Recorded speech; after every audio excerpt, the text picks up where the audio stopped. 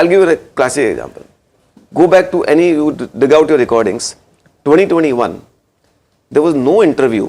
Like today, there's no interview which gets over without asking about AI.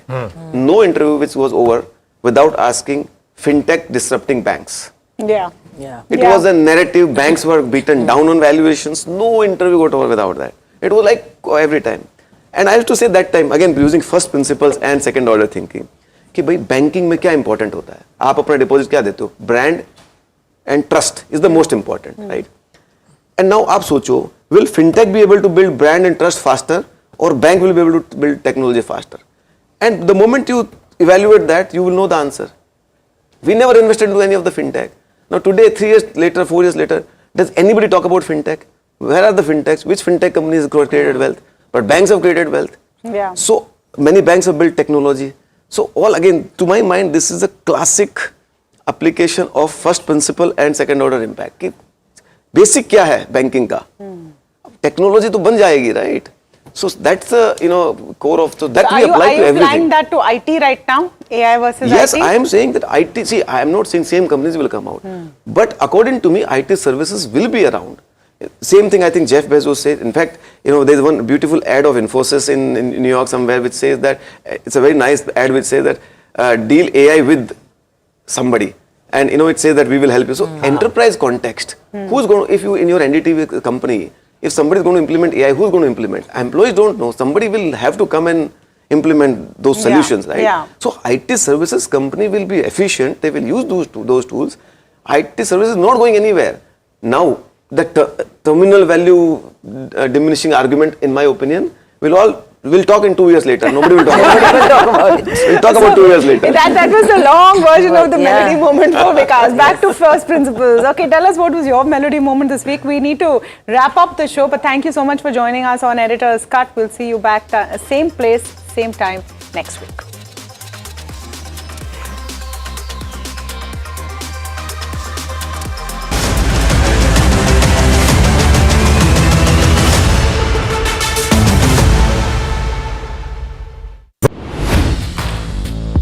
Hi, I'm Tamanna Inamdar. Watch me on NDTV Profit, where I break down the day's biggest business stories. What happened, why it matters, and what it means for your money. Hi, I'm Neeraj Shah. Watch me on NDTV Profit for the most incisive market intelligence and meaningful corporate conversations. And I'm Alex Matthew. Markets, mutual funds, insurance, personal finance. I help you cut through the noise and make smarter financial choices. And here's where you can watch us.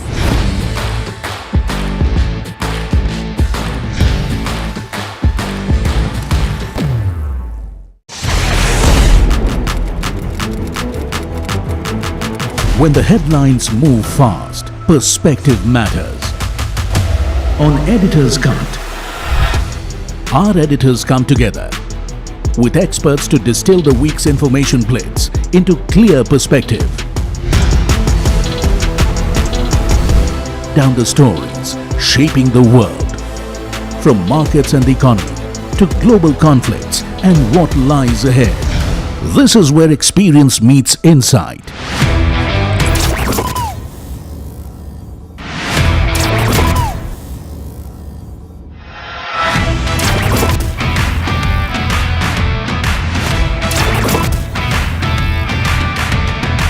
No noise, no hype, just sharp takes on what to watch next. Editor's Cut, every Friday, 3:30 p.m. only on NDTV Profit. Economy, business, world, technology. Noise filtered, numbers decoded. Insights that rewire your worldview. From governance to growth, we connect the dots. Your daily edge, your global advantage. India Business Report with me, Gauri Dwivedi, weeknights on NDTV Profit.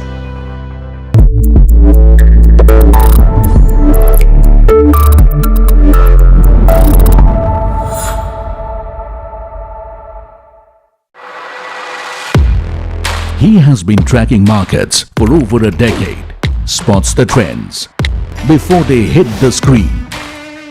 And he is now bringing his analysis to the show that the market watches. Watch Sharad Dubey on Know Your Company, a show that puts the most traded stocks under the scanner. We dissect the company so that you, the investor, don't have to. Get the management to answer questions. Despite positive developments around US-Iran deal framework, US President Trump has advised his team not to rush into a deal. Reports in fact claim that the deal involves, among other aspects, opening of Hormuz and Iran's nuclear program. And crude bears the direct impact on prospective deal, falling over 5% and extending last week's declines as well. However, worries over oil supplies continue to linger amid uncertainty. Wall Street witnesses another winning week despite heightened volatility. Although all three indexes closed in the green on Friday, they finished off their highs reached earlier in the session as well. US futures, meanwhile, continue to advance. Japan's Nikkei topped 65,000 for the first time. Marginal weekly gains keep hopes high for Nifty, with the US-Iran deal on the cards very soon by the looks of it. A balanced market breadth promising global cues on the Iran front may keep the bias positive. On his maiden visit to India, US Secretary of State Marco Rubio concluded high-level talks and meetings with PM Modi and External Affairs Minister Dr. S. Jaishankar. The Quad Foreign Ministers meeting on May 26 remains another highly anticipated highlight of his India visit. Petrol and diesel prices, meanwhile, were hiked for the fourth time within 12 days amid the ongoing Iran war as well, with the latest hike of over 2 rupee. Petrol prices have crossed 100 rupee per litre in the national capital.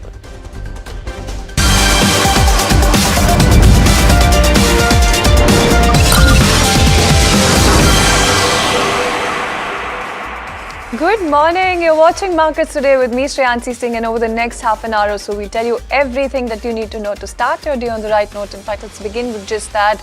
Take a very quick look at the handover coming in when it comes to headlines as well as the global markets. But first things first, let's talk about the handover that is really driving a lot of those gains that you're seeing coming in on the US futures front.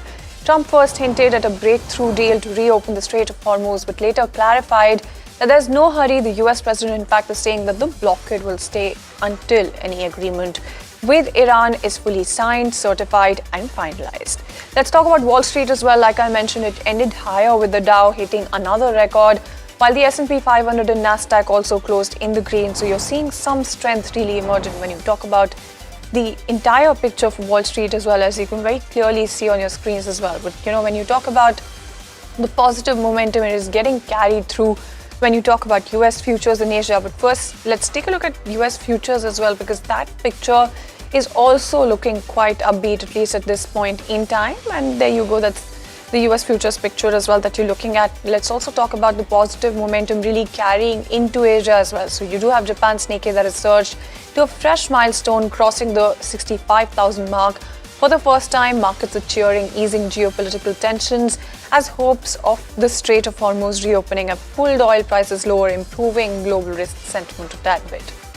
That said, let's talk about oil prices that have slipped sharply as the US and Iran edge closer to a deal as well. But Washington's blockade on the Strait of Hormuz stays firmly in place for now. President Trump is saying that there's no rush, with talks still incomplete, and some of the key sticking points really unresolved also at this point in time, including Iran's nuclear program and frozen assets. Remember that this is a crisis that has already shaken global energy flows, with supply disruptions and a double blockade really rattling markets. Now, as negotiations stay alive, a big chunk of the fear premium, in fact, is unwinding, pulling oil prices lower and lifting sentiment. As you can see, Brent very much below that $100 a barrel mark, and that's a very important talking point this morning. And to discuss just that and lots more, we do have Vandana Hari, founder and CEO of Vanda Insights, joining us on the show right now.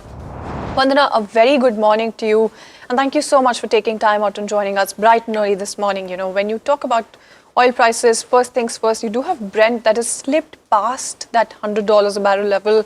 And that's after almost somewhere close to 80 days that you're looking at this milestone really coming through when you talk about Brent. Now, WTI, you've seen that milestone being breached.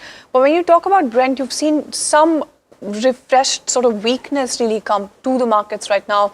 How are you reading into this, and what's the one top thing that makes it to your radar this morning? Yeah, good morning. So we've just come out of a very intense weekend where a lot seemed to be happening behind the scenes, but nothing has materially changed. So as markets opened this morning, the actual reality on the ground is that we are still very much in a deadlock situation. Trump has, as you were just outlining, did a lot of U-turns over the weekend, going all the way from indicating that a deal was imminent to retreating all the way back to, well, there's no rush, we have plenty of time, and some of his later posts on Sunday even again threatening attacks on Iran. So what appears to have happened, let's talk about first what we are seeing in the market this morning, is once again the market is front-running the possibility or potential of peace breaking out, right? We've seen that several times, and every single time the market has then paused and then crude prices have inched up. But typically they lose a lot and then they gain or regain only a little bit. So we might be stuck in that pattern. On the geopolitical level, what seems to be happening is that a red line for both the sides has not been crossed. It still remains very much in place and looks like it remains a big hurdle, namely the nuclear issues. The US wanting Iran to make some upfront commitments regarding freezing its nuclear activity for a long period of time, regarding surrendering its enriched uranium, and Iran not wanting to do that. At this point, it's really hard to see how this will be overcome. And of course, there's other hurdles after that as well. This is not the only one. It seems over the weekend, the US had made some upfront commitments to give some financial relief to Iran in terms of unfreezing its funds and relieving it of its sanctions, which Trump seems to have pulled back over the weekend. So long story short, it looks like still a continuing deadlock, the market continuing to front run, which it'll have to correct.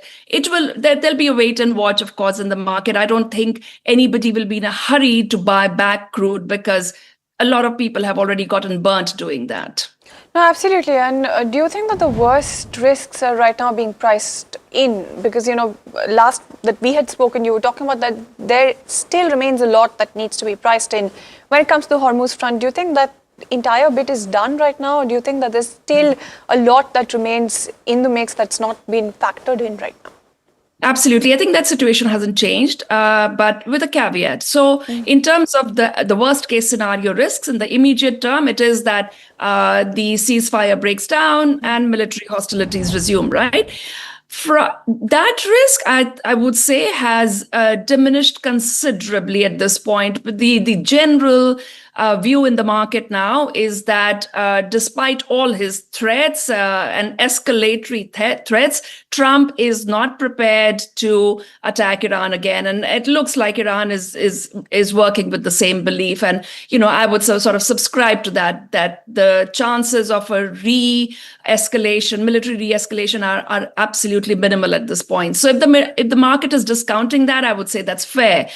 The real problem now, the risk that the market is firmly in the market's blind spot, is the damage that has already been done with 3 months of close to 15 million barrels per day of oil not getting through the Strait of Hormuz, and a severe, unprecedented depletion in global inventories, whether they are strategic stockpiles, commercial stockpiles, oil on water, everything has been run down at an unprecedented pace. I think the market really doesn't know how to price that in yet.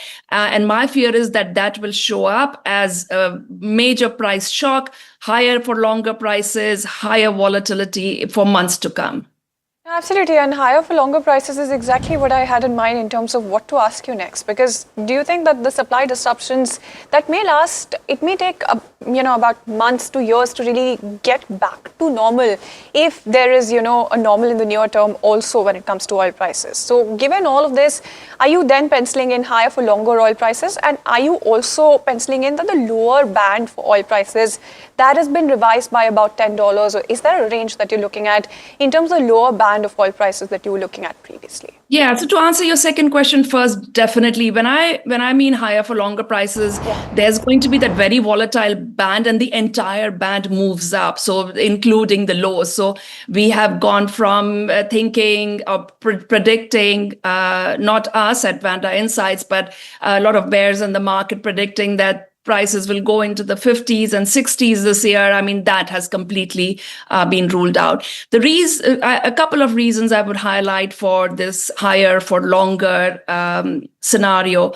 One is that the market is operating under some sort of a delusion that a deal means immediate reopening of the Strait of Hormuz, which means, in a very short time frame, traffic going back to normal, which means in a very short time frame, all that oil that has been locked in comes back into the market. So I think that is a very, very erroneous sort of assumption at this point. We don't know under what protocol it will reopen.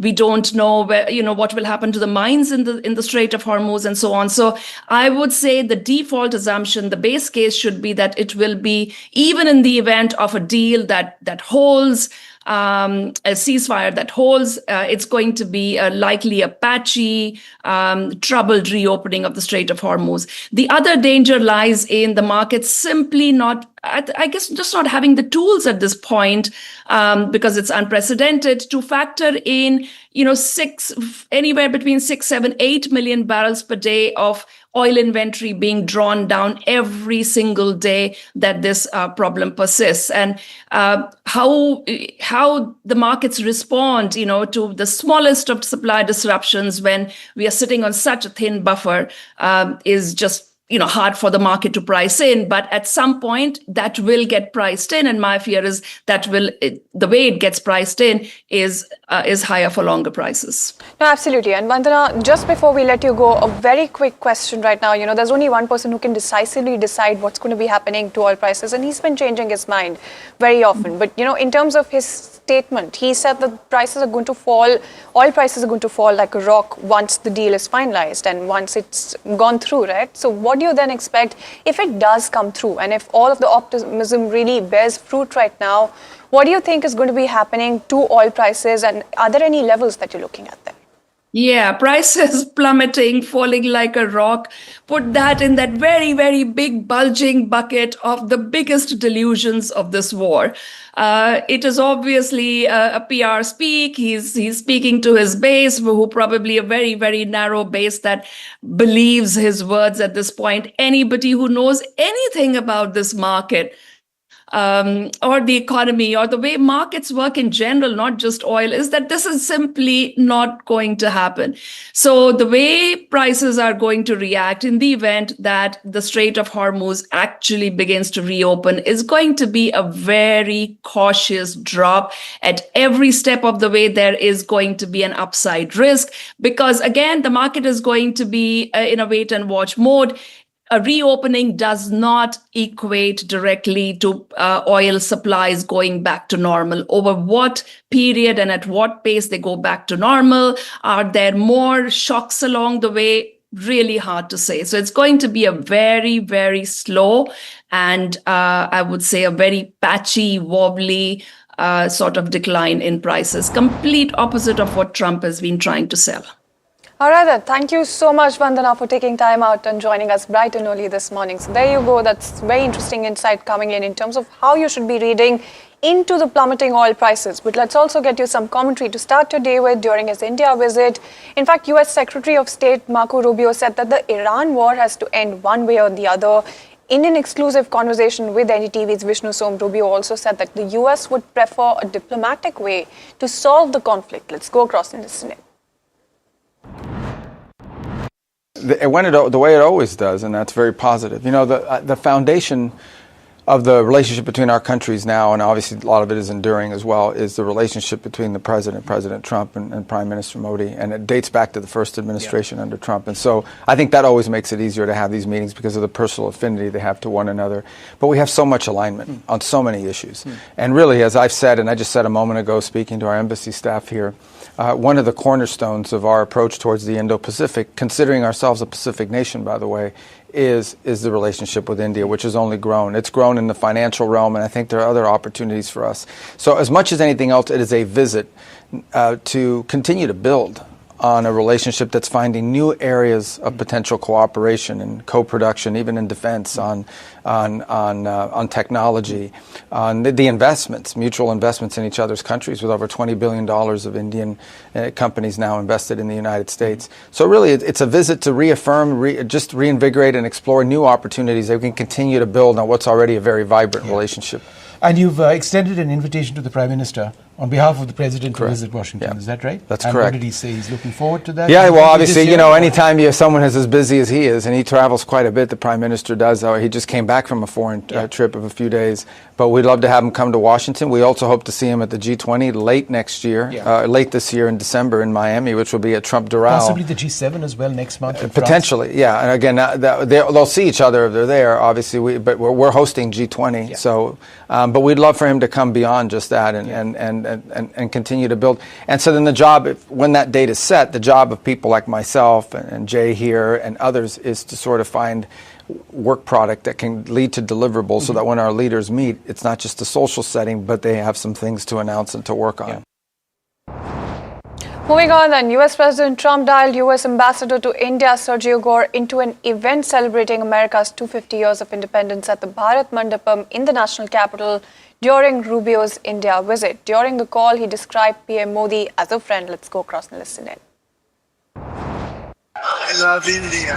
So I know you're there, and I hope you're making good speech. You have to be representative of our country, Sergio. But I just want to say hello to everybody. I love the Prime Minister. Modi is great. He's my friend. And I just want to say a very, very good evening to everybody who's voting here this evening there. And I just want to say you're great. And we've never been closer to India. And India can count on me 100% and our country. If they ever need help, they know where to call. They call right here. We're doing well. We're setting records. We had a record economy, a record stock market. And anything India wants to get, I'm a big, big fan of Prime Minister Modi. And talking about the key talking point this morning, petrol and diesel prices have been increased yet again today by around 2.71 rupee per litre, marking the fourth hike in fuel prices across the country since the last 11 days. The fuel prices have been increasing as well. In fact, Samit is joining in with a better look on how this reflects on the OMCs and what the quantum of the hike is, Samit. Yes, fourth hike in the last 11 days and the second biggest one that we have seen. The first biggest hike was the first hike on May 15th, where it was 3 rupees per litre. Then couple of times we have seen a hike of around 0.9 rupees per litre, that was on May 19th and May 23rd. And just after 2 days now, we are seeing another hike coming in of around 2.71 rupees per litre on May 25th. So in the last 11 days, the prices have been hiked by close to around 7.5 rupees per litre.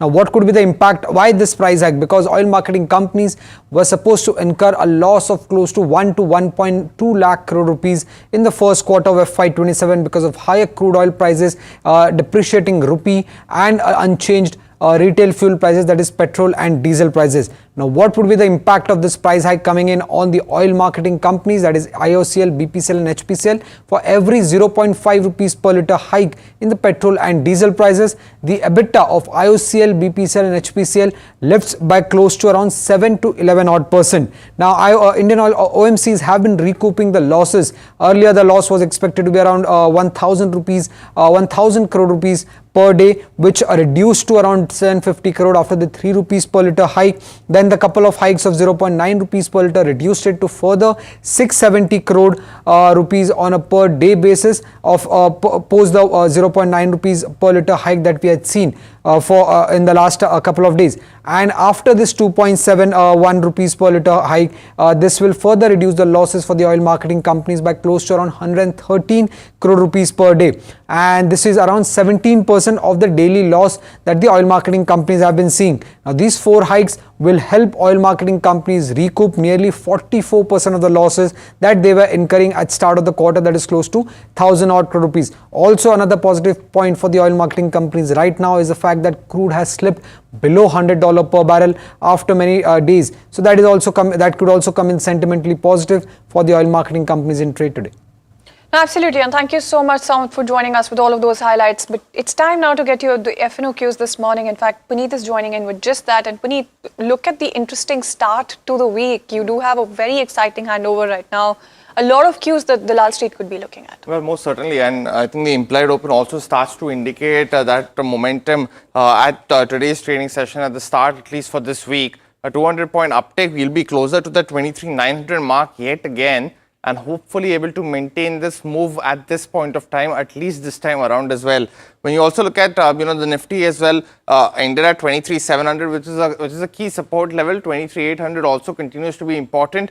But with this implied open, we'll see if we can maintain that at this point of time. The Bank Nifty, though, continues to be at a very, again, a very middle point, as if I can use the word, in terms of support levels. Because between 53,400 and 55,500, we have been hovering, but not with too much rigor at one particular level. So you continue to see where this level for the index can go and subside, as well as sustain in the medium term. And for the foreign investors, first in the cash market, what we've seen consistently is that selling has persisted yet again for the foreign investors. But in terms of the index long also, which has been between 11 to 12% at this point of time, that continues to just slightly inch up from those levels on Friday's move at around 13.95%. And when you look at the open interest distribution also, that across the key levels, let's go across to the next plate quickly, shows you that 23,500 continues to have the highest open interest for the calls at this point of time. 23,800 also is the other level that we continue to monitor. Finally, in terms of stock specific action, in terms of gainers, let's move across. KEI Industries as well as Shree Cement both have seen builds up of longs essentially at this point of time.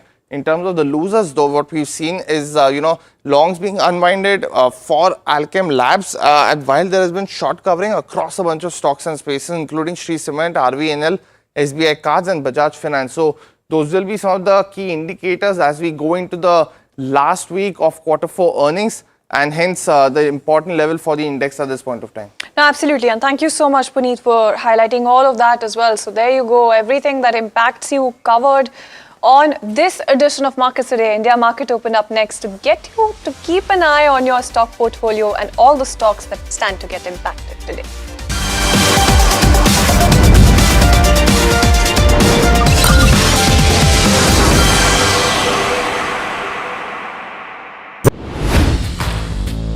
Hi, I'm Tamanna Inamdar.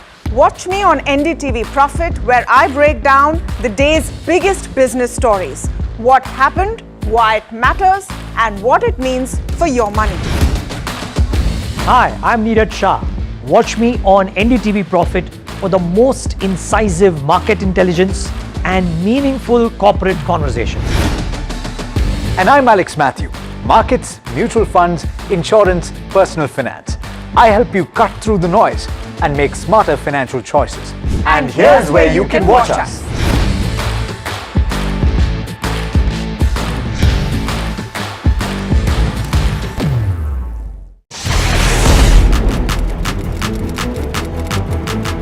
When the headlines move fast, perspective matters.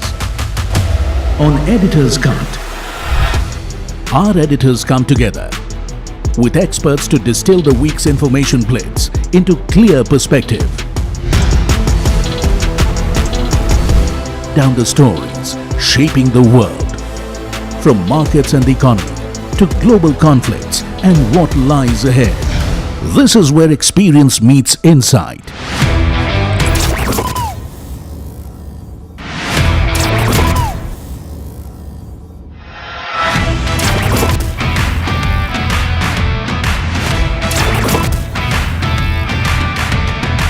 No noise, No hype, just sharp takes on what to watch next. Editor's Cut, every Friday, 3:30 p.m. only on NDTV Profit. Economy, business, world, technology. Noise filtered, numbers decoded. Insights that rewire your worldview. From governance to growth, we connect the dots. Your daily edge, your global advantage. India Business Report with me, Gauri Dwivedi, weeknights on NDTV Profit. He has been tracking markets for over a decade, spots the trends before they hit the screen. And he is now bringing his analysis to the show that the market watches. Watch Sharad Dubey on Know Your Company, a show that puts the most traded stocks under the scanner. We dissect the company so that you, the investor, don't have to. Get the management to answer questions relevant to you. Watch Know Your Company, weekdays at 11:30 a.m. to understand your next big bet. New year, new power panel, India market open, now in its boldest lineup. This is where the trends get tested and stocks get conviction. I'll recommend a buy call on a stock only when I'm fully convinced on the stock. With a table thumping buy. And when the street wants the levels, he brings the chart. Charts speak the truth, and I deliver the levels with no frills. Parag Thakkar and Kush Bohra are now part of the morning crew with Tamanna, Neeraj and Alex. Same show, sharper voices. Every morning on India Market Open, your favorite market show just got better. On NDTV Profit, for your profit.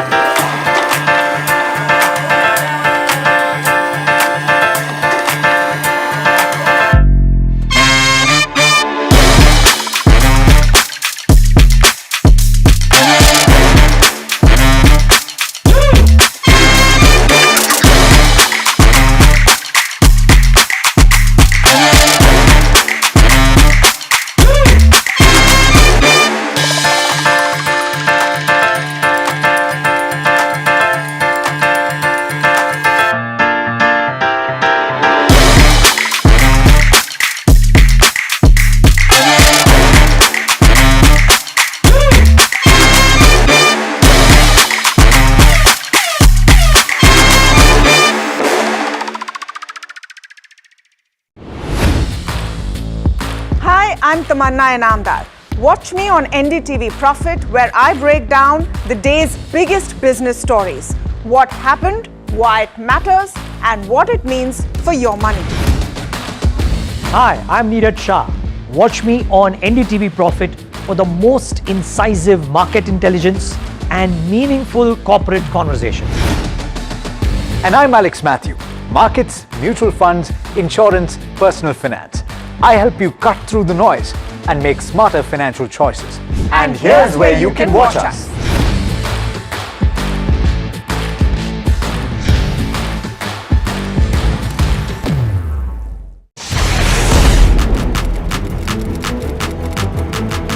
When the headlines move fast, perspective matters.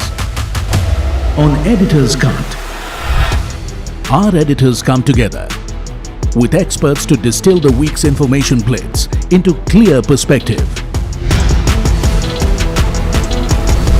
Down the stories shaping the world, from markets and the economy to global conflicts and what lies ahead. This is where experience meets insight.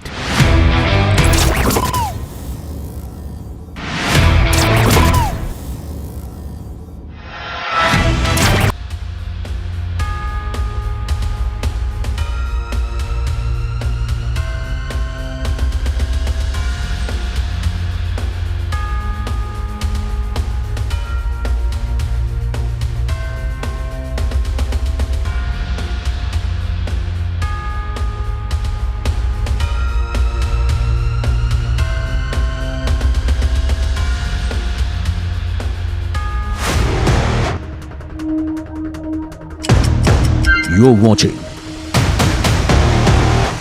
live from the NDTV Profit headquarters in Mumbai.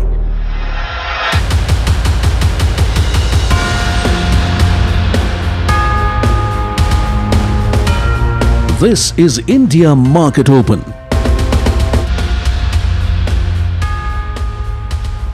Very good morning. You're watching India Market Open and it's looking like it's an exciting Monday. But I wonder, guys, we've been through this phase of believing that we're nearing the end of nearly an 80-day impasse on the US-Iran war. Are we there right now or not? At least the gift Nifty or the implied open is indicating we could almost be there. Likewise, your bond deals, I think, and Brent is also mirroring similar notes. So I think probably the markets are pricing in something. If things change, again, as you said, no one knows, because last week as well, we've seen alternative days where we've seen gains come in and then we've given up those gains as well. No, right? but this is more solid than that, I think, Correct. because you've had Brent under $100 mark for the first time in 70 days. Exactly. Bond deals are doing what they are. I won't even call US markets as a indicator because they're on their own beat. But yeah, the India implied From my showing something quite perspective, I exciting. only think that you'll be able to call something once you've had 2 or 3 weeks of sustained, after you've signed the deal, 2 or 3 weeks, nothing happens, then you can call it. Yeah, and Brent continues to come off. I think the day both sides are speaking the same language and not in alternate universes, I suppose. So, the US-Iran deal, frankly, you have to see it to believe it, is what I would say. Here are the latest updates. Trump says the deal with Iran is nearly negotiated, but they won't rush in. Iran acknowledges that there is a draft agreement, but sticks to its key demands. On Friday, US stocks rose in trade as crude prices and bond yields eased. If you pull up the indices and the futures, you're seeing a pretty solid run up. The Dow Jones up about 300 points. Remember that the US markets will be shut today for Memorial Day. Treasury yields also softened and a couple of things happening there. Kevin Warsh has taken charge as the new Fed chief, the 10-year at 4.5%. Oil prices slumped after Trump hinted at progress in talks under Iran. Brent is under $100 a barrel for the first time in the last 79 days. We'll just pull up those Brent rates again and look at the WTI futures. The US WTI futures at 92, Brent at 99. Let's pull up Asian markets and what that kind of open has been. It's been a strong one. The Nikkei, of course, leading the back 3% up. And the India implied, once again, looking like it's quite positive, 210 points up. But from the start of that implied rate ticking, it has actually come down a little bit, so nearly 300 points up at one point. But in the middle of all of this, so there was an event yesterday at the US Embassy in Delhi where you had the US Ambassador to India addressing people, etc. And then he got an unexpected call from Donald Trump. Oh, it's fantastic visuals. And put it on speaker. For a message for all of India. Let's listen in to what was happening there. It was an event celebrating America's 250 years of independence. I love India. So I know you're there, and I hope you're making good streets. You have to be representative of our country, Sergio. But I just want to say hello to everybody. I love the Prime Minister. Modi is great. He's my friend. And I just want to say a very, very good evening to everybody who's voting here this evening there. And I just want to say you're great. And we've never been closer to India. And India can count on me 100% and our country. If they ever need help, they know where to call. They call right here. We're doing well. We're setting records. We had a record economy, a record stock market, and anything you want to get. I'm a big, big fan of Prime Minister Modi. Okay, Peter McGuire joining us this morning. He's CEO Trading.com Australia. Peter, very good morning to you. I want to start with your take on fuel, actually, on Brent, because you once again have a downtick. But is it a sustainable one? Is it a convincing cue on what could be possibly the end of this war between US and Iran? Well, good morning, Tamana. Happy Monday. I tell you what, it's been an action-packed morning considering 5% or more than 5% down at one point, WTI and Brent. And as you said in the prelim, under 100, first time in 79 days. It's all positive. We've just got to see how the rest of this week works through. And as we unpack it, if it was to be successful, and I think that's what every trader's hoping and every person's hoping, then you would see a downdraft as far as risk premium being stripped out quick. Let's just see. But I do take Alex's point also at its time in motion. You've just got to check to see and check and balances whether everything is moving at the right speed at the right time. And this is something we've just got to work through. So it's positive at the moment, Tamana, but time will tell. Much are you ascribing to that risk premium though, Peter? And good morning to you, Alex here. If the war were to be settled, and nobody knows at this point whether it's going to take days or weeks, how much, in your opinion, could the rates drop once the dust settles? Well, good morning, Alex. I think, you'd have to think probably 90 would be a psychological as far as Brent, WTI approaching that 85 sort of handle. Let's see the velocity. Let's see how the acceleration to get to that point.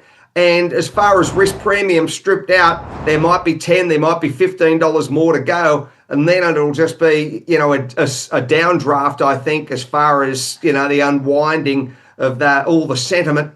And that will take, as you said, time. So we've got plenty of that, but I think that we're at a turning point right now. If it's sounding very positive, let's just see how it works through, and we'll be at 3 months by the end of this month. Absolutely, 3 months at the end of this month. Peter, good morning. Hiral on this side. How are you looking at the precious metals, specifically when you talk about gold? Because investors are pricing in, Fed tightening. There is fear with regards to inflation. And if there is no progress, let's take that hypothetically in terms of US-Iran peace talks.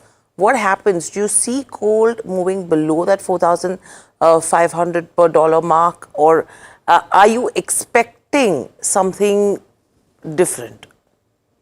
Well, Aral, good morning. I'll tell you what, there are so many different components. When you look at this, you're looking at bond yield 10-year at 456, 2-year, who could imagine 412? Gold's had a nice run up this morning, was over 1.3% up. Silver's also been bid up. They've given it back a little bit of that as far as that hot air this morning.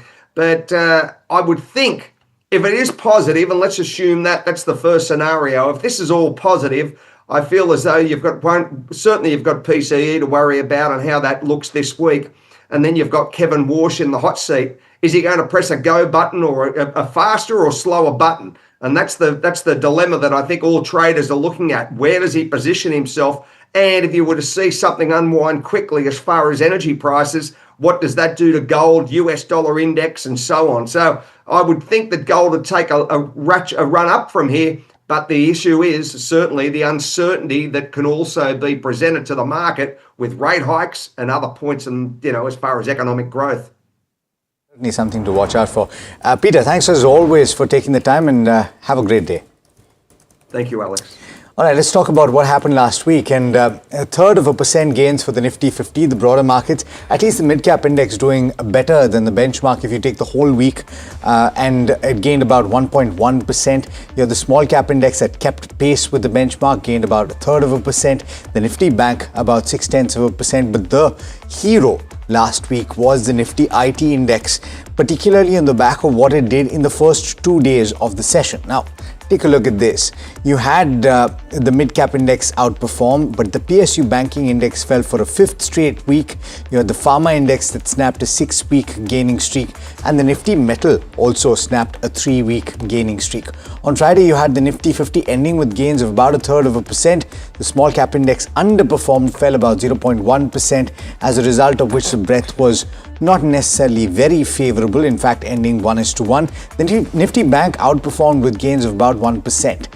You had, as I said at the end, an even split between advances and declines. But really the action was at the start of the week, and it kind of tapered off towards the end. Absolutely. But what has changed is that undertone, which was slightly more negative, has now become positive. If you talk to investors, if you talk to a lot of your fund managers as well, where they are of the opinion that now things are moving in the positive zone as we speak. So the structure is seeming constructive, indicating a positive undertone.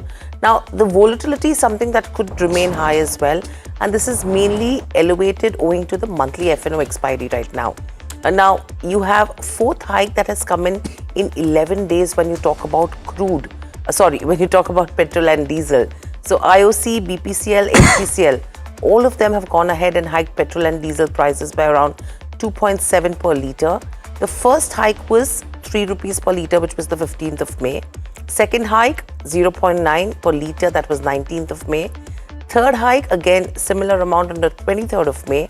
And now the fourth hike, which is coming today, 2.7 rupees per litre, that is on the 25th of May. Now, in totality, prices have been hiked by 7.5 per litre in the last 11 days. Now, what will this do? This will actually help OMCs recoup nearly 44% of the losses. So watch out for this space pretty closely in trade as we speak. Yes, will be negative for a company like ONGC, but positive for OMCs.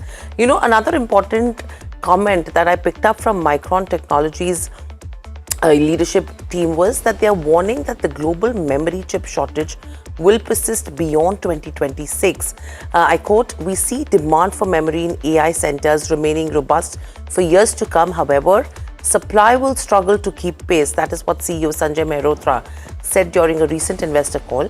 And he emphasized that even with aggressive investments in new fabrication plants, the supply-demand imbalance is structural, not cyclical. The impact that we could see, Indian IT services and tech stocks, where there could be margin compression. If you talk about electronics manufacturing and assemblers, the input cost will be higher, there will be a supply deficit, and there could be production bottlenecks. And when you're talking about smartphones and consumer electronic brands, price hikes will be due on the back of higher input costs. Data centers and cloud providers, again, we will see escalation in capex and capacity limits. So that's the kind of India impact that we are seeing, because this is a very strong statement, Alex and Tamanna, when we're talking about the chip shortage. You're saying beyond 2026 is what it will continue. And that impact is till what, FY28. So there is that pressure in all of these sectors where somewhere or the other that'll come through. Yeah, you know, I'm also thinking about it from the point of view, we're talking about the import bill ballooning because of crude, the import of chips that we still need to a large extent, even as we get self-sufficient, etc., is going to add up to that. And maybe that's not something that we have entirely accounted for at this point. Definitely food for thought. In terms of markets today, I mean, that consolidation phase is still there, but with improving bullish undertones. The key battlefield for the Nifty 50 is 23,800 to 23,900. For the Bank Nifty, it's 54,500 to 54,600. Until these levels break decisively, expect choppy moves, range-bound trading, sector rotation, and stock-specific action. A strong close above 23,850 to 23,900 can trigger short covering. Fresh momentum buying, move towards 24,000 to 24,200 to 24,300 can be seen. Key downside support remains 23,600, then 23,400. Below 23,400, market structure weakens materially. Bank Nifty is stronger than the Nifty. Nifty Bank has outperformed sharply and reclaimed 54,000, showing stronger momentum than the frontline index. Resistance at 54,200, 54,370, support at 53,640, 53,465. So watch out for those levels. But let me go across quickly to Puneet, who's talking about the F&O setup this morning. Well, thank you for that. Definitely you watch out for the implied open upside, indicating we might cross the 23,900 mark yet again. And now, crucially important, if we can maintain those key levels, continuing to be above 700 and 23,800 at this point of time.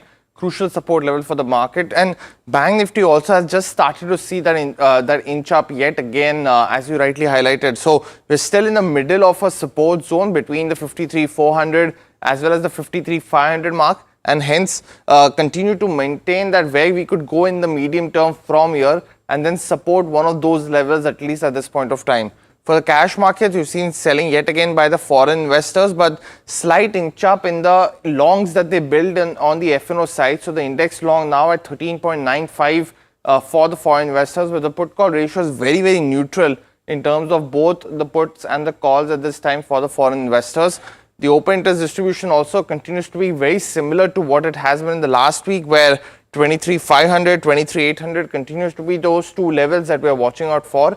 But in terms of stock-specific action, there has been quite a lot of open interest between KEI Industries, Shree Cement, as well as Uno Minda. All three were longs, were built up. Also on Pidilite and Nippon Life were the other two counters as well. But in terms of the open interest losers, you've seen stocks like Alchem Labs and RVNL continue to be, seeing some interest here as well. So is Bajaj Finance shorts being covered as well. So overall, stock action continues at this point of time as we get into the last week of the earnings season, and hence the support levels for the benchmarks more important at this point of time.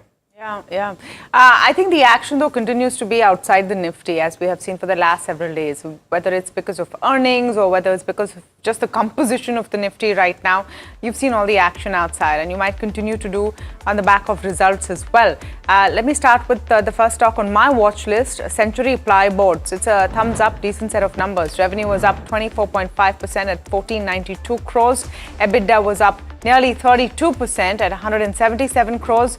Margins were also flat to positive, 11.9% versus 11.2%, and net profit up 49% at 78 crores versus 52 crores. Robust set of numbers here on Century Ply. This has anyway been in focus as MDF or particle board rates have been up, and if you pull up Century Ply for the last 1 month, you might see the trend that we have been seeing. So you might see a better day today than you have over the last 1 month. Torrent Pharma is the other one that we're tracking. This is also a thumbs up. It's an inline set of numbers broadly, but a beat on margins. The first quarter with this is also the first quarter with consolidated financials after they acquired JB Chemical. So keep that in mind. The base business is strong. Organic revenue growth was at 16% year on year, and strong leadership was displayed in the generic semaglutide space with 38% market share.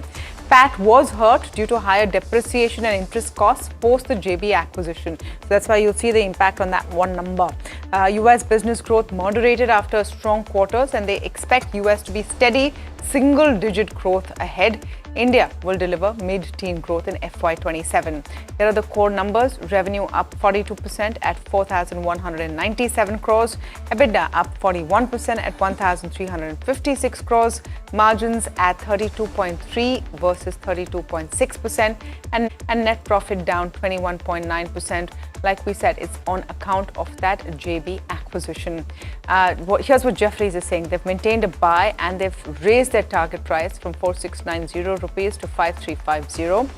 They're saying growth momentum remains strong, led by healthy chronic portfolio and market share gains. JB Pharma integration is progressing well, with cost synergies expected to be realized over FY27 to 29. Base business has delivered strong revenue and EBITDA growth, aided by mix improvement and operational performance. India market share improving with extension and expansion in chronic therapies and new product launches. So they're pretty positive about the company. Ramco Cements is the third one on my radar. Also, if you look at this, revenue was up 8.9% at 2,610. EBITDA up 16.1%. Margins have improved 14.2 versus 13.3. Net profit at 151 crores versus 27.4 crores. There was a one-time gain, though, for 74.2 crores. So what is the reason for that thumbs down? The cement volume growth of 4% year on year is below industry growth, because if you see the numbers by themselves, they look pretty good. So why the thumbs down? This is the reason. Market share loss has been seen for the 5th consecutive quarter and 2nd consecutive fiscal year. Unit variable costs rose 4% each on Y-on-Y and Q-on-Q basis and caused a dent to the margins. MK believes higher usage of low calorific coal versus pet coke and higher lead could have resulted in higher costs. EBITDA per ton stood at 670 rupees. MK expected 750 rupees versus 605 year on year. This implies lowest profitability versus peers. That's why you might see some pain. MK has also downgraded the stock to a sell from reduce, with a target price of 725 versus 900. They've said they remain disappointed with the below par profitability in an otherwise strong industry quarter. So this might be a bit of a painful one today. Interesting stocks. I've got earnings as well on my list, and Eicher Motors stands out to me at the start. It is a thumbs up. The results largely in line with expectations. In fact, the top line and bottom line, if anything, the growth was slightly higher than the consensus. The margins were in line with expectations and rose as much as 90 basis points. You had an improvement in the margin that was led by a better average selling price, as well as improvement in the product mix and lower input costs as well. So some of those numbers on your screen, you had the revenue growth of as much as 16%, you had EBITDA growth of over 20%, margins, as I said, expanded to close to 25%, and the PAT growth of 12% as well. Pretty substantial and hefty dividend that is being paid out of as much as 82 rupees per share. HSBC is weighed in on Eicher Motors, maintained a buy but raised its target price to 8,200 versus 8,010. It says it was a strong Q4 beat led by better ASPs or average selling prices, a richer product mix, exactly what I've talked about, and lower input costs or commodity costs. Management is confident of sustained domestic and export demand. Enquiries remain strong in April 2026. Royal Enfield expanding capacity beyond its 2 million units via Greenfield and Cheyyar Brownfield.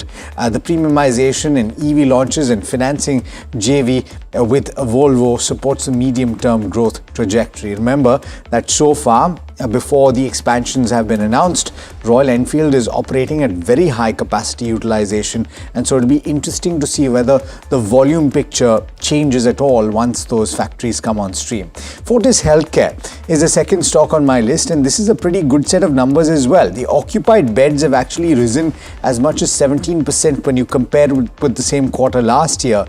And you've had the top 6 specialties. These are essentially cardiac, orthopedics, neurology, gastro-oncology and renal that is accounted for as much as 62% of the overall revenue, and that pie has grown by as much as 18% on a year-on-year basis. The occupancy has remained stable at 68%, and that is despite the addition of beds. You had an improved performance also in the diagnostics business in terms of adjusted EBITDA, and that has aided the overall margin. This is an interesting metric that was pointed out to in the investor presentation. A majority of their hospitals, as much as 13 of them, are operating at an EBITDA margin of over 20%, and these have a 76.2% revenue contribution. In fact, those that have EBITDA margins of sub 8% are some of the newer facilities which will take a little time to come on stream. So you could see an improved performance down the line as well. Citi has weighed in on Fortis Health, maintained a buy with a target price of 1,120 rupees. It says that it was a strong quarter with steady growth in hospitals, and despite bed expansion, you had margins that remained resilient. Healthy momentum in hospitals business and sustained traction is seen in diagnostics. And finally, Greenlam Industries. You were expecting strong set of numbers for quite a few of these laminate players, and this is another instance of that. Strong top line growth, healthy margin expansion, and that has aided the performance. EBITDA is up as much as 70%, resulting in a multifold PAT increase. However, you've seen a sequential drop of as much as 410 basis points in gross margin, and that is on account of input price increase. Remember that the company has taken some price increases in the fourth quarter, and it has undertaken price increases in April as well. I wonder if that will have a bearing on volumes and on revenue in the first quarter. But for now, this is a great set of numbers for Greenlam as well. Absolutely. In fact, a lot of your not only large caps, mid caps, but a lot of smaller names that have reported numbers. So I think my read is SMID again will continue to remain in focus as well. And I think we're pretty much at the fag end to an extent of the earnings season. I have Anupam Rasayan and Bliss GVS Pharma, both these counters that will be in focus today. Anupam has approved acquisition of up to 74% stake in Bliss GVS at 299, and this is through a SPA. 43.3% will be done, and open offer for another additional 26%, and they have an optional of additional 4.9%. So the total deal actually includes up to rupees 1,369 crores for the promoter stake, plus the open offer. Now, Bliss GVS, they've received the public announcement from SBI Capital on the open offer by Anupam and to acquire the 26% additional stake as well. Now, why this deal matters is because it's a strategic move from a CRAMS to a formulations company. It actually transforms Anupam into a more integrated pharma player and entry into multiple high growth therapy segments and strengthens the presence across regulated global markets. And it will build an end-to-end pharma capability owned company. In terms of the deal overview, it's done at a PE of around 23 to 24 times. So it seems the acquisition is at a fair valuation. So watch out for both these names in trade as we speak. Secondly, Yatra Online. Operational profitability has faced severe pressure this time around. It's a smaller one, but the declining revenues, the margin contraction, and the geopolitical headwinds that you've seen, they have impacted business. This is the lowest operating margin for the company in the last trailing 4 quarters. And despite a fragile final Q4, however, they've locked in its most profitable full year in history. So 2 divergences over there, but the net profit is down this time around. Revenues down 26%, EBITDA down 51%, and margins at 5.8% versus 8.7%. And lastly, Sartha Energy on my list. A highly efficient operational performance is what the company has reported. Strong profit, good margin expansion, and this is despite a modest revenue growth that they've seen. If you talk about the profit, 45 to 46% kind of an up move, and the revenues just a 1% up move. So that tells you how they are rationalizing as well. EBITDA again up 28%, and margins have improved substantially. I would say margins have come in at 27.7% versus a 21.8% as well. So watch out for this one in trade. So these are few of the stocks that we are watching out for. But another earnings candidate that will be in focus from the FMCG pack is going to be Colgate-Palmolive. In fact, last 1 or 2 trading sessions have been where you've seen good accumulation happening with regards to FMCG. Let me head across to my colleague Mahima, who's standing by to tell us more in terms of how the number has been and what our brokerage is making out of it. Mahima, good morning. If you have to look at a Colgate-Palmolive, are toothpaste selling more? So here what has happened is that we've seen in the last 2 or 3 quarters that Colgate has been under pressure in terms of where volume growth is concerned. But this quarter, volume growth is better than what the street was expecting. So the volume growth expectations was around 2%, but it's done 4%. So it's a healthy quarter per se in terms of volume growth as well as top line growth. Plus the oral care as a whole has done much better in terms of growth as compared to its peers oral care segment. Now premium segment has continued to outperform for them and overall has been growing 3 times the overall company's growth. Growth is largely driven by a mix of both volume as well as pricing. They've taken calibrated price hikes, and margins however were slightly impacted due to higher spends and of course GST related changes as well. Now in terms of where the numbers go, revenue saw an uptick of around 7%. EBITDA was down around 2.3%, margins came in at 31.9%, and net profit was almost flat. In terms of where the commentary goes, going forward, the management is expecting a balanced growth through volume recovery. Volume recovery over margins is something that they've guided in the con call. They expect elective pricing actions as well while continuing to invest in brands as well as premiumization. And overall, management has said that the gap between rural demand and urban demand is something that they're seeing narrowing going forward in FY27. Now in terms of where brokerages go, a lot of brokerages have kind of either raised the target price or cut the target price. For Kotak, they have cut the target price to 2025. They're saying that growth momentum will sustain, but A&P, that is advertisement and promotion spends step up will impact EBITDA going forward.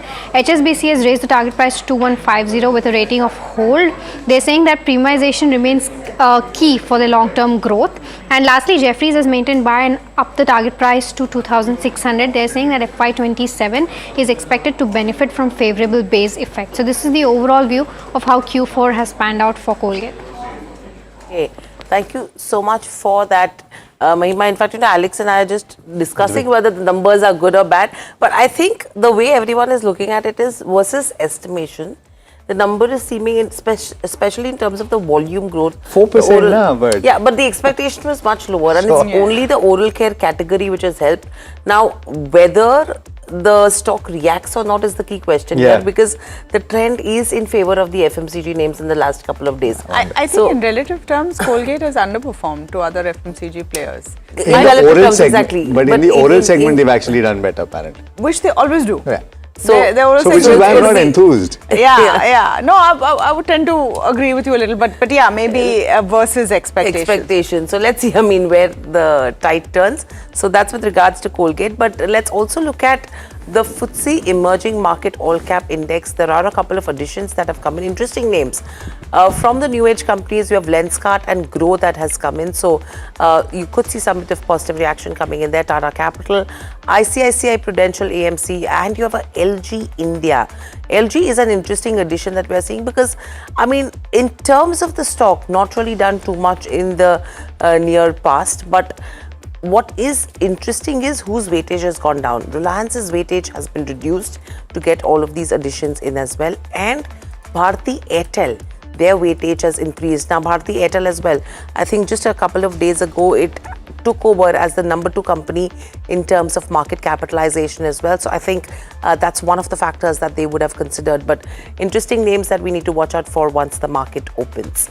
We'll quickly slip into a short break. However, on the other side, get you the top trading strategies for today. And as always, we'll have Kush Bora and Parag Thakkar as well in the studio.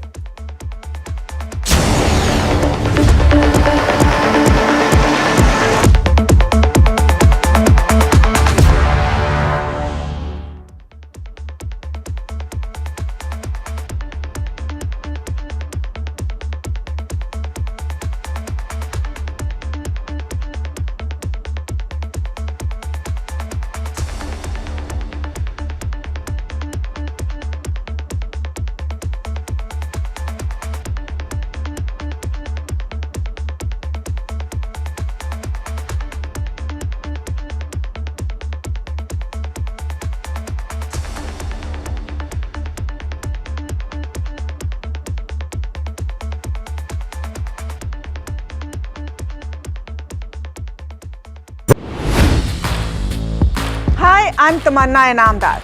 Watch me on NDTV Profit, where I break down the day's biggest business stories. What happened, why it matters, and what it means for your money. Hi, I'm Neeraj Shah. Watch me on NDTV Profit for the most incisive market intelligence and meaningful corporate conversations. And I'm Alex Matthew. Markets, mutual funds, insurance, personal finance. I help you cut through the noise and make smarter financial choices. And here's where you can watch us.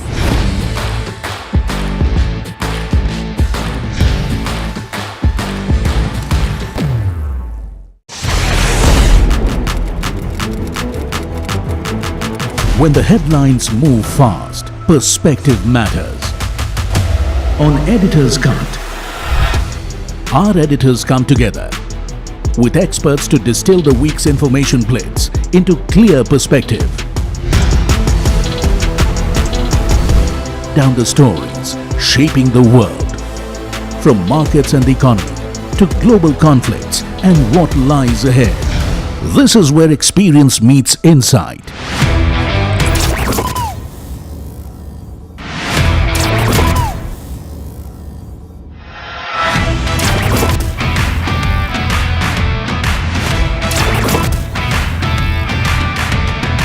No noise, no hype, just sharp takes on what to watch next. Editor's Cut, every Friday, 3:30 p.m. only on NDTV Profit. Economy.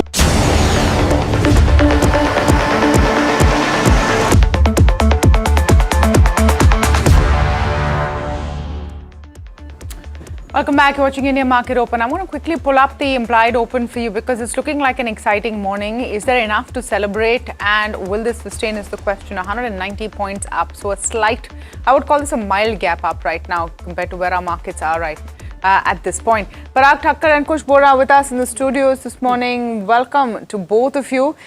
Kush, are you feeling optimistic about the indices? One of them for sure, and no marks for guessing which one it is, right? Bank Nifty. Like, we've been maintaining a long call on Bank Nifty for the last couple of sessions. Friday, outperformed by about 1% on the Nifty. So that for sure. But ये Bombay heat का कुछ करो यार. This is very bad. I mean, you step outside. Fly to Switzerland. Nainital ही चले जाना फिर वहाँ से आप show नहीं करने दोगे ना. Or may have patience for another couple of weeks. It'll rain, right? I mean, is it in the offing? The predictions? I think so. I saw showers over this weekend. But that was thunder showers. It's already past the Andamans, no? And it's expected to hit Kerala soon. So just I hope markets also have some kind of these cooling off or maybe getting a little excited, while a face. Don't say cooling off. Okay, my bad. Getting excited, but doesn't seem to be the case, Most of the street has said 23,800 is the resistance level, okay? I have consistently maintained that number for me is 24,000. उसके ऊपर close होगा तो कुछ reversal signs बनेगा and that too we'll see how things go. But for the here and now, it took 5-6 attempts for the Nifty to break past, at least in terms of closing, above that 50-day moving average, and finally we got there, right? Only just, but we still got there, and we'll take that. Not a bad move. If we get this kind of a gap up today, now we are very close to this 23,900, 24,000 zone, which is an immediate resistance zone. So for me, this is not something where you go out and create long positions. If you have a long position from the last couple of days, it's a good idea to book partially, if not fully. So that's the view largely on Nifty. Like I said, Bank Nifty, that was the star of the show on Friday. And we did discuss if you want to take a positional bet for a host of reasons, the big boys not performing well, the momentum indicators do suggesting, some kind of a rebound. Even now, I think there is room. The only hitch there is, if the team can bring up, perfect. Also the 50-day moving average. At 54,600, there is a convergence of the 54,600. There's a convergence of the 50 and the 20-day moving average. There will obviously be resistance at around that level. We might open around that level today. If Bank Nifty is able to close above that mark today itself, then you have a further up move towards 55,500 and higher levels. In any case, the structure seems positive. Risk reward ratio still favorable. I would suggest if you have a position, hold on to that long position. Push your stop losses up to 53,500 on Bank Nifty. What about fresh? I was just going to ask 1 second. Any fresh positions that you would recommend even at current levels in terms of Bank Nifty? Very good question. Like I said, see, if we get this 200-point gap up on Nifty, I'm sorry, in most likelihood it will translate to about 500-600 points of gap up on the Bank Nifty, which is bang at this 54,600 resistance that I spoke of. If we dip maybe another 200-300 points, you get it somewhere close to 54,200, 300 zone, that's when you create that long position. The risk reward ratio will be favorable, not at 54,600. Individual stocks I was going to ask. And sorry Parag bhai for keeping you waiting. No, I'll keep it short, I know. No, carry on. 3 longs, Monday, weekly pick, that's Timken, and then the other 2 are GV, TND and AIA Engineering. So Timken targets are 38.45, 4,000, stop loss at 36.60. GV, TND, 49.95, 51.20 are targets. 47.50 is where you keep that stop loss. And AIA Engineering, relatively simpler targets, 4,100, 4,200, stop loss at 3,900. We're going to see so many earnings reactions today, right? So Parag bhai, I'm going to throw it as an open question to you, and then maybe we'll get into specifics. Out of all of the earnings you saw an OEM, you saw a hospital company, you saw in the pharma space. What did you like? So basically, see, one thing about Eicher Motor results, I saw that again inventory at the retailer level is very low, which is the same case in Maruti. So it means that at least auto demand on ground has sustained and the inventories are low, so you can hope for one another better month in spite of this petrol diesel price hikes and all. So that is one good thing. I saw so all this building material companies are reporting good numbers. So Greenply reported good numbers, Somani Ceramic, Century Ply, Green all these companies have reported good numbers. In hospitals, Fortis Healthcare reported good numbers, and there what I have read is the promoter, which is IHH Malaysia, wants to increase stake also. So that should be constructive in my view. What about Colgate Palmolive? What did you make of it? So revenue growth of 8-9% for a mature category, absolutely mature category like is better. It is better than its peers also like HULs of the world in oral care space. I think the valuations at 35-36 times FY28 earnings are also reasonable. The only thing is now premiumization is a lever for them. Now you cannot grow volume significantly, or you cannot grow. How many more people will brush their teeth, basically? So premiumization is the only lever left. More than once a day. More than once a day. This is the last interview I've actually done with Colgate Palmolive. This is a conversation we've had where they're now pitch is that you should brush after every meal.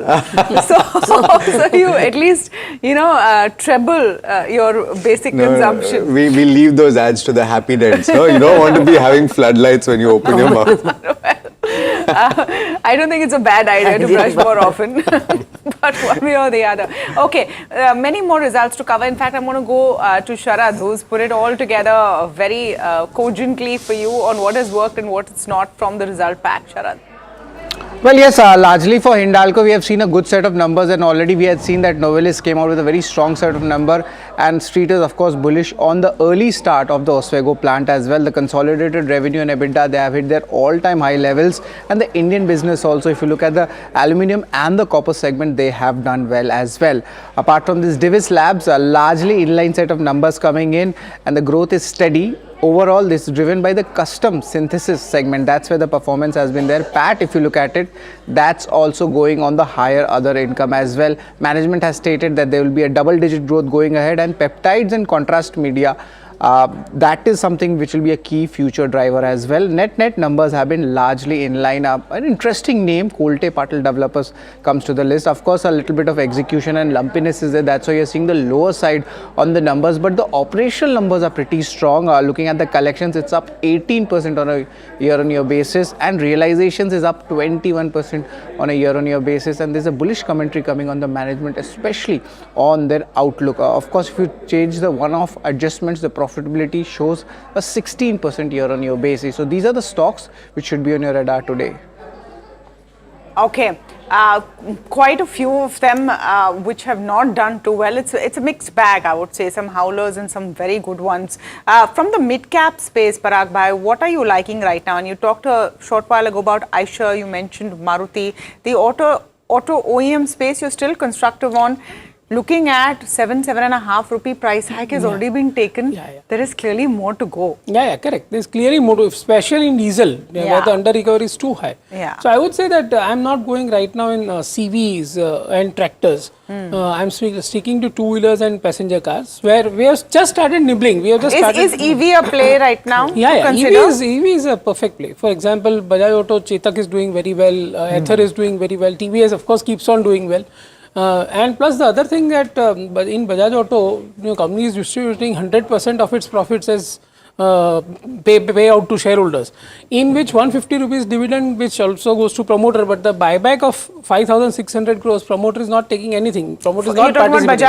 Bajaj Auto. Promoter is not participating in buyback, and the buyback is at 12,000 rupees. Stock trades at only 21 times FY28 earnings. So I would say that although the macros are negative for auto OEMs, there are some like two-wheelers and passenger cars, there's something to nibble in. I would not say go overboard, but start nibbling in Bajaj Auto, Maruti, Eicher, TVS Motors kind of. And you might get opportunities down the line as well. Yeah. So you might average down. So for example, a small cap company like Minda Corp, 13,700 crore market, reported phenomenal numbers.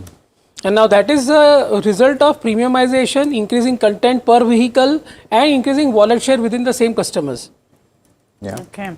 So in the in the auto anch space, Minda Corp you like? Anything else? Just to round that off. Many other stocks. So there are some. So we because there are many mid caps and small caps in this space, and all of them actually quality wise they are all good companies.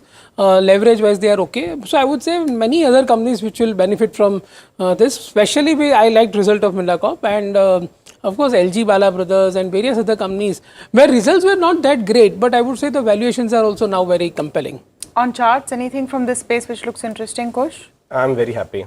You're very happy. मैं तो पिछले 2 महीने से बोल रहा हूँ. I don't know what is the reason. Even if the OEMs are not doing well, the auto anch space has been on fire. No, it's not about not doing well. It's that there's larger vulnerability to the West Asia crisis. Totally agree. Totally agree. My only thing was that my fear was rather that because the OEMs aren't doing well, will it trickle down into the auto anchs in let's say a month or two? Yeah. Thankfully, with this mohar that Parag Bhai is levied on these. I think that worry is now taken out. So despite having run up quite a bit, since the fundamental view is already there, I think technically also, right now also, there isn't very, deep gashes or any kind of worry in some of these names. So I continue to like Bellrise, Gabriel, Samvardhana, a lot of these stocks we've given out on channel as the call as well. So I continue to favor this space. So like I said, Bellrise, Gabriel, Samvardhana, take your pick. Some of these are doing well, consolidating with the positive bias right now. Since you mentioned LG Balakrishnan, and this is a manufacturer, of course, in case you didn't know, of chains and sprockets, essentially for automotive applications, right?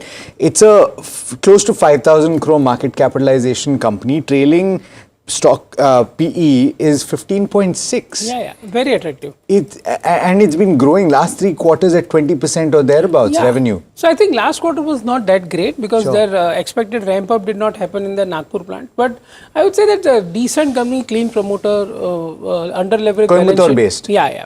Under leveraged balance sheet. In fact, one of the names which Kush mentioned, Samvardhana Motherson, we discussed on the result day. The result was fabulous actually.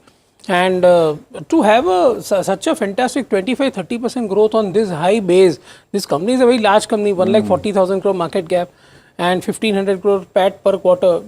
I think in such environment of the global, due to West Asia war conflict, in this environment, this kind of result looks fabulous. Okay, before we get a quick word on Hindalco and a few of the other results as well which have come in, and a word on ICICI Bank from Parag Thakkar, been waiting to speak about it. I'm going to go across to Somit Sarkar joining us with all the chatter this morning. Be quiet. Heard on D Street. Samit, good morning. Good morning. The sentiment is quite positive, but what remains to be seen is whether the opening gains sustain or not. Few stocks and sectors that dealers have highlighted. Firstly, it's bank. There was a basket bank that we saw on Friday, and that some flows are expected to continue. Even technically, the Nifty Bank Index now seems to be better placed at this moment. And for Premier Energies, there are sell flows on the HNI desk. Dealers are expecting a big block deal to come in very soon on this counter. The block deal might happen in the block window and not in a normal trade. And one of the large FIIs seemed to be one of the anchor buyers for this block. So keep an eye out for Premier Energies in trade, and multiple stocks that we indicated earlier. Firstly, JSW Cement was part of our segment on May 22nd, where we did indicate that a bunch of DI mutual funds have bought in stake in the block deal that happened, and private equity was a seller, and that has come out to be true if you look at the bull deal data. For GAIL, we did indicate on May 22nd that the analyst meet that was supposed to be held post-market, the management was going to give strong commentary on the marketing segment, and we had clearly mentioned that the guidance that they would give for the EBIT for marketing segment would be in the range of 4,000 to 4,500 crore rupees, and that's what the management has said, that if the Middle East issue persists, then the marketing segment EBIT would be close to 4,000, and if it moves and if it's resolved, then the EBIT could be around 4,500. And lastly, Bliss GVS and Anupam Rasayan. On April 24th, we did indicate that there's a buzz of a potential M&A activity here.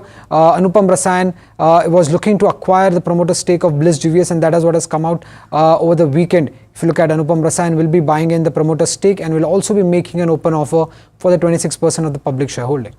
You know, absolutely cover confirmed, Somit, and in fact we'll be speaking with Anupam Rasayan later on in the show today. So hold on for that. Just want to talk about a couple of more developments that took place over the weekend, and you could see those reactions today on the trading day. Hindalco, if for one that you have been tracking, Parag bhai, good set of numbers. Yeah, good set of. Because aluminum is at 3,600. What more you want? No, but valuation wise, is it still a buy, more to accumulate? That depends on your call on aluminum price now. So aluminum, see, in the aluminum alone, they are making EBITDA in the north of $1,750 per ton, which is huge. The price is 3,600. So they are one of the cost leaders in aluminum manufacturing.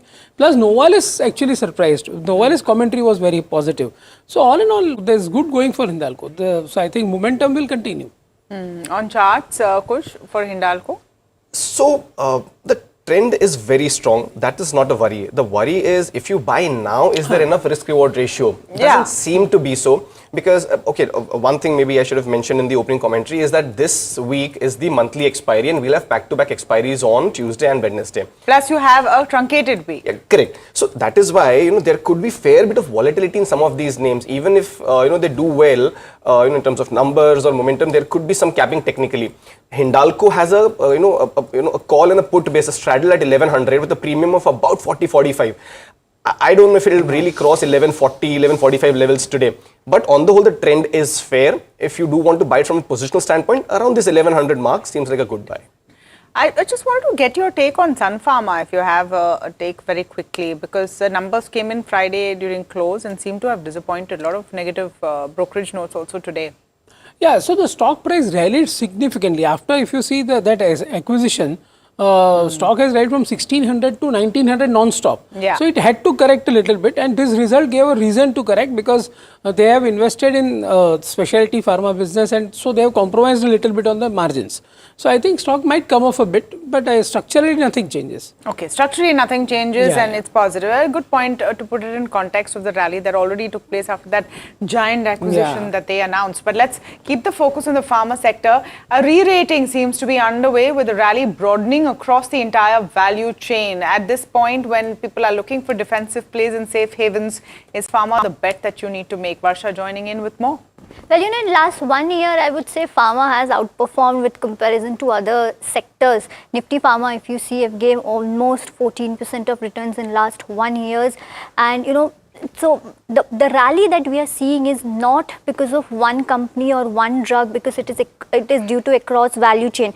Talking about the performance, so Nifty Pharma is of course up 14% in last 1 year. Now this was, the rally was due to broad-based performance across value chain, and US, continues to be the biggest swing factor for pharma earnings. So this is the main highlight when it comes to pharma. Even CDMO, specialty, all are contributing to the rally that we are seeing, and this is a not one company performance, but it's a intermediate, CDMO, specialty, all are contributing, and chronic therapies are gaining share, which is leading the margin expansion for all the companies. Now talking about individual, now let's talk about US business. Well, now US business is on the stabilization mode. Pricing pressure are improving. US generics pricing are seeing a low single digit erosion versus double digit, which was expected. Even US is now shifting from price erosion story to launch driven growth story. That's a very good point over here. Talking about the performance of the pharma companies, where Lupin US sales hit record,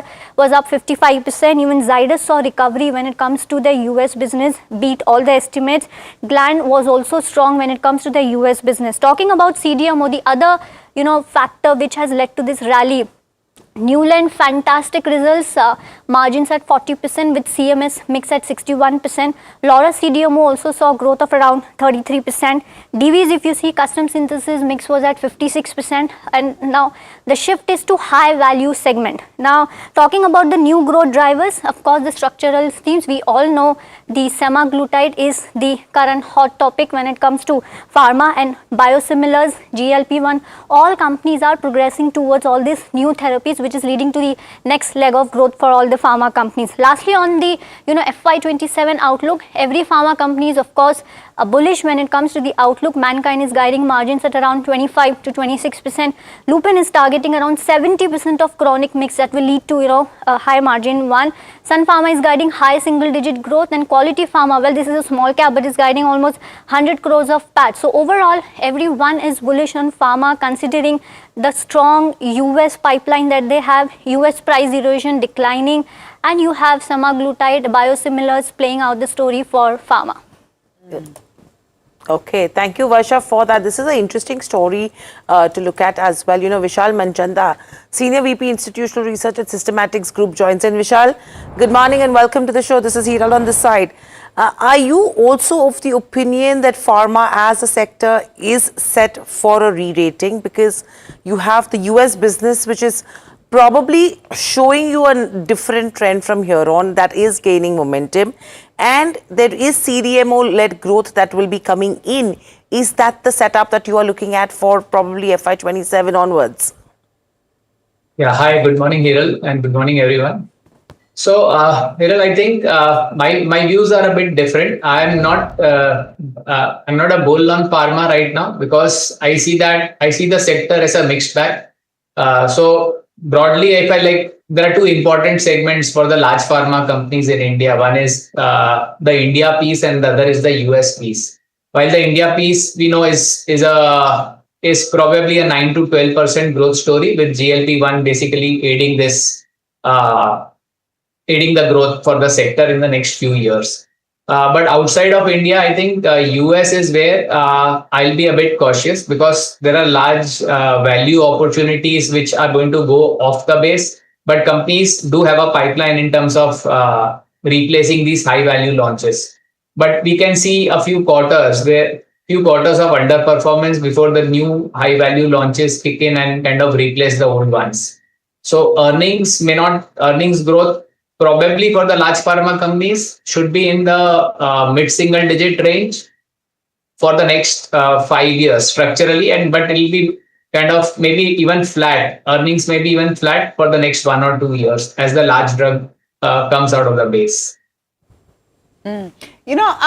Just wondering how you're looking specifically. I want to ask you about two. Sun Pharma.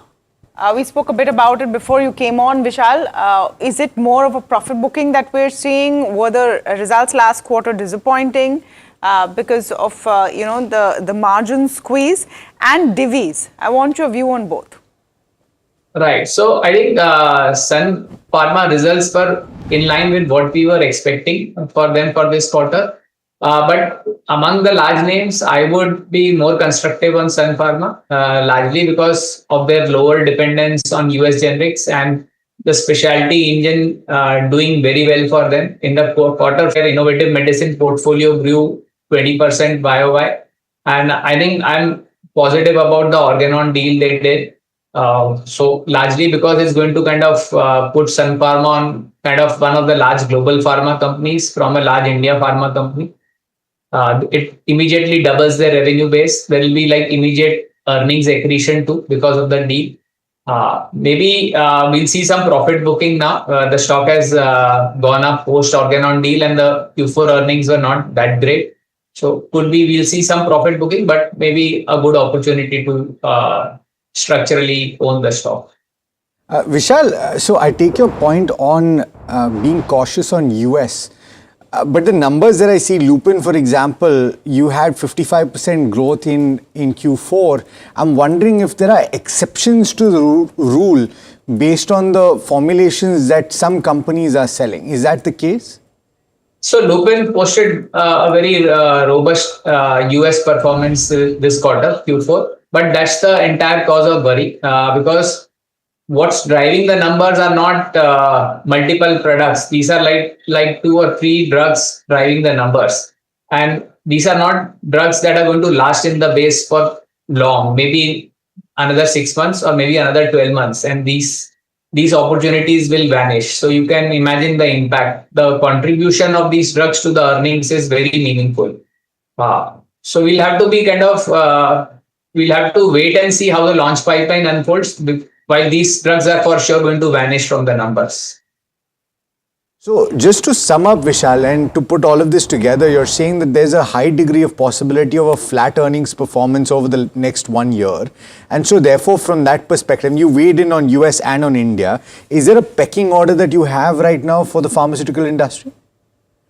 So among the larger names, Cipla and Sun is where I'm more comfortable about the growth delivery and the pipeline unfolding better than others in the next 2-3 years. So those are the names I would recommend there. I don't cover too many CDMO names except Divi's where I have a hold rating because of the valuation concerns. Vishal, thank you so much for speaking with us. We always like getting your view on the pharma sector. Just going to go across to those live visuals that you're seeing on the side of the screen. We'll get them full frame. You have the Secretary of State of the US speaking to the media as he heads to Agra. The role that Pakistan has. Do the Indians voice any concern to you? What do you tell them? No, look, they're concerned about the things they're always concerned about, obviously. India is always pointing to the fact that there are armed terrorist groups operating from Pakistani territory that target India. They're always concerned about that.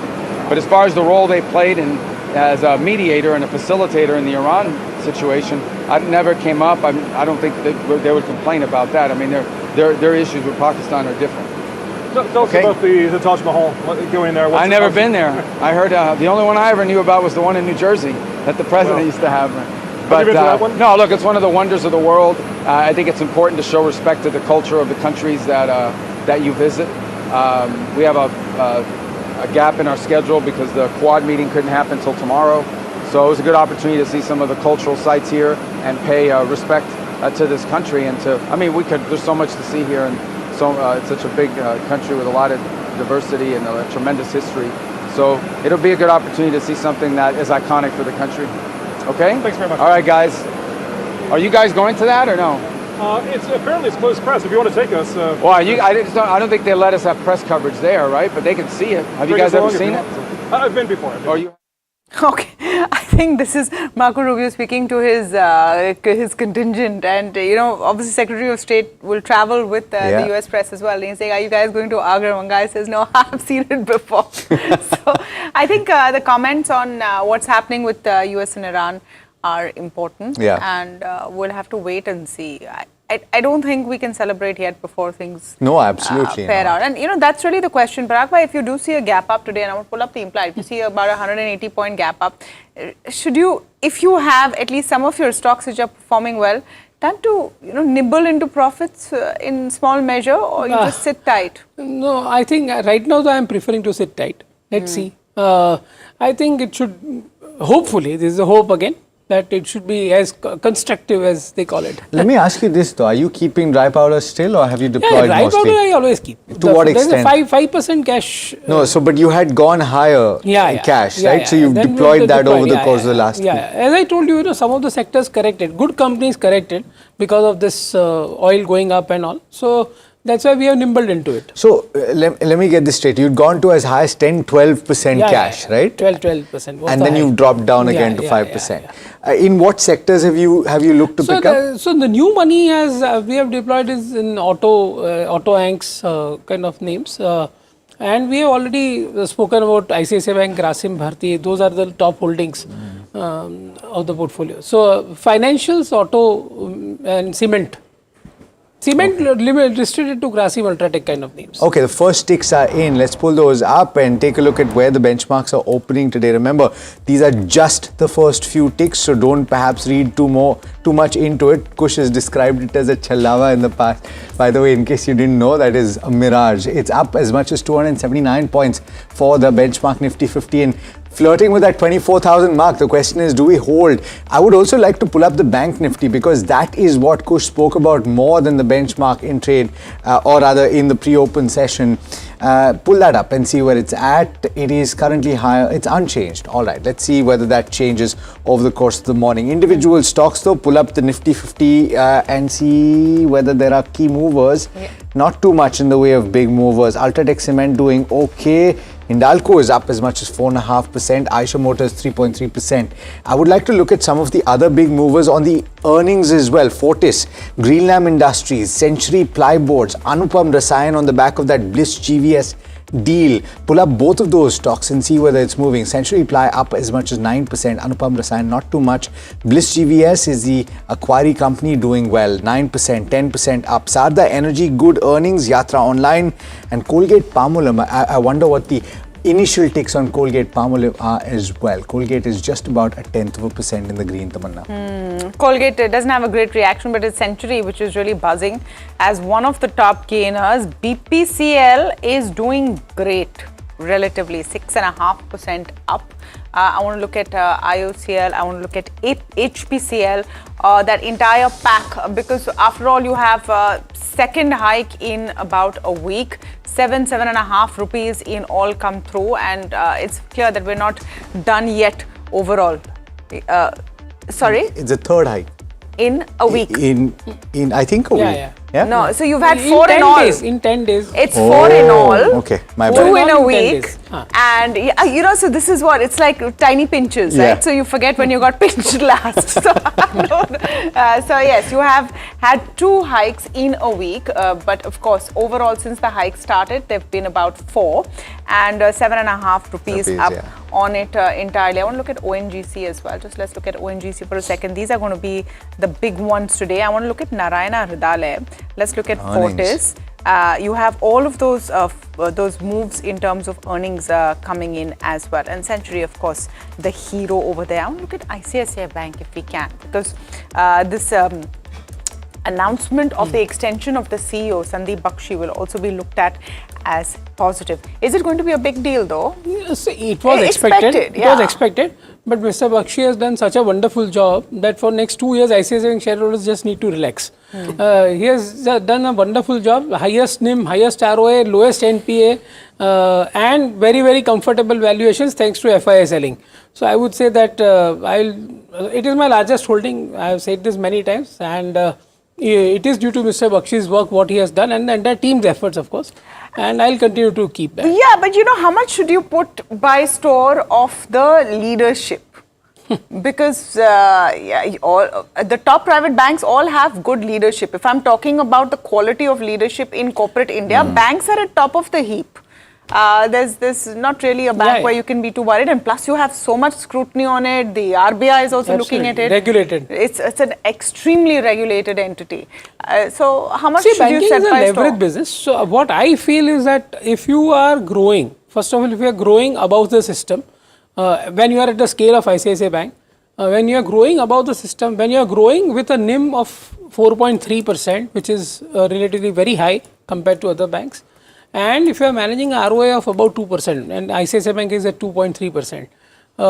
So at this scale, to maintain this kind of NIMs, ROA, stable less than 0.5% credit cost, it is everything to put together. So I think I would say it's a all-round fantastic performance, and this cannot come without a excellent leadership. Yeah. Okay. No, the leadership definitely helps. 2 more years of Mr. Bakshi, and that is giving comfort to Parag Thakkar. Milan Vaishnav joining us this morning. He's founder and technical analyst at Gemstone Equity Research.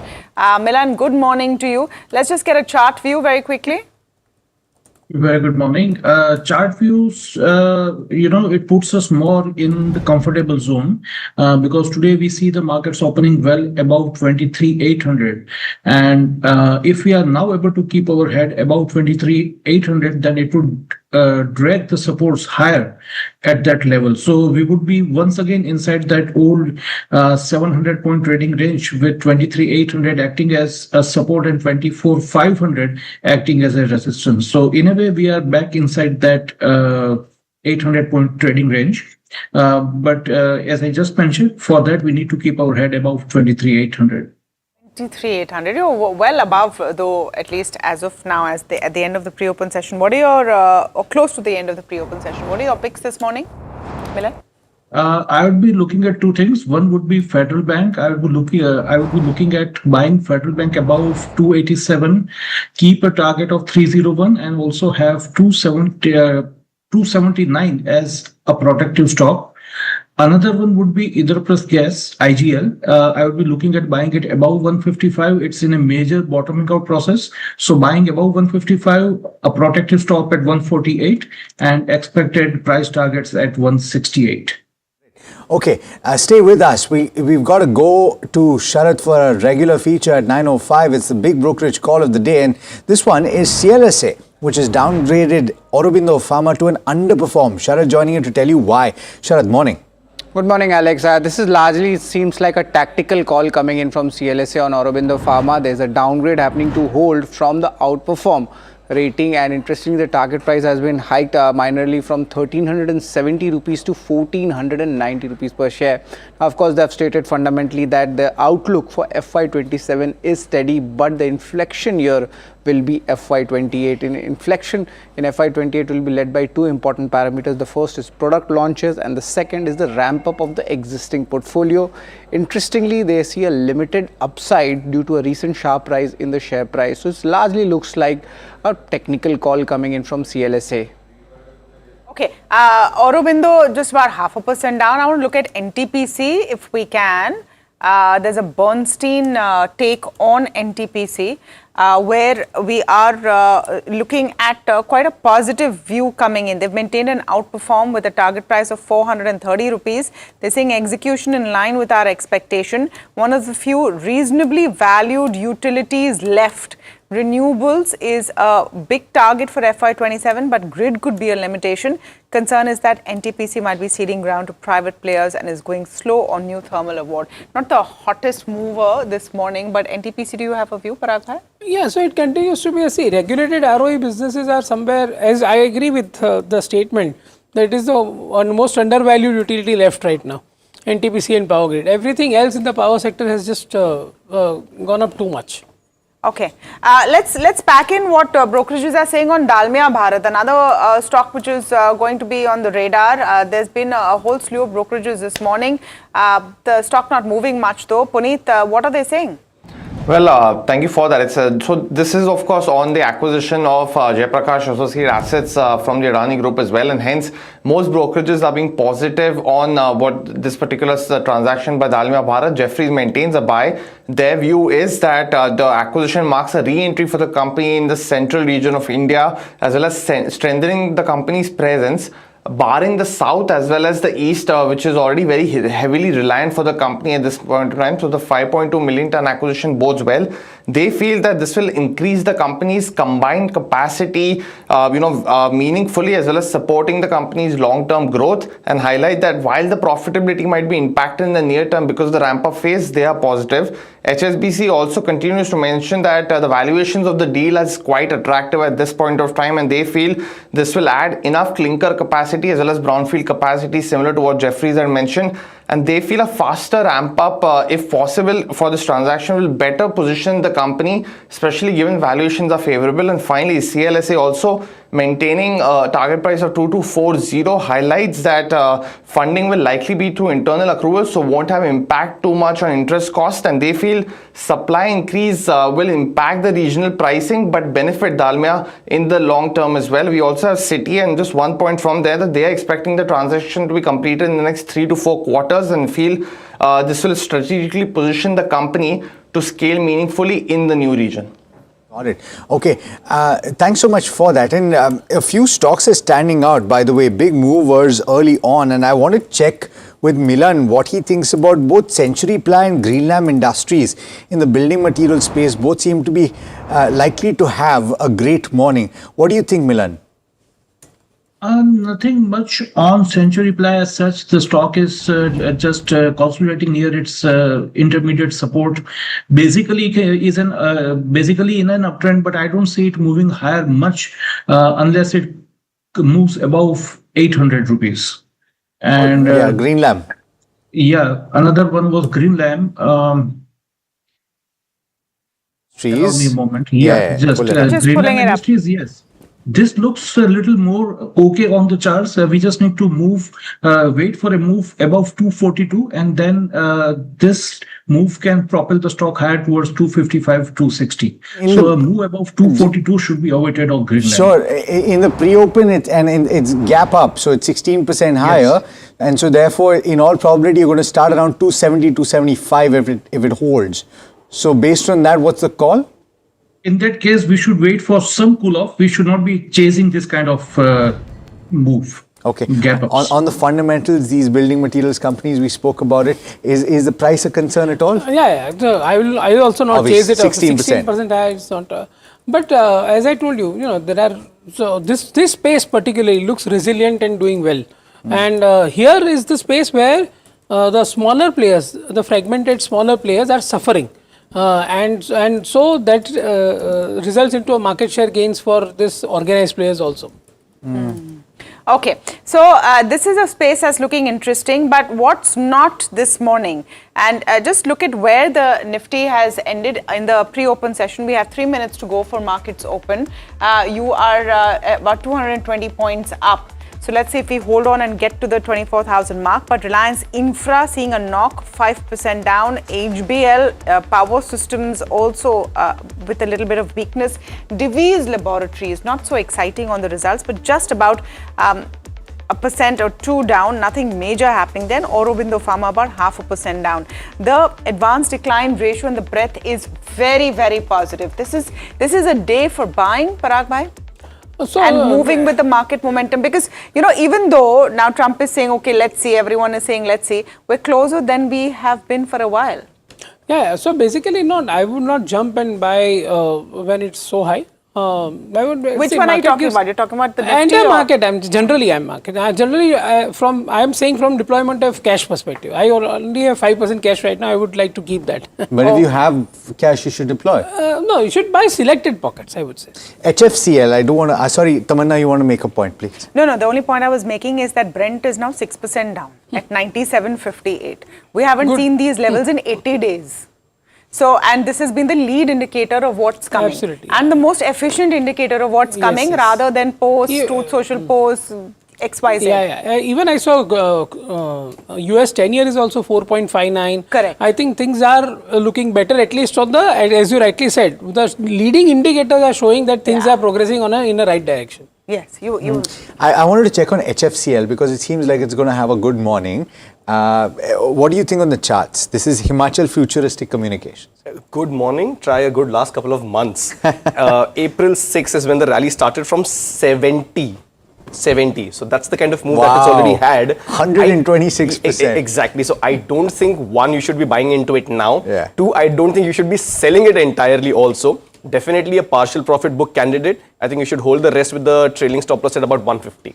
Okay, just about a minute to go. Milan Vaishnav, Fortis and Narayana Health on the charts, both reacting to numbers at the start today. Narayana at least 4% higher. What would you do?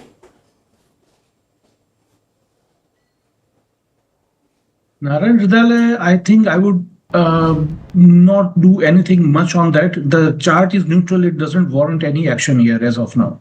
And what about Fortis? Fortis, it looks much better on the chart. Fortis is a buy at open levels. One can buy and hold it for a medium term with an expected appreciation of 7 to 8% from current levels. Milan, top pick before we go into the opening, very quickly, 10 seconds. ATGL is something I would be looking at. ATGL. Yes, Adani Total Gas. Adani Total Gas is your top pick right now. Before we get into the opening session, we are almost there. This is going to be an exciting Monday morning. Is it going to be an exciting week? Remember, you have a monthly expiry. You have a market holiday in the middle of the week, and that sometimes makes people jittery. But as of now, no jitters being seen at all. The first tick is good. 250 points up. You are deliciously close to the 24,000 mark. I wonder if you will make it, but you're seeing a strong momentum there. Advanced decline ratio is looking robust across the board. Positive move there. The bank Nifty really roaring about 1.5% up. I want to look at Nifty IT just very quickly. The mid caps also looking robust. Nifty IT not doing much. It's all about the banks today going forward. I also want to look at the India VIX very quickly. We'll just pull up the India VIX before I get to the Nifty heat map and see what's happening there. Look at that. This is an important indicator, 6% down, less than 17 on the mark. So you're seeing all of the smoke signals for what the market is preparing for, which is a possible end to a crisis which has bogged the markets for the last 3 months. We don't know if this could change, but I'm talking about the here and now. Let's pull up the Nifty heat map for you and just talk about what's happening over there at that point. It's a pretty green screen. Let's start with the losers first. Hindalco, actually a good set of numbers, but now 1% down, maybe some profit booking coming in there. Sun Pharma continuing the phase that it saw on Friday's close after its numbers came off. Crude goes down, it's negative for ONGC, so that's an obvious one. But it's really the winners who are exciting. Eicher Motors, strong set of numbers. We talked about how, and Parag Thakkar talked about how, even at the retail level, inventories are low. That means despite everything happening across the world, it's not going to be such a huge problem, at least for a month or so, for an Eicher Motors. Shriram Finance, very positive brokerage views on it. That's possibly one of the reasons you're seeing that stock up 2.5%. And if you're going to look at an EV play, M&M is a great player over there, even as fuel hikes continue. Eternal about 2% up. Bajaj Finance, so that whole consumption play looking good. It's a robust opening across the board, Alex, this morning, and looking pretty healthy, at least on the Nifty. I'm sure broader markets are doing even better. Yeah, just simply on the point in Eicher Motors, I wonder if it's also a factor of the expectation that if any OEM will be resilient in the face of petrol increases, it'll be Eicher, because who goes and buys Royal Enfield based on what the prices of petrol are doing, right? It's not going to give you the best economy anyway. No, the numbers are good. And the numbers are good. Solid. The numbers are good. Let's pull up the heat map for the sectoral picture, right? And you'll see a large amount of green, if not the entire screen in green. Okay, IT is seeing a little bit of a cool off for a fourth session in a row, and bear in mind that the first 2 days of last week were absolutely phenomenal, and so this index went home with gains of over 4% for the week last week, and so some cool off is really par for the course. Auto as a pack, and we've spoken about a couple of the constituents doing well, M&M as well as Eicher. No wonder then that it's at the top of the pack there. PSU banks actually are bouncing back a little bit. It had not a great week last week, but it's up about 1.5%, and Nifty Bank also doing particularly well, building on those early gains and now trading with gains of 1.6%. I'd be curious to find out from Kush what he thinks about the new levels for this benchmark. You have consumption doing okay, and you have several other sectors really that are gaining about 1%. Let's jump straight into the individual stocks now, and quite a few earnings reactions right up front. I'd like to talk about the healthcare players, Narayana Healthcare as well as Fortis. Let's pull those two up, because you had a pretty robust set of numbers for Fortis Healthcare. It's up about 0.9%. The bigger move is with Narayana Health, which is up as much as 4% in trade, or rather 2%, 3% at this point. Greenlam Industries, let's pull that up, as well as Century Ply, both operating in a similar space and gaining about 11% for Greenlam. Century is up about 3% or thereabouts. Anupam Rasayan is acquiring Bliss GVS. The big reaction is, relatively speaking, for Bliss GVS, but it's not moving as much as the pre-open session had indicated that it would. It was up as much as 9%. Let's see if that changes over the course of the day. Torrent Pharma, it's a beat on margins. The stock is up about 1.3%. Ramco Cement, weak volumes, but the stock is still up about 1%. Let's see if it moves later in the day. Sarda Energy, good set of numbers. It should be up in about, it's actually cooled off from the pre-open session. It had actually pretty big gains in the pre-open session, now trading with cuts of about 3%. Yatra Online, a bit of a weak Q4, and that's reflected in the stock price, down about 3.5%. Colgate Palmolive was a weak set, not actually weak, actually a mixed set of numbers, down about 1/3% or so, better in the oral segment than its peers. Kolte Patil is weak execution, and you're likely going to see that in the numbers. There you go, 5.5% lower at this point. A few more interesting updates. NIBE is opening a new defense division or an operating unit, up about 3% or so. BPCL, IOCL, HPCL, for obvious reasons, all of those stocks up and about on account of the fourth price increase in petrol and diesel, now 7+ rupees on the tank. And Naveen Fluorine, last of all, you have positive management commentary and a few stocks reacting in the space, up about 1%. But Tamanna, it's broadly a good start. I think the breadth is good and a lot of stocks reacting. The auto space overall is definitely shining. Look at Minda Corp. 4.5% up right now. JK Tires is doing well. Of course, you're going to see everyone benefiting from lower crude prices also coming in. We should look at SEAT and look at the other tire plays. Eicher Motors continues to be a strong bet and performing well, as we said, top Nifty gainer a short while ago. So a huge number of winners there that we're seeing. I wonder if we have Manish Sonthalia with us, but before we go to him, just a quick word from Kush on the charts of what you have seen on the Nifty.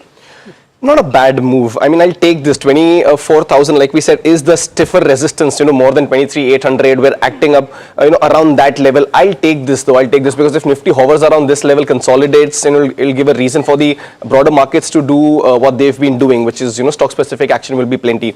More excited about the bank Nifty. 54,500, 600, that's the resistance that we spoke of.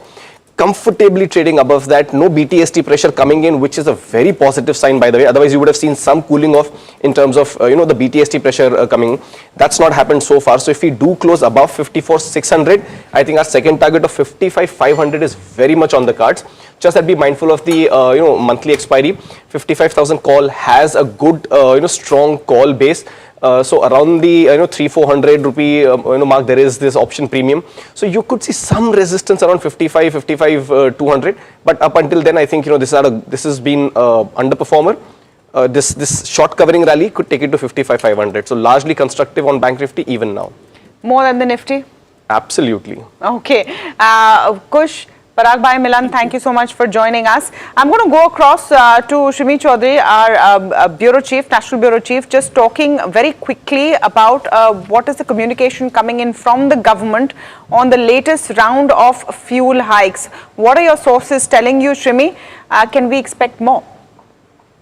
Yeah, that's right, Tamanna. This is the fourth round of hike, and the latest round on that, government sources saying that India had absorbed the global energy shock for 78 days before allowing a phased increase of around 7 rupee per litre across 4 revisions.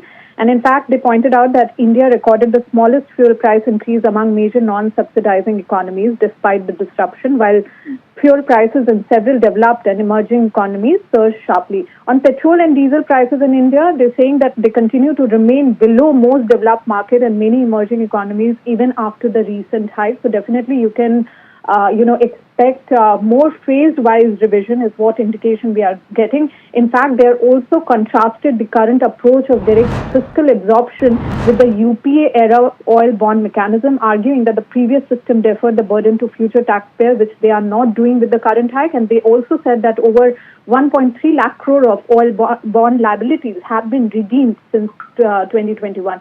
Sources added the fact that government and public sector oil marketing companies absorbing substantial under-recoveries during the recent crude price spike to prevent a sharper increase in retail fuel prices. But of course, you cannot rule out the next round of increase. Back to you. Thank you for that, Shimi. So, government sources telling NDTV Profit that under-recoveries still continue.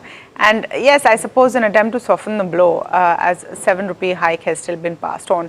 But the math is very clear. There is no choice at this point. Manish Sunthalia, Director and Chief Investment Officer at MK Investment Managers, joining in on the show. Manish, very good morning to you. We're seeing a positive trend across the board. And I'm not just looking at the Nifty and what's happening with the Bank Nifty, but if I look at crude, if I look at US yields as well, you're seeing all the smoke signals towards perhaps an end to this leg of the crisis, at least an opening up of the Strait of Hormuz. Do you think that it's the right time to shore up if any investor has been sitting on the sidelines and worried about what's happening next? So thanks, Tamanna. So, there was not too much of a reason for Indian markets to be bearish, except for the Iran hostilities that we were seeing for quite some time, the Middle East crisis.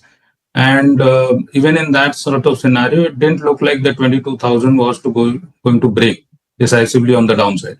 Having said that, we are mostly through the earnings season.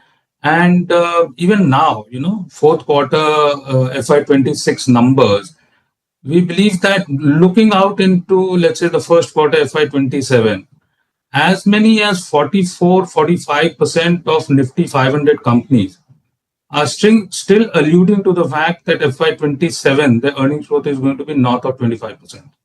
So, this whole hiccup about how much of a damage to earnings would happen in FY27 pursuant to the Middle East crisis, if this was to be a short-lived phenomenon, and now it looks like that we are fag end of the settlement, this whole degradation of the earnings for FY27, which at one point in time was built to around 10% to 12%, you may have some upward legs to revision on the upside, and we could see something like 12 to 13%. In that sort of a scenario, given the negativity shorts in the system, it's a pullback trade, so to speak. So yeah, it's a relief rally, and some of the sectors were definitely falling way below fundamental valuations, and that's catching up. Okay, Manish, but hi, good morning, Alex here.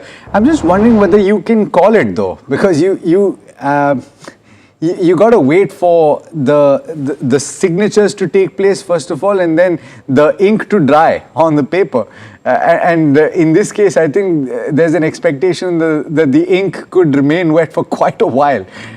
You're going to have to wait for at least a few weeks for there to be a semblance of hope that this is now behind us. So can you say with certainty that earnings may not decline as much as earlier anticipated? Markets are all about probabilities, and markets always discount the future. And so at this given, and we have been through this risk on, risk off, settlement happening, not happening, diplomatic, military, all of that is going through, and markets react on an up and down basis on a day-to-day basis.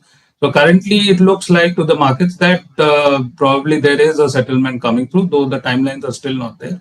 But I think as long as it happens within June, we should be fine, because oil inventories are really going to deplete fast if this extends beyond June. So if that be the hypothesis and oil prices are reacting, maybe there is some semblance of sanity in the global markets with regard to the Middle East crisis. That's all that I'm saying currently.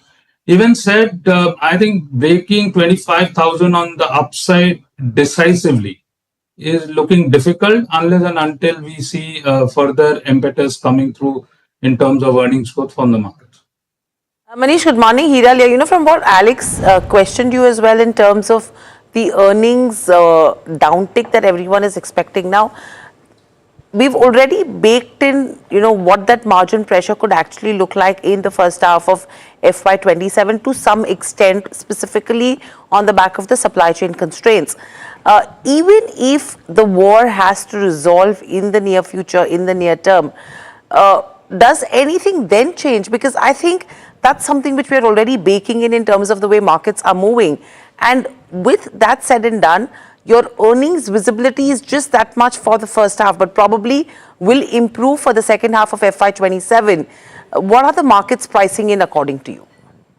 So, inflation is good for nominal growth. So, till the last 2-3 years, we were struggling with nominal GDP growth.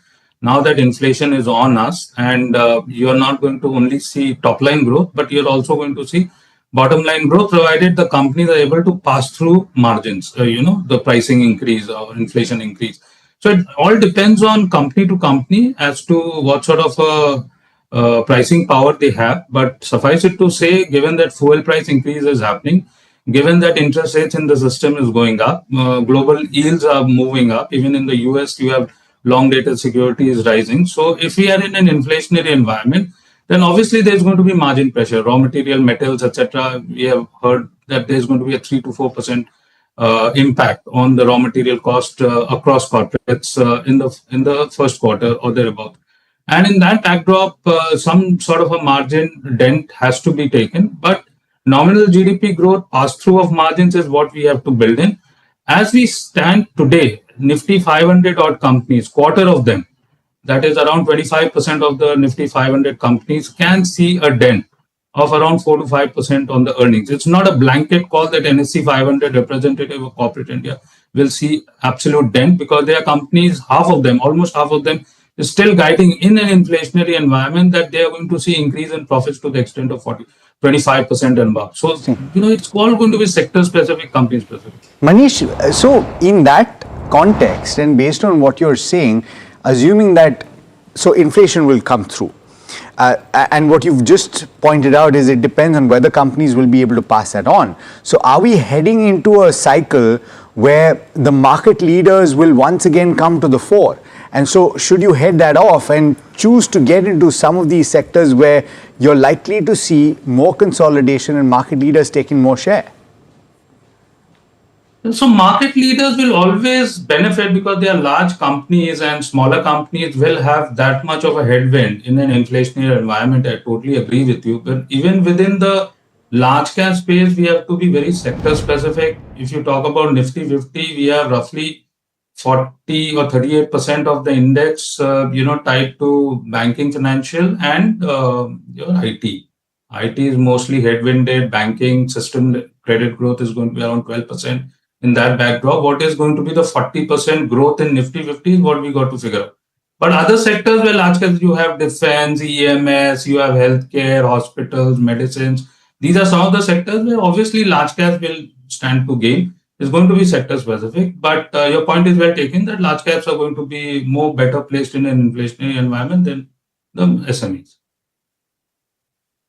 Okay, Manish, thank you so much for coming in and joining. Always a pleasure to have you on. Manish Sonthalia there talking about how it's time to look at selective buying at this point, and we may be nearing the end of the chaos that we've seen over the last 3 months in global markets and oil prices. But time to focus on corporates. KRN Heat Exchanger is on our radars, shifting into a higher gear. Q4 profits jumped 57%, margins improved, and revenue has doubled in 3 years with plant rising exports and strong bus AC demand. FY27 growth could also accelerate sharply. Let's hear from Puneet before we have our conversation with the management. Puneet, what's worked for KRN? Well, thank you for that. The 3 key things, one, as you rightly mentioned, very strong set of numbers for Q4 and for FY26. So revenue is up 36% for the company. EBITDA is up 77% with the margins now crossing 18.7% in Q4. Profits also up 53% have been a key boost. The other aspect to watch has been that revenue essentially doubled from the FY24 levels, which was at 307 crores to 600 odd crores in FY26. The margins also subsequently have moved upwards itself, now at 18.7% for the full year, and profits have also doubled from 39 crores to 76 crores in this time frame. What they're guiding for FY27 is essentially increasing, the plant 2 utilization, the new plant that has come in from roughly around 20 to 25% at the end of this year, 26, to almost 50% in FY27. This will drive the next leg of growth. What could that be in terms of quantification in the near to medium term will be something to watch. The bus AC target is also 160 crores in FY27 and exports to grow to 30 to 50% of revenues from the 16% currently. That will be the other key question, because UAE and the US are major revenue contributors. What happens in the Middle East, I think we spoke to the management in the month of March. I think a key update on those factors will be some things to watch from this chat.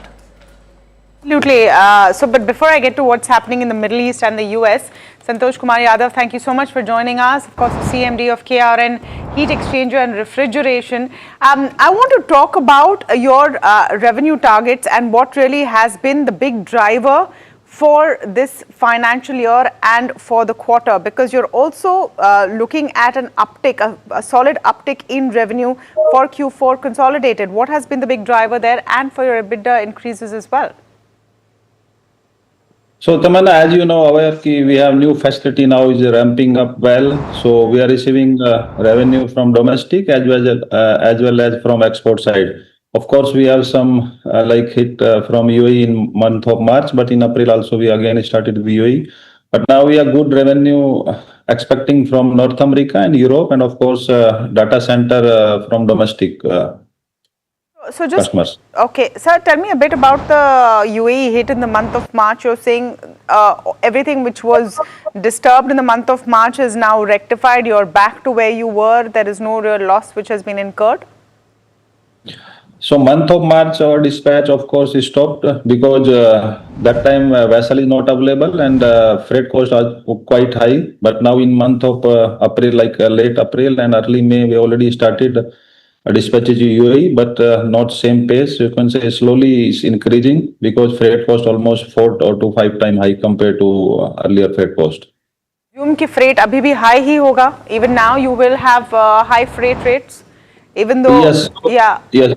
So we received some compensation from customer because we discussed with them. This already increased 4 to 5 times. So some we are bearing, but mainly is customer bearing from our side. So what is the split of how much you are bearing and how much your customers are bearing, Mr. Yadav? So 75% is customer and 25% by us. Okay, so you are managing to pass on that extent of split. In terms of the total revenue, how much of it is coming from UAE, and is there any hit you're seeing on the US front at all? So last year, what we achieved around 100 crores, so around 30% from UAE and 30 to 40% from USA and 30% from Europe. So this year we are expecting around just double export compared to last year. So mainly 50% will be from North America and 25% UAE and 25% from Europe. Mr. Yadav, good morning. This is Alex. You referred to the second unit and the implications of the increased capacity utilization there. But I'm just trying to understand what the scale up of this would be. At the peak in FY27, what will it end up in, say, Q4? And what is the ramp up looking like? So this year we are planning to achieve around 50% of the utilization from new facility, and our earlier facility almost full. So you can say compared to almost more than 80 or to 90% percentage, like in the growth of the total revenue you can see, and mainly growth will be from new facility only. So 80 to 90% growth on a year-on-year basis in revenue. And so therefore, let me draw that further, Mr. Yadav, because you've already doubled, I think, your revenue in 3 years, right? So the doubling will be significantly faster. Obviously, within the next year and a half itself, you will double. So therefore, if I look forward to a complete 100% or close to 85% at least, I think your unit 1 is at 85%, right? So if you match that 85% in year 2, then what will your revenue increase go up to? So total revenue will be like, last year we around, you can say, achieve 600 crore as a console base. So this year we are like adding old facility plus new facility 50% lesson, you can say, compared to around 80% of the growth on the last year. No, sir. So what I'm basically asking is if you draw that forward to perhaps 3 years, and you're talking about the total utilization as you envisage it for the second unit as well, what is the kind of revenue number that you're seeing in 3 years' time? So in console base, you can see around 2000 crore plus. Okay, and on the EBITDA front, sir? EBITDA will be like 20% plus. Okay. Sorry, I just have one quick question on your margins, if that's okay, Mr. Yadav. You've clocked at about 18.74% for this FY. You were at 19% in FY24. What is the margin outlook for FY27? Are you going to stay between the 16 to 18% range? So it will be slightly upside because this year we are going to receive some from PLI from central government, and we have already now approved from by state government like called RIPS. So last week only we received the approval of RIPS. Other than this, our export will be just double compared to last year. So that will be also, well, you can say, benefit for on the EBITDA side. And also data center is also growing. So we have some good margin in data center as well. So if I add these 4 things, then slightly we able to increase our EBITDA compared to last year. So I think, the second unit is something which is absolutely important as well. But thank you, for joining in on NDTV Profit. The stock right now seeing gains of 1.5%. But another stock that is in focus on the back of earnings is Fortis Healthcare. In fact, I did get an opportunity to speak to the management. Vivek Goyal, CFO at Fortis Healthcare, joins in. Let's listen into what he had to say. The stock is up nearly 2%. Vivek, good morning and welcome to the show. Always a pleasure to speak to you. My first question coming to you is the kind of performance that we've seen in the fourth quarter. That does tell you that, yes, we are seeing strength in terms of both the segments. Now the question is, to move forward, sustainability is going to be the key. And what is it that you're looking at in terms of the coming years, then taking cues from the fourth quarter? Yeah, thank you. Thank you for inviting me. Good morning to all. So you are absolutely right. So this quarter is good quarter for us, and hospital business contributed a major way in this. Diagnostic business has recovered well. So overall, the very good quarter for us. And you might have seen the incremental growth is gradual. If you see quarter on quarter, we are improving. It is not a sudden growth, and it is more structural in nature than anything else. So we are quite hopeful that this growth momentum will continue. In hospital business, the growth is majorly contributed by the volume growth, and which has further contributed by acquisition of 500 beds, which we have done last year, and around 250 beds brownfield expansion we have started. So both this factor has contributed majorly in the revenue growth and the profitability growth of the company. Okay, so Vivek, let's break this down and let's look at the margin front of it as well. Your diagnostic margins have kind of peaked, and a significant improvement is what we've seen if you have to look at FY26, the exit number. Now, if you have to look at the B2C price competition that is coming in, the changing test mixes that we look at, do you think this kind of number is going to be sustainable in terms of FY27, or are you seeing normalization at slightly lower levels? No. Actually, we are seeing that this number may go up further. The profitability margin, particularly in the diagnostic sector, and here the margin improvement mainly coming from the change in the mix, and mix is more to our focus is more on the high-end test and focus on some good metro geography like NCR, Mumbai, and things like that. Calcutta is again a very good market for us, and all this is contributing very good. So we have acquired 51%. Vivek, that is going to be in terms of the profit margin. Sorry to cut you in. I'm talking about the operational side of it as well, because that's where you're talking about the B2C pricing competition that does come in. You have a lot of players who are offering, tests at a much lower rate, right? And that becomes the key point over here. So my question is, do your EBITDA margins actually get normalized somewhere? We're talking about 23.6% in FY24 overall. And how are you looking at that aspect of it? And two, any data that you have in terms of market share for a Fortis in the diagnostic side of business? Yeah. So when I say when you are seeing margin of 23.6, the immediate answer is this is not the stopping point for us. Okay. And we are seeing that margin improvement will be about 25% over a short period of time. And I was just elaborating from where this margin improvement will be coming. It is mainly coming from the B2C improvement. If you see 52% plus of the revenues coming from the B2C segment, where the price increase is a very little lever which we are using for. Our lever is more on a specialized test, genomic and things like that, which are a major leap we have taken, and which this business is growing more than 20% for us, and we expect this will continue to grow. This is on the one hand, overall ARPA average revenue per test will go up because of this, but also it will also lead to higher margin on per test. So that should lead, and plus overall strategy to deepen our presence in the geography where we are present, mainly in the NCR region, in the Mumbai region, Calcutta, and Kerala being the main market for us. Okay, understood. Now, if you have to look at expansion as well, you mentioned about the number of beds that you are looking to add. What is that schedule looking like in terms of brownfield commissioning, and any gestation with regards to where occupied beds goes, because there could be some bit of an operational drag that could happen on the dilution front there? No, you are absolutely right. So our focus is on the brownfield expansion, and wherever the opportunity comes, we grab it for the acquisition front. So in brownfield, we have chalked out a plan of 2,000 bed expansion over a period of time. Last year, we have operationalized 250 beds. Current year, the target is to operationalize around 500 bed in the current financial year. Last year, we have acquired 500 beds through acquisition, and we are exploring various other opportunity, and I expect similar type of number we can achieve in going forward also in the through acquisition. And you are absolutely right. Initially, when you acquire something, there is a little bit work you need to do to integrate the hospital within your network.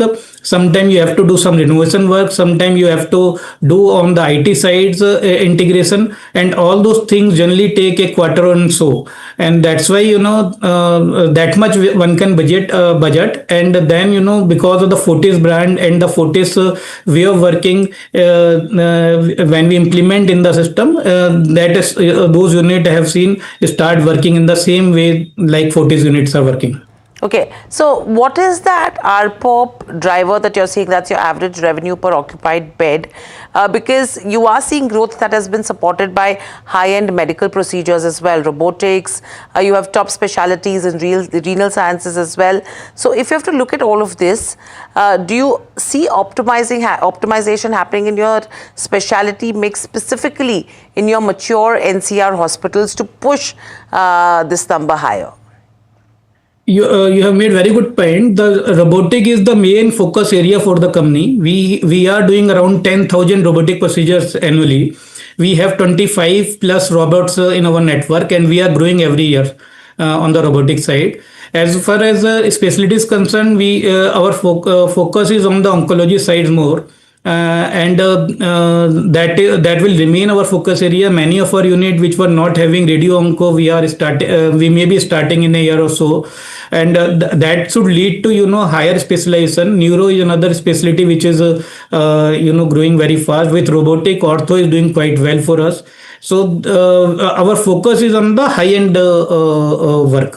And as regard your question on ARPOB is concerned, if you take out the new unit which we have acquired, where traditionally the ARPOB is low, and as I mentioned, initial quarters we run the hospital suboptimally sometimes, and that lead to lower ARPOB. So that is what you have seen in the current financial year, current quarter. If you take out the impact of the new unit, our ARPOB growth is around 5%. 50% of that growth can be attributed to what pricing gain. Balance is for the specialty mix and Okay, Fortis in focus, that stock also doing well, about 2% up now, come off its highs of the day, but a decent set of numbers. Let's get the big conversation on. Sanjay Parekh, founder and CIO of Soham Asset Managers, in the studios with us this morning. Sanjay, always great to have you on. Welcome to the NDTV Profit studios. Good morning. And it is indeed a good morning, isn't it? Just as we were starting, I was looking at a report which claimed that a UAE flagged tanker carrying LNG to India has switched on its signal in the Strait of Hormuz. I do not know if it's correct or not, but they're quoting Kepler, so maybe it is.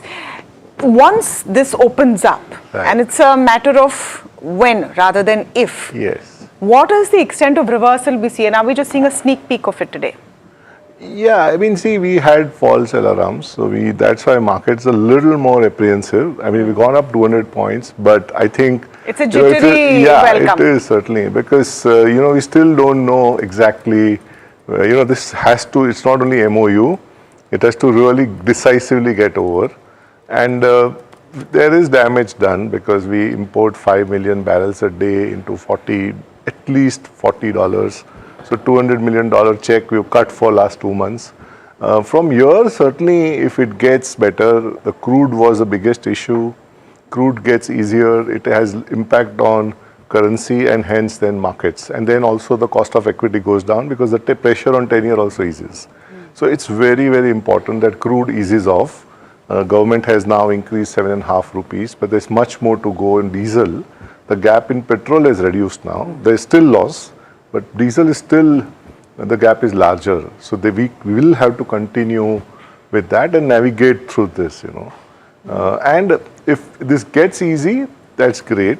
But if it does get prolonged, then we may have to do something to attract capital flows. How are you looking at portfolio positioning right now, though? If you think about the various sectors and opportunities available to you, on a technical basis, it's been pointed out that banks are now looking relatively better, right?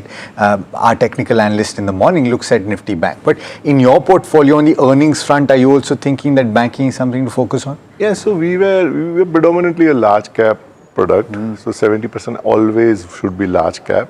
We were at 72% in February. We moved today to 83%. Wow, okay. So first is, we said which are the ones which will get less affected.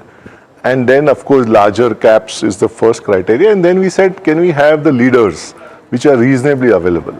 So we moved into Adani Group stocks more. Then we moved into Bharti. Sun Pharma is what we increased our exposure because that made sense to be a little more defensive. Even Reliance we increased our weight.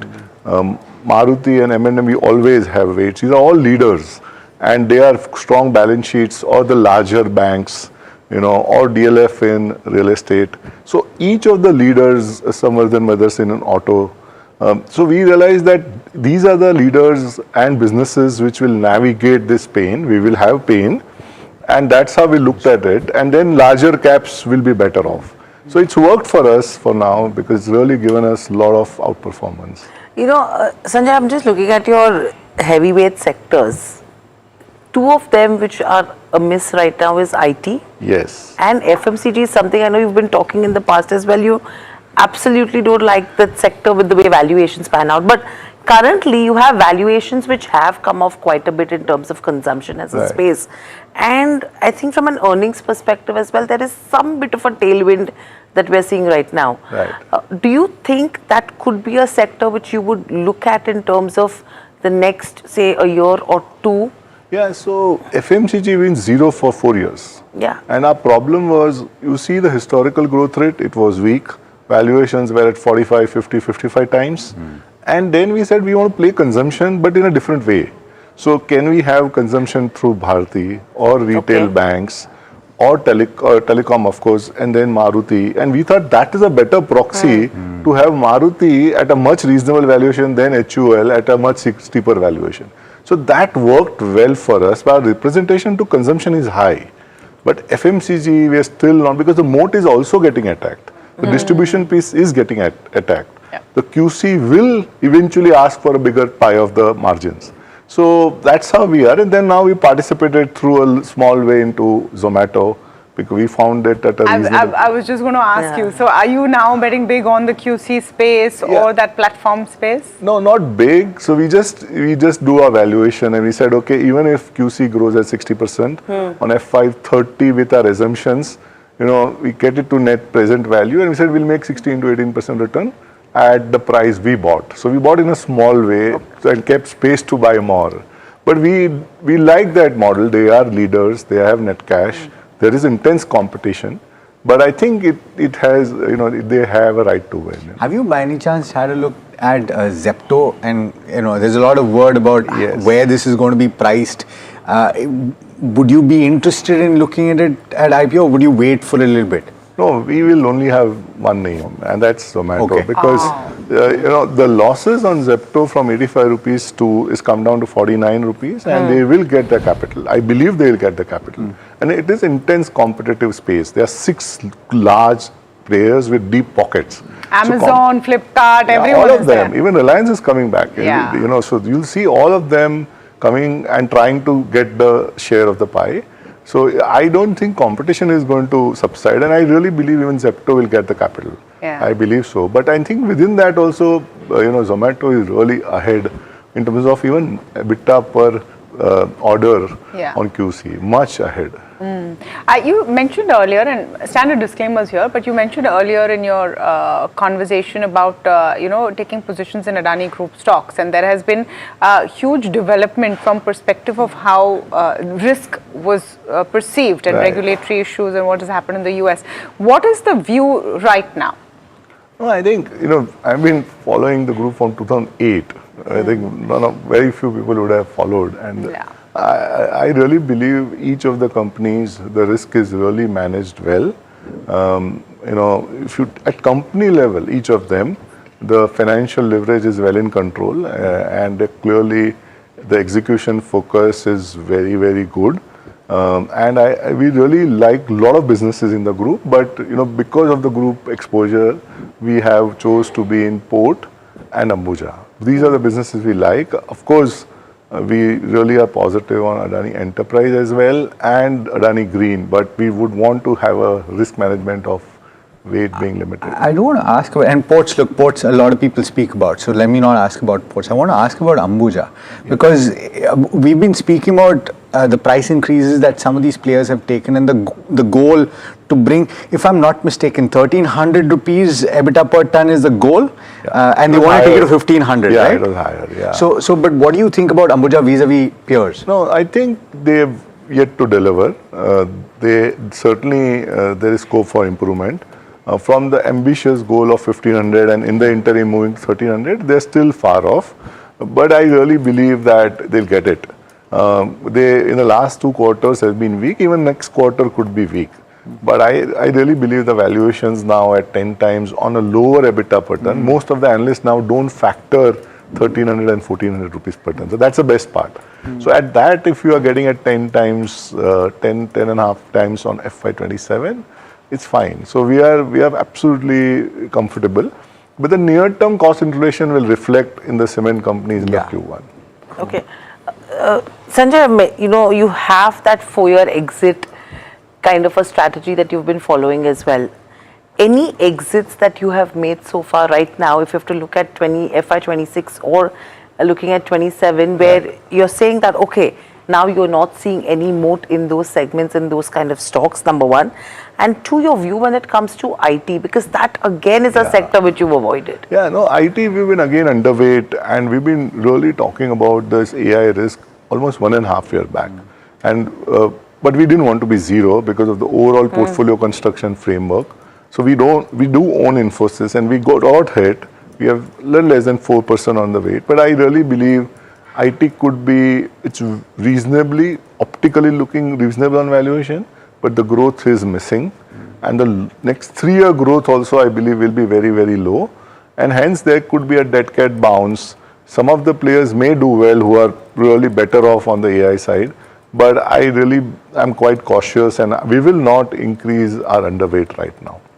Do you have an opinion, since we're talking about IT, on the larger AI theme globally? Because the contention that certain people have made is that you're piling money into companies that are spending a lot of money on capex without the idea of when the revenues will come through and how much revenue will come through. It's the perfect recipe for something that could blow up down the line. Nobody's saying it will. It may actually be the opportunity of a lifetime, but there's a risk, right? Yeah, no, it is. You're valid. So it's evolving. It's really tough to take a call. The amount of money they're guzzling is like $1 trillion put together. Yeah. So it's serious money for somebody who is really asset light. And it's debt. Yeah, and so we really don't know, and we have to see whether the revenue models are established. There is competition there as well. You can't have a moat of you being a single player. So it is competitive as well. So who will be the leader there? Some of them can really go through big write-offs as well. But it's too early, I believe, that the verdict is yet to be out there. Interesting. Okay. I think we could go on for quite a while, and it's an absolute pleasure speaking with you as always, especially because you've come to studio. Thanks so much for taking the time. My pleasure. Okay, we'll take a very short break, but on the other side, in conversation with Arvind Panagria of Columbia University, he was till recently the chairman of the 16th Finance Commission and has interesting views on why the rupee should be allowed to depreciate even if it hits 100. I'm going to ask him about that after we return.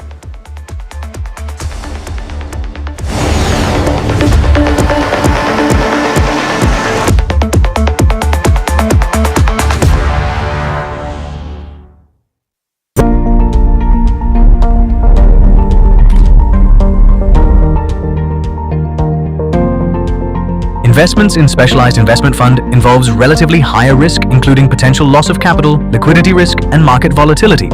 Please read all investment strategy related documents carefully before making the investment decision.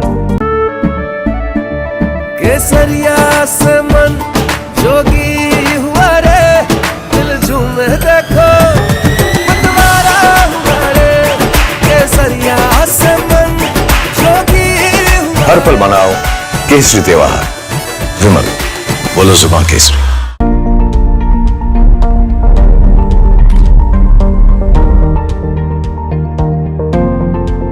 Investments in specialized investment fund involves relatively higher risk, including potential loss of capital, liquidity risk, and market volatility. Please read all investment strategy related documents carefully before making the investment decision. Hi, I'm Tamanna Inamdar. Watch me on NDTV Profit, where I break down the day's biggest business stories. What happened, why it matters, and what it means for your money. Hi, I'm Neeraj Shah. Watch me on NDTV Profit for the most incisive market intelligence and meaningful corporate conversations. And I'm Alex Matthew. Markets, mutual funds, insurance, personal finance. I help you cut through the noise and make smarter financial choices. And here's where you can watch us.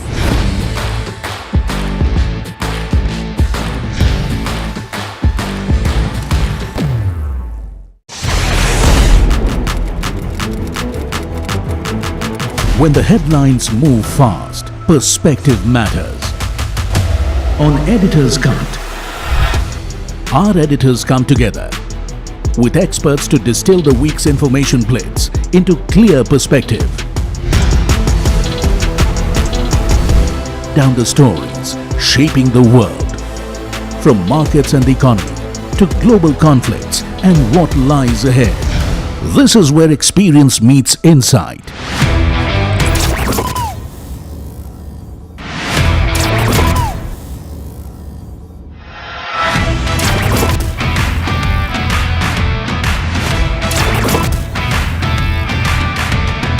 No noise, no hype, just sharp takes on what to watch next. Editor's Cut, every Friday, 3:30 p.m. only on NDTV Profit. Economy, business, world, technology. Noise filtered, numbers decoded. Insights that rewire your worldview. From governance to growth, we connect the dots. Your daily edge, your global advantage. India Business Report with me, Gauri Dwivedi, weeknights on NDTV Profit.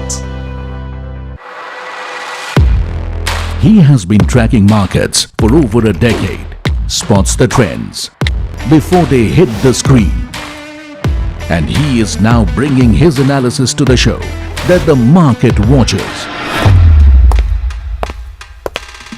Watch Sharad Dubey on Know Your Company, a show that puts the most traded stocks under the scanner. We dissect the company so that you, the investor, don't have to get the management to answer questions relevant to you. Watch Know Your Company weekdays at 11:30 a.m. to understand your next big bet. New year, new power panel.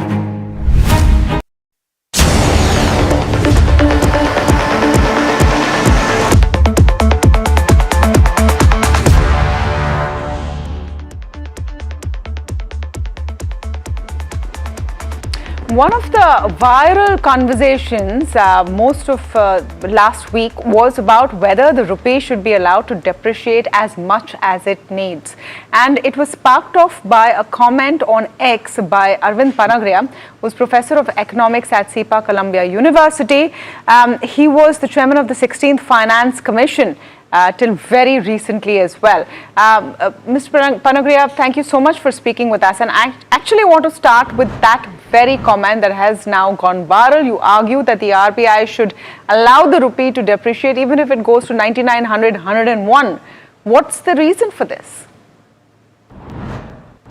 Main argument is that, in the end, if this problem, meaning the conflict in West Asia, is going to continue for a longer time, then defending the rupee at the current exchange rate can easily, eventually exhaust all foreign exchange reserve.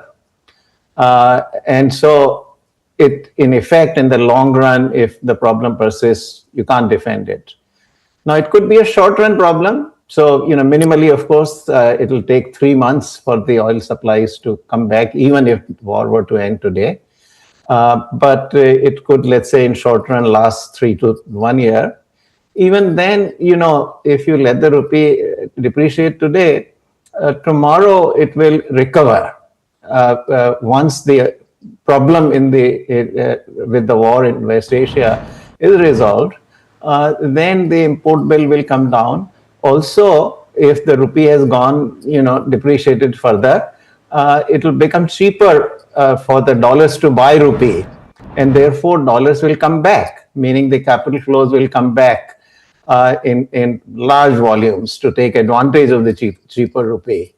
And so therefore, in a way, the appropriate thing is to let the rest of the adjustment take place. Because in the end, in the economy, the adjustment is to take place to what the current reality is. So either way, whether it's a short-run issue or a long-run issue, it's really better to let the exchange rate do its job. Yeah. And preserve the foreign exchange reserves ultimately for any future interventions that may be required. In any case, on an ongoing basis, the RBI requires some intervention to smooth out the daily fluctuations. But this is more of a sort of medium to long-term issue. No, so then the question is, why is the RBI ostensibly reportedly, defending the rupee at all. Is it a perceptual issue that causes a defense of the rupee because no one really feels comfortable if the rupee keeps falling the way it is? And what is the actual harm to the economy?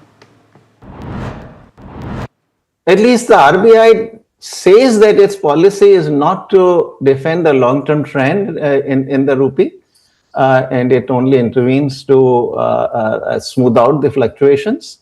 Now, it is a matter of judgment whether the RBI is in fact doing what you have just said, whether it's really defending against something that is a long-term movement. What RBI does also depends on its own judgment. So if RBI is thinking that, well, this is really going to go away in a matter of a week or 10 days, meaning the current pressure on the rupee, and really the exchange rate that is going to really survive is closer to where it is currently, then it will go in and defend. And it's totally possible. So it's hard for me to read the mind of the RBI, but that's certainly one possibility. And rupee certainly has depreciated quite a bit in the last couple of months, or if you take a little longer, then even more it has depreciated over the last 6-month period. And that, of course, also has to do with the fact that there had been a lot of outflows of capital from India. And at that time, RBI did let go of the rupee, meaning it did allow it to depreciate. So it's not as though it doesn't allow it to depreciate. I just was concerned. The reason for the tweet was really the concern that, this 100 rupee per dollar kind of psychological benchmark does not force RBI to kind of, try to stay at 96, 97, because the closer it gets to 100, the closer it is to the psychological mark. And that I think is what motivated me, that look, it may not hit 100, but if it comes close to it, 98 or 99, don't it's okay. start pulling out the that big was guns. The spirit in which I sent out that tweet. Okay. Now, you also talk about some of the other options that are being mulled and reported, including by us, that FCNR deposits and NRI deposits could be considered, and you're saying these are bad ideas. Why is that? Right, so those options actually appeared in the newspapers on the day I tweeted that the RBI was considering those options. Now, one doesn't always know whether the reports are correct or not, but nevertheless, as a precautionary measure, I had felt that even in 2013, it was really unnecessary to give this 3-year guarantee on a very high interest rate. On dollar deposits, which is what we did in 2013, for the simple reason that we had our own reserves at the time, on which we get a far lower interest rate, because these reserves are held in the US Treasury bills, and at that time the interest rate on the US Treasury bills was probably somewhere between 1% and 2%. We guaranteed for 3 years in these foreign currency accounts to the NRIs at 3.5%. And so this was a net loss effectively. And something similar had been done earlier in 1998, I remember, because even I bought those bonds at 8% interest or 9% interest. It was a great deal for those of us who bought these bonds, but not such a great deal for the government of India. So that is the thing, that you are going to pay a pretty high cost in guaranteeing high interest NRI deposits or floating bonds in the US market in dollars. We got our own reserves, and $700 billion is a comfortable reserve. And that, I think, is what motivated me to make that point. Now, with respect to other measures, the main measure I would suggest currently, given that a lot of the pressure is coming from the oil price, the crude oil having become much more expensive, therefore allow the petrol and other fossil fuel, crude oil based energy products to rise in prices. Yeah. That includes things like even LPG. I understand that, LPG has wider ramifications for a large number of families, as does petrol. But in a way, the government is not there to guarantee a fixed price of any product. Ultimately, the prices are determined in the market, and if crude becomes more expensive, we should allow the petrol and LPG prices to rise at least to some degree. So that's the other instrument I would suggest. Yeah, politically difficult options, frankly, and some of them are already being put into place. So is an appeal to citizens to spend less forex, not travel abroad if they can help it, things like that. Don't buy gold for a year. These are appeals from the Prime Minister. What did you make of that appeal? No, I really think that, on that, the Prime Minister himself has taken a voluntary approach. He tried to do moral suasion, so he tried to get to convey the message to the citizens of the country, which is, a Prime Minister, a country's leader, is well within his rights to do that kind of moral suasion, appeal to the citizens' own obligations to the nation. And that is all he has done. That, and so voluntarily, if citizens are willing to take some measures, rather than go to, say Thailand or Vietnam, go to maybe, Kolkata or Varanasi, that's perfectly okay, I think, but certainly this is not something that the government should do mandatorily. Right. That I think will not be a rational thing to do. Right. And ultimately, if the exchange rate is allowed to adjust to play the role of rationing the foreign exchange, then in that case, in any case, the fact that that the dollar becomes more expensive will discourage, on economic grounds themselves, many of the citizens to stay at home rather than go abroad. Stay at home or then choose Varanasi over Vietnam, as you have talked about. Thank you so much, Mr. Panagria, for speaking with us and joining in on that conversation. Arvind Panagria there. So, from an economist lens, it makes sense, right? Let LPG prices go up instead of going and defending the dollar. But realpolitik is a very different kettle of fish. It is. So already every time there is a small price hike, there is a long list of reasons which are explained. Because that communication has to go. And if you stretch that argument further, if there was only economic theory that was used to decide state policy, then at the state government level you wouldn't have so many freebies, would you? Yeah. That's why economists and politicians are usually two different career sets. Sometimes they do overlap, but very rarely. You need to pick one at the end of it. Yeah, you need to pick one at the end of it. But how this pans out and the points that, Dr. Panagria has made is also very interesting over here. But it's anyone's guess again from here on as to what happens, what the government does, right? Right. But I think one stock that we should be looking at, in fact, two of them, the Mana and Alex is, you have Anupam Rasad and a Bliss GVS Pharma. A very interesting development that we've seen over the weekend as well. And they've signed an agreement to acquire a stake in the pharma formulations company, which is Bliss GVS Pharma. Estimated value is around 1,370 crore rupees. And the buyout will aid the company gain foothold in high growth therapy segments as well. Vishal Thakkar, Deputy CFO at Anupam Rasad, joins in. But before that, let me get in my colleague Varsha, who will just tell us the rationale and what does she actually make out of that deal as well. Varsha, over to you. Well, I would say, a few years back, Anupam did a backward integration by acquiring,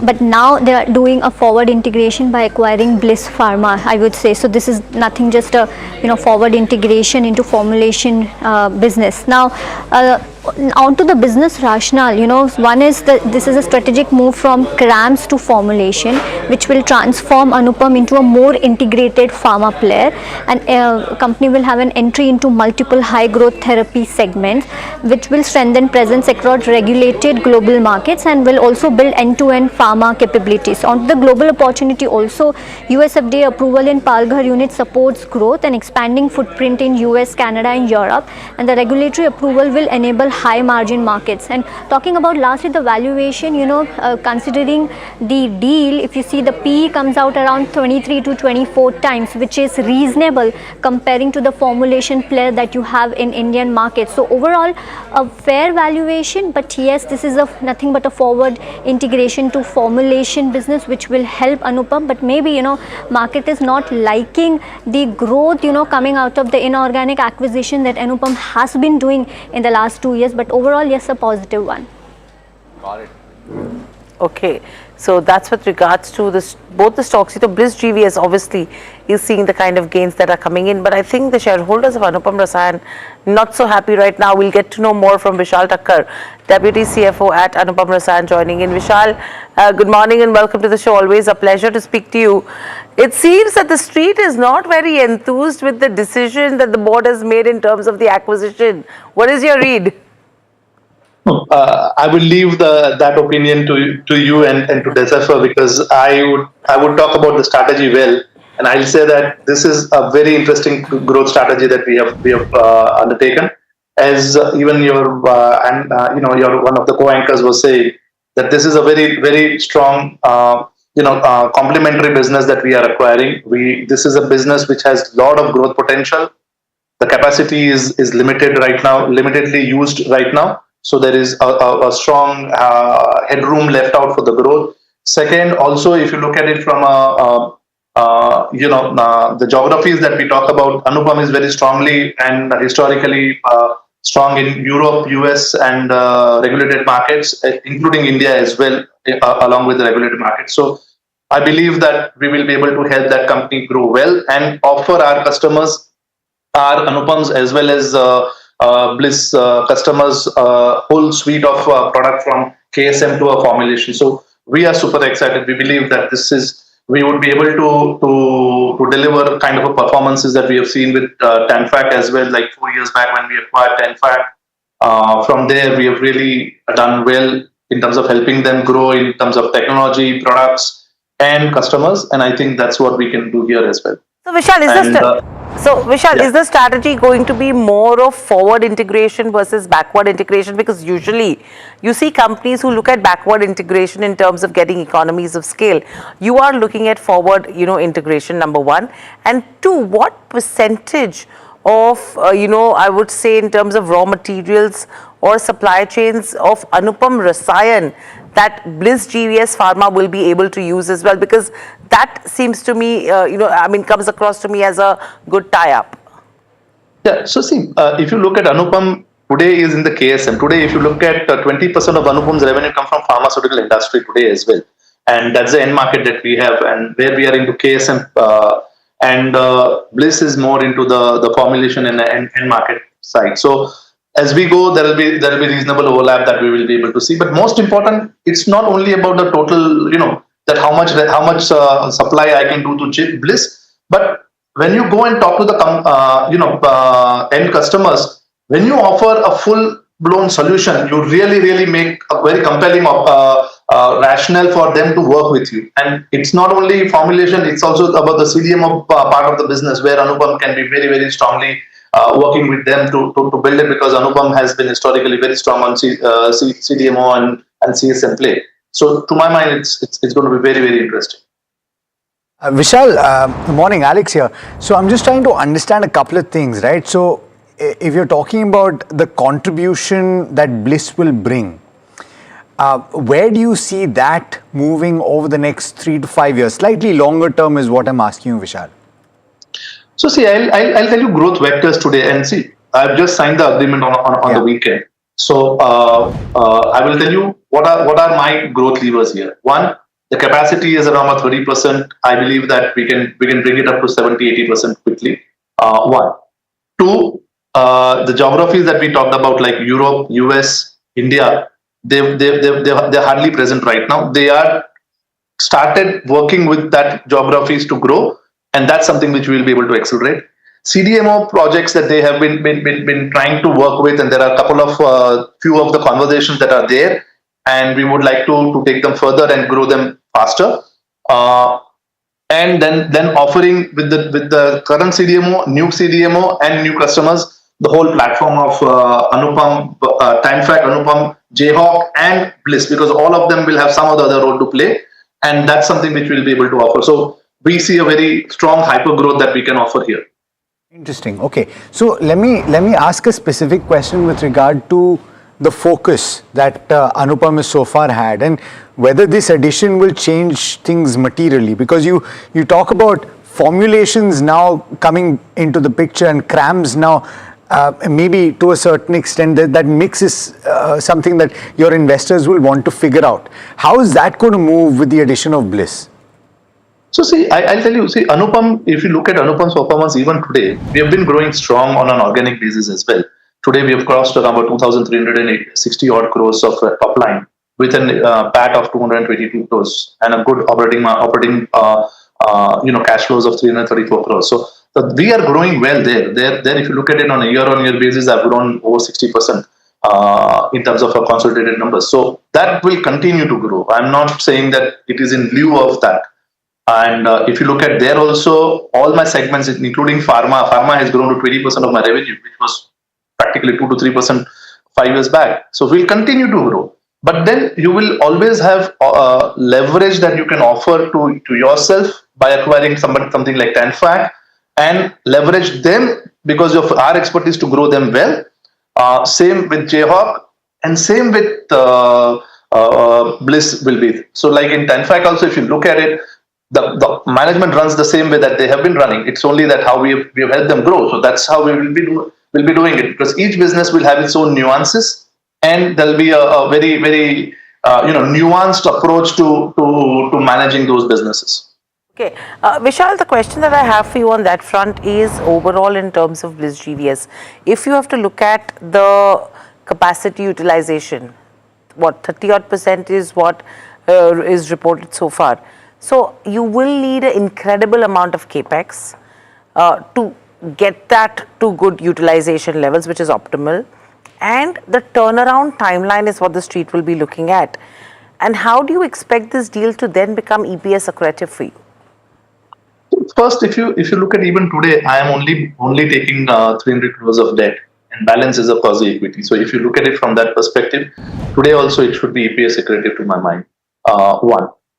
Two, if you look at from a growth perspective, the capex is practically done for now. They are sitting on a cash of around 160 odd crores. So to that extent, there is enough balance sheet size and balance sheet headroom to support the growth whatever we need, because now it's only working capital requirement which will be limited to my mind. But whatever it is there on their balance sheet itself that they can grow. Today also they are a dividend paying company. So that balance sheet is pretty light. In fact, very, very light, that it can support a very strong hyper growth. So I think financing is not where I'm going to be worried on.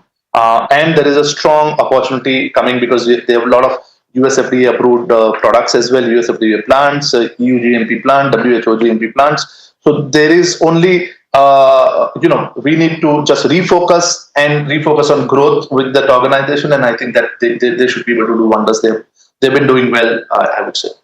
Okay, so are you also taking into consideration the open offer costing? Because if the open offer, in terms of the mandatory, you're talking of 26%, right?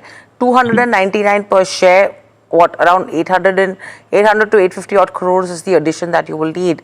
So how are you going to fund that aspect? And post that, what will the consolidated debt to equity look like on the books?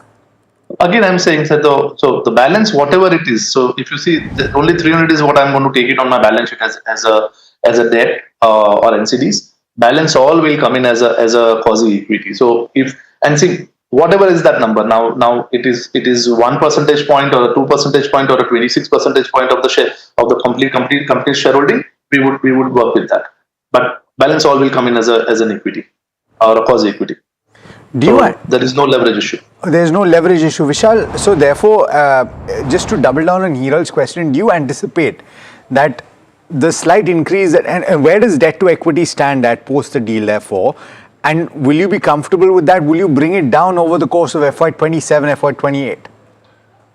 So see, at some point, today if you look at it, there is my debt is today around about 1,500 crores on a gross basis, and on a net basis it's around about 1,100 odd crores is my gross net debt.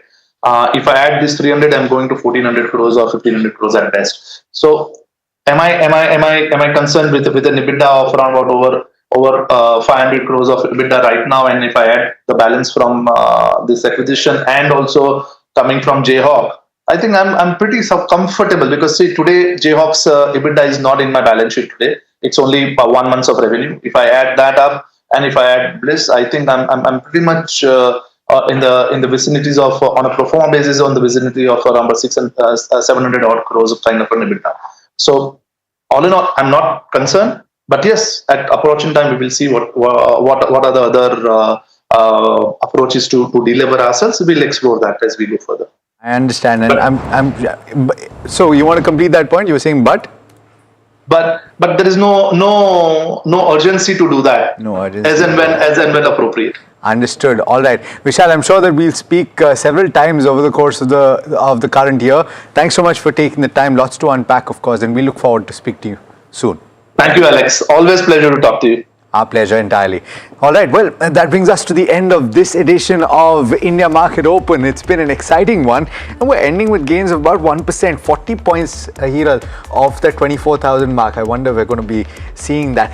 You can find out. Closing levels will be interesting. Closing levels. But before that, Ask Profit up next. Ask all of your questions. And stay tuned. We've got a great town hall lined up in just a bit. Tune in at 11 o'clock. Actually, best, stay tuned.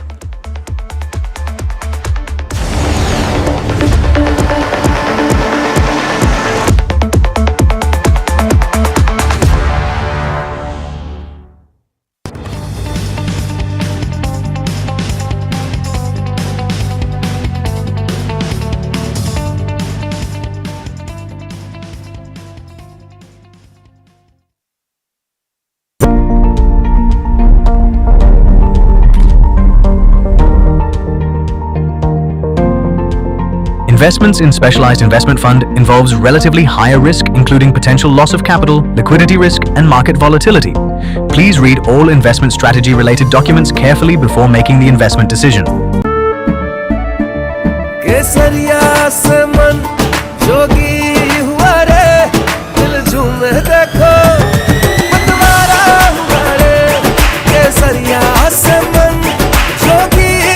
हर पल मनाओ केसरी त्योहार विमल बोलो जुबान Kesari.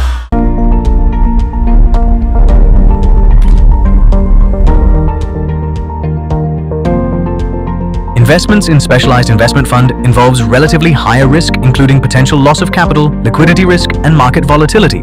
Please read all investment strategy related documents carefully before making the investment decision. Hi, I'm Tamanna Inamdar.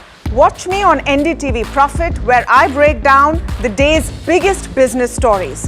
What happened, why it matters, and what it means for your money. Hi, I'm Neeraj Shah. Watch me on NDTV Profit for the most incisive market intelligence and meaningful corporate conversations. And I'm Alex Matthew. Markets, mutual funds, insurance, personal finance. I help you cut through the noise and make smarter financial choices. And here's where you can watch us.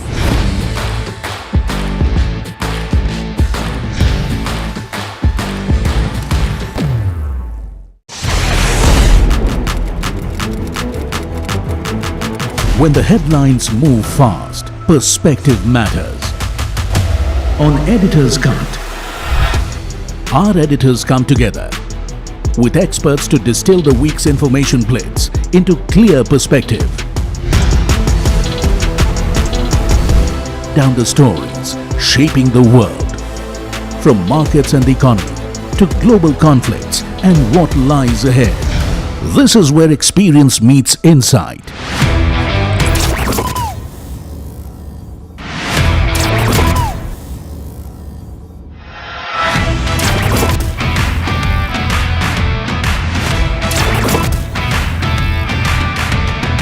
No noise, no hype, just sharp takes on what to watch next. Editor's Cut, every Friday, 3:30 p.m. only on NDTV Profit. Economy, business, world, technology. Noise filtered, numbers decoded. Insights that rewire your worldview. From governance to growth, we connect the dots. Your daily edge, your global advantage. India Business Report with me, Gauri Dwivedi, weeknights on NDTV Profit. He has been tracking markets for over a decade, spots the trends before they hit the screen. And he is now bringing his analysis to the show that the market watches. Watch Sharad Dubey on Know Your Company, a show that puts the most traded stocks under the scanner. We dissect the company so that you, the investor, don't have to get the management to answer questions relevant to you. Watch Know Your Company weekdays at 11:30 a.m. to understand your next big bet. New year, new power panel, India market open, now in its boldest lineup. This is where the trends get tested and stocks get conviction. I'll recommend a buy call on a stock only when I'm fully convinced on the stock. With a table thumping buy. And when the street wants the levels, he brings the chart. Charts speak the truth, and I deliver the levels with no frills. Parag Thakkar and Kush Bohra are now part of the morning crew with Tamanna, Neeraj and Alex. Same show, sharper voices. Every morning on India Market Open, your favorite market show just got better. On NDTV Profit, for your profit.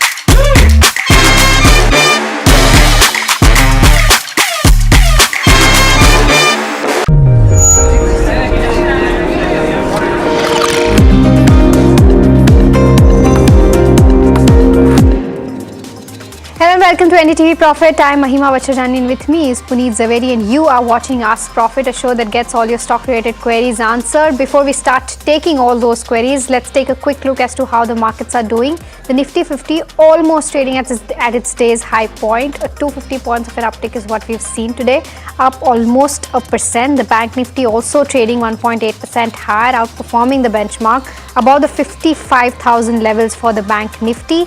Let's try to pull up the Nifty 50 heat map and see as to what is contributing the most to these gains. And I think Eicher Motors tops that list, now trading 5.4% higher, followed by Tata Motors. So entire auto pack in focus, and Puneet will be busy today. Shriram Finance, Larsen & Toubro, as well as Mahindra & Mahindra and HDFC Bank are some other names that are doing fairly well in trade today. Interglobe Aviation, third day in a row, gaining well, up by about 2% as we speak.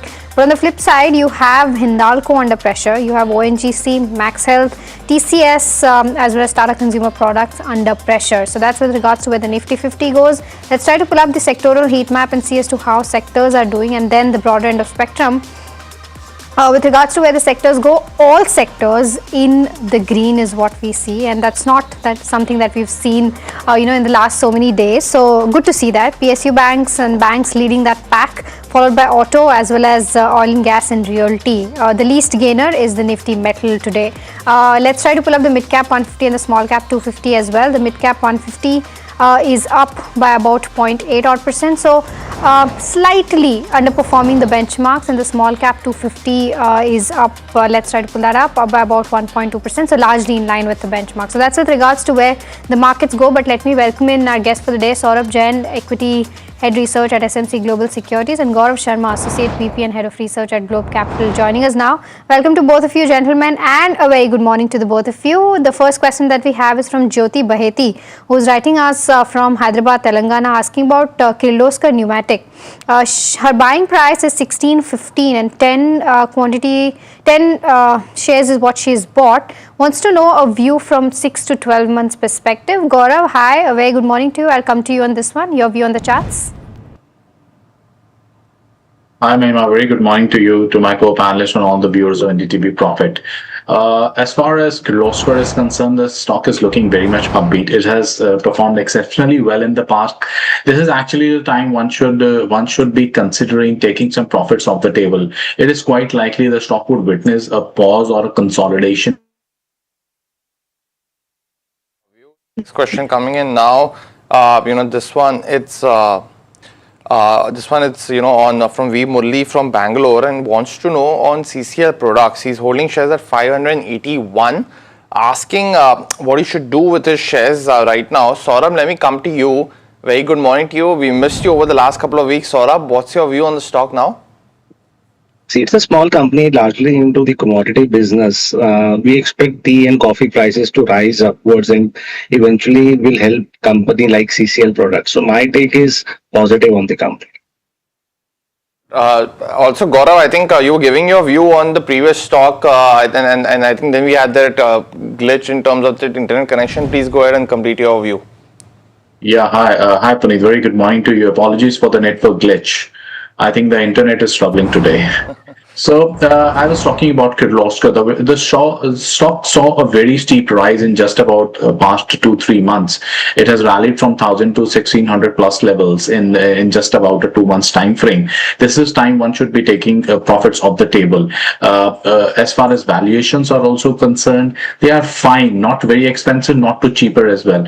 But a consolidation is pretty much likely. The stock is otherwise would face some resistance pressure somewhere closer to 1,800 odd levels. So part booking is what I'll be suggesting. As the viewer is having an outlook of 6 to 12 months, consolidation to upside trajectory can be witnessed. I will suggest them to hold on to their position with a stop at 1450 levels. Okay, all right. The next one is on Vikran Engineering. Our viewer Nidhika from Pune has bought 1100 shares at the levels of 86 rupees.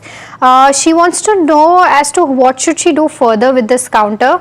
Gaurav, I'll stick with you for this one. Of course, the stock is up today almost 14% on the back of its Q4 numbers, but any view on the charts?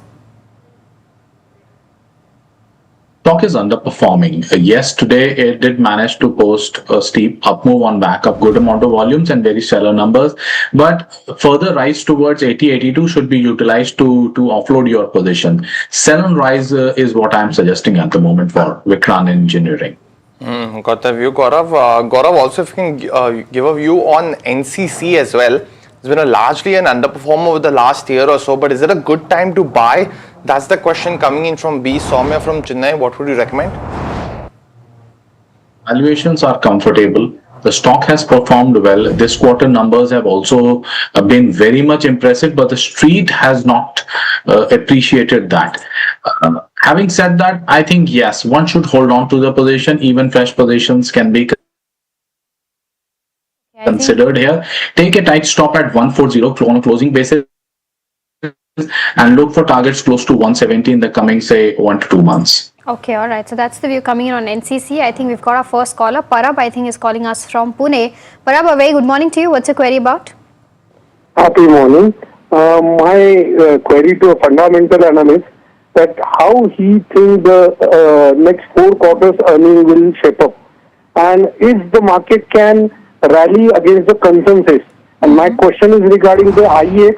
Can this power sector boom help to IEX to get better business? Okay, Parab, got your question. I'll take this up with Saurabh then. Saurabh, your view on IEX with regards to, of course, one he mentioned with regards to power demand, but also with regards to the entire market coupling coming into picture. from a 1-year perspective, how are you looking at IEX? See, our view remains a bit negative because monopoly has been challenged and the valuations have risen tremendously when the PSU bank rally was, PSU stocks rally was on. Even after the correction, now stock is trading around 8 times to book value. And if you look at the kind of growth that this company is witnessing, it is not in contrast with the valuation still the market is giving. My sense is that stock would continue to underperform. It is better to exit. Got that view. But the next question coming in now, it's on Sri Renuka Sugar. And our viewer has actually done quite a bit of research on this one. He's sending us his query stating that if there could be a fundamental turnaround is what his question is. And if it could benefit from the demand supply chains as well. And he wants to hold this for the long term, Saurabh. Any view that you have currently on Sri Renuka? Because last year, couple of years, it has been an underperformer. What would be your opinion? It largely sugar stocks destiny depends upon the government's will. They decide the price of ethanol and the sugarcane prices on all. Now the move is largely to more planting towards ethanol. I think the blueprint has already been there. That in the future, maybe from 20%, the India will move to 30% ethanol blending. But I think this is not resulting in any kind of a high rise in profitability for the sugar companies because the government determines the ethanol prices. So, in my sense, I think we are betting against these odds. So, my sense is it is better to avoid. Okay, the next one that we have is coming in on Sun Pharma. Our viewer has bought, is it, okay, it's Spark, not Sun Pharma. So, Sun Pharma Advanced Research is what we are talking about. Our viewer has purchased it at the levels of 160 and wants to know whether to continue to hold this from a long-term perspective or not. Chandan Jain from Hubli is asking this. Saurabh, I'll stick with you for this one. Your view? View remains very constructive on the pharmaceutical in the research entities. Our sense is that many of the drugs are going off patent and Indian pharmaceutical companies will latch on to that those market share. Talking about Spark, I think they are also being into the research and I think this company can do wonders going forward. And I think market is also taking cognizance of that fact and the stock is moving in line with the other pharma stocks. My sense, it is better to. The other questions coming now on CEAT, and Anjali from Bangalore is holding shares at 3458. Now we've seen Saurabh, the tire stocks actually being slightly under pressure because of commodity cost impact, and there are certain spaces, right? Cement, tires, those who benefit when the prices are lower for commodities. Are you seeing that she should continue to hold this counter, or if a buying price comes back, she can sell this counter? What would be your opinion? I think if you look in totality, there is a problem with respect to the raw material prices, as you have just mentioned, and also their expectation that maybe the sales growth coming from the OEMs may taper off going forward, which will again result in lower sales to the OEM. My sense is it is better to get out as you get your price. Okay, all right. Let's also talk about Hindalco Industries. Now, the company recorded a consolidated revenue and EBITDA growth in terms of where Q4 FY26 stands and was driven by strong performance in its India aluminium and copper business. In fact, let's try to see what the stock is doing, up 1.8% as we speak. And if you try to pull up the numbers as well in terms of where, the Q4 goes, it's been strong in terms of where the Q4 performance goes, but there you go, revenue up 17.5%. Let's try to pull up the EBITDA number as well and see as to how that's fared in terms of where the Q4 goes. EBITDA up to 25.3%. But we are joined by Satish Pai, the MD at Hindalco Industries. Satish, a very good morning to you. Starting with the first question with regards to revenue and EBITDA hitting an all-time high. Do you reckon that this was budgeted for when you started the year? No, I don't think this is what we thought would happen at the beginning of the year, because the Middle East situation has actually taken a lot of aluminium off the market and driven LME prices much higher than, let's say, anyone expected. So which is why Q4 has been so good. Got it. Well, the next question, Mr. Pai, also has to be, what we've seen on the demand and supply mismatches that exist currently. Is there something that you can give us a perspective about how long will it take to recover, and do you believe that it can be extended to Q2 or also to FY27 as a whole?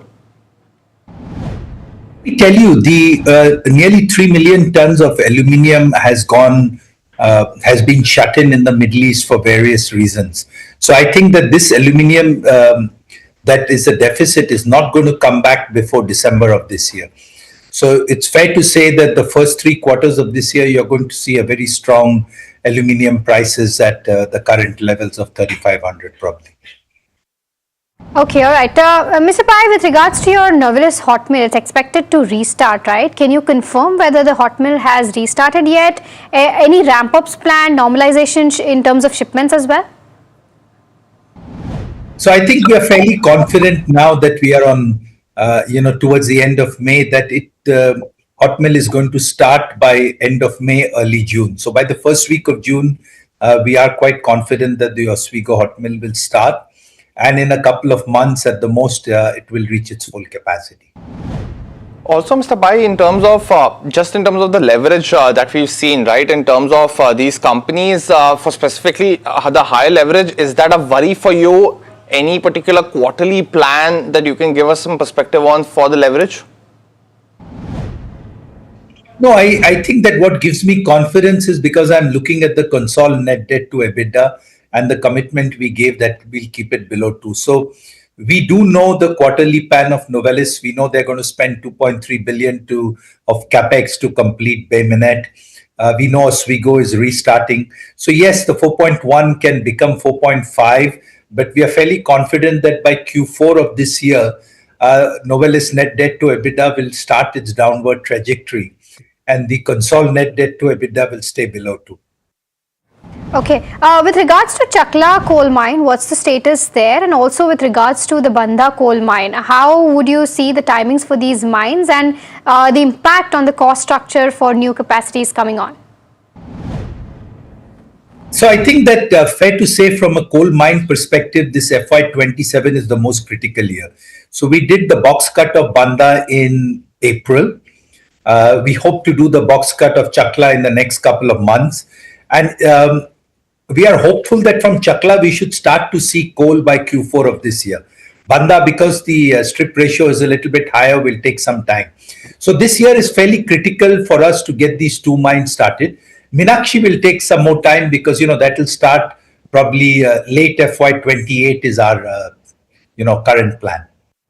Also, Mr. Pai, what's your take on the commodity price movement with the conflict, right now in place? Or if we assume that the conflict will settle in the near term, what are some of the key expectations that you have as of now on commodities? So look, the one very clear way to look at, let's say, aluminium prices is to see the forward curve. So you're currently running at 3,600 spot, whereas next year prices are $400-500 below. So it's in a backwardation. So what the market is expecting is that this year, because of the Middle East aluminium going off the market, this calendar year, the prices are going to be firm. But people do expect the Middle East aluminium to come back by December.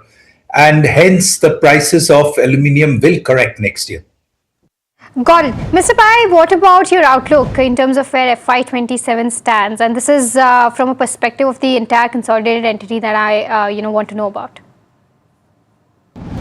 No, I think that, look, the consolidated entity FY27, we should be having a good year because I think the India business will do well. LME prices are high.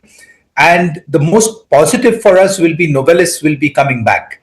So they started that comeback in Q4, but once Oswego is back up by June and Bay Minette gets commissioned, so the most positive thing for the consolidated Hindalco business will be the comeback of Novelis.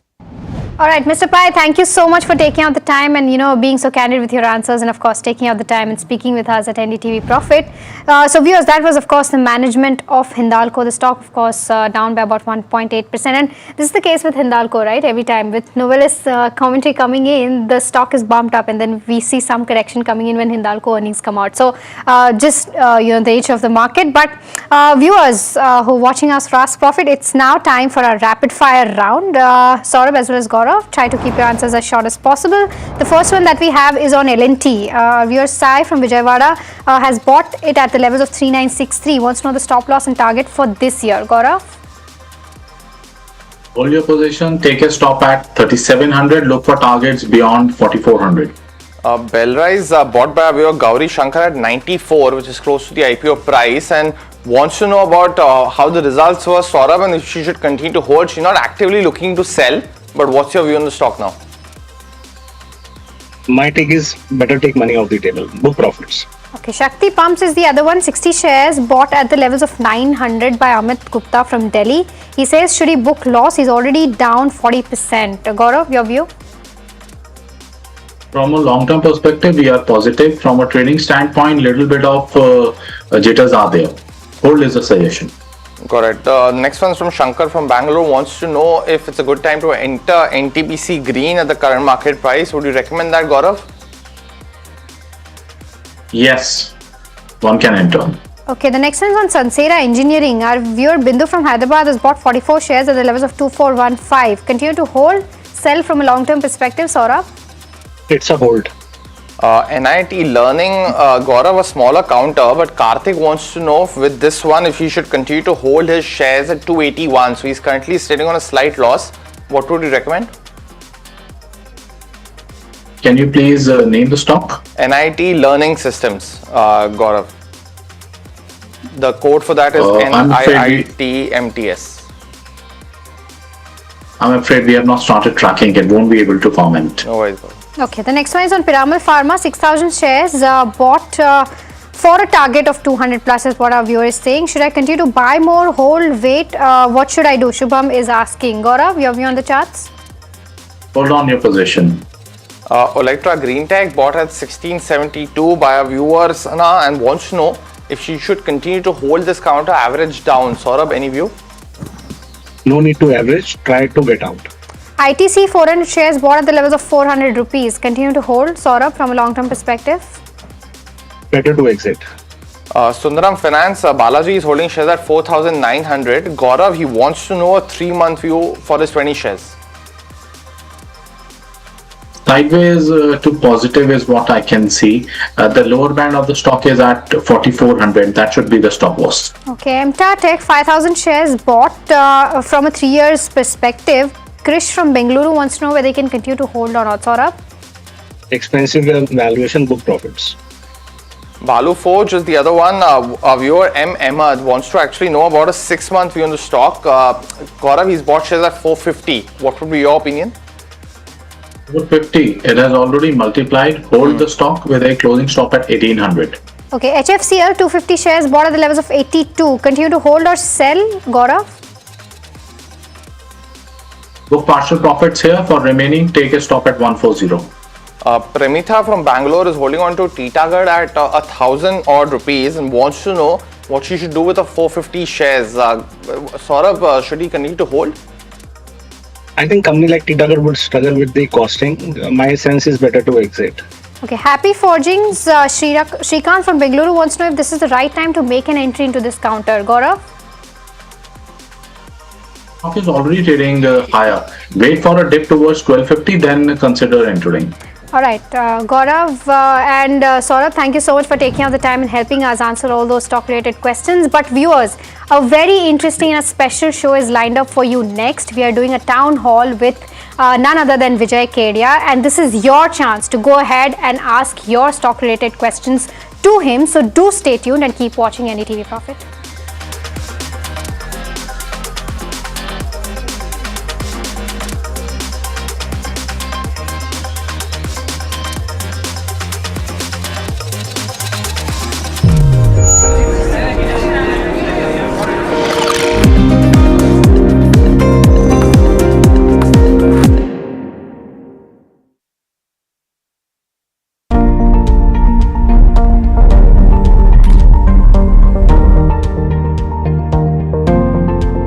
Investments in specialized investment fund involves relatively higher risk, including potential loss of capital, liquidity risk, and market volatility. Please read all investment strategy related documents carefully before making the investment decision. केसरिया से मन जोगी हुआ रे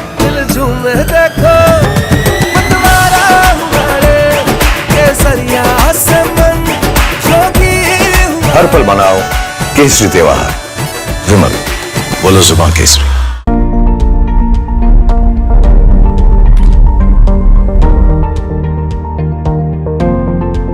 Investments in specialized investment fund involves relatively higher risk, including potential loss of capital, liquidity risk, and market volatility. Please read all investment strategy related documents carefully before making the investment decision. Hi, I'm Tamanna Inamdar. Watch me on NDTV Profit, where I break down the day's biggest business stories. What happened, why it matters, and what it means for your money. Hi, I'm Neeraj Shah. Watch me on NDTV Profit for the most incisive market intelligence and meaningful corporate conversations. And I'm Alex Matthew. Markets, mutual funds, insurance, personal finance. I help you cut through the noise and make smarter financial choices. And here's where you can watch us.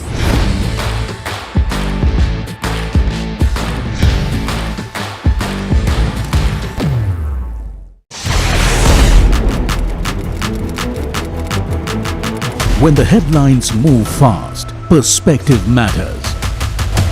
On Editor's Cut, our editors come together with experts to distill the week's information blitz into clear perspective.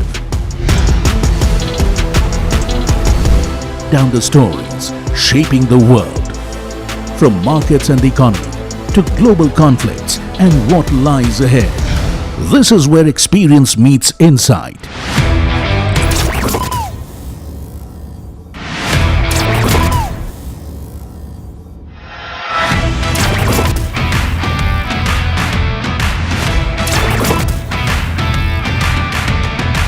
No noise, no hype, just sharp takes on what to watch next. Editor's Cut, every Friday, 3:30 p.m. only on NDTV Profit. Economy, business, world, technology. Noise filtered, numbers decoded. Insights that rewire your worldview. From governance to growth, we connect the dots. Your daily edge, your global advantage. India Business Report with me, Gauri Dwivedi, weeknights on NDTV Profit. He has been tracking markets for over a decade, spots the trends before they hit the screen. And he is now bringing his analysis to the show that the market watches. Watch Sharad Dubey on Know Your Company, a show that puts the most traded stocks under the scanner. We dissect the company so that you, the investor, don't have to get the management to answer questions relevant to you. Watch Know Your Company weekdays at 11:30 a.m. to understand your next big bet. New year, new power panel, India market open, now in its boldest lineup. This is where the trends get tested and stocks get conviction. I'll recommend a buy call on a stock only when I'm fully convinced on the stock. With a table thumping buy. And when the street wants the levels, he brings the chart. Charts speak the truth, and I deliver the levels with no frills. Parag Thakkar and Kush Bohra are now part of the morning crew with Tamanna, Neeraj and Alex. Same show, sharper voices. Every morning on India Market Open, your favorite market show just got better. On NDTV Profit, for your profit.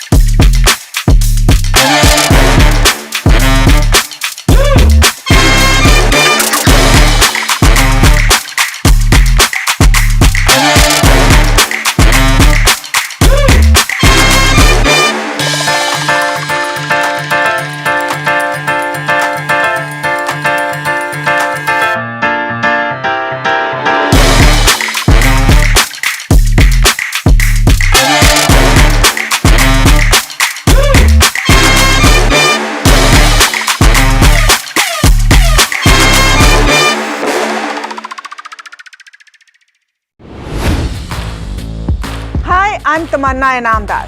Watch me on NDTV Profit, where I break down the day's biggest business stories. What happened, why it matters, and what it means for your money. Hi, I'm Neeraj Shah. Watch me on NDTV Profit for the most incisive market intelligence and meaningful corporate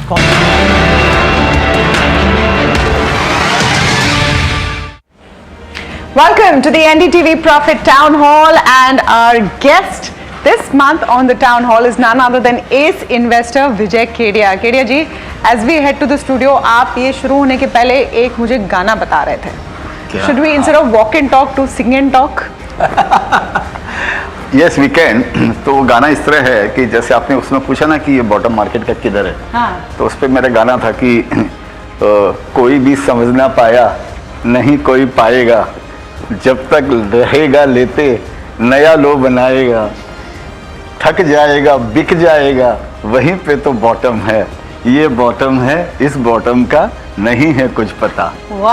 ये एक भ्रम है और इस भ्रम का नहीं है कुछ पता. Wow, ये है dialogue from where we're starting off the whole show with Vijay Kedia. So the concept of town hall is to get more than one view coming in. कि चूंकि आप आए हैं तो सिर्फ मैं ही क्यों सवाल पूछूं, सबसे सवाल पूछवाएंगे. हमारी पूरी टीम यहाँ पर है हमारे स्टूडियो में.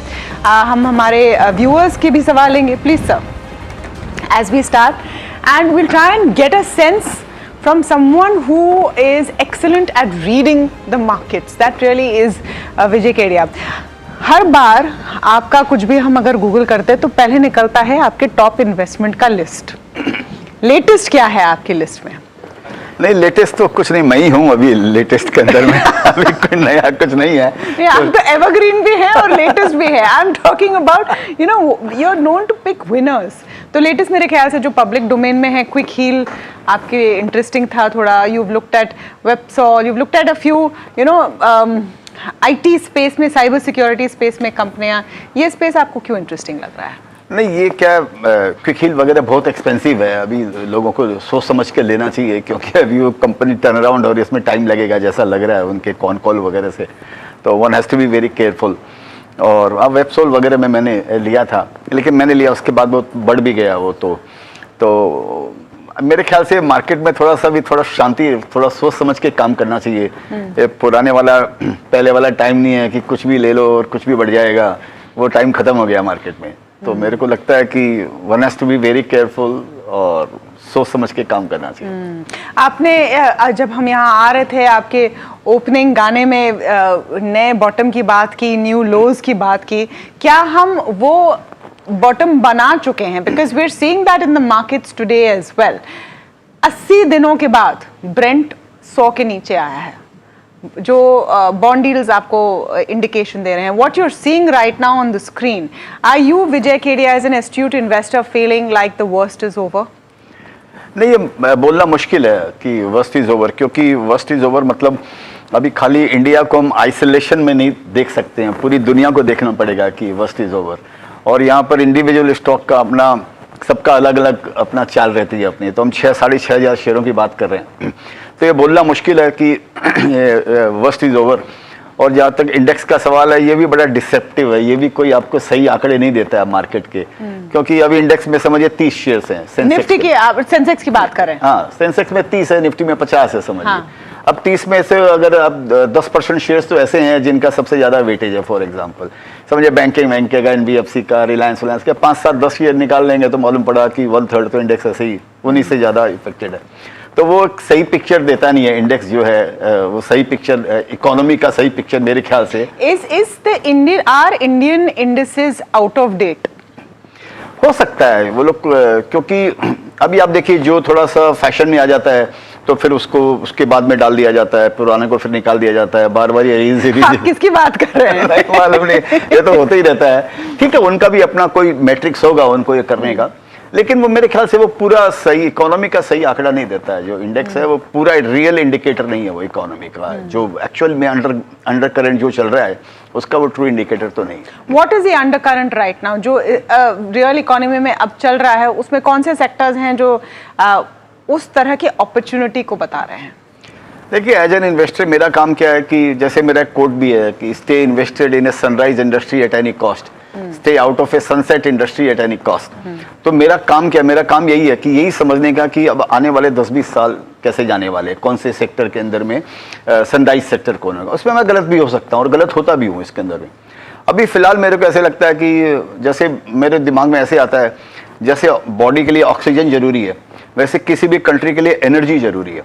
तो मेरे को लगता है कि एनर्जी सेक्टर ऐसा है जो ऑक्सीजन है कंट्री के लिए, तो उसके बिना अपना गुजारा नहीं है। और हम उसमें ज़्यादातर हम इंपोर्ट पे डिपेंडेंट हैं हम उसमें। तो मैंने एक बार ट्वीट भी किया था कि जैसे प्रकृति ने सनलाइट दिया इंडिया को, ठीक है, गल्फ को उन्होंने क्रूड दिया, उन्होंने तेल दिया, उन्होंने उसका प्रॉस्पेरिटी कितना बड़ा उसका उन्होंने फ़ायदा उठाया। हम सनलाइट का फ़ायदा उठा नहीं पाए, हम उस तरीके से सोलर के अंदर में इस तरीके से हम वो नहीं कर पाए जो अभी हो रहा है, जो पिछले 2-3 सालों में हो रहा है। ये हम 20-30 साल पहले भी कर सकते थे। या रिन्यूएबल में कोई भी रिन्यूएबल, चाहे आप विंड एनर्जी लीजिए या कुछ भी लीजिए, वो हम कर नहीं पाए। चलिए ठीक है, जब आँख खुलती है तभी सवेरा होता है, ऐसा समझना चाहिए। अभी शायद गवर्नमेंट को जागरूकता आई है कि अभी जब तकलीफ में आदमी अपने अंदर के वो जो उनके सेंसेस जो जागृत होते हैं, तो शायद अभी लेकिन इसमें एक चीज़ है कि आप सही कह रहे हैं, green energy is hot, renewable energy is hot, battery energy storage systems is hot, हर कोई बेस्ट कर रहा है, लेकिन उसमें ज़रूरी नहीं कि सब सक्सीड करेंगे। नहीं, वो मुश्किल है। आप सही बोलते हैं कि ये सक्सीड करना वो बहुत मुश्किल है, क्योंकि जितने भी ये हम ज़्यादातर जो हम बातें कर रहे हैं, ये ग्रीन एनर्जी की समझिए, चाहे विंड हो या सोलर हो या इलेक्ट्रिक हो या बैटरी स्टोरेज हो या ग्रीन हाइड्रोजन, जो भी है, इसके सारे जो रॉ मटेरियल, इसकी पूरी जो नब्ज है वो चाइना के हाथ में है। तो मैंने ट्वीट भी किया था कल या परसों कि ये सारी चीज़ों पे हम जो हमारी जो डिपेंडेंस है वो चाइना पे है, और वो बड़ी खतरनाक बात है, क्योंकि उसके साथ में हमारा कई तरह के डिस्प्यूट है, हमारे बॉर्डर के डिस्प्यूट भी है। अभी जब 3 दिन पहले वो बोलता है वो गंगा के किनारे के जो भी है वो सारे वो मैकमोहन वो जो लाइन वाइन है वो बोलता है वो उसको मानता नहीं है चाइना।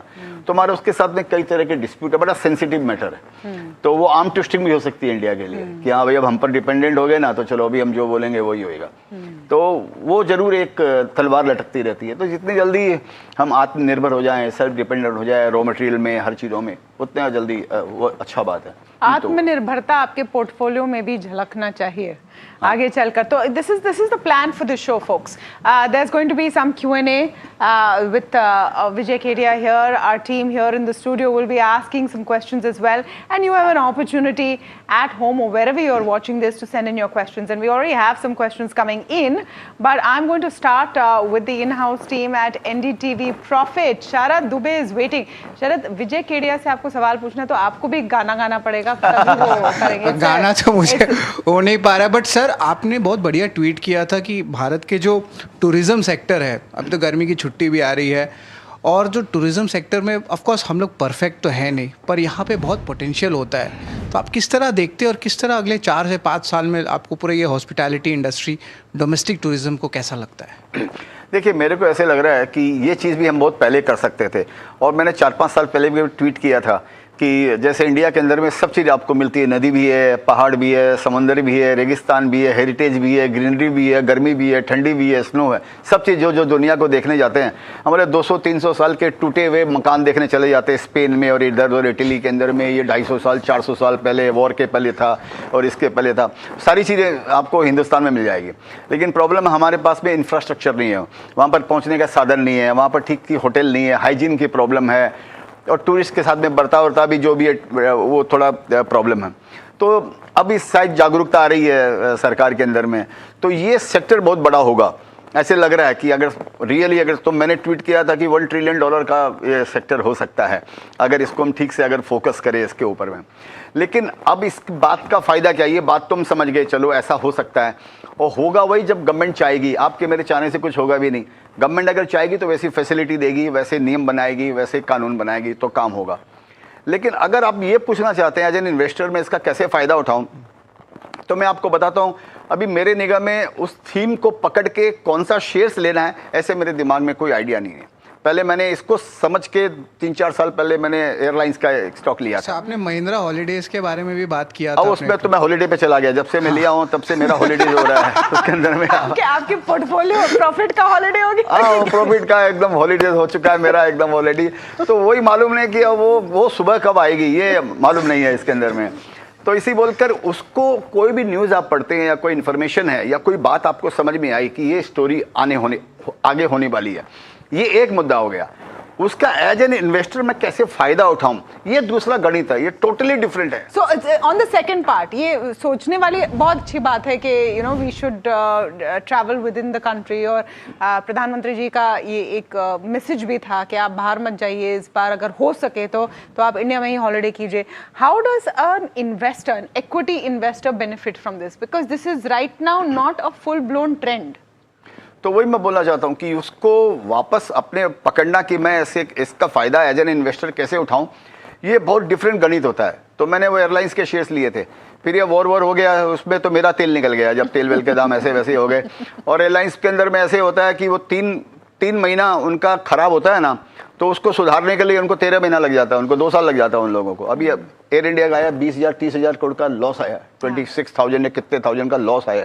जितने में इन्होंने एयरलाइंस खरीदी होगी इतना का तो लॉस ही आ गया उस कंपनी के अंदर में, उसको मतलब। तो ये बड़ा ट्रिकी है। तो इसमें तो मेरा तो टेक ऑफ हो गया उसके अंदर में तो उसका मालूम नहीं है। इसी तरह होटल वगैरह जो आप सोचना चाहते हैं हॉस्पिटैलिटी में होगा, लेकिन वो सब शेयर एक्सपेंसिव है, उसमें पैसा कैसे बनेगा ये मालूम नहीं आज के दिन मेरे को। वो अपने रेडार पर रखना चाहिए कि कभी कोई ऐसी अपॉर्चुनिटी मिले तो उसके अंदर में फिर आप उसमें इन्वेस्ट कर सकते हो।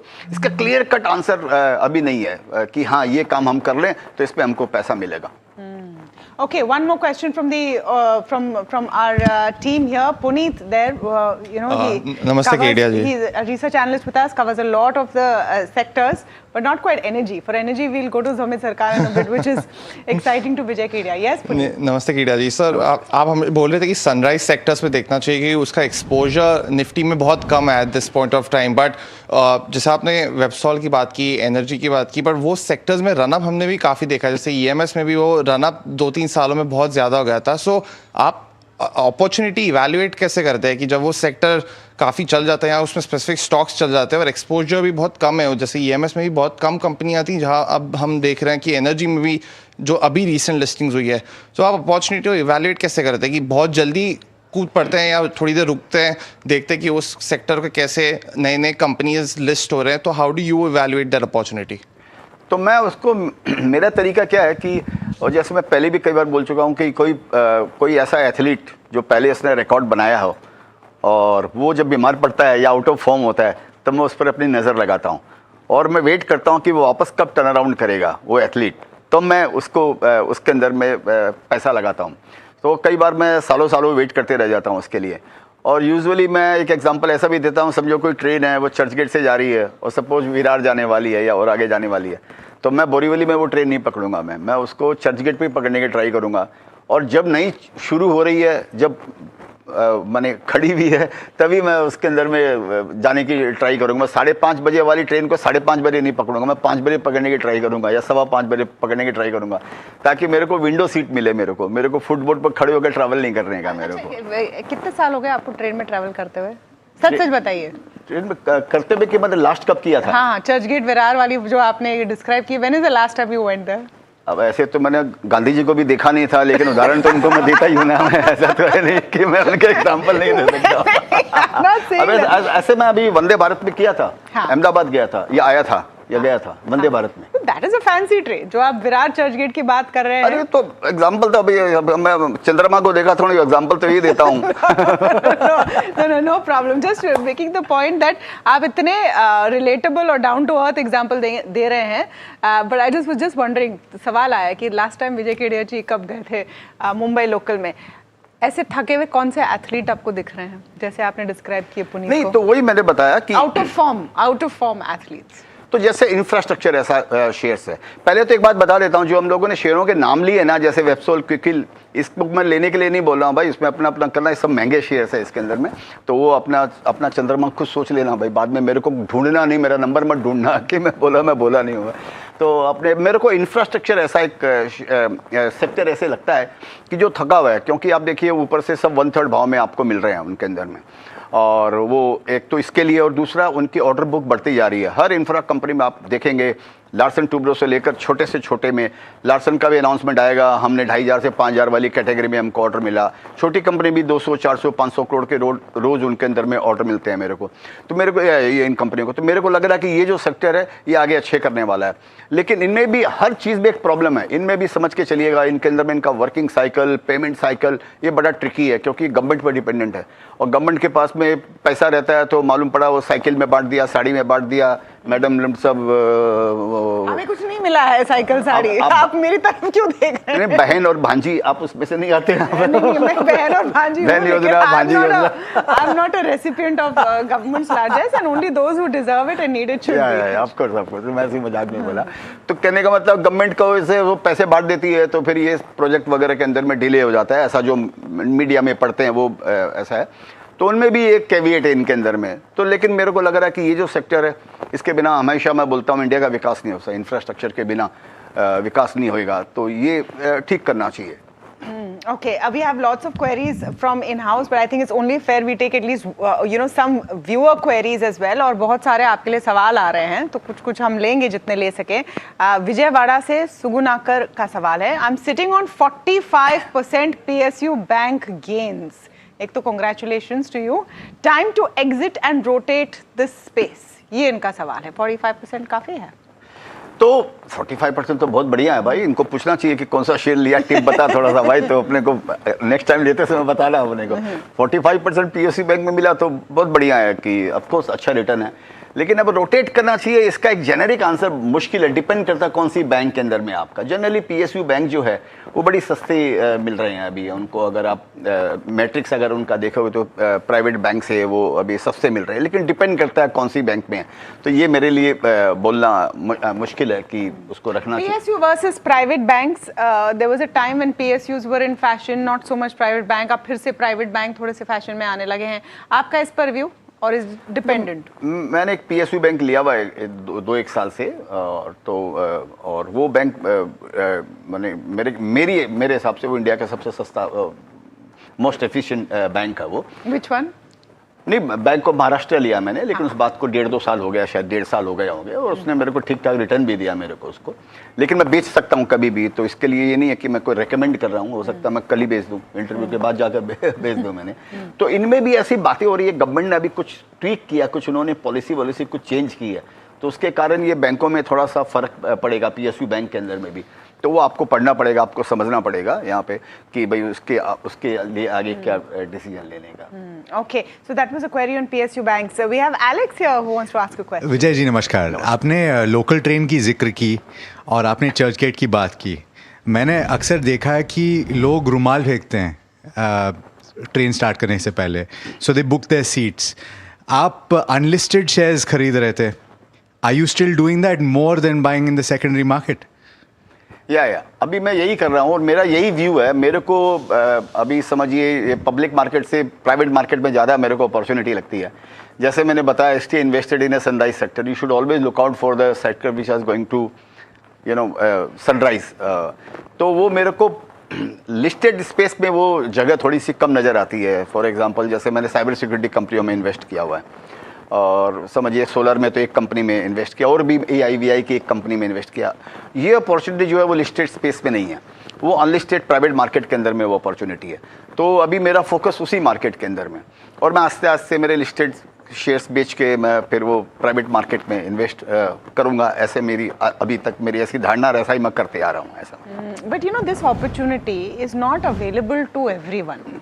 आप जिस अपॉर्चुनिटी की बात कर रहे हैं, जहाँ आप प्राइवेट कंपनियों को चुन पाते हैं, you have access to those managements, to their books, because you are you are an astute investor. आप जाने माने एक निवेशक हो जो ये देख रहे हैं और वो सोच रहे हैं कि यार हमारे पास तो वही ऑप्शन है लिस्टेड स्पेस वाले, उनके लिए क्या सलाह है?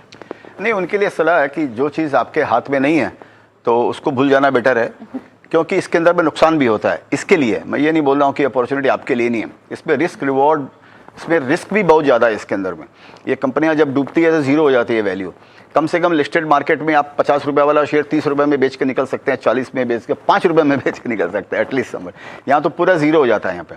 तो उसके लिए मैं भी जो इन्वेस्ट कर रहा हूँ, तो ऐसा नहीं है मेरी जो भी मेरी नेटवर्क छोटी मोटी है, अभी तमन्ना बोलेगी आपकी जैसे मेरी भी हो, ये बीच में बोलने ऐसी छोटी मोटी नेटवर्क हम सबकी हो। मैं मोटा बोल रहा हूँ, समझिए बात को। तो उसका मैं कोई 1-2% एक कंपनी में इन्वेस्ट करता हूँ प्राइवेट मार्केट में, या उससे भी कम। मेरे को कोई सोच के नहीं बता रहा हूँ, याद नहीं है मेरे को। तो बहुत ऐसा लिमिटेड करता हूँ कि अगर समझो पैसा अगर बाय द वे अगर जीरो भी हो जाता है तो मेरे को दुख जरूर होगा, तकलीफ नहीं होएगी, कष्ट नहीं होएगा, लेकिन दुख जरूर होएगा, अरे मेरा पैसा डूब गया। Has it ever happened where you've had a private equity investment which went wrong? Wrong में अभी तक ऐसी कोई कंपनी अभी तक ऐसी नहीं आई है जो कंपनी बंद हो गई हो सकता है 1-2 कंपनी बंद होने वाली हो, ऑक्सीजन पे है उसके ऊपर में, तो शायद हो भी जाए, ऐसी बात नहीं है, लेकिन उसके लिए तैयार रहना चाहिए। ये अब अभी तक नहीं हुई तो ऐसा नहीं कि कल नहीं हो सकता। लेकिन आप उसमें क्या देखते हैं? When because there's no big track record to check for companies in this sector, they don't have as much data publicly available as a public listed company. तो आप उसमें क्या देखते हो? आप फाउंडर का जज्बा देखते हो, आप टैम देखते हो, what do you see?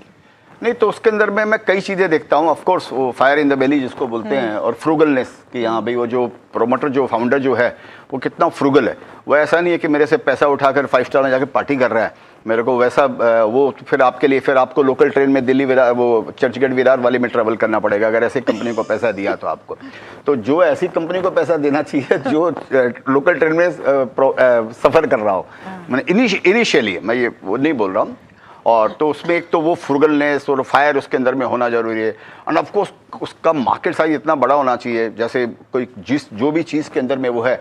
आज हमको लगता है कि ये क्या होने वाला है, जैसे जोमेटो आया होगा, हमको मालूम नहीं है कि ऐसा भी कोई कैटेगरी हो सकती है इंडिया के अंदर में कि आपको जल्दी से क्विक कॉमर्स में ऐसे ब्लिंकेट आपको लगता नहीं था। अगर कोई You like this space, quick commerce? नहीं, बहुत एक्सपेंसिव हो गया, मैं तो नहीं लूँगा, मैं खाली मंगा लूँगा मैं, और वो भी मैं डाइनिंग में मेरा 40% मेरे को डिस्काउंट दे देता, मैं वो यूज़ कर लेता हूँ, दैट्स इट। और बस हाँ कभी कभी ग्रोसरी आप मंगाते हैं? नहीं, ग्रोसरी तो मालूम नहीं, वो आदमी मंगाते होंगे ग्रोसरी, मैं तो खाता हूँ खाली grocery. So no Eternal, no Swiggy and no Zepto? हाँ मैं पर्सनल यूज़ नहीं करता हूँ। No, I'm not talking about personal use. I'm talking about any investment.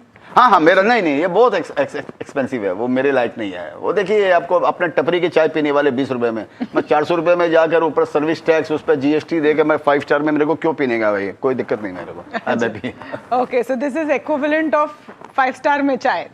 That is how the parallel is drawn. We have tons of questions inside the studio. We have tons of questions coming from out there. You know where to find us, right? All of that on your screen. If you want a question with Vijay Kedia on the town hall, I have to take a very short break. I'll be right back.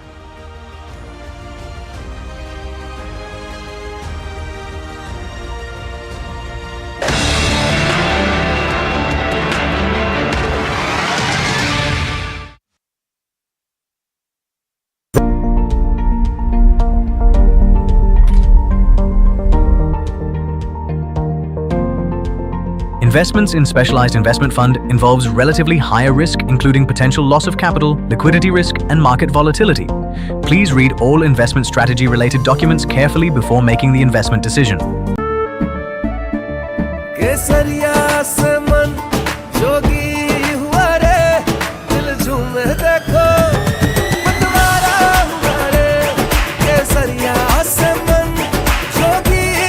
हर पल मनाओ केसरी त्योहार, विमल बोलो जुबान Kesari.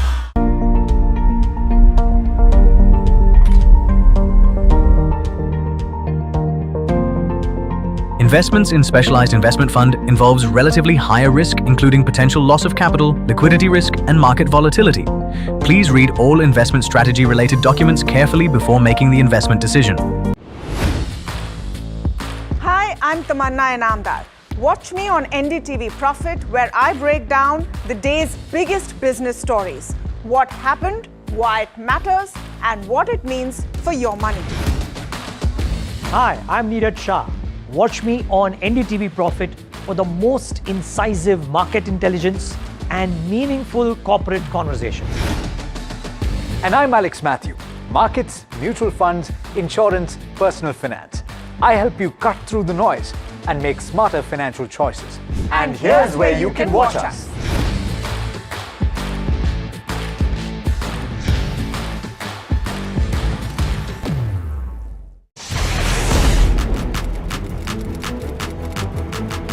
When the headlines move fast, perspective matters. On Editor's Cut, our editors come together with experts to distill the week's information plates into clear perspective. Down the stories shaping the world, from markets and the economy to global conflicts and what lies ahead.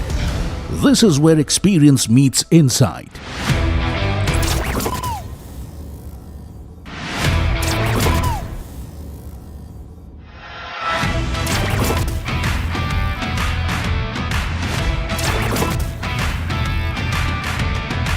No noise, no hype, just sharp takes on what to watch next. Editor's Cut, every Friday, 3:30 p.m. only on NDTV Profit. Economy, business, world, technology. Noise filtered, numbers decoded. Insights that rewire your worldview. From governance to growth, we connect the dots. Your daily edge, your global advantage. India Business Report with me, Gauri Dwivedi, weeknights on NDTV Profit. He has been tracking markets for over a decade, spots the trends before they hit the screen. And he is now bringing his analysis to the show that the market watches. Watch Sharad Dubey on Know Your Company, a show that puts the most traded stocks under the scanner. We dissect the company so that you, the investor, don't have to. Get the management to answer questions relevant to you. Watch Know Your Company, weekdays at 11:30 a.m. to understand your next big bet. New year, new power panel, India market open, now in its boldest lineup. This is where the trends get tested and stocks get conviction. I'll recommend a buy call on a stock only when I'm fully convinced on the stock. With a table thumping buy. And when the street wants the levels, he brings the chart. Charts speak the truth, and I deliver the levels with no frills. Parag Thakkar and Kush Bohra.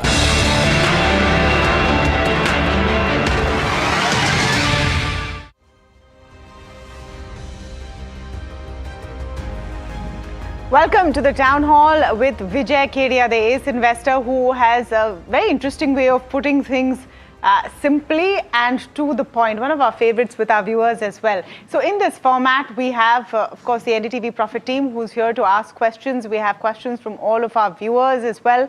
Kedia ji, before we get to the Q&A, ये जो 3 महीने, लगभग 3 महीने से चला है, US Iran का war, straight of Hormuz में जो हो रहा है, उससे जो उथल पुथल हुई है, एक व्यू है कि उसकी वजह से इंडियन मार्केट थोड़े डाउन है.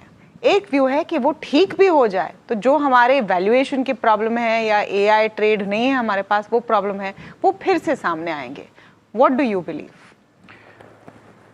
तो मेरा व्यू मैम ऐसा है इसके अंदर में कि आप ये समझिए कि उसके कारण बाजार खराब हुआ तो शायद ये कोई ज़रूरी नहीं है. कोई ना कोई मार्केट को तो बहाना चाहिए कि ये नहीं होता तो कोई और बहाना होता. तो ये अभी चूँकि सामने अभी ये बहाना आ गया जिस बोलकर हमको लग रहा है इसके कारण बाजार ख़राब हुआ. अदरवाइज़ आप देखें तो 71,000 का जो इंडेक्स लो बनाया था वो तो ऑलरेडी बहुत पहले लास्ट ईयर शायद कुछ लो बनाया था इंडेक्स में, मेरे को याद नहीं आ रहा है. वो ऑलरेडी 71,000 बन चुका था. फिर वापस सेकंड टाइम उसने रिपीट किया ये. तो वो इसका ये बहाना हो गया. ऑलरेडी हमारी वैल्यूएशन हाई भी थी और ऑफ कोर्स इसमें it has added fuel to the fire. जो ये तेल के कारण, ये जो क्रूड वुड के कारण जो ये प्रॉब्लम हो गया तो वो ऑफ कोर्स ये हमारी इकोनॉमी को हर्ट तो कर ही रहा है. नहीं, और एफआई इन्वेस्टर्स भी जा रहे हैं, वो शुरू से ही जा रहे हैं, वो 2-3 साल से निकल ही रहे हैं उनको. तो ऑफ कोर्स जैसा हम सब जानते हैं, सब पढ़ते ही हैं कि, और मैं भी कई बार बोल चुका हूँ कि इंडिया जो है वो उनके लिए पूरी बास्केट का एक फ्लावर है, समझिए, पूरी बुके का एक पार्ट है वो.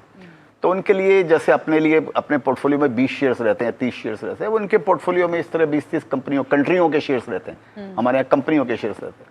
तो उनको यहाँ से निकाल दिया, उधर डाल दिया, चाइना डाल दिया, कोरिया डाल दिया, या कहीं ना कहीं उनका वो काम है करते रहने का।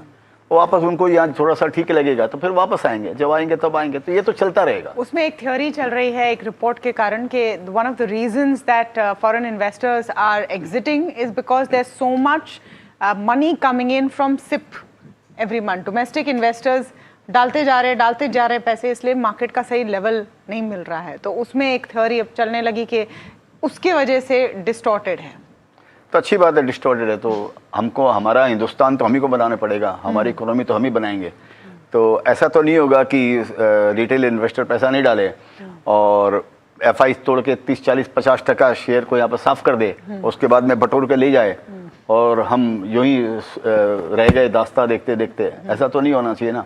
तो वो तो ठीक है, अगर रिटेल इन्वेस्टर पैसा डाल रहा है तो अच्छी बात है, कम से कम वो मार्केट को सपोर्ट मिल रहा है। फिर FI जब भी आएगी तो फिर उसको शेयर कैसे मिलेगा, वो समझने वाली बात है। लेकिन वो उसमें नहीं जाना चाहिए, वो आए नहीं आए कोई दिक्कत बात नहीं है।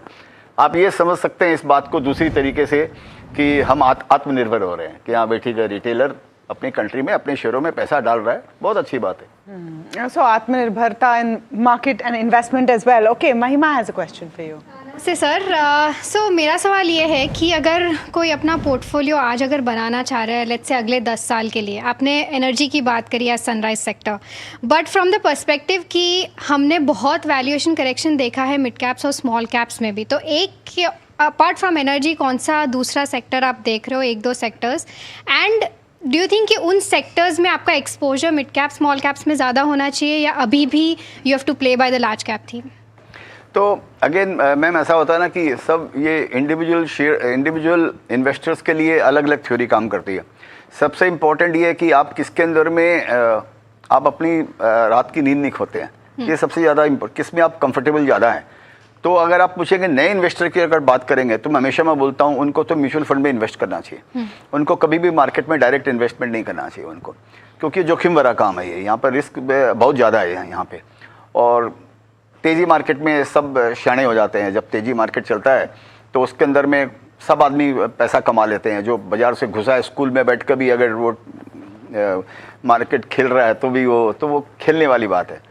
तो इस बोलकर उससे परहेज रखना, उससे दूर रहना चाहिए।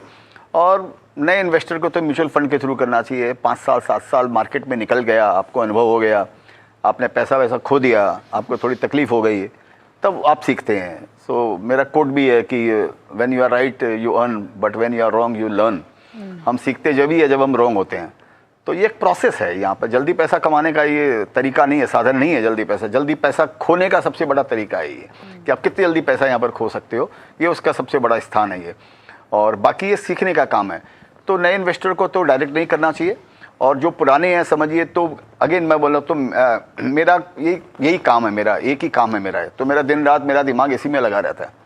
तो मैं आज कुछ अगर बोल के भी जाऊँगा तो कल मैं उससे निकल भी सकता हूँ इसके अंदर में, इस बोल कर मेरे को खुद को नहीं पता है। बाकी मेरे को जैसे सोलर वाले जो भी शेयर्स हैं, सोलर वोलर के एनर्जी, रिन्यूएबल एनर्जी, इंफ्रास्ट्रक्चर और कुछ एक PSUs बैंक समझिए, ये मेरे को अच्छे लगते हैं, सेफ लगते हैं। लेकिन अभी आगे का माहौल थोड़ा 4-6 महीना थोड़ा ऐसे ही थोड़ा अनसर्टन रहने वाला है, तो वो थोड़ा सोच समझ के काम करना चाहिए। Are you fully invested right now? नहीं, अभी मैं था, अभी वापस मैं कैश में हूँ थोड़ा बहुत। May I ask how much, if you're comfortable, how much is your cash holding? ज़्यादा नहीं होगा। मेरे पास लिक्विड शेयर्स अभी भी बहुत है, जैसे मेरे पास जिनको मैं चाहूँ तो 3-4 दिन में मैं खाली कर सकता हूँ। तो ऐसा मेरा पोर्टफोलियो अगर मैं मिलाऊँ तो शायद मेरे को ध्यान नहीं 15-20% होगा मेरे पास में। So is that a well thought out strategy at uncertain times? क्योंकि इस वक्त जिस सिचुएशन में हम हैं वहाँ काफ़ी अनसर्टनिटी है, हमें पता नहीं क्या होने वाला। आज बहुत खुशी है, कल गम भी हो सकता है।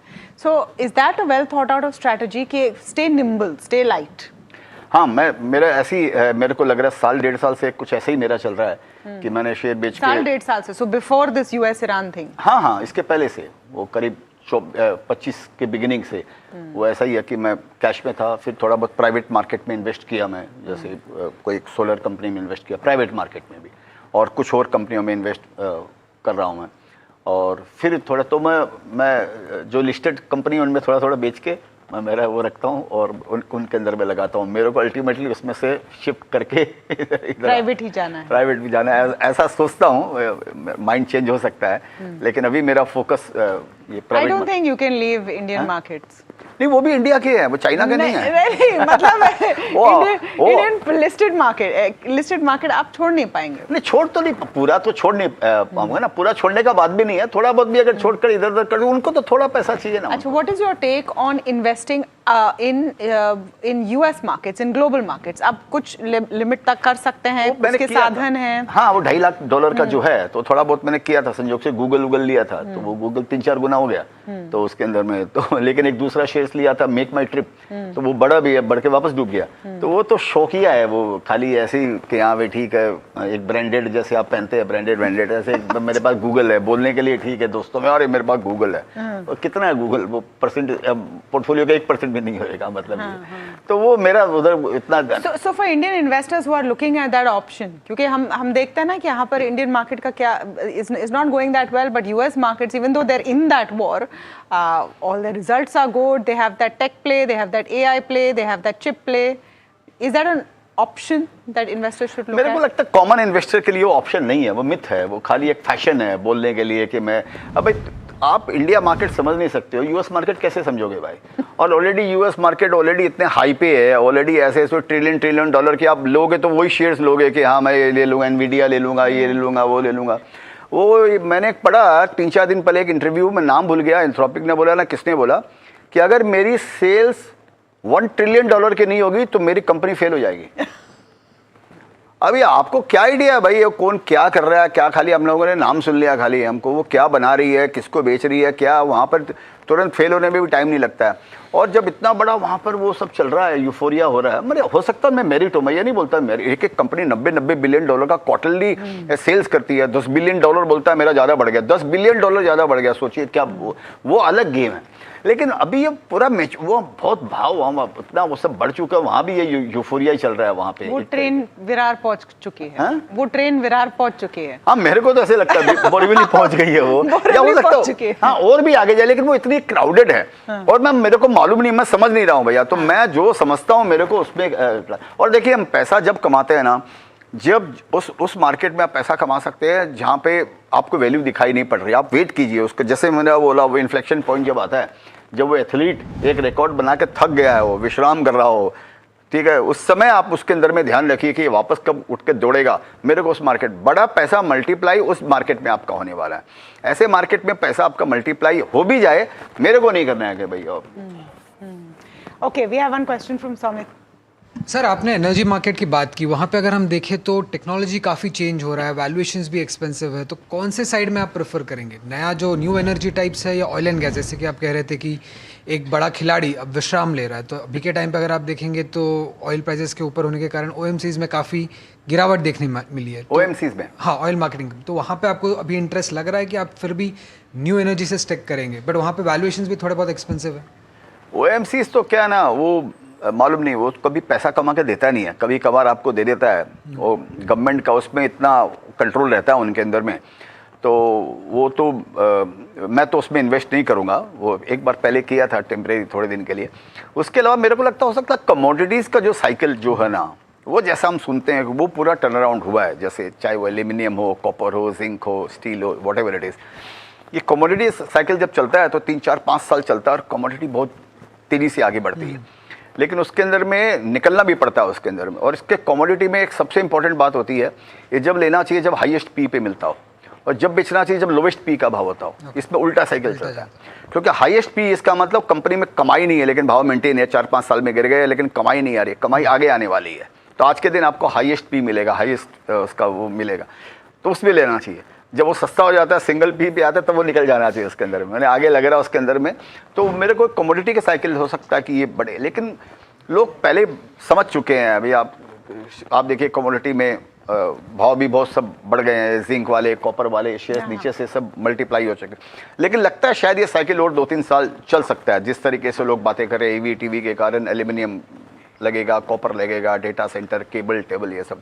तो ये स्कीम ये थीम रहनी चाहिए। अच्छा, okay, we'll take some questions from our viewers now, and I'll take a few because before our time runs out we should do some justice to what our viewers are saying. Siddhesh Devlekar का सवाल है, please share view on cyber security sector and your top picks. तो इसमें ऐसा है कि cyber security में मेरा शायद जो भी 3-4 कंपनियां लिस्टेड है, उनके अंदर में मेरा सब में इन्वेस्टमेंट है। 2 कंपनी तो मेरी शायद लास्ट ईयर ही लिस्ट हुई है, और एक कंपनी 2 साल पहले लिस्ट हुई, उसमें मैंने 7-8 साल पहले इन्वेस्ट किया था। तो ऐसे 4 कंपनी होगी शायद, वो उसमें मेरा इन्वेस्टमेंट है। वो किल इसीलिए लिया था, लेकिन वो बहुत महंगा शेयर है उसमें। ये आपको क्यों पसंद है, ये स्पेस क्यों पसंद है? तो मेरे को ऐसे लगता है कि ये अल्टीमेटली जो आगे जो वॉर होने वाले हैं ना, उसमें सबसे बड़ा हिस्सा ये साइबर सिक्योरिटी के थ्रू होंगे वॉर। माइथोस वॉर, मिथोस कभी कोई भी वो समझिए, इसके अलावा कोई भी कि समझिए आपका, जैसे फॉर एग्जांपल आपका एयर इंडिया, जैसे समझिए एयरलाइंस कंट्रोल टावर जो आपका है, उसी पे अगर कोई अटैक कर दिया, कोई दूसरे आपका एनिमी कंट्री, तो आपका पूरा जो सिस्टम है एयर का वो ब्लॉक हो गया। या समझिए आपका पावर प्लांट है, आपका न्यूक्लियर प्लांट है या पावर प्लांट है, उसी पर अगर किसी ने अटैक कर दिया आपका, तो आपका पावर आपका रातों रात में या क्या मिनटों में पावर आपका ऑफ हो जाएगा आपको, तो आपकी कंट्री रुक जाएगी। तो इस बोलकर ये तो एक छोटी, ये तो बहुत बड़ी वाली बात है। ऐसे छोटे छोटे हर कॉरपोरेशन में, हर ऑफिस के अंदर में, तो साइबर सिक्योरिटी मेरे को लगता है कि ये आपकी वेन्स के जैसी हो गई, जैसे बॉडी में आपको ब्लड वेस्ट चाहिए वैसा ये हो गया। इसको अगर आपने अटैक किया तो पल्स पे अटैक कर दिया किसी भी कंट्री को, तो ये बहुत इंपॉर्टेंट है। तो मेरे को लगता है कि, लेकिन इसके अंदर में बहुत कंपनियां, छोटी मोटी भी बहुत कंपनियां हैं, और मैंने भी जिसमें इन्वेस्ट किया है, कोई ज़रूरी नहीं है कि वो कोई बहुत टॉप क्लास की कंपनी। इसमें तुरंत, इसमें एक चीज़ ध्यान रखना चाहिए कि जो आज आपको लग रहा है कि अरे ये कंपनी ये बड़ा काम कर रही है, कल वो ऑब्सोलीट हो सकता है। वो 1 महीने में कोई दूसरी कंपनी आ गई, और अभी जैसे आपने नाम लिया मिथोस विथोस, ये सब, वो सब कौन आकर किधर, क्या वो 0 डे की बातें कर रहा है, वो मिथोस वगैरह जो बातें कर रहे हैं कि जो यहाँ पर 10-12 साल लगता था किसी बग को पकड़ने में, वो 0 डे में पकड़ लेता। तो मालूम नहीं इसमें कौन सी कंपनी रहेगी, कौन सी कंपनी नहीं रहेगी, ये समझना चाहिए। तो इसी बल्कि रिस्की सेक्टर है ये, इतना केक वॉक नहीं है कि साइबर सिक्योरिटी के नाम से कुछ ले लिया, एआई के नाम से बना लो कुछ भी। एआई के नाम से कुछ भी लेने से काम नहीं होगा। यहाँ पर जनरली एआई में जो ऑटोनोमस जो काम कर रहे हैं, उसको भी लोग एआई बोल के आजकल चला रहे हैं कि मैं एआई कर रहा हूँ। तो मैं एक एग्जांपल आपके दिया था, यहाँ पर एआई माने एयर इंडिया, वो 26,000 करोड़ का लॉस है उसके अंदर में। तो यहाँ पर इस बोल के खाली नाम में नहीं जानेगा कि हाँ भाई एआई बोल दिया। और अभी वो जो नए जो आते हैं समझिए ऑफर लेके नए स्टार्टअप्स आते हैं, वो सब एआई बेस्ड सब एआई बेस्ड हर चीज। अच्छा, सबसे अजीब आपको कौन सा इस तरह का पिच मिला कि वो एआई उसमें डाल रहे हैं और आपको लगा ये थोड़ा सा? नहीं, अभी 5-7 दिन पहले कोई आया था, कोई लड़का आया था मिलने के लिए, तो वो अपने कंपनी के बारे में बातें ज़्यादा कम बातें कर रहा है। वो ज़्यादा मेरे को एआई और ये सब समझा रहा है, और वो मार्केट साइज समझा रहा है कि हाँ इसका इतना, एक तो बिलियन डॉलर, एक बड़ा फेमस हो गया IIT IIM और ये सब मैं पढ़ के लिख के आया हूँ। तो एक तो ये उसमें जुड़ जाता है कि मैं IIT और IIM हूँ, तो भाई तो बहुत IIT IIM बेचारे, IIM में क्या 26% बेचारे को नौकरी नहीं मिली है। कल परसों कुछ आया था IIT मुंबई में कोई 26% प्लेसमेंट ही नहीं हुआ, ऐसा वैसा कुछ है। मैं उनका मजाक नहीं उड़ा रहा हूँ, मेरे कहने का मतलब है लोग आके नैरेटिव बेचते हैं कि हाँ मेरा एजुकेशन ये और मार्केट साइज ये है। अरे मार्केट साइज छोड़ भाई, क्या करेगा? $4.5 ट्रिलियन की इकोनॉमी यहाँ पर बैठी है। मैं यहाँ पर 1 करोड़ 2 करोड़ रुपया लगाने के लिए स्ट्रगल कर रहा हूँ, कौन सी कंपनी में 1 करोड़ 2 करोड़ रुपया लगा दूँ? तो ये नैरेटिव जो होते हैं ना, इससे मेरे को डर लगता है। अपनी कंपनी की बातें कम करते हो, मार्केट साइज ये बता रहे हो, एनवीडिया इतने का हो गया, वो इतना का हो गया, ये होता है। वैसे है जैसे रिजर्व बैंक के अंदर में हो गया, वो रिजेक्ट हो गए। हाँ, तुरंत 2 मिनट में। मैं तो बैठता नहीं आजकल, तो मैं मिलता ही नहीं हूँ, मेरे को डर लगता है मिलने। मेरे को लगता है कि अपहरण हो रहा है मेरा, किडनैपिंग हो रहा है। मेरे को लगता है उनको सब बातें सुनने में, वो कहानी सुनाते रहते, मैं हूँ करते रहता हूँ। How not to pitch to Vijay Kedia? This is a master class over here. Talk about your company, not the size and AI. Okay, Vivek from Delhi is asking your take on exchanges and brokerages like Grow. Capital markets as a theme एक study रहा है, ये आपको पसंद है? You like this space? हाँ, मेरे को लगता, मैं पहले भी ऐसे ही बोला था एक बार कि जैसे पहले ज़िंदगी में सुनते थे रोटी कपड़ा और मकान इंडिया में, फिर आया रोटी कपड़ा मकान और डेटा। मैंने एग्जांपल भी दिया था कि रोटी कपड़ा मकान बहुत इंपॉर्टेंट था, अभी डेटा इंपॉर्टेंट हो गया। आप सुबह से लेकर रात को सोते समय डेटा यूज़ करते हो। आप रोटी लेकर पास में नहीं सोते हो, लेकिन डेटा लेकर रात में जरूर साथ में ही सोते हो। आप सुबह उठते गुड मॉर्निंग डेटा से ही करते हो आप उसको, तो वो इतना इंपॉर्टेंट हो गया। फिर मैंने रोटी कपड़ा मकान डेटा और कैपिटल मार्केट, आप समझ लीजिए कि उसके अंदर कि ये अब फैशन हो गया ये। तो और ये फैशन रहने वाला है, ये ख़त्म नहीं होने वाला है। ये इस तरह लोग जुड़ते रहेंगे मार्केट के अंदर में। जो भी 13-14 करोड़ जो भी यूनिक इन्वेस्टर्स जो हैं, 25 करोड़ डीमैट अकाउंट है, मैंने एक जगह पढ़ा 70-80 करोड़ बैंक अकाउंट है। तो क्यों नहीं ये भी वैसे का वैसे ये हो जाएगा। और लेकिन इसके लिए ऑफकोर्स एजुकेशन की ज़रूरत है, क्योंकि ये रिस्की काम है इसके अंदर। तो ये कैपिटल मार्केट वाला थीम जरूर मेरे को अच्छा लगता है। और लेकिन ये शेयर सब एक्सपेंसिव है, ये कोई सस्ते वाले है नहीं। तो हो सकता है ये एक्सपेंसिव ही रहे, या कभी मार्केट में झटका बटका आएगा तो उस समय। लाइक एक्सचेंजेस, वेल्थ मैनेजर्स या प्योर ब्रोकरेज? नहीं, मेरे को लगता है ये पूरा ब्रोकरेज का तो मालूम नहीं, आगे कंपटीशन भी आएगा, जो भी आएगा। अभी तक तो अच्छा ही कर रहे हैं, लेकिन वेल्थ मैनेजमेंट जो है या इवन एक्सचेंजेस जो है, एनएसई का भी अभी समझ ही आने वाला है, और वो सस्ता तो नहीं रहेगा जो भी आने वाला। लेकिन इनके अंदर में क्या, ये इनमें लगता है कि 10 साल तक इनको कुछ होने वाला नहीं है। अब एआई से तो आप कुछ काम नहीं कर लोगे ना, आपको तो काम तो प्लेटफॉर्म पे करना पड़ेगा आपको अल्टीमेटली आपको।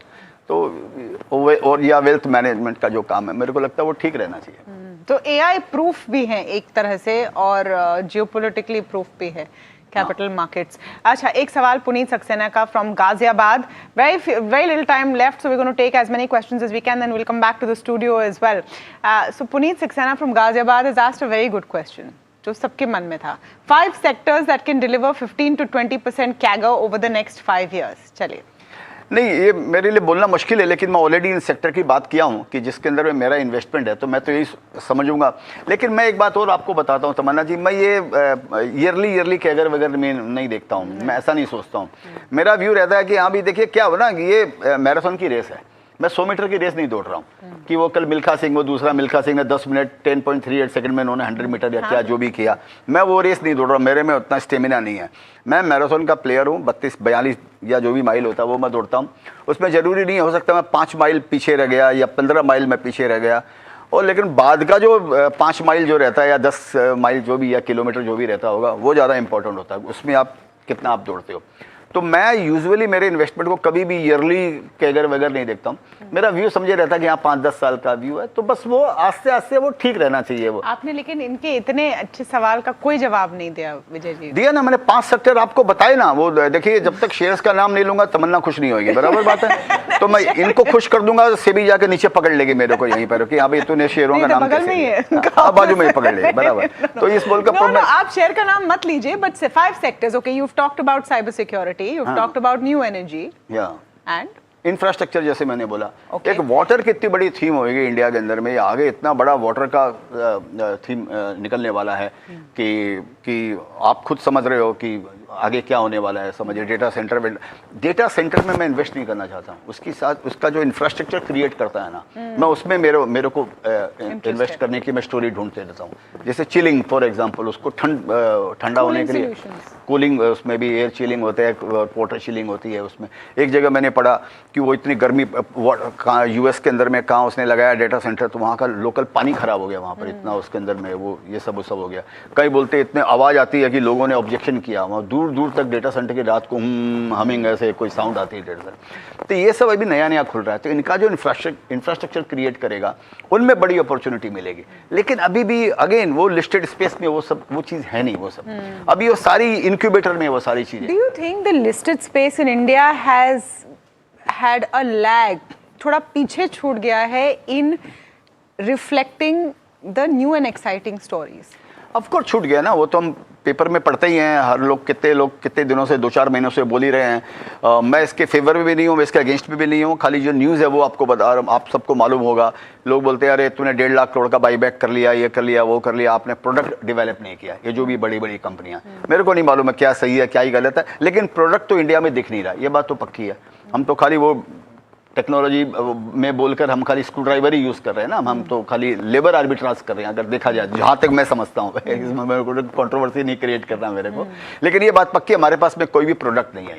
तो इस बोलकर ऑब्वियसली ये तो अभी ये तो इसका क्या होएगा। नहीं, मेरे कहने का मतलब है कि जो एक्साइटिंग स्टोरीज हैं वो अनलिस्टेड स्पेस में दिखाई दे रही है, लिस्टेड स्पेस में वो रिफ्लेक्ट नहीं हो पा रही। नहीं हो रही, वही मैं बोल रहा हूँ कि इन्होंने कुछ हो नहीं पाया। अब जो नए जो अभी नई जो धारा आई है, जो नए ब्लड आए हैं, जो नए यंगस्टर्स जो आए हैं, ये उसके अंदर भी ये भी उस चीज़ को समझ रहे हैं कि हमारे यहाँ पर क्या चीज़ की कमी है, तो ये उस चीज़ को सपोर्ट कर रहे हैं। तो अल्टीमेटली ये लोग क्रिएट करेंगे, ये पूरी मेहनत करेंगे, फिर इनके एक वैल्यूएशन होगी, फिर इनको कोई बड़ी कंपनी अगर खरीद लेगी कि अब मैं इसको मैग्नीफाई कर सकता हूँ, मैं इसको बढ़ा सकता हूँ। इसी तरीके से सारे काम होते हैं। जैसे समझिए यहाँ पर फ्लिपकार्ट बिका, तो मेहनत करने वाले मेहनत की, 15 साल तक घाटा किया, ये किया वो किया, और बाद में वो कौन लिया उसको, वॉलमार्ट, हाँ वॉलमार्ट जैसे आया उसने वो ले लिया, लेकर उसको 15 बिलियन में लिया, अभी 50-60 बिलियन में बोलता है मैं उसका आईपीओ लाऊंगा, जो भी लाऊंगा, ऐसा लाऊंगा वो सब। तो ये सब चीज़, ये जो स्पेस है ना, ये स्टार्टअप वाले में ये उनके लिए ये ठीक है। मेरा फोकस उन्हीं में है कि वहाँ पर ऐसा कुछ मेरे को मिल जाए, छोटा मोटा पैसा लगाते वो मल्टीप्लाई हो जाता है। अगर बड़ा तो 100-200 गुना, 300 गुना, 400 गुना, 500 गुना हो सकता है, जीरो भी हो सकता है। ये भी समझ व्यूअर हमारे 25 से 30% कैगर की बात कर रहे हैं, ये अलग ही ट्रैजेक्टरी। मैं कैगर, मेरे को 20-25% कैगर में इंटरेस्ट नहीं है, नहीं मिले तो ठीक है, अभी करोगे क्या। Varsha has a question. Hello sir, मुझे ऑप्टिकल फाइबर सेगमेंट में आपकी राय चाहिए थी। वी ऑल नो कि स्टेरलाइट टेक एक मल्टी बैगर हो चुका है, तो उस सेगमेंट में आपका क्या व्यू है? ऑप्टिक फाइबर केबल, हाँ। नहीं केबल का डिमांड जो मेरे को भी जो समझ में आता है, जो आप पढ़ते हो वही किताब मैं भी पढ़ता हूँ, वही न्यूज़ मैं भी पढ़ता हूँ। आजकल तो पढ़ने में ऐसा कुछ नहीं हो गया कि मेरे पास कोई स्पेशल न्यूज़ है, खाली वो सब सेम वर्ड्स पढ़ रहे हैं। पजल बनाना खाली आपके हाथ में है कि आप उसका क्या वर्ड्स बनाते हो आप, और मैं उसका क्या वर्ड्स बनाता हूँ, खाली इतना ही फ़र्क है।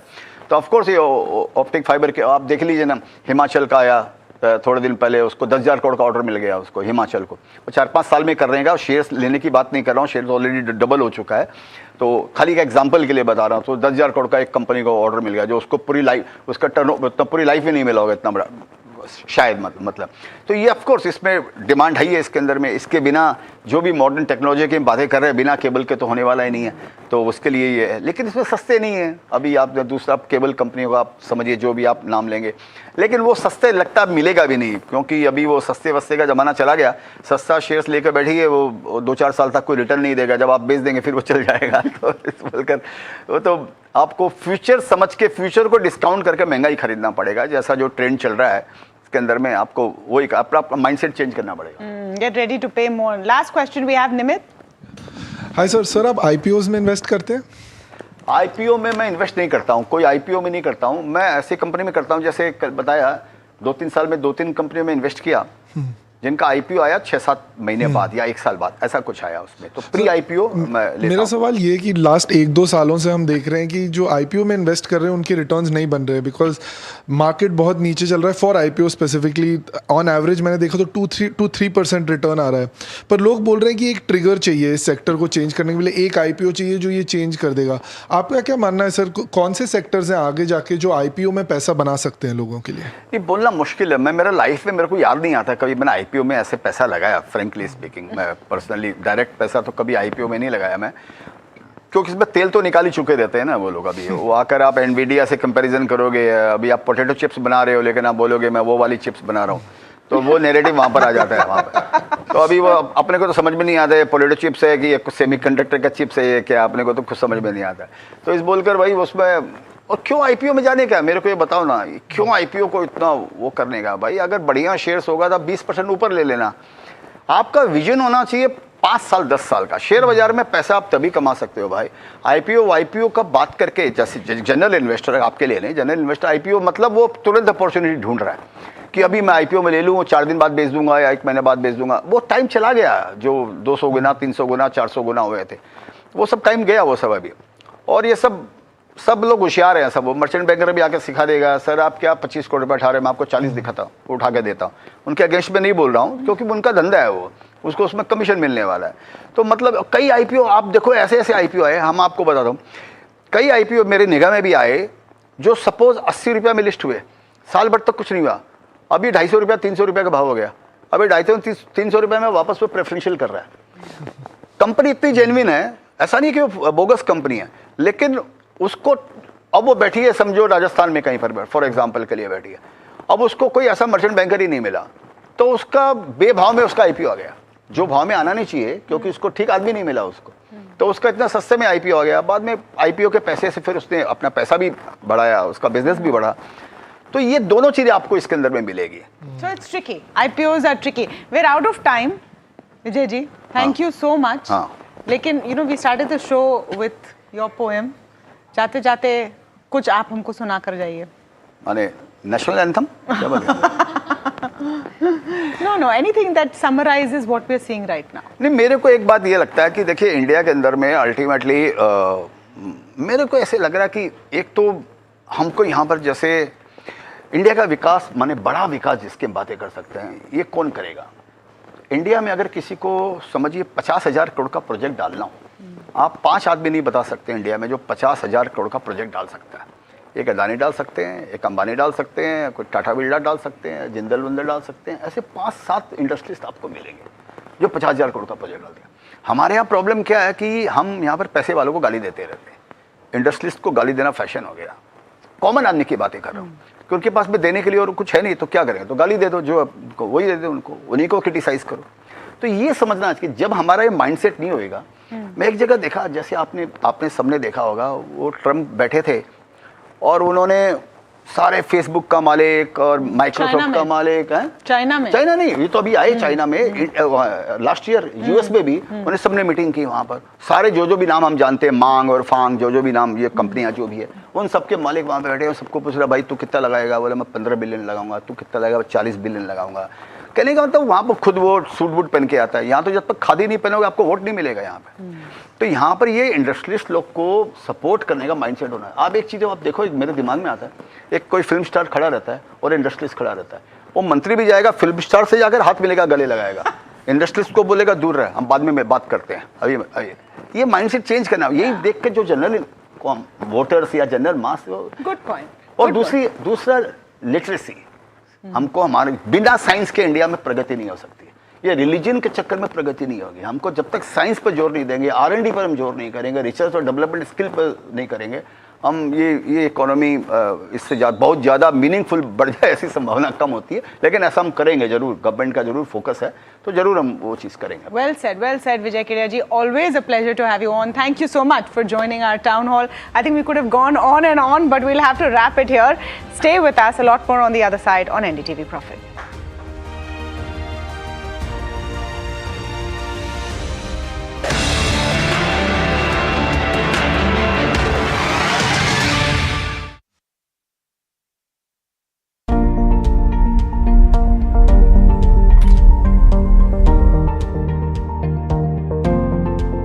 Investments in specialized investment fund involves relatively higher risk, including potential loss of capital, liquidity risk, and market volatility. Please read all investment strategy related documents carefully before making the investment decision.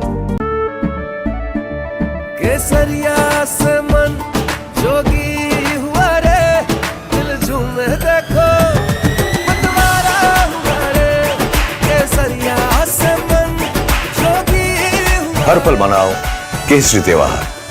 विमल, बोलो जुबान Kesari.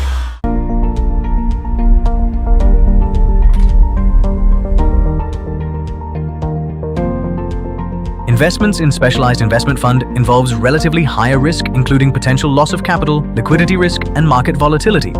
Please read all investment strategy related documents carefully before making the investment decision. Hi, I'm Tamanna Inamdar.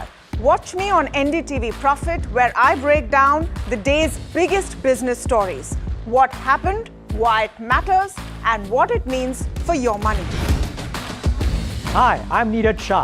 Watch me on NDTV Profit for the most incisive market intelligence and meaningful corporate conversations. And I'm Alex Matthew. Markets, mutual funds, insurance, personal finance. I help you cut through the noise and make smarter financial choices. And here's where you can watch us.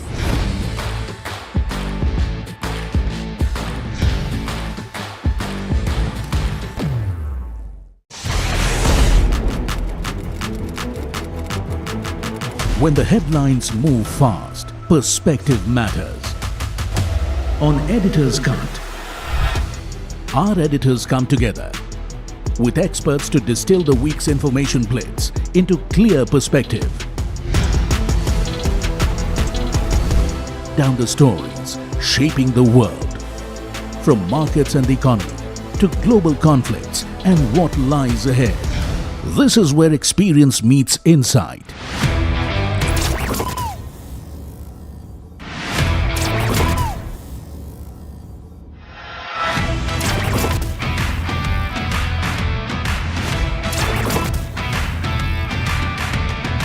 No noise, no hype, just sharp takes on what to watch next. Editor's Cut, every Friday, 3:30 p.m. only on NDTV Profit. Economy, business, world, technology. Noise filtered, numbers decoded. Insights that rewire your worldview. From governance to growth, we connect the dots. Your daily edge, your global advantage. India Business Report with me, Gauri Dwivedi, weeknights on NDTV Profit. He has been tracking markets for over a decade, spots the trends before they hit the screen. And he is now bringing his analysis to the show that the market watches. Watch Sharad Dubey on Know Your Company, a show that puts the most traded stocks under the scanner. We dissect the company so that you, the investor, don't have to. Get the management to answer questions relevant to you. Watch Know Your Company, weekdays at 11:30 a.m. to understand your next big bet.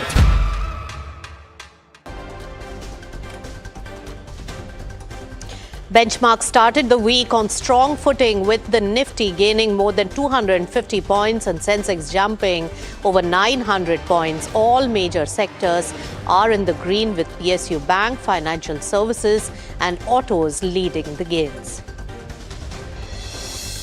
Oil prices tumbled as hope of a US-Iran deal eased the fears around Hormuz supply disruptions, though key sticking points still remain. Shares of oil marketing companies jump after petrol and diesel prices were hiked for the fourth time within 12 days amid the ongoing Iran war.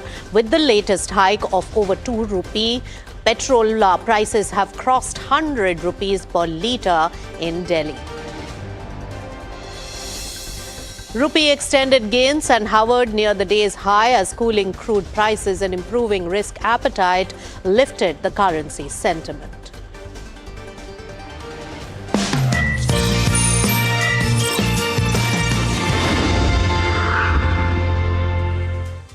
Hello and welcome. You've tuned into Markets at 12. I'm Nisha Poddar. Let's take you through the markets. It's a good day of markets, especially coming in because after a long time, crude has really gone below the $100 per barrel level.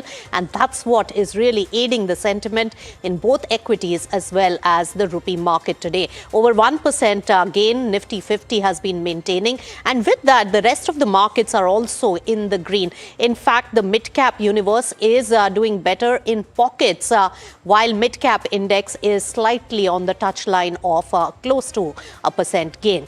But when we talk about the other sectors, well, it's the banking space and the top PSU as well as private banks are the ones which are really taking the lead when it comes to this kind of a market recovery and the good momentum coming in. Remember, it's a quasi-investment into the Indian economy, and that's what is showing off the sentiment with HDFC Bank, SBI, ICICI Bank, all these really gaining. So banking pack leading the charge when it comes to the recovery in the market. And also remember that Finance Minister Nirmala Sitharaman is at SIDBI's 37th Foundation Day and she's speaking there. Let's cut to that.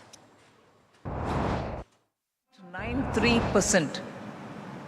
Credit growth remained broad-based across retail, agriculture and MSMEs, which grew by 18.1%, 15.5% and 18.2% respectively.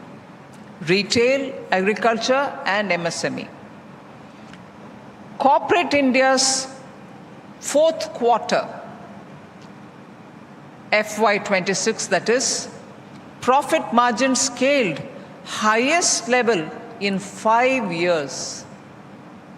Investment activity, which normally all of us used to be talking about private sector investments, are they slow? Are they not happening? Used to be a discussion. I have the CII's data. Investment activity saw visible changes. According to CII, India's private sector capital expenditure grew 67% in September 2025 year on year. How many? 67%. So we should recognize that the private sector investments are coming forward. GST collections, as I said, are rising. Formalization is deepening. Infrastructure activity remains steady across the country. The policy response has been very calibrated. And it is calibrated to absorb the shock where citizens and businesses are exposed, support MSMEs and exporters where working capital is under stress, and preserve the underlying growth momentum. During the budget session itself, and that is on 1st February itself, government provided over 1 lakh crore for the Economic Stabilization Fund. That was much before the Strait of Hormuz problem came. Just to make sure that we are not caught by some unforeseen events, we had made the provision in the budget, and this was an emergency cushion created before the full impact of the West Asia situation, and so that India could respond quickly to global shocks, supply chain disruptions, and also sudden stress in any sector. For MSME exporters, credit guarantee support has been provided through the Credit Guarantee Scheme for exporters, and collateral support under the Export Promotion Mission is also being provided. This helps small exporters get formal credit even when they do not have enough collateral. It protects export orders, jobs, and foreign exchange earnings. When Indian export cargo, this is very important, when Indian export cargo was affected by disruption in West Asia shipping routes, customs procedures were simplified. Why did they have to be simplified?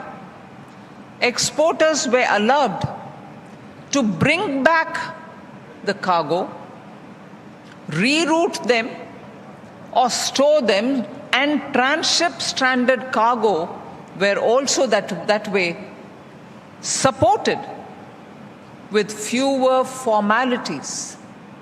All formalities were brought down to the bare minimum. Rerouting, bringing back are all normally very, very painful exercises in terms of the rigors that they have to follow. Fees for amendment or cancellation of export documents were also waived in force majeure cases. This ensured that exporters were not punished for disruptions which were beyond their control. For micro enterprises, a special micro credit card provision has been introduced under the CGT MSC. That's what you saw today being distributed to the beneficiaries. I would have wanted it to be done even earlier because more than 12 months have passed, but never mind, we are seeing the light at the end of the tunnel. Udyam registered micro enterprises can access revolving credit up to 5 lakhs backed by 75% guarantee coverage and without mandatory primary security. So the government has, since the day of Mudra, guided by Prime Minister's absolute commitment to ensure that the smallest of small businesses, which have no collateral strength, will be supported and will continue to be supported. So we didn't just do it for Mudra. We didn't just do it for that Swanidhi scheme. We didn't just do it for Vishwakarma. We are continuing to do it even now for the microcredit which is being given. Right, Finance Minister Nirmala Sitharaman there at the Sydney event was also highlighting the Middle East crisis, the disruptions and how the government has really taken measures to arrest the impact, especially on exporters and also SMEs. Let's move on to the India's consumption story. And India's consumption story is, remember, rapidly changing. Food is losing space in the household budgets, while mobiles, cars and premium aspirations are really taking over. But rising speculation losses, digital frauds and sharp income inequality are also redrawing how India spends. Let's take it straight across to this particular important report being authored by Harsha Upadhyay, who's the CIO at Kotak Mahindra AMC, joining in with more discussion on that. Harsha, always a pleasure to welcome you on NDTV Profit.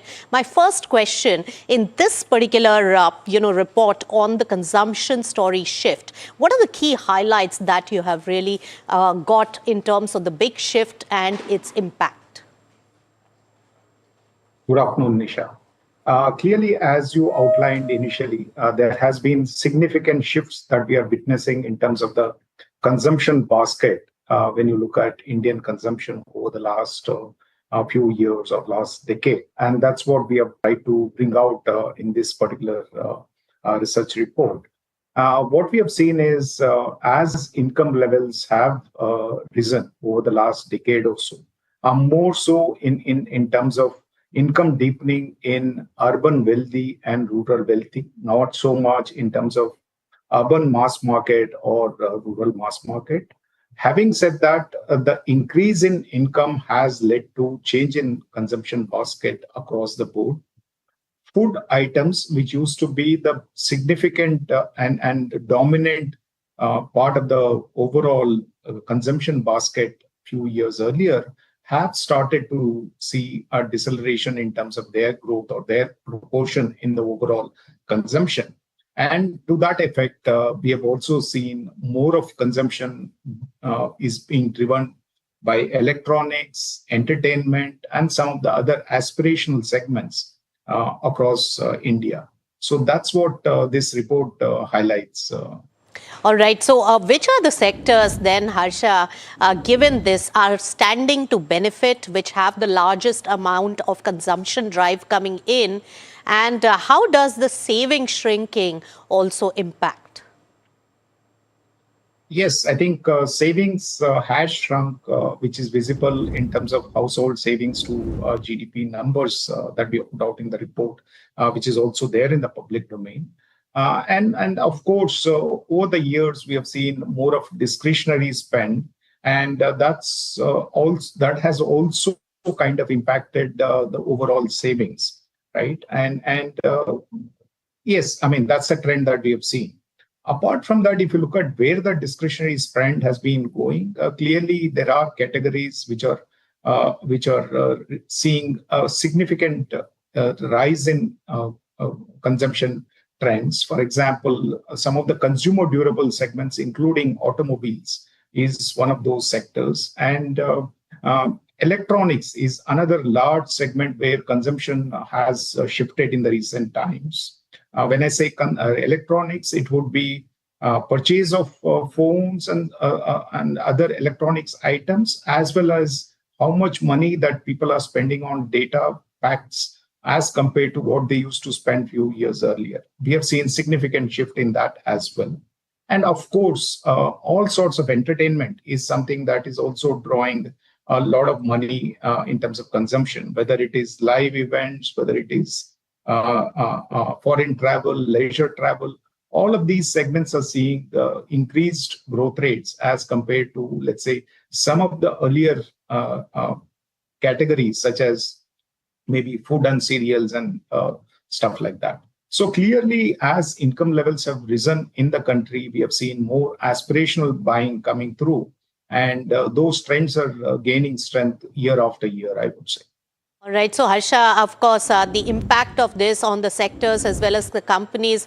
The report also mentioned that Apple India's revenue may be 2x of rival HUL. And you clearly mentioned that the food products and fast moving there are probably taking a beating, and electronics are taking a better or a larger share of the family budget. What does this particular bit indicate? And also, how would you position if FMCG and food-related companies and their growth trajectory, given the shift in the consumption?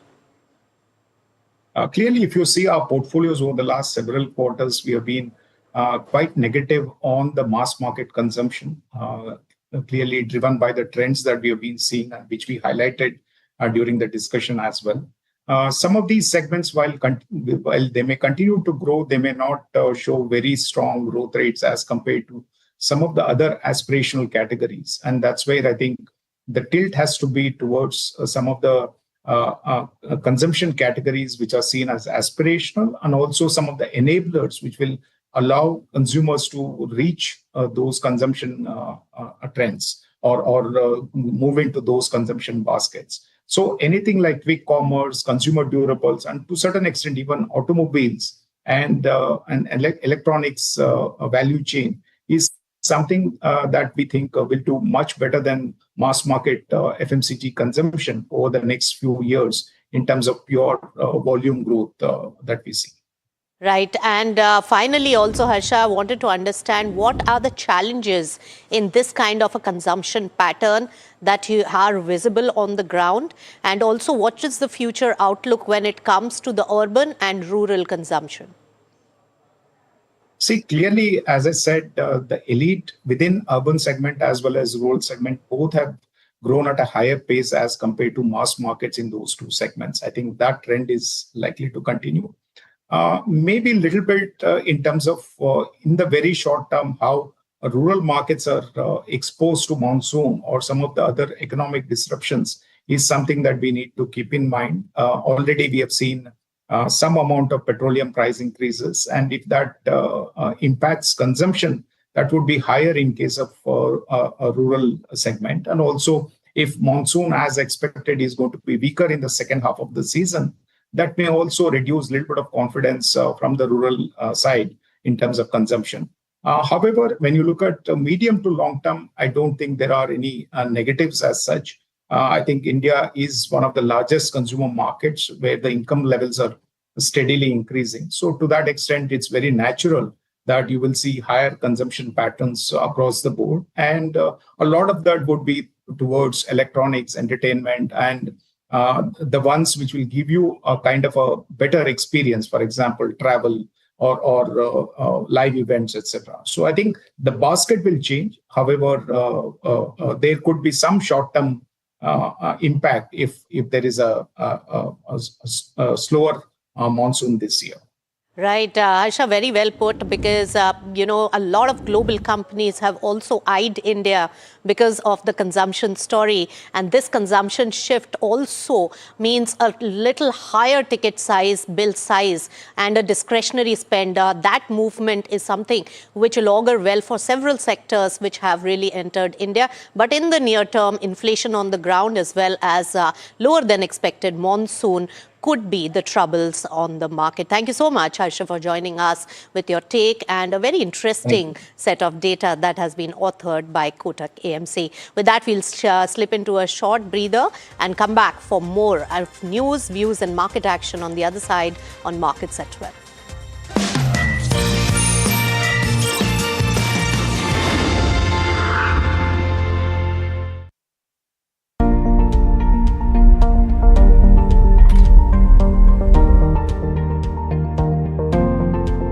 Investments in specialized investment fund involves relatively higher risk, including potential loss of capital, liquidity risk, and market volatility. Please read all investment strategy related documents carefully before making the investment decision.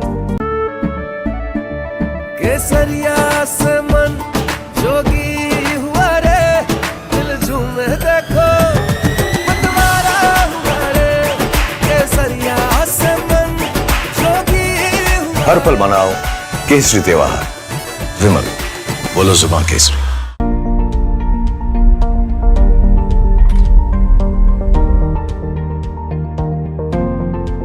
Investments in specialized investment fund involves relatively higher risk, including potential loss of capital, liquidity risk, and market volatility. Please read all investment strategy related documents carefully before making the investment decision. Hi, I'm Tamanna Inamdar. Watch me on NDTV Profit, where I break down the day's biggest business stories. What happened, why it matters, and what it means for your money. Hi, I'm Neeraj Shah. Watch me on NDTV Profit for the most incisive market intelligence and meaningful corporate conversations. And I'm Alex Matthew. Markets, mutual funds, insurance, personal finance. I help you cut through the noise and make smarter financial choices. And here's where you can watch us.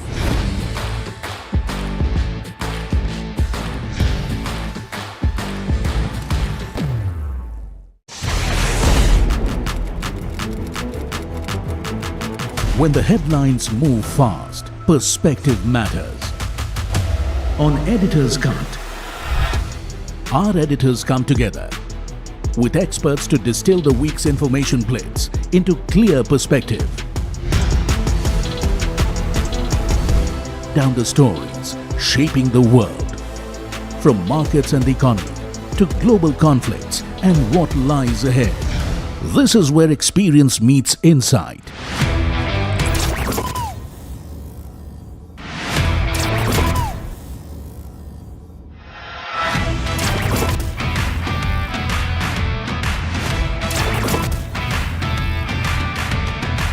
No noise, no hype, just sharp takes on what to watch next.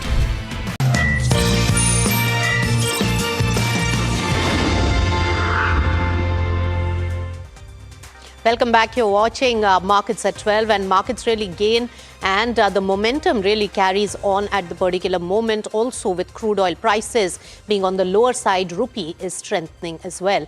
Now, India's state-run oil companies have raised the petrol and diesel prices for the fourth time in just 11 days, as the surging crude costs as well as West Asia conflict really continue to squeeze their margins. After absorbing, remember, a heavy loss for days, OMCs are now passing a part of that burden to the consumers through the steady fuel price hikes, in a clear sign that global energy volatility is really beginning to hit Indian households again. So that's the price rise, and Middle East are really impacting the overall market and our budget for fuel. All right, let's take it straight across to results coming in from Rainbow Children's Medicare Company, and we have the management joining us. Ramesh Kancharla, who's Dr. Ramesh Kancharla, who's the founding chairman of Rainbow Children's Medicare, joining in. Dr. Ramesh, good to have you on NDTV Profit. Of course, your stock has just recovered a slight bit. When we take a look at 1 month chart, it is 6.5% higher. When we look at the numbers, your EBITDA margins have increased on a QOQ, on a YOY basis, while on QOQ basis, it has dropped. And of course, your occupancy levels have declined, which was expected, but it is lower than what was expected. In these two contexts, can you give us the guidance for the present quarter? I think that we are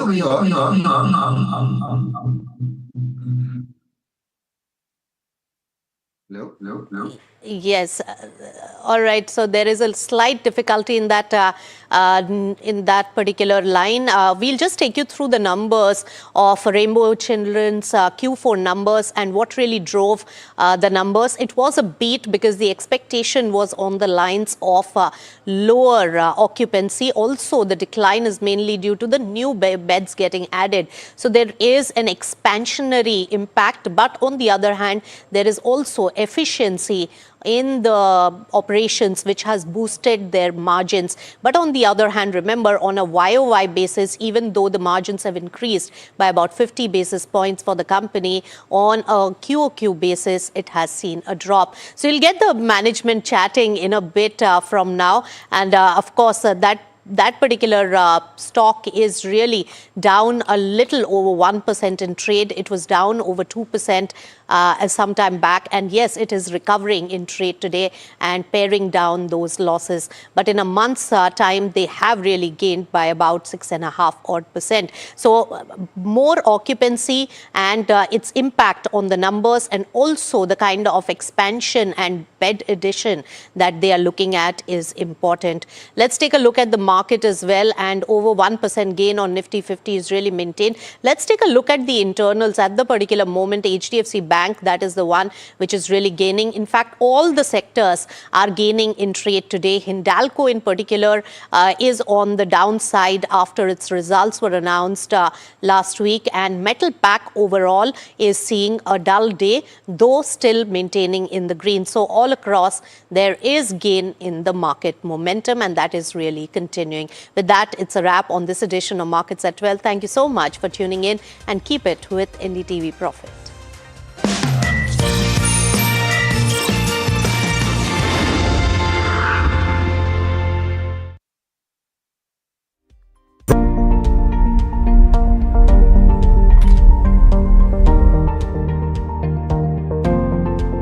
Investments in specialized investment fund involves relatively higher risk, including potential loss of capital, liquidity risk, and market volatility. Please read all investment strategy related documents carefully before making the investment decision.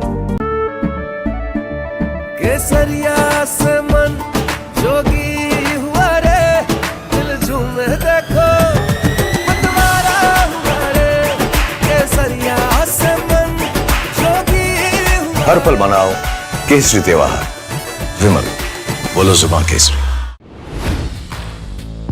Hi, I'm Tamanna Inamdar.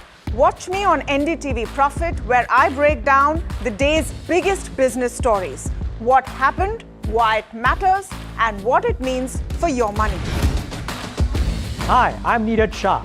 Watch me on NDTV Profit for the most incisive market intelligence and meaningful corporate conversation.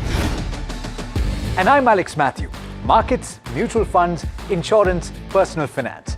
I help you cut through the noise and make smarter financial choices. And here's where you can watch us.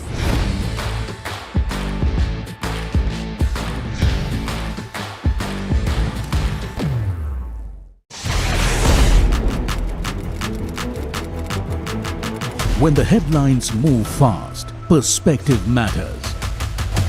On Editor's Cut, our editors come together with experts to distill the week's information plates into clear perspective.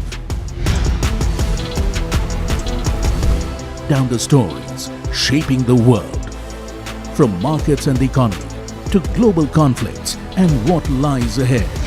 This is where experience meets insight.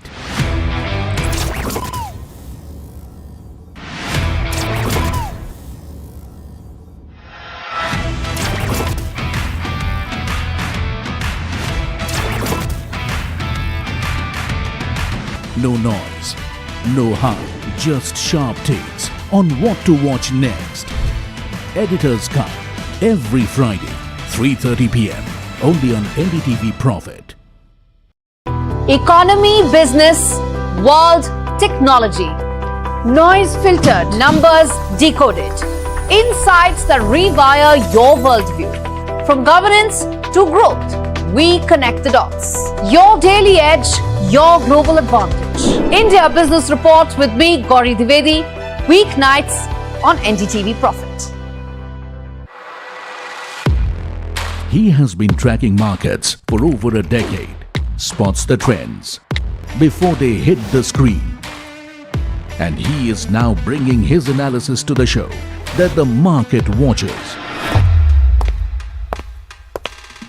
Watch Sharad Dubey on Know Your Company, a show that puts the most traded stocks under the scanner. We dissect the company so that you, the investor, don't have to get the management to answer questions relevant to you. Watch Know Your Company weekdays at 11:30 a.m. to understand your next big bet. New year, new power panel, India market open, now in its boldest lineup. This is where the trends get tested and stocks get conviction. I'll recommend a buy call on a stock only when I'm fully convinced on the stock. With a table thumping buy. And when the street wants the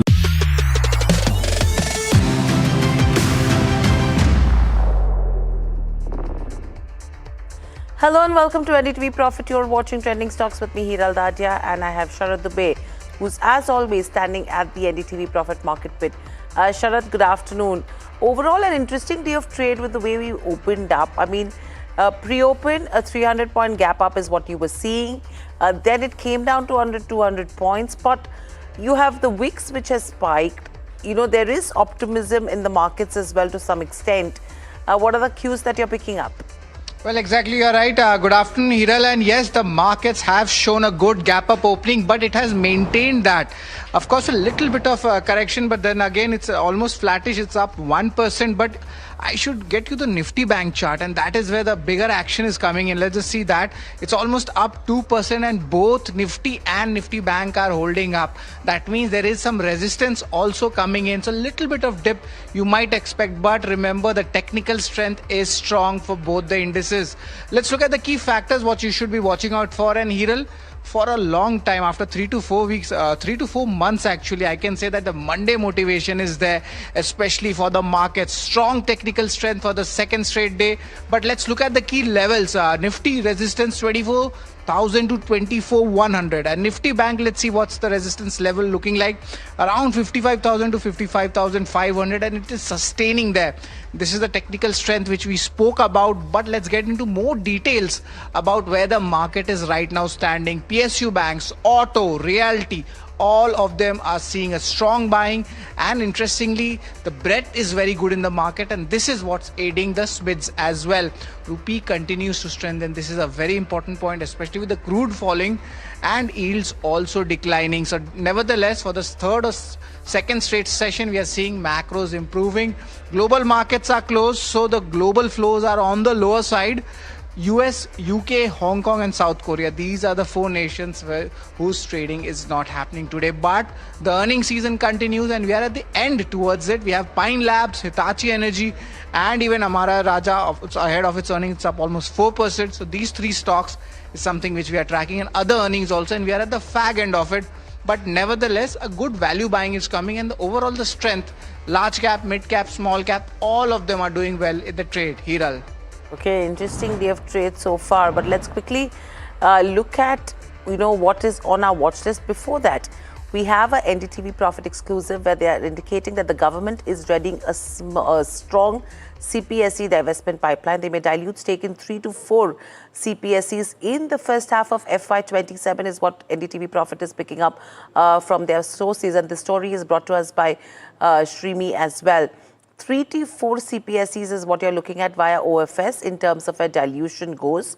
Apart from that, they are looking at diluting stake in IRFC as well as LIC, 2 companies that you're watching out for from the listed space. The government will be proceeding with the OFS pipeline in a phased manner. Let's pull up both these counters as well. In terms of IRFC as well as the other one. IRFC seeing gains of around 2.5%. LIC as well seeing marginal gains of 2.5% as well. In fact, the LIC OFS is likely in the second quarter of FY27. That's what news reports I beg your pardon, exclusive sources are indicating so far. In fact, they're considering a further stake dilution in IRFC is what we're picking up. So LIC, IRFC, 2 of the counters which are in focus on the back of the CPSE dilution that could be happening in FY27. And the OFS rollout may follow a calibrated approach. In fact, I will wait to get in my colleague Shrimi to get us more details on this story. But stay with us, in terms of other names also that we'll be bringing into you. But moving from there on the watch list, Eicher Motors, a strong Q4, bullish bets on the back of this. Hindalco, there is a Novelis impact because of which your PAT has actually missed street estimates as well. You're looking at a Sun Pharma where there are execution risks which are capping the upside on this counter. And what's positive for a Bajaj Auto is that the promoters are abstaining from the buyback. L&T, no new damage in Middle East probably is turning out to be a positive for that company. And you have Brent crude, which is cooled down, which is becoming a negative factor for a ONGC, but positive for all of your OMCs as well. Premier Explosives, you have, Apollo Micro and Enviro Infra, all of them actually buzzing on volumes. In fact, strong moves coming in the markets. You have Titagar as well, where the Railways is planning a 1 lakh wagon tender, and that's the reason why some momentum building up there. Greenlam, Torrent, Pharma, all of these counters reacting to where numbers go. So that's what we're watching out for in terms of the watch list. But let me head across to Sharad to take us through the rapid fire with our guest as well. Sharad, over to you. Thanks a lot, Hiral, for that. We are joined in by Nilesh Jain. Good afternoon, Nilesh. It's always a pleasure to have you with us. And the first stock in rapid fire is ONGC. Of course, do you think that there's the overall momentum of the stock itself, will that come under consolidation, or is there any trade to be made in this counter? Very good afternoon, Sharad. Well, absolutely. On the back of cooling off in the crude oil prices, we are witnessing some bit of selling pressure in ONGC. So there could be possibility that we may see some bit of retracement all the way towards 280 to 275. So that's the level that we are expecting counter to test going forward. If at all you get any dip towards 270, that's a good buying opportunity. But at current level, one should refrain from creating any fresh longs. Fair enough. Apart from ONGC, also let's talk at other stocks. Of course, Premier Explosives is something which you talk about, and Premier Energy also. Just if you could just show the Premier Explosives, any technical view on that? Well, Sharad, the Premier Explosive today we have seen an upper circuit of 20%. So after this kind of a spurt, not advisable to chase the momentum because the risk and reward is not looking favorable. But yes, stock has a potential to move towards 740 to 750 in the near term. Right, and the stock Apollo Microsystems, the stock has done really well in the recent times. On a positional setup, it's good time to do a little bit of profit booking in this counter. Well, Sharad, very strong setup. I feel the stock still has a potential to move towards 420 to 440 in the near term. So if somebody is already holding the long position, can book 50% profit, or if somebody wants to ride this rally, then keep a trading stop loss at 275. I still feel there is more room left on the upside. So rally can be seen continuing going forward as well. So keep a trailing stop loss and stay put. And view on Enviro Infra Engineers. Recently, the stock was buzzing on a lot of order wins. Is there any trade to made here? Well, no fresh trade at current level after almost close to 10% jump. So better strategy would be to buy and dip near about 190 to 185. In terms of making a fresh entry, I think it's an avoid at current level. Right, and what are the key levels to watch out for, especially for Titagarh? For news flows also coming in that the Indian Railways will come out with an order of 1 lakh freight wagons. So anything on the technical charts here? A very strong rebound in the wagon maker space, specifically Titagarh and JWL. So both the stocks are looking positive after today's rebound. I feel on the upside, if you see as far as Titagarh is concerned, it has taken out its 200-day moving average today. The next level would be 850 to 880, and support is placed at somewhere around 780. So that should be the stop loss, and still has more room left on the upside towards 850 to 880. Nilesh, another stock is Greenlam Industries. A strong turnaround quarter coming in, Street rewarding the stock. On the monthly chart, or even you could say on a long-term chart basis, are we seeing important breakout levels? Well, indeed, we have seen a multi-month falling trend line breakout. So very good setup. But today, from the highs, we have seen some bit of cool-off. And historically, if you see, the stock has a tendency to give whipsaw movement. So one has to be careful if somebody is changing the momentum at the high level, not advisable. Better strategy would be to accumulate on decline. The setup has already turned positive. Keep a stop loss at 238 and still has the potential to move towards 280 to 300 in the near term. Right, let's pick out the chart of Torrent Pharma. Largely good set of numbers, and of course a 5,000 crore fundraise announcement also coming in. Any important views to track here, and is there a trade to be made? Well, Torrent Pharma, the counter has been in a secular uptrend. In last almost 15-18 years, we have seen a very strong uptick coming in. So broader structure still looks strong, and we may see the levels of 4,800 to 5,000 as well in the near term. So better strategy would be to buy in a staggered manner, keep a stop loss at 4,400, accumulate on decline, and position targets 4,800 to 5,000. All right, that's the end of rapid fire, and now we move on. Hiral, What are the stocks we are gathering in from the trending stocks? Okay, let me get that as well, because last couple of trading days you've seen names like Bharat Forge, Tech Mahindra, a lot of IT companies that were trending on Google Trends. In terms of today's session after the weekend, it's going to be interesting. Bharat Forge today though is at the day's highest levels, but if we can get the stocks which are trending on Google in terms of today's session, that will be interesting to watch out for. I mean, I don't think so we have them yet. There you go. Vodafone Idea, interesting moves there. Eicher Motors, we've spoken about. Hindalco on the back of earnings. Sterlite Tech, JSW Cement is what comes to my radar. Okay, coming to you in terms of Sterlite Tech, yes, it is an order win that you're talking about over here.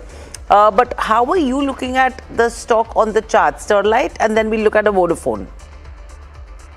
Well, Hiral, first of all, if you look at this particular counter, Sterlite Technology, we have seen a good jump of 5% today. The structure is gradually turning positive. It has crossed 450 mark. So overall, the broader setup is turning positive, but ideal strategy again would be to buy and decline, and we can expect a move towards the levels of 500 plus as well in the near term. But in terms of making a fresh entry, one should wait for some dip towards 440, 435. That's a good entry point, keeping a stop loss below 420, and positional target in this particular counter coming somewhere around 485 to 500.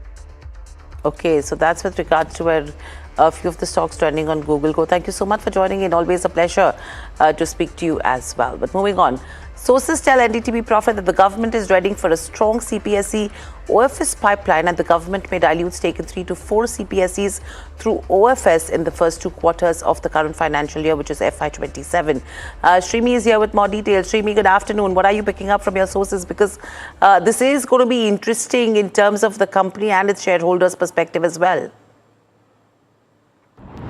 Well, that's right. Government has prepared a strong PSU stake sale pipeline for the current financial year and is likely to pursue offer for sale transaction in at least 3 to 4 public sector companies over the first 2 quarters, including the ongoing one, and that's the indication we are getting. Now, among the key proposal under discussion is a potential dilution of up to 2% stake in Coal India through the OFS route. We are learning that the work is in advanced stage and may soon launch once the market volatility eases. Now, as you're aware, government keep going for these periodic stake sale in such heavyweights depending on the market appetite, current market volatility, to get maximum value realization.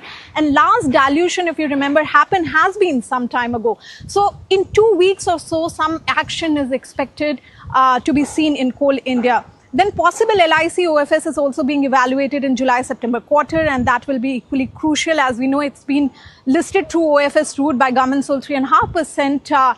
And after almost 4 years, government now looking for further round of dilution, likely with a smaller percentage depending on the market move. Further 2 stake sale, Indian Overseas Bank and Railway Finance Corporation also remain under active consideration, and this is mainly the second round of these 2 PSU after divesting 2.17% stake in IOB in December 25, 2% in IRFC earlier this February. Officials said that the government intends to adopt a calibrated and phased approach towards OFS issuances, given the kind of geopolitical dynamics and broader market stability in mind.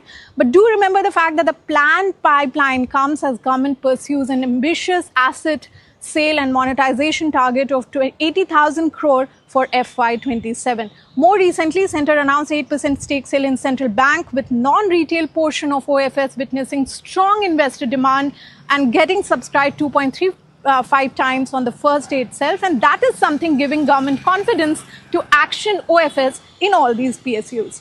Yeah, and the asset sale and monetization target for the government in FY27 is almost or close to 80,000 odd crore. So that is really a good one to watch out for. Thank you, Shrimi, for that. Let's just quickly address all the stocks that are in focus on the back of this. You have Coal India, you have IOB, you have IRFC, and you have a LIC. 4 stocks that we're talking about. IRFC now is at the day's highest levels. LIC also trading with some smart moves. Coal India, 0.5% uptick coming in there, and you have a IOB which is up almost 1.3% in trade. So that's with regards to where the CPSE OFS goes. But let me also now head across to my colleague Varsha. who is with us. But before Varsha will be in conversation with the management of Sun Pharma. If you look at Sun Pharma as well in terms of where earnings are concerned, it's a steady show, inline performance, but the margins are something which have been slightly soft. 0.4% downtick is what you're seeing. It is a miss coming in terms of the profitability front, but the revenues are ahead of, driven by strong performance in India and emerging markets. Let's listen into what the management has to say to Varsha. Let me start with the Q4 numbers, of course, that you delivered 13 to 14% of revenue growth, but margin of course came under pressure. How exactly investors should read the trade-off between growth and profitability? And when it comes to margin, is this a one-off quarter or how one should expect margins going forward, maybe in FY27? So as you mentioned, the growth for the quarter as well as a full year has been pretty good overall, driven by multiple businesses, starting from India business, emerging markets, our innovative medicines growth overall across the globe. Having said that, during Q4, we had seen certain upticks in terms of cost, which we also mentioned during our call out in the conference call on Friday. These we believe are some of those should get normalized as we go along. Not one specific item, but there are multiple of these that had come in during the quarter. Therefore, on normalization of these costs, we should see that the margins would be more or less in line with our past trends. So we are expecting normalization of margins back to 30%, and you will be seeing that improvement going forward quarter on quarter. Am I right? No, I'm not suggesting that the margins will get normalized to 30%. Your question was specifically in terms of some one-off costs that had come in Q4. My response was specifically to that. Ma'am, onto the US formulation, of course, grew only 4 to 5% because of the pricing pressure and competition. What's the outlook when it comes to this segment? What will be the key drivers, to re-accelerate the US growth? The US obviously consists of two specific segments for us. One is the innovative medicines, the other one is the generics. On the innovative medicines front, we have seen a good growth. And overall, during the year also, we have seen a growth compared to on a year-on-year basis. Having said that, the generics business had seen a pretty soft year and a soft quarter, mainly driven by margin pressures that we have seen in the generics business. The pressure on pricing, we expect to continue even in the coming months and years. And the strategy from our standpoint is to see how we can focus more on our innovative medicines and grow. At the same time, as we launch new products in the generics, it will offset the degrowth due to pricing pressures in that particular business segment. Right. And I'm also, talking about the Illumia and specialty portfolio. How confident are you when it comes to sustaining this double-digit growth that you've seen in, Illumia and specialty portfolio? If you could, comment on that as well. See, all our products in the innovative medicines portfolio have done pretty well during the year. And we have been able to launch Illumia in about 40 markets overall till date. Some of the launches that have happened in the emerging markets, albeit is a low base, has helped in growing this particular product. Similarly, our other specialty products or innovative medicines products like Sequa, Odamzo, Winlevi, Levolon, all of them have been doing pretty well in their respective markets. We will continue to focus on this, and as we work through the prescriber base and we are able to provide the product with the right safety and efficacy to the patients, we expect the growth to continue. And speaking of Illumia only, the sales have reached $796 million, which is up 17% year on year. What's the peak potential? I don't want the exact number, but anything on that if you could help our viewers with. No, we are not looking at a specific number for peak potential. Intent is obviously to grow this particular product.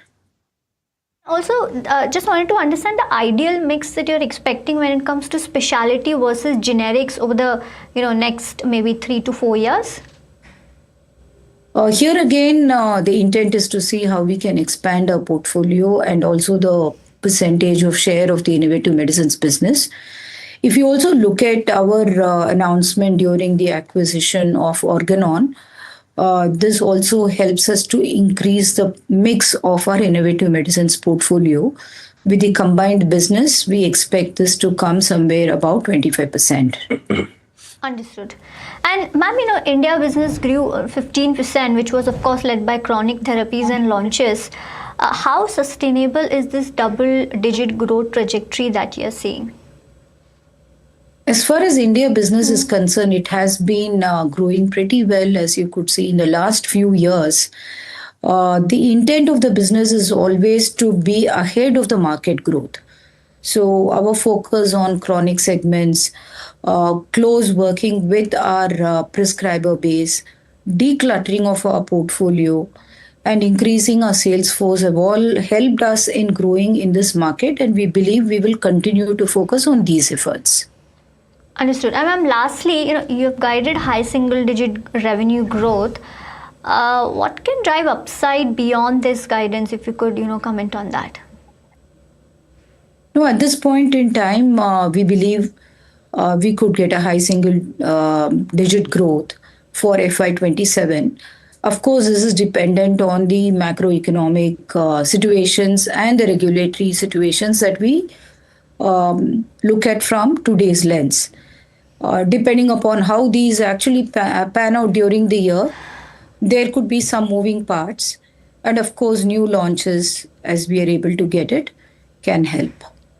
Understood. And ma'am, lastly, just wanted to understand the opportunity size or outlook, or any update if you could give on the semaglutide also. And are you also gonna launch oral semaglutide, which many companies are going with?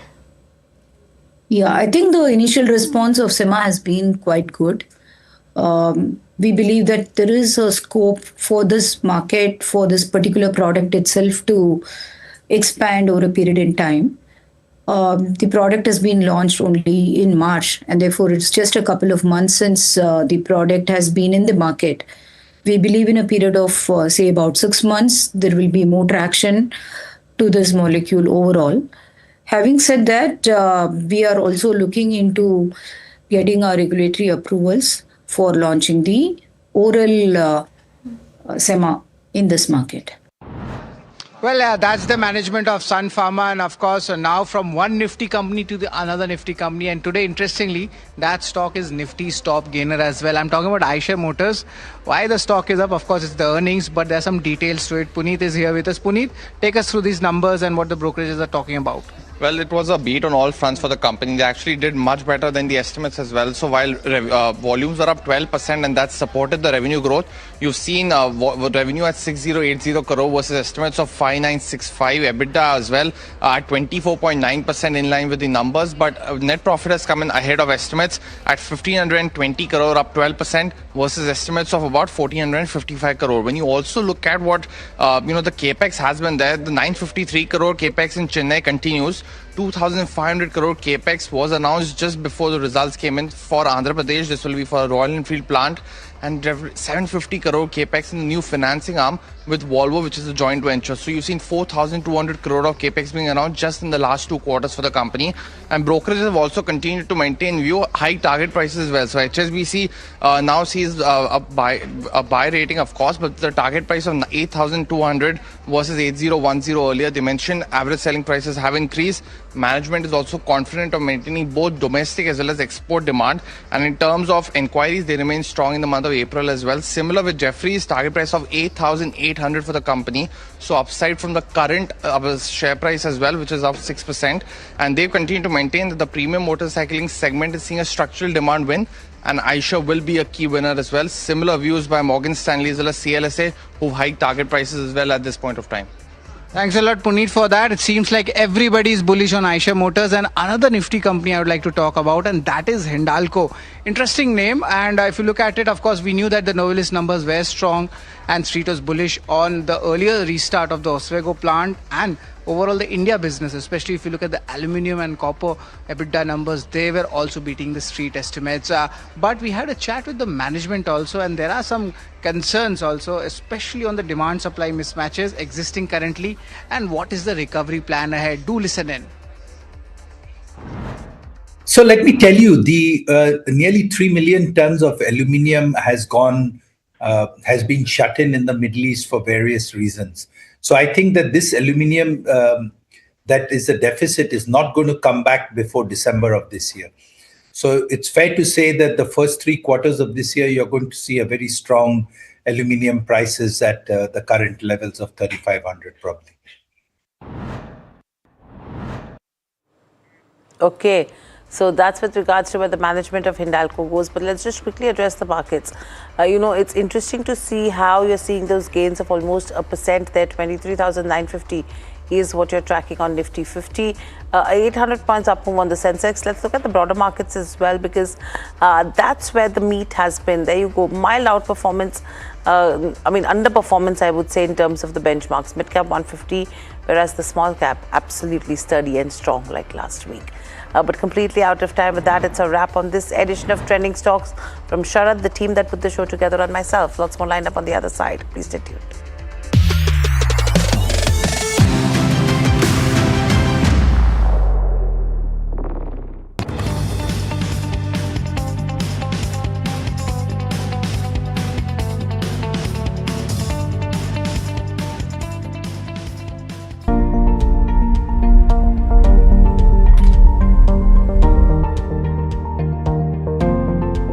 Investments in specialized investment fund involves relatively higher risk, including potential loss of capital, liquidity risk, and market volatility.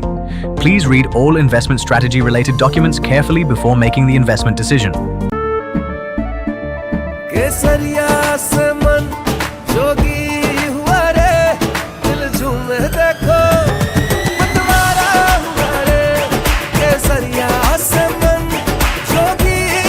हर पल मनाओ केसरी त्योहार विमल बोलो जुबान Kesari. Hi, I'm Tamanna Inamdar. Watch me on NDTV Profit, where I break down the day's biggest business stories. What happened, why it matters, and what it means for your money. Hi, I'm Neeraj Shah. Watch me on NDTV Profit for the most incisive market intelligence and meaningful corporate conversation. And I'm Alex Matthew. Markets, mutual funds, insurance, personal finance. I help you cut through the noise and make smarter financial choices. And here's where you can watch us.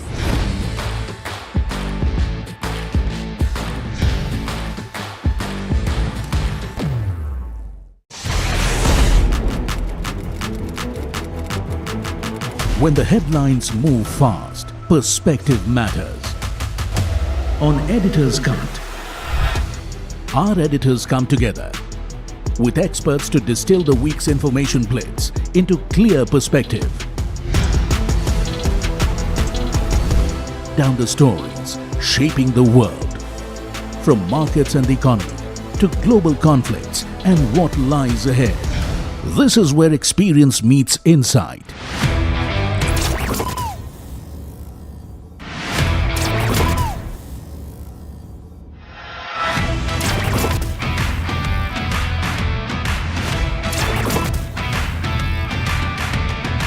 No noise, no hype, just sharp takes on what to watch next.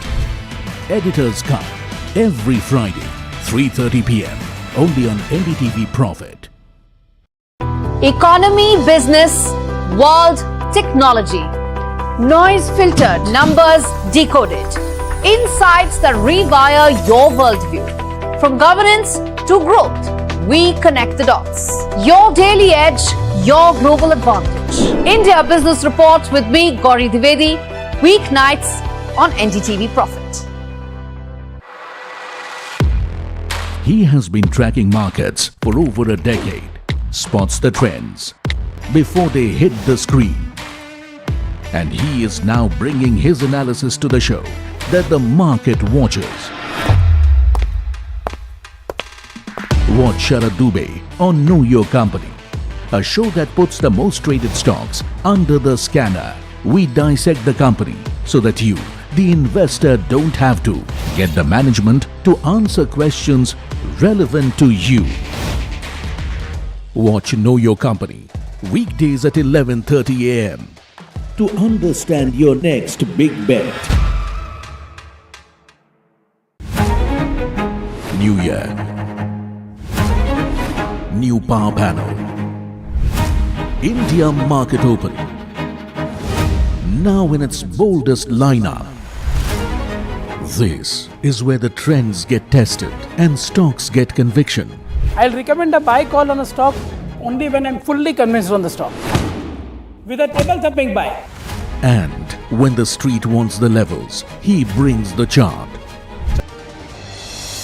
Benchmark started the week on strong footing with the Nifty gaining close to 250 points and Sensex jumping over 900 points as well. All major sectors are in the green with PSU banks, financial services and autos leading the pack. Meanwhile, oil prices tumbled below $100 a barrel as hopes of a US-Iran deal eased fears around Hormuz supply disruptions, though key sticking points still remain. Shares of oil marketing companies jump after petrol and diesel prices were hiked for the fourth time in just 11 days amid the ongoing Iran war, with the latest hike of over 2 rupee. Petrol prices have crossed 100 rupee per litre in the national capital. The rupee extended gains and hovered near the day's high as cooling crude prices and improving risk appetite lifted currency sentiment as well.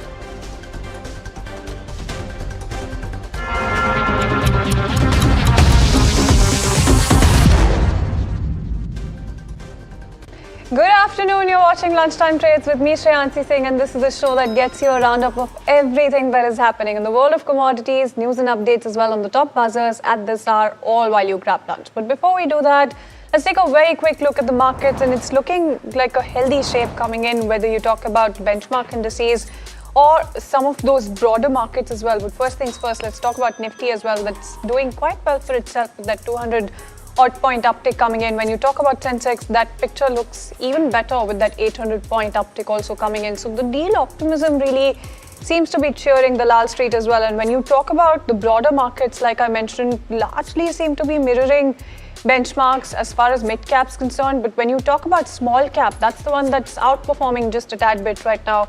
That said, let's quickly take a look at the sectoral picture as well. That's tilted very sharply in the favor of green as well. So you're looking at all of these sectors doing quite well for themselves, barring something like an FMCG, Pharma as well. Those are the two sectors that are not doing all that well right now. Other than that, PSU banks, financial services, bank, auto, realty, all of those sectors leading the pack with gains anywhere between 1.5% to about 2%. Let's also quickly talk about some of the gainers from within the Nifty 50 pack as well. So Eicher Motors standing out with that 5% uptick coming in. Adani Enterprises, Bajaj Finance, Tata Motors, PV Shriram Finance and heavyweight HDFC Bank also with that 2% uptick coming in. So it's looking like a decent picture when you talk about some of the losers from within the Nifty 50 pack. Something like a Max Healthcare, Hindalco, ONGC and Tata Consumer makes it to that list. It is, of course, the OMCs that are also buzzing away in trade on the back of that fourth price hike coming in just about 12 days, 11-12 days as well. In terms of that price hike, you're looking at the second price hike in a row that is, a big one. So the quantum that you're looking at is quite interesting, and that's something that we'll be talking about in greater detail as well. But before that, let's get you a check in terms of why this is happening as well. Let's talk about crude prices now. Of course, crude right now has pulled back just a little bit, but you're seeing that $100 a barrel level for Brent also really being lost, as you can see on your screen. So about $98. When it comes to Brent WTI, it's much weaker. $91 is what you're looking at, and it's down about 4 to 5%, even despite some of those, cues really capping the gains, the losses as well, because, you do have supply disruptions that still continue to linger.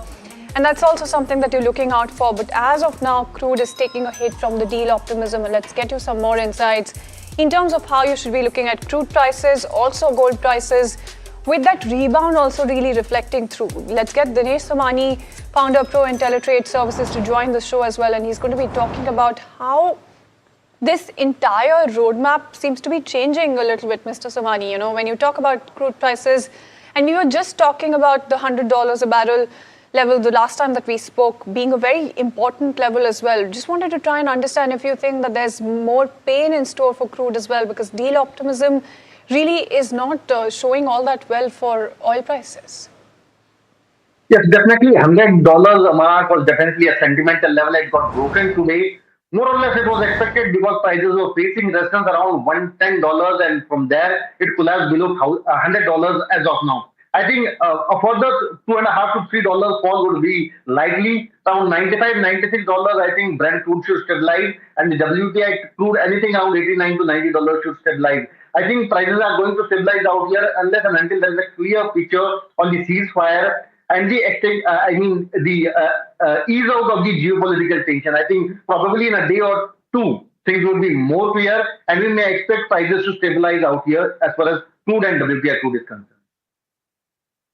No, absolutely, you know, and that makes a lot of sense in terms of how we should be looking at prices as well right now. But I also wanted to try and understand what you think about where from here, right? Do you think that, you know, as President Trump as well has highlighted, that prices are going to be falling as, you know, like a rock, and you're going to see crude prices at levels that you haven't seen in recent times after the deal optimism really comes through and there's an actual deal that comes by? What do you think about that? What are the worst case scenarios that you're pricing in right now? I think 110 is that the worst case we have already gone through. Probably we would be heading towards $88, and I think things are going to ease out further. With the easing out the geopolitical tension, I think things are going to stabilize and prices are going to fall further. I don't expect prices to cross the previous high of $110. So overall, I think things are going to stabilize, prices are going to cool off, inflation is going to ease out from here. Probably the currency is also going to stabilize out here. And thank you so much for helping us out understand in terms of what really is happening with prices, right? But going forward as well, Mr. Somani, do you think that higher for longer oil prices is something that you're penciling in at this point in time? I think they've already gone through the worst thing. Probably things are things will stabilize, and crude oil prices should fall below the 90 level mark as well. So overall, I think the worst is behind us. Things are going to be easy from here, and definitely there is going to be impact on inflation easing out for the other crude oil prices. It makes a lot of sense in terms of how we should be looking at prices as well. Just wanted to try and understand what you think about gold prices also, given that entire rebound that you have right now. When it comes to gold prices, you do have a little bit of a rise that you're looking at right now. Today we got a bit of relief rally. Prices went up below $4,500 mark. Now they're trading around 4560 level. Overall, I think 4600 should be a major resistance zone as of now. Things are definitely under pressure, but if you look at the Indian market, the rise in 9% of the duty and the depreciation of the rupee, that helped out in the Indian MCX market prices to reach out to 1,59,000 plus levels. But overall, I think there could be pressure at these levels. Prices are going to fall further to below 4,500 level marks. As of now, 4,600 stands as tough resistance. No, absolutely, you know, and that makes sense in terms of how you should be looking at it as well. But just wanted to try and understand what you think about somebody who's looking at fresh buys. You do have the festive season that's going to be coming in soon as well. Do you think that investors who are looking at fresh buys right now, do you think that they should wait for the dust to settle a little bit when it comes to gold prices? I think it makes sense to settle out a bit. 1,55,000 to 1,56,000 in Indian MCX market, that should be a fair level to go in for a fresh investment.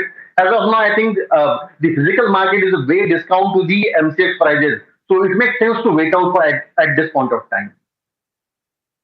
No, absolutely, and that makes a lot of sense in terms of how you should be looking at gold prices as well. Just wanted to very quickly try and understand if you think that the fundamentals seem to be intact when it comes to gold prices, because you know you've seen quite the slide coming in terms of ever since the war really started. So do you think that that's really put gold prices in better footing right now when it comes to fundamentals, made it a little more attractive than it was previously? Things are not happening that way actually. The geopolitical tensions are not adding premium to the gold prices. And basically people want to sit more on cash compared to the safe haven buying as far as gold is concerned. So that's the reason we are not looking at a very high level as of now. Overall, earlier it was very much clear that interest rates are going to decline in 2026. But as of now, there are possibilities and there are higher possibilities that there we could see one or two hikes in 2026. So that's the reason there is a pressure into gold prices. Absolutely, and just in terms of silver as well, quickly wanted to just get a check-in as well. What do you think is going to be happening with silver prices? Do you see them moving, mirroring gold prices going forward? Yeah, definitely they are mirroring to some extent, but overall, if I look at the M6 level, 2,65,000 stand as a very good support, and 2,80,000 stand as a resistance. If I look at COMEX level, $79 to $80 is a major resistance level. Simultaneously, $73 stands as a support. Overall, I look at it, 280 should be a good selling level. Downside again to 70. Overall, a range out of 265 to 280 levels. Absolutely, and just wanted to get a very quick check also going as far as copper is concerned before we let you go. Is there anything that's seeming attractive beyond, gold, silver, and some of your precious metals when it comes to industrial metals, be it copper or any other metal?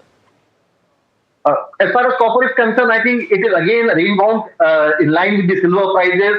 1330 downside is a good support and 1355 is the resistance as of now. A movement on the higher side will decide the direction, but compared to copper, I feel aluminum and zinc are performing very well.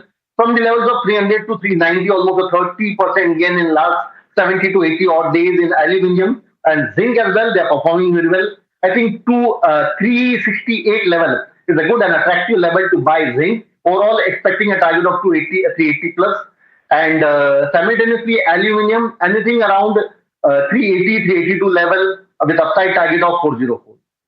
No, absolutely, and thank you so much, Mr. Somani, for taking time out and joining us this afternoon. So there you go, that's exactly what you should be expecting, not when it comes to precious metals, but also some of those industrial metals as well. So what's continuing to remain attractive right now is aluminum and zinc as well when it comes to commodities. In terms of gold prices, you should wait for the dust to settle right now if you're looking at fresh buys. Hold off for a bit and deploy that capital a little later when the dust settles. So that's the word coming in from Mr. Somani as well. But let's also move on and talk about NDTV Profit's Danish Anand, who's spoken to Manoj Kumar Dubey, CMD IRFC. Let's go across and listen in to a slice of that conversation. Well, we have been joined by Mr. Manoj Kumar Dubey. He is the CMD of IRFC. So many thanks for being to NDTV Profit. If we talk about the government's plan to come out with another OFS for IRFC in February, so we saw that there was very diluted response from the investors. What sort of appetite are you expecting this time? So this is not a question for me, this is for Government of India. But to put facts on record, we sold around 1.77% of share at 104 price of the share, and it was very good response from the institutional side. Going forward, you see, I can assure about the good numbers from the company. As you saw the results of annual year FY26 that we published, my PAT grew by 8%. It crossed the 7,000 crore magical mark. We are doing well in all the aspects, and without any pipeline which was there for the last 2 years, we could sanction more than 75,000 crore asset in last year, and we could disperse more than 35,000 crore. So that momentum that we set in last FY in going forward, you see in the first quarter itself, we have signed an agreement of 13,500 crore, which all will be dispersed in Q1. So this kind of deals which we were really working very hard from the last year are showing the fruits. And going forward, rest be assured, if company is doing well, if its order book is very strong, if its parameters like net interest margin, everything growing fast, so government will have a good time to see if they really want to sell the shares, and the office should have good attractive participation also. So your company works on a cost plus lease model, and you primarily work with the Indian Railways, but the margins are not that good for the company, right? So are you in talks with the Railway Ministry to work on the margins? I mean, that is the beautiful thing that we are experiencing for the last FY. You know, Indian Railways for the last 3 years, because they are getting all their requirement of capex from government budgetary support, they are not taking money from us for the last 3 years. But we have the mandate to go out overall railway ecosystem and fund. What beautifully happened to us is that with the same kind of asset which are in the government system as secure as it used to be the railways, my margin has gone threefold. So we are competing in the market for the assets of Maharatna CPSEs or cherry-picked state governments.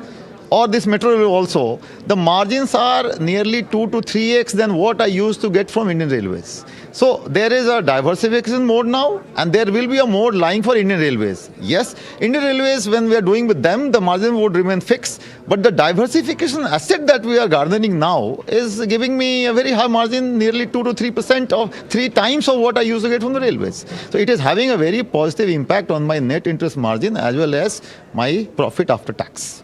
Sir, as far as the guidance for asset growth is concerned, what is the guidance that you can give for FY27? And as far as disbursement is concerned, could you elaborate on that? So you see, the first year of diversification was toughest year for us. When we gave a guidance of 60,000 of sanction of asset and 30,000 of disbursement. Against that guidance, we exceeded it by sanctioning nearly 75,000 crore of assets and nearly 35,000 crore of disbursement. Now that is the benchmark for me and my team going forward in this year.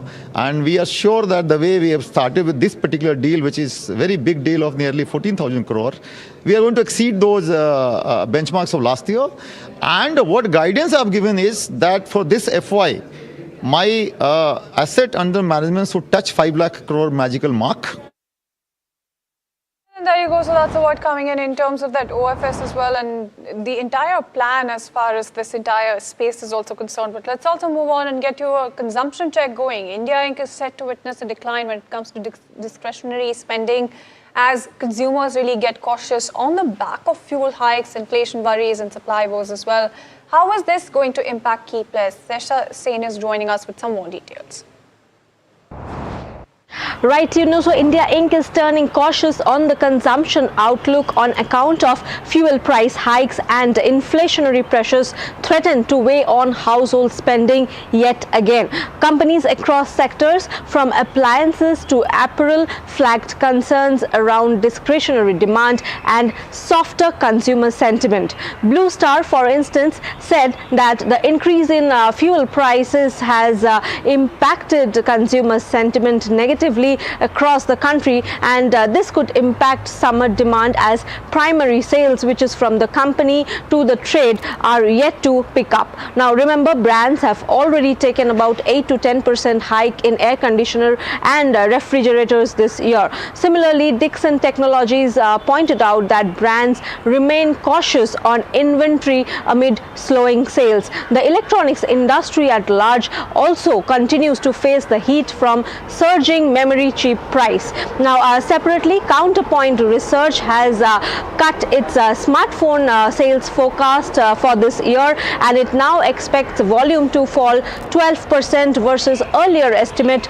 of a 10% decline. Now apparel players have also raised similar concerns. V-Mart Retail warned a large share of need-based purchases could come under pressure if inflation persists. Shoppers Stop also said that while demand improved from mid-February through April and early May, the rising fuel and raw material cost could now begin to hurt spending in the short term. Alright, then thank you so much for joining us with all of those details. But with that in mind, let's take a look at some of these stocks that are buzzing away in trade and some of the ones that are under pressure. So there's actually 3 companies, Hindalco as well as DV Slabs, and there's a lot of counters like Kolte Patil as well that are trading with a downtick. All 3 of these companies trading with a downtick of over 2%, as you can see on your screens as well. Sharad joins in with an update in terms of what the earnings look like. Sharad. Well, yes, largely for Hindalco, we have seen a good set of numbers, and already we had seen that Novelis came out with a very strong set of number, and Street is of course bullish on the early start of the Oswego plant as well. The consolidated revenue and EBITDA, they have hit their all-time high levels, and the Indian business also, if you look at the aluminium and the copper segment, they have done well as well. Apart from this, Divis Labs, a largely inline set of numbers coming in, and the growth is steady. Overall, this is driven by the custom synthesis segment. That's where the performance has been there. PAT, if you look at it, that's also going on the higher other income as well. Management has stated that there will be a double-digit growth going ahead, and peptides and contrast media, that is something which will be a key future driver as well. Net numbers have been largely in line. An interesting name, Kolte Patil Developers, comes to the list. Of course, a little bit of execution and lumpiness is there. That's why you're seeing the lower side on the numbers, but the operational numbers are pretty strong. Looking at the collections, it's up 18% on a year-on-year basis, and realizations is up 21% on a year-on-year basis. And there's a bullish commentary coming on the management, especially on their outlook. Of course, if you change the one-off adjustments, the profitability shows a 16% year-on-year basis. So these are the stocks which should be on your radar today. All right, then thank you so much, Sharad, for joining us with all of those details. Market regulator SEBI has once again cracked down on influencers accused of using social media platforms to dupe retail investors, issuing an interim order against a group alleged to have manipulated stock prices through coordinated recommendations. In fact, Nimit joining in with all of those important details. Yes, so the main issue here is that sometimes the more expensive than the stocks that you buy is actually the misplaced trust you may place on the person who's recommending those stocks. And what you may think is a great stock tip is often an exit strategy for someone really smart pushing that stock. That's what the SEBI found here in a very interesting and very important case where a large Gupta family was essentially buying stocks, then pushing them up, and then recommending them so that people would sell, so that they can sell them and make a lot of money. Profits up to 50 crores, we'll see that. First, let's understand the family. The main person involved here is Mr. Hemant Gupta.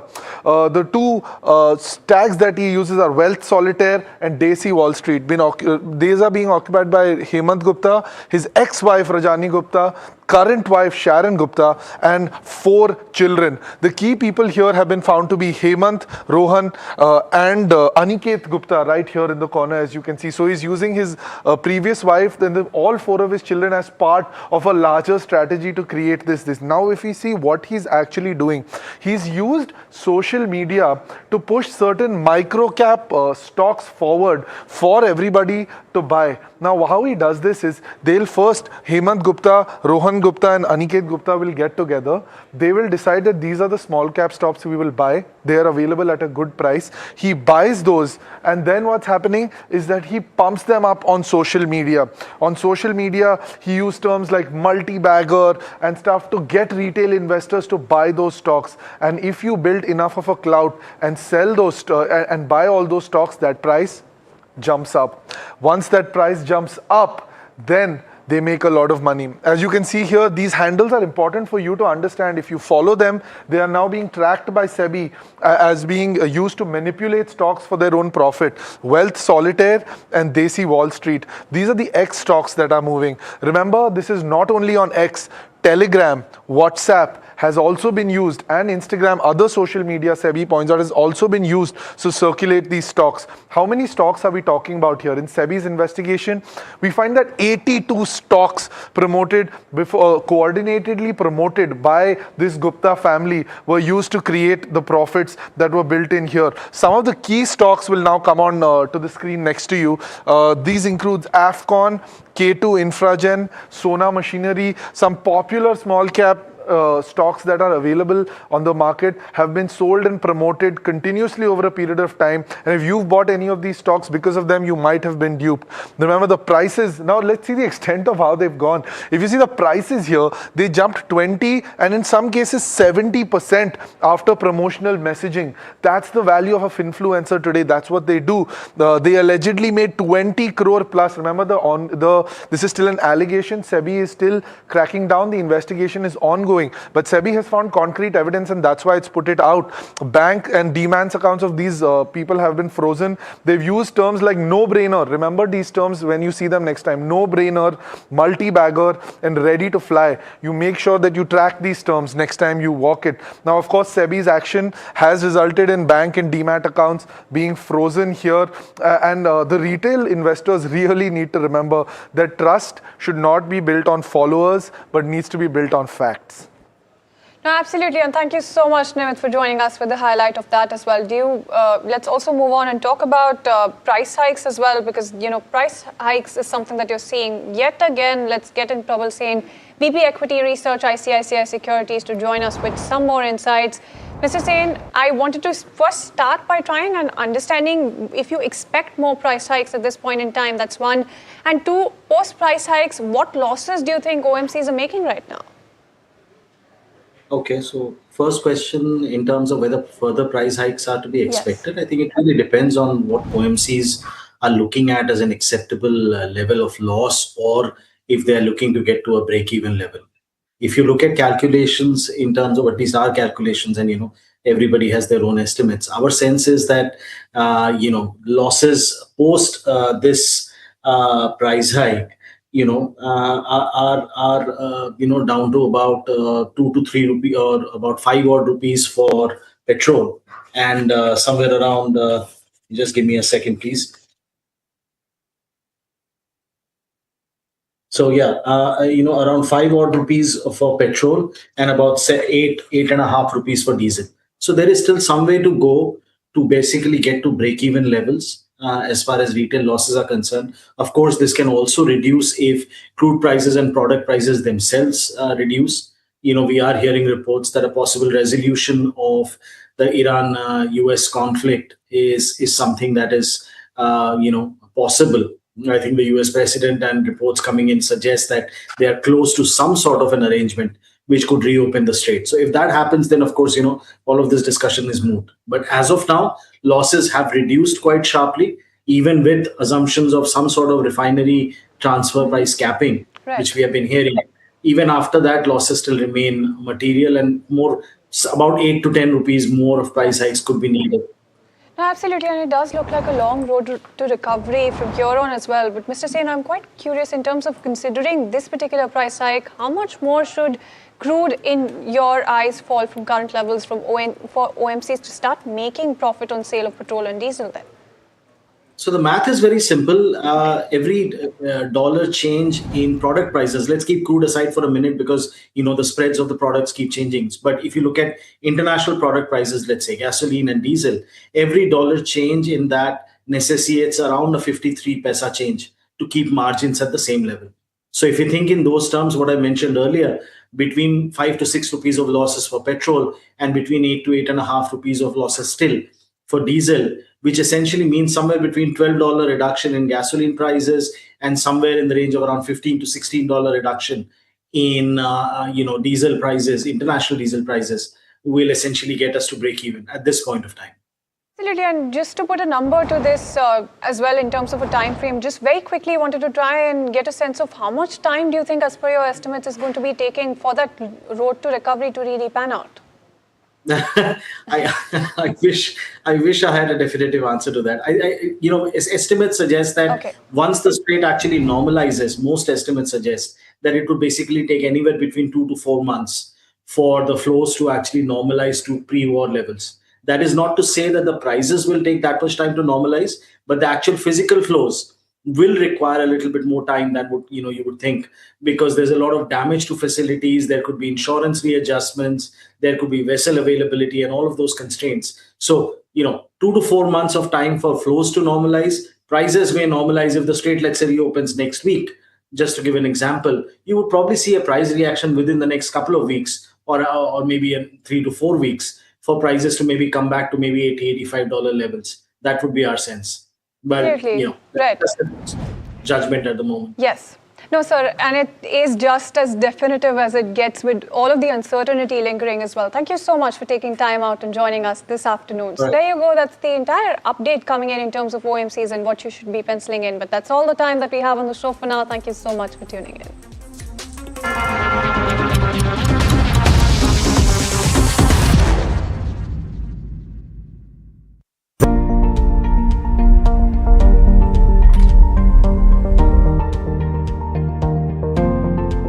Investments in specialized investment fund involves relatively higher risk, including potential loss of capital, liquidity risk, and market volatility.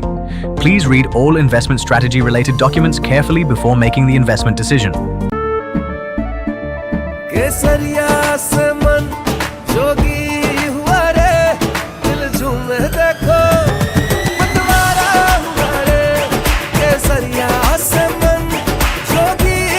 हर पल मनाओ केसरी त्योहार विमल बोलो जुबान Kesari. Hi, I'm Tamanna Inamdar. Watch me on NDTV Profit, where I break down the day's biggest business stories. What happened, why it matters, and what it means for your money. Hi, I'm Neeraj Shah. Watch me on NDTV Profit for the most incisive market intelligence and meaningful corporate conversations. And I'm Alex Matthew. Markets, mutual funds, insurance, personal finance. I help you cut through the noise and make smarter financial choices. And here's where you can watch us.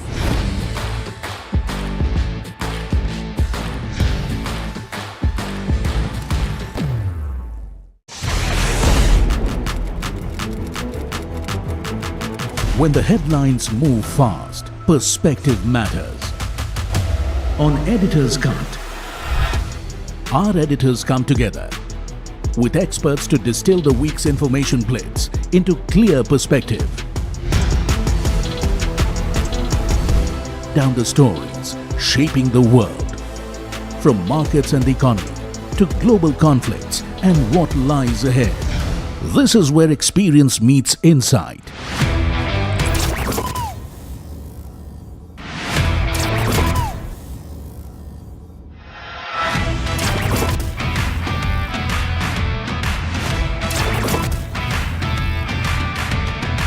No noise, no hype, just sharp takes on what to watch next.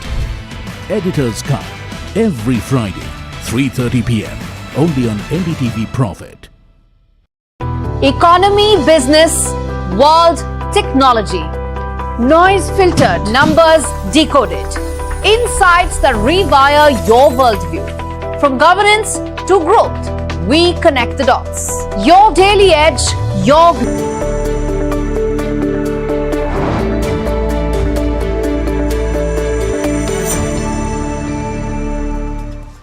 Good afternoon, you're watching Small Cap Buzzers on NDTV Profit with me Somit Sarkar and my co-anchor Mahima. In the next half an hour, we'll take you through the most important small cap stocks that have been buzzing in trade today, either in the back of price, volume or earnings. Firstly, what we'll be doing on the show, we'll be speaking with two managements. One management where we are seeing a sharp downtick on the share prices, while the other one will be where we are seeing a sharp uptick in the share prices. The first one is Excelsoft. The stock is down. If you look at the margins, EBITDA margins that have contracted by nearly 100 basis points on a YOY basis, and the stock is down over 10% in trade today. So we'll be speaking with the management to understand what's the way forward for Excelsoft and whether margins can recover going forward or not. The second one will be Tina Rubber. Now the stock gained as much as 18% in trade, its biggest intraday move since January 23rd, 2026, and this is largely on the back of the 2029 vision that the management has given. 1,000 crore revenue is what they're eyeing, as against 550 crore that the management did in FY26. So what are the factors that will be aiding this 1,000 crore revenue target is something that we'll try to decode on the show today with the management. On the show today. Now, apart from that, we'll be also discussing a couple of stocks. Firstly, TVS Electronic. That stock gained over 16% on the back of strong Q4 numbers. The company has reported its highest ever net profit in at least the last 3 years, while if you look at the volume action, quite strong, nearly 10 times its 20-day average. And lastly, we'll be also discussing a stock called Paramount Communication. The share prices of this counter have jumped nearly 128% in the month of April and May. 65% alone in the month of May is something that we have seen from this counter.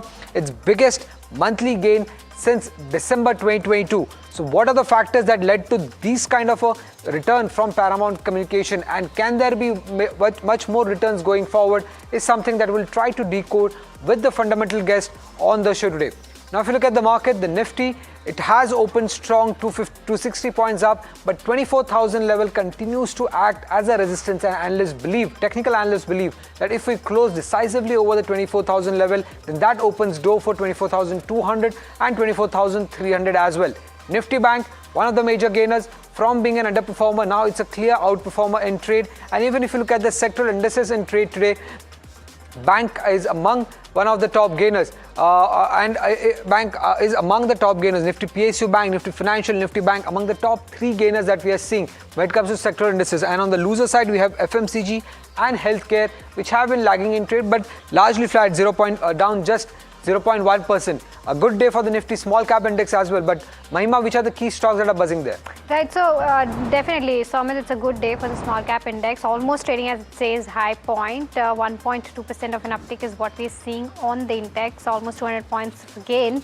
But with regards to specific names, two big names in terms of Premier Explosive, locked in upper circuit up 20%. The other one is Hariom Pipes, which is also locked in upper circuit as we speak. Something like a JK Enterprises is also seeing gains of about 17 odd percent. Copran Limited is also seeing gains of about 16 odd percent. You have something like a Universal Cable, which is also up 15%. Something like a Ruby Mills is also up 15 odd percent. And apart from that, TVS Electronics is up 13.96% as well.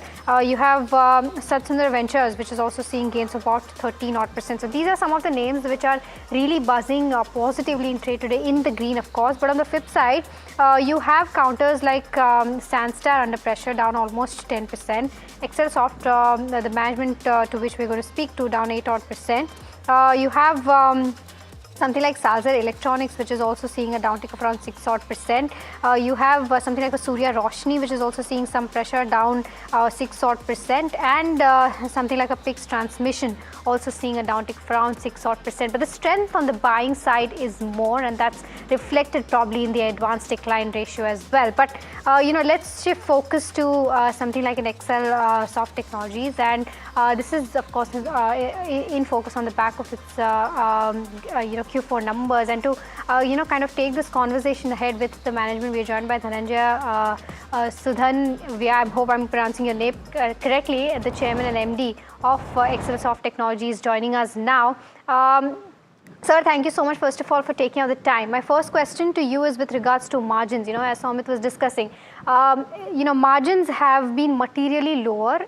These margins as compared to FY25 are also materially lower. Just want to expect in terms of what the guidance looks like going forward. Do you think that they'll come back to that range of around 30 odd percent? If yes, what will be the time that it'll take to bounce back, and what will be the levers? Yeah, the margins are lower because of two major factors. One is we've taken on a 30 people team in the US in the last quarter, which means a lot of additional expenditure. We've expensed it out. It was difficult otherwise to hire in the US, as you are aware, and hence we acquired a 30 people team because US is a key market. We had to support our existing customers and do new sales. So that is one. And two is investment in AI infrastructure. We built a full stack in-house AI infrastructure, going from the hardware stack to all the different LLMs and products on top of that. So these are the two things which would have pulled down our profits. Got it. So, sir, so when you talk about investing in AI infrastructure, just want to understand as to what is it that you're doing there, and secondly, in terms of getting the reaps of this whatever investment that you're making, when do you expect that to start turning into your top line addition? We've already seen revenues started coming in from a few customers. And we have one big strategic customer in the UK who will bring in bulk of our returns in with the current visibility. And obviously, there is more and more demand, as we are all aware, for native AI-based applications running on protected hardware. I mentioned that we own a fairly large GPU infrastructure and ability to implement all the LLMs and also be able to sequence them for a particular problem we want to solve. Hence, that infrastructure is what I was talking about. And that is investment which has already gone in. This year, if at all, we will be making incremental investments to that. But revenue clarity is already there for the rest of the year. Okay. Sorry for circling back on the EBITDA margin point. 26.8 is what you did for the full financial year. Can it fall further in FY27, or this is the base and it can just improve, or there could be more hirings, more investments in AI which could pull down the margins somewhat lower? No, I think we've done all the hiring, we've done all the investments, so it will only go up from now on. This is pretty much the lowest, and we expect it to go up to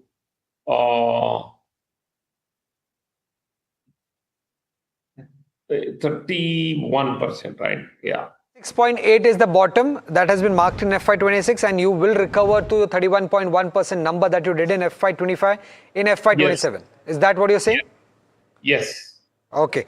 And also wanted to understand on this, the investments that you have done in AI, by when will they start contributing meaningfully to your top line?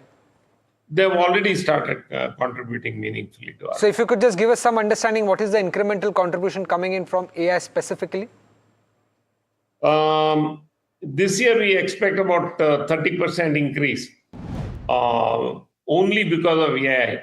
Apart from growth, which may be organic and inorganic, which will also contribute to the top line increase this year. So just because of the AI implementation, which has matured, we expect about 30% increase. Increase from the base, is that correct? What was the base? If you can give a perspective of what AI revenues were as a percentage of your total revenue in FY26? We should look at no revenues only on account of AI for the previous FY. Okay, all right. And when you said inorganic opportunities, wanted a sense in terms of what kind of acquisitions will you be looking at, and how will they be funded going forward, and if you're already eyeing something for FY27? Yes, we have one target in the US where we have progressed significantly, and will acquire because that will give us access to customers very easily, and also bring in new customers and new revenues. We've agreed on the valuations, etc. So we may do the deal quite soon.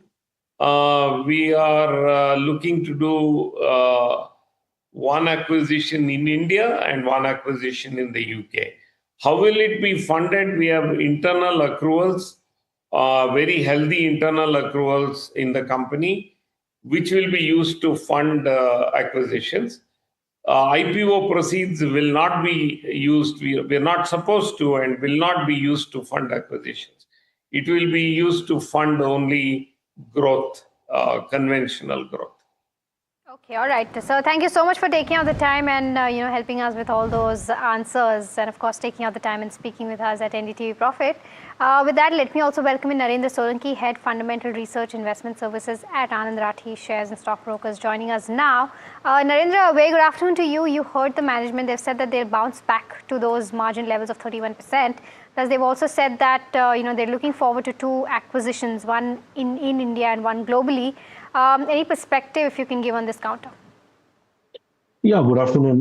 We also have a positive view on the company because the space in which it is operating, it is in a very unique space, which is offering SaaS services for learning and assessment solution, and the company is working with a market clients such as Pearson's, AQA, CQI, SM Learning, and has a significant strong position in the North America as well as in Indo. So I think this quarter the growth was decent, but the margins were impacted because of one-off cost. But I think from a strategic point of view, the company has embarked on implementing AI to improve its product offerings, should also benefit well. And we think that the company should be able to grow at a CAGR of around 30% for next 2 to 3 years. So I think from valuation perspective also it's attractive right now. Right. Before we move on to our next management on the show, let's slip into a short break and we'll get more news on the other side.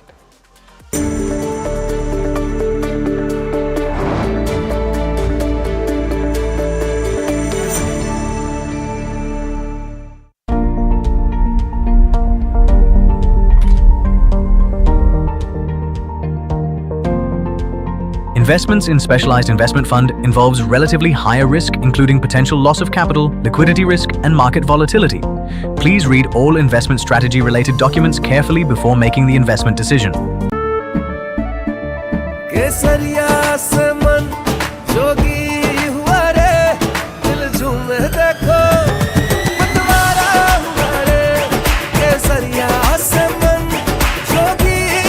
हर पल मनाओ केसरी त्योहार विमल बोलो जुबान Kesari. Hi, I'm Tamanna Inamdar. Watch me on NDTV Profit, where I break down the day's biggest business stories. What happened, why it matters, and what it means for your money. Hi, I'm Neeraj Shah. Watch me on NDTV Profit for the most incisive market intelligence and meaningful corporate conversation. And I'm Alex Matthew. Markets, mutual funds, insurance, personal finance. I help you cut through the noise and make smarter financial choices. And here's where you can watch us.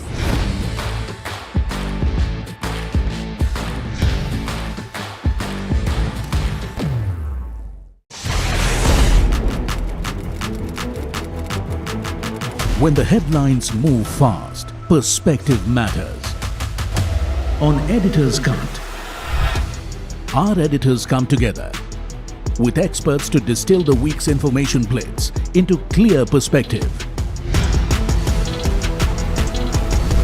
Down the stories shaping the world, from markets and the economy to global conflicts and what lies ahead. This is where experience meets insight.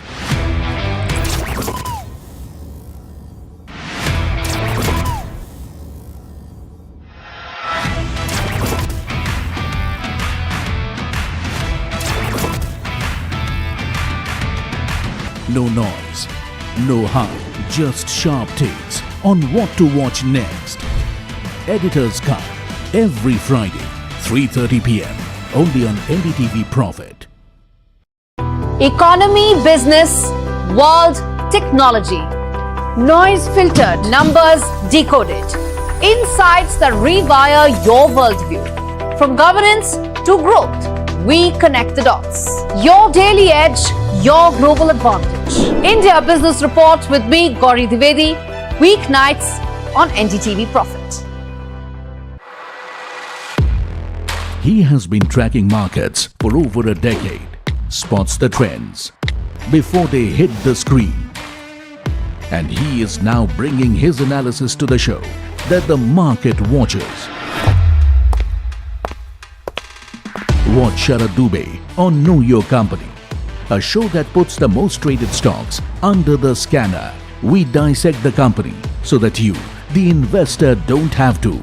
Get the management to answer questions relevant to you. Watch Know Your Company, weekdays at 11:30 a.m. to understand your next big bet. New year, new power panel, India market opening, now in its boldest lineup. This is where the trends get tested and stocks get conviction. I'll recommend a buy call on a stock only when I'm fully convinced on the stock. With a table supply.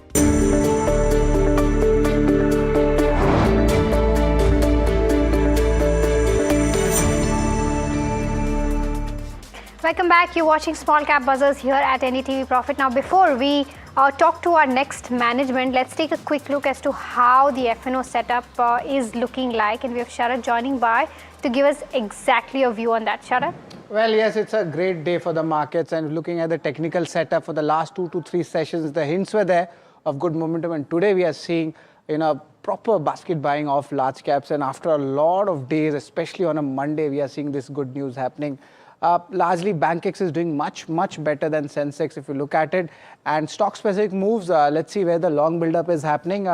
No major concern on the losers also. Eicher Motors on back of earnings. Adani Group stocks also doing really well. Adani Enterprise up almost 5% as well. Let's see what comes in short covering. As I mentioned, Adani Power is up 6%, and GAIL also we are seeing a good volume buying happening. Let's move on to long unwinding.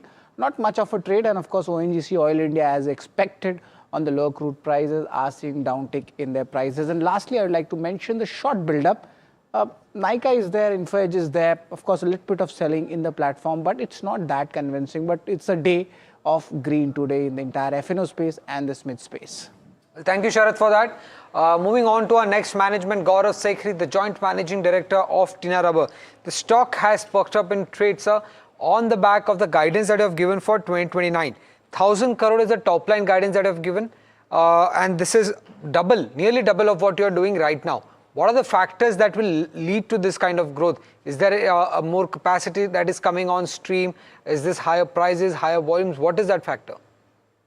Good afternoon, and thank you for having me on your show. We've done a QIP last year. We raised about 80 crores, and along with internal accruals, we've done approximately 110 odd crores of capex in the company in FY26. So some of those spends will now start showing results even in FY27. And that is what will get us to our vision of 1,000 crores by FY29. Okay. Gaurav, hi. Mahima also joining this side. Just want to understand in terms of, your margins. You've said that by 29, your margins will be around that 18% mark, if I'm not wrong. You've already made that shift to, higher margin products. Just want to understand as to how that trajectory will look like. And do you think that beyond that 18% is also possible in the next 3 years? Hi, Mahima. We feel comfortable, maintaining the 18% outlook we've given. Because, invariably, some of the new projects that you take up, new capacities you set up, the expenses are always front-ended. So I think even with some efficiencies that we will get, I believe 18% is a number we are comfortable with. We have achieved it already. And I expect that we will be able to maintain it comfortably and possibly do better. But, hard to predict that today. And Gaurav, what about your capacity utilizations? Where do they stand right now, considering the new capacity also into consideration? So the new plant set up in Varale in Maharashtra is now operating at 80%. Our capacity utilizations are improving. We're already quite close to optimal levels in our older plants in Panipat and Chennai. So they are operating quite nicely. But there is still some scope of debottlenecking, if not at a full plant level, but at specific verticals. So we are continuing to work on that. Fortunately, market is supportive and we are seeing good robust demand. Our stock turnover ratio, etc., continues to be very efficient. So that gives us a lot of confidence. So then more capacity additions is on the cards in the next 2 or 3 odd years? For sure.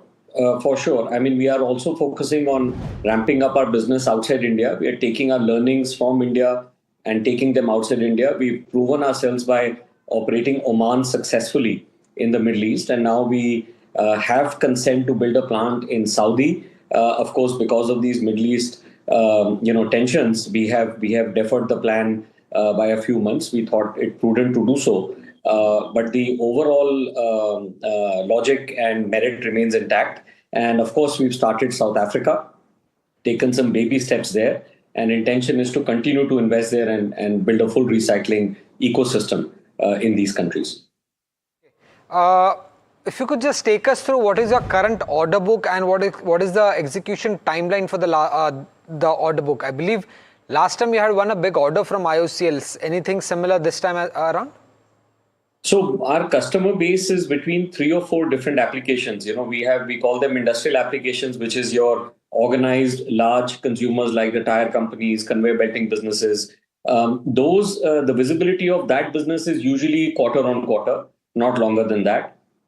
But the business for infra segment, we tend to have slightly better outlook. And the order you're referring to, the Indian Oil order where we modify their bitumen, that has just got renewed for the next 2 years. So that is very much a surety. In fact, supportive of that, I must say that because of these crises in Middle East and the tightness of supply on bitumen, on which our government and our country is already dependent on imports, and in line with the Prime Minister's vision, I believe our government should increase its usage of recycled rubber into roads. I hope that happens. I mean, it makes all the merit and logic, and that will help and support our business tremendously.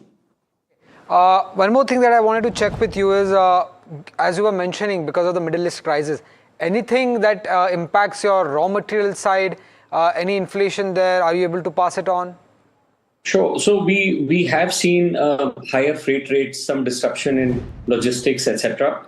But we have got, I think, adequately compensated because on the other hand, the demand for recycled materials, I believe, has gone up, will go up because all your virgin polymers, synthetic rubber, etc.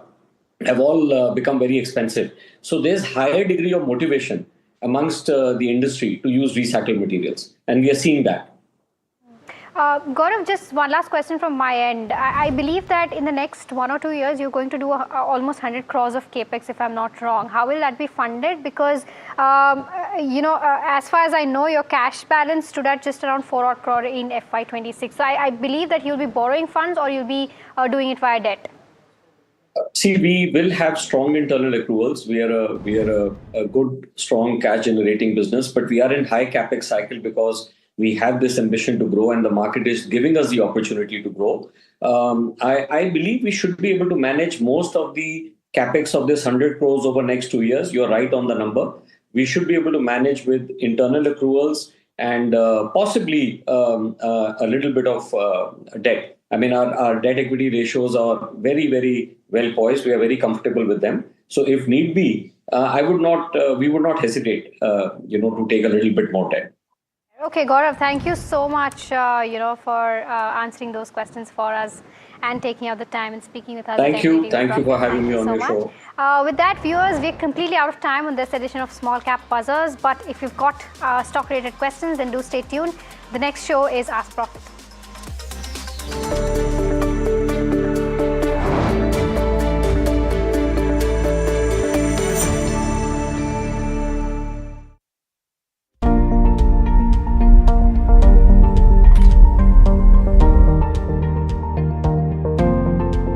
Investments in specialized investment fund involves relatively higher risk, including potential loss of capital, liquidity risk, and market volatility. Please read all investment strategy related documents carefully before making the investment decision.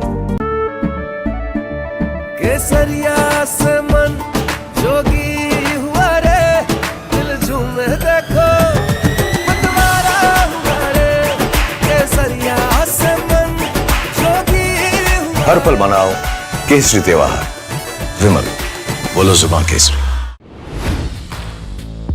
Hi, I'm Tamanna Inamdar. Watch me on NDTV Profit, where I break down the day's biggest business stories. What happened, why it matters, and what it means for your money. Hi, I'm Neeraj Shah. Watch me on NDTV Profit for the most incisive market intelligence and meaningful corporate conversations. And I'm Alex Matthew. Markets, mutual funds, insurance, personal finance. I help you cut through the noise and make smarter financial choices. And here's where you can watch us.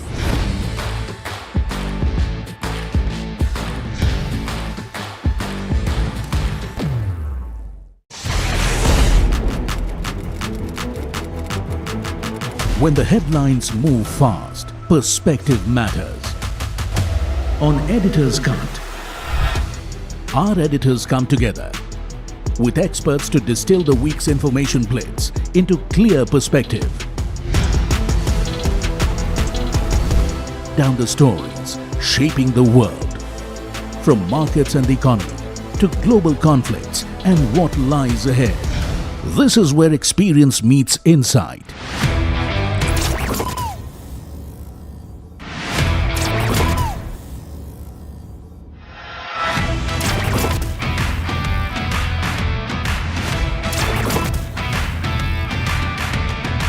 No noise, no hype, just sharp takes on what to watch next. Editor's Cut every Friday, 3:30 p.m.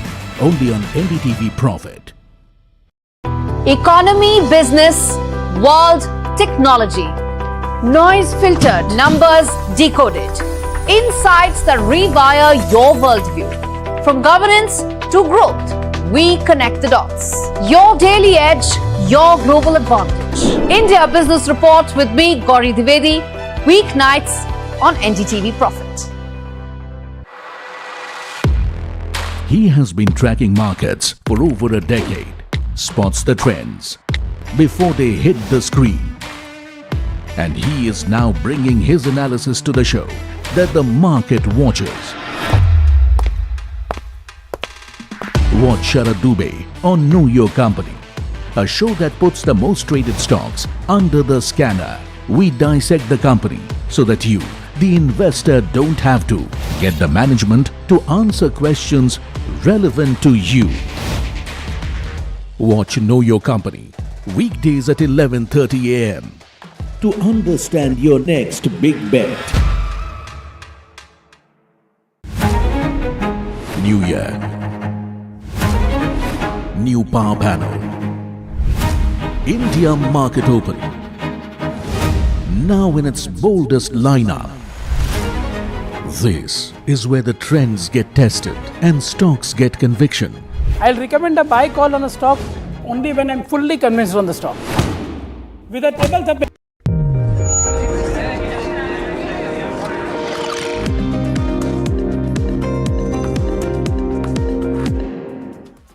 Welcome back. You're watching NDTV Profit, and this is a show that gets all your stock-related queries answered. And you're watching, of course, Ask Profit. I'm Mahima Vachharani, and with me is Puneet Zaveri, and we are going to help solve all your stock-related questions. But for that, you'll have to call us or WhatsApp us with all your stock-related queries on the numbers that are flashing on your screen up there. But before we start doing that, a quick look as to how the markets are doing.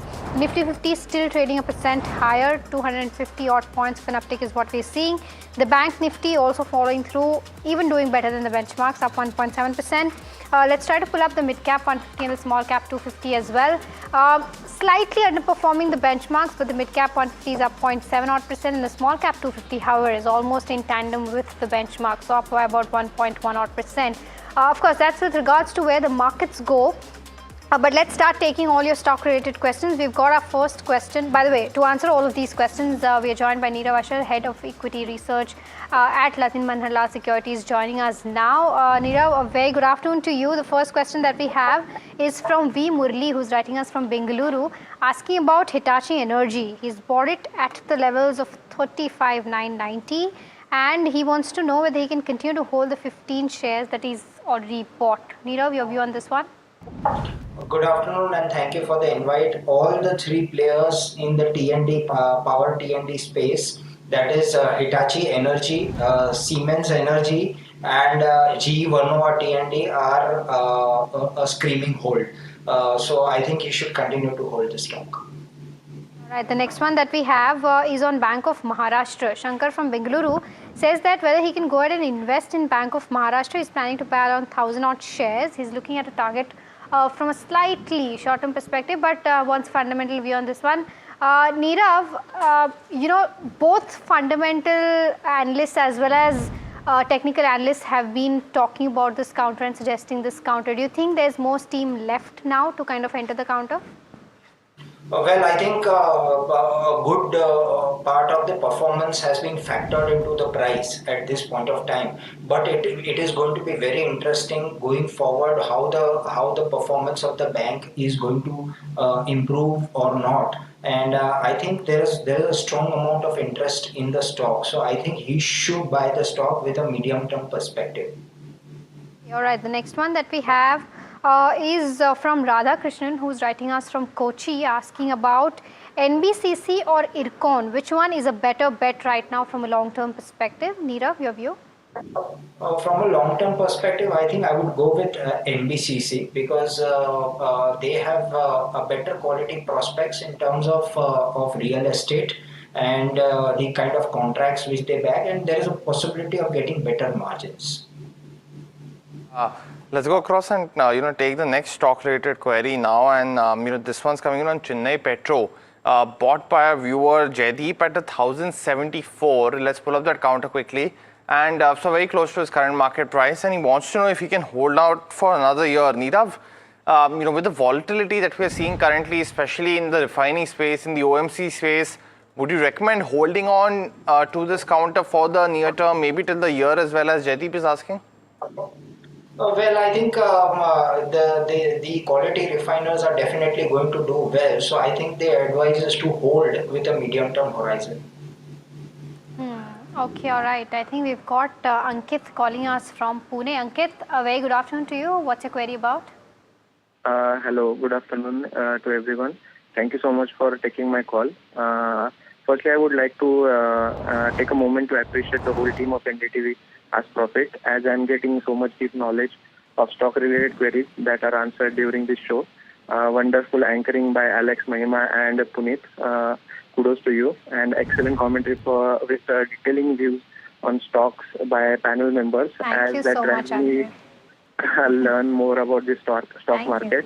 So my query is on QPay. I have 500 stocks in my portfolio with average price of 44.96. Okay.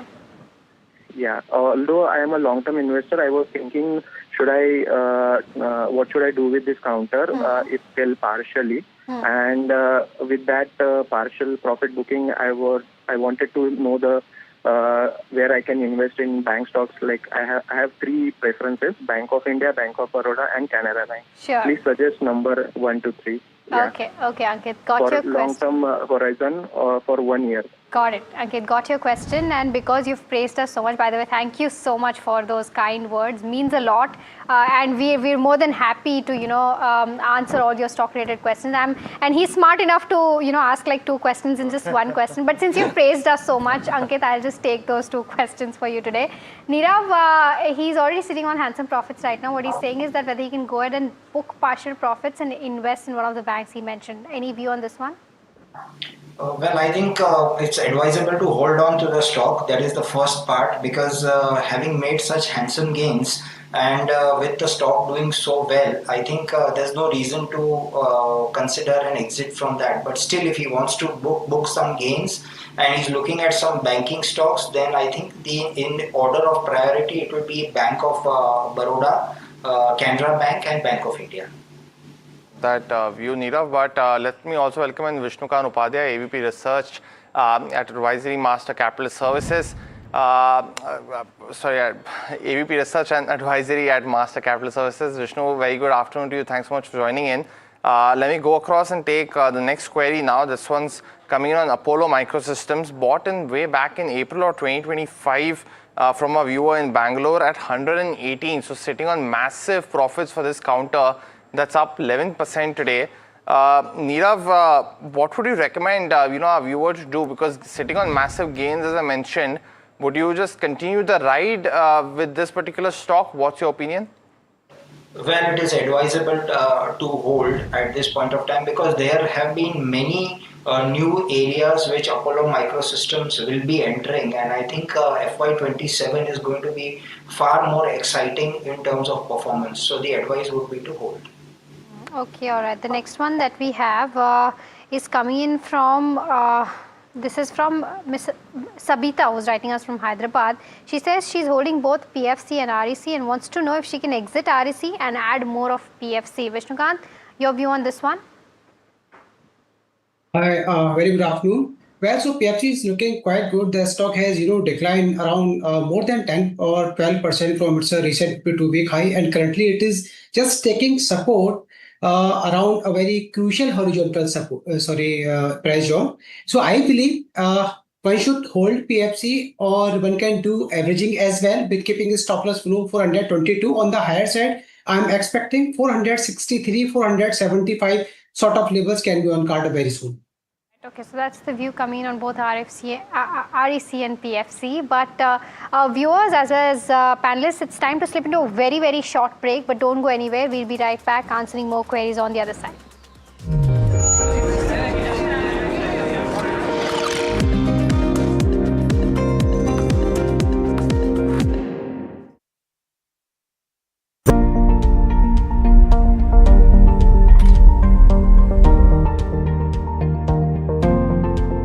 Investments in specialized investment fund involves relatively higher risk, including potential loss of capital, liquidity risk, and market volatility. Please read all investment strategy related documents carefully before making the investment decision.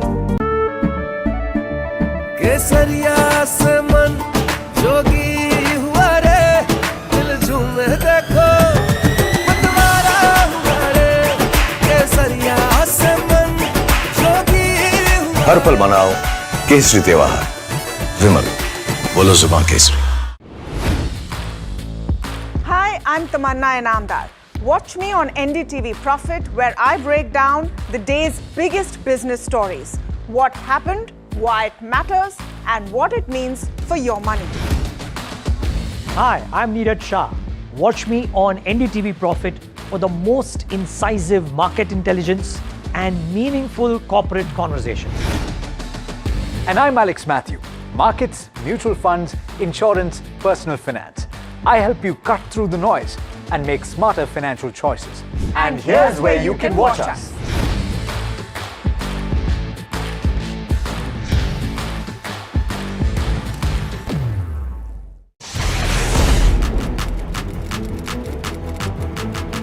When the headlines move fast, perspective matters.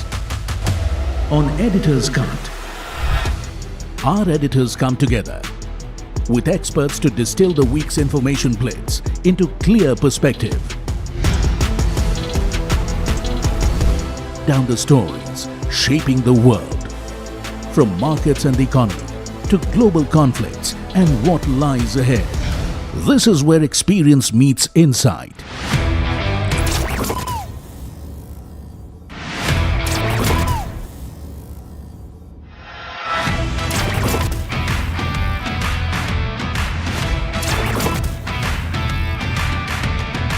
No noise, no hype, just sharp takes on what to watch next. Editor's Cut, every Friday, 3:30 p.m. only on NDTV Profit. Economy, business, world, technology. Noise filtered, numbers decoded.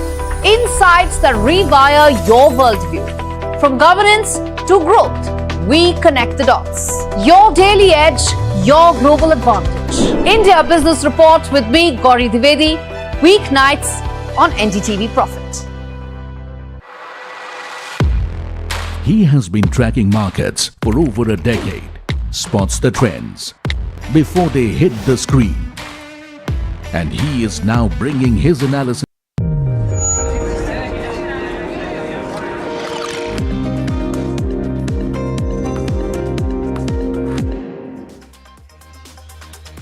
Welcome back. You're watching Ask Profit, the afternoon edition, right here on NDTV Profit. Let's go across and take the next sets of stock-related queries. We're getting a caller now from Ahmedabad, and Nitin is joining us for a stock-related query. Nitin, very good afternoon to you. What's your query?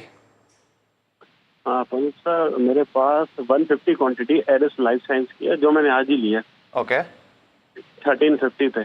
ठीक है. और आपने chart देख के लिए Nitin? Sorry sir, ये आपने chart देख के लिए नितिन या लॉन्ग टर्म के लिए लिए फंडामेंटल्स पे?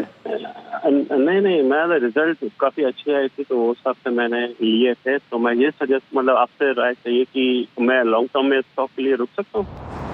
ठीक है नितिन जी. और आपके पास और कोई फार्मा का काउंटर है अब आपके पोर्टफोलियो में, या सिर्फ ये पहला वाला है? मेरा पूरा पोर्टफोलियो सर फार्मा से भरा हुआ है. ठीक है नितिन जी, आपको बहुत फार्मा इन्वेस्टर. ठीक है. हाँ, यही फील्ड से हूँ, तो इस हिसाब से. हाँ, अच्छा, बहुत बढ़िया नितिन जी. फिर तो मुझे आपसे टिप लेनी चाहिए, बट वो कभी हम और करेंगे. आप कल हमको फ़ोन कीजिएगा तो हम उससे बात करेंगे. But Nirav, Eris life science पे आपका क्या व्यू है? नितिन जी को क्या आपने पोर्टफोलियो में रखना चाहिए? अगर आपने रिजल्ट देखा है तो उस पर क्या व्यू रहेगा आपका? एरिस लाइफ साइंसेस जो है उनका performance has been quite good. और हमने देखा है कि बहुत सारी फार्मा कंपनीज जो है डोमेस्टिक परफॉर्मेंस काफ़ी अच्छी रही है. Most pharma companies, frontline companies ने डबल डिजिट ग्रोथ रिपोर्ट किया है as far as India operations are concern. तो आई थिंक आप डेफिनेटली ये स्टॉक को होल्ड कर सकते हैं मीडियम टर्म होराइजन के साथ. Right, the next one that we have is on Anupam Rasayan. Our viewer Sriram Raghuraman has bought 3 shares at the levels of 80 rupees and wants a fundamental view on this one from a long-term horizon. Considering the acquisition into place, Nirav, your view on Anupam Rasayan? Well, I think it can continue to hold, but we've seen in the case of all these companies that they have very aggressive plans for expansion, and that requires a huge amount of money. So there is a lot of fundraising which tends to happen, and the balance sheet tends to be loaded. But I think he can continue to hold nonetheless. All right, well, Bliss GVS also, let's pull up that account if that gains have continued on this one as well, because, you know, he's also holding 80 shares of that, and you know, it's come off from the day's high, but certainly one of the gainers because of the acquisition, you know, as Mahima also highlighted. The next question, you know, coming in now, it's from our viewer Pepet from Assam, and he's holding shares of Escorts at 2958.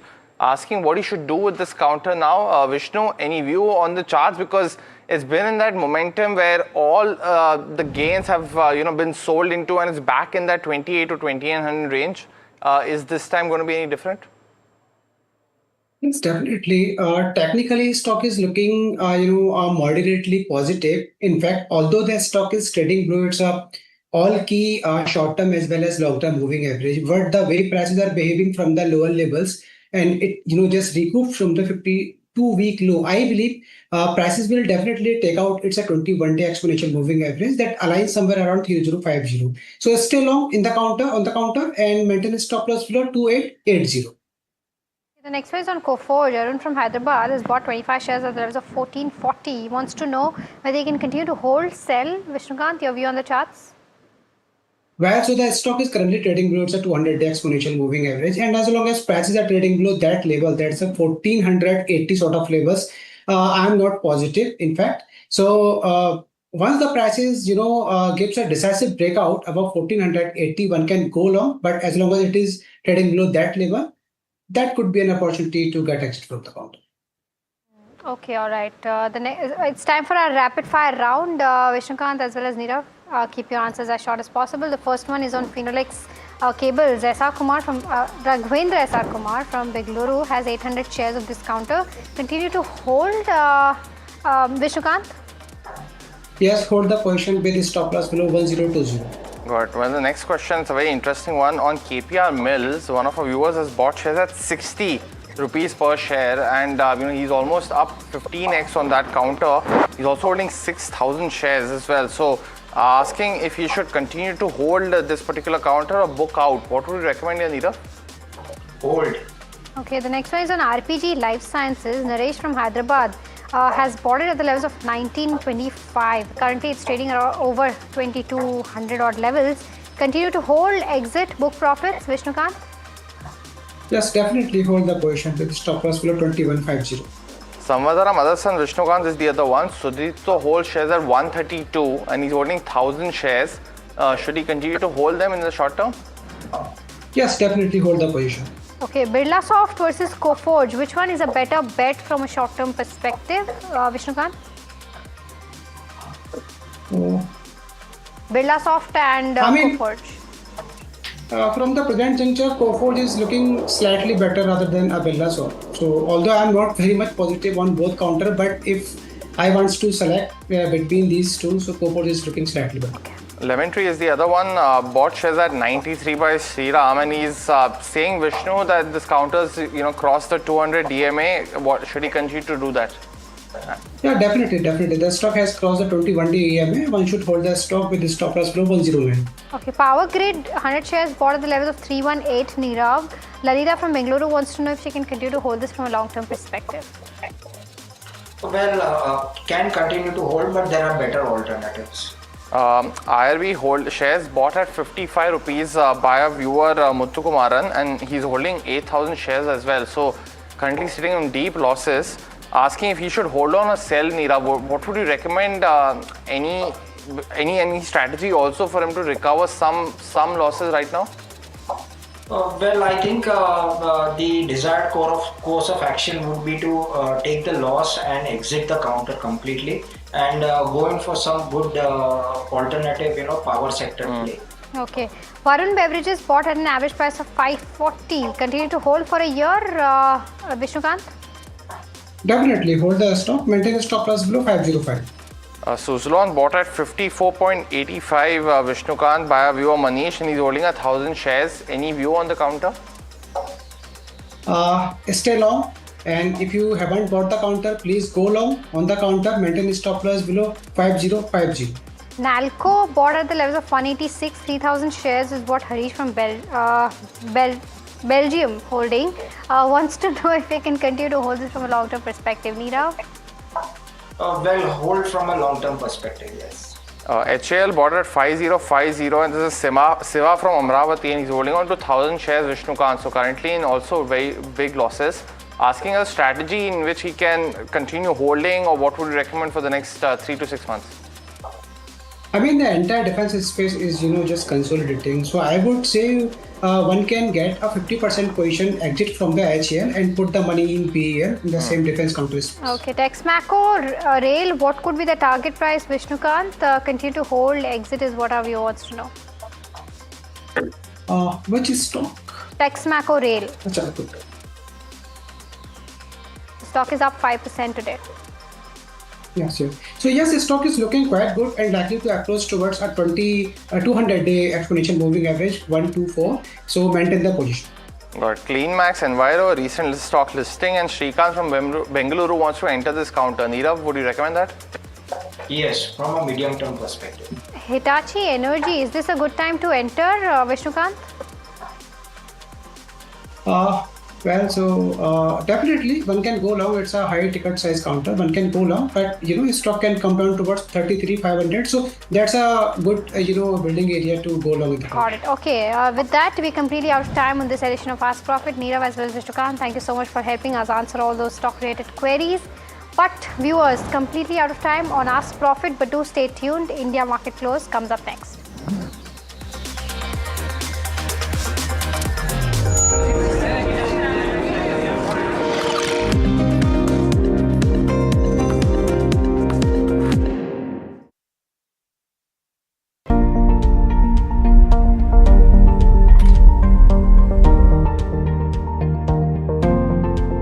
Investments in specialized investment fund involves relatively higher risk, including potential loss of capital, liquidity risk, and market volatility. Please read all investment strategy related documents carefully before making the investment decision.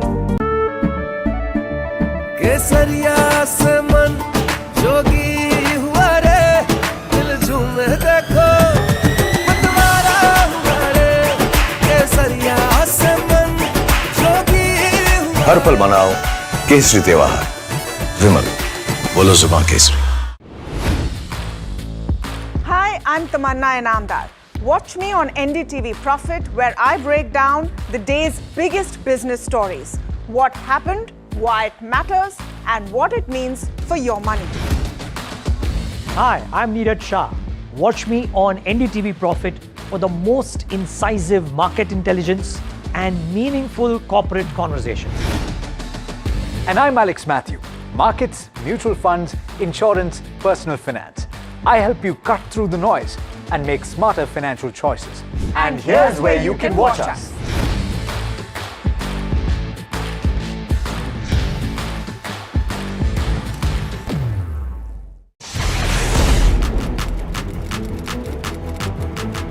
When the headlines move fast, perspective matters. On Editor's Cut, our editors come together with experts to distill the week's information blitz into clear perspective. Down the stories shaping the world, from markets and the economy to global conflicts and what lies ahead. This is where experience meets insight.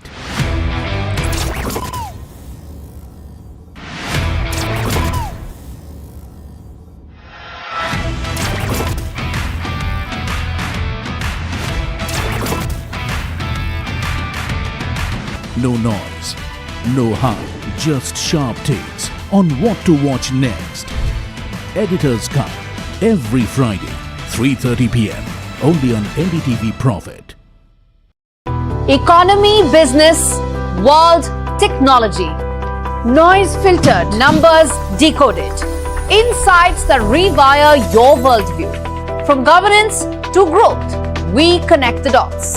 Your daily edge, your global advantage. India Business Report with me, Gauri Dwivedi, weeknights on NDTV Profit. He has been tracking markets for over a decade, spots the trends before they hit the screen. And he is now bringing his analysis to the show that the market watches. Watch Sharad Dubey on Know Your Company, a show that puts the most traded stocks under the scanner. We dissect the company so that you, the investor, don't have to get the management to answer questions relevant to you.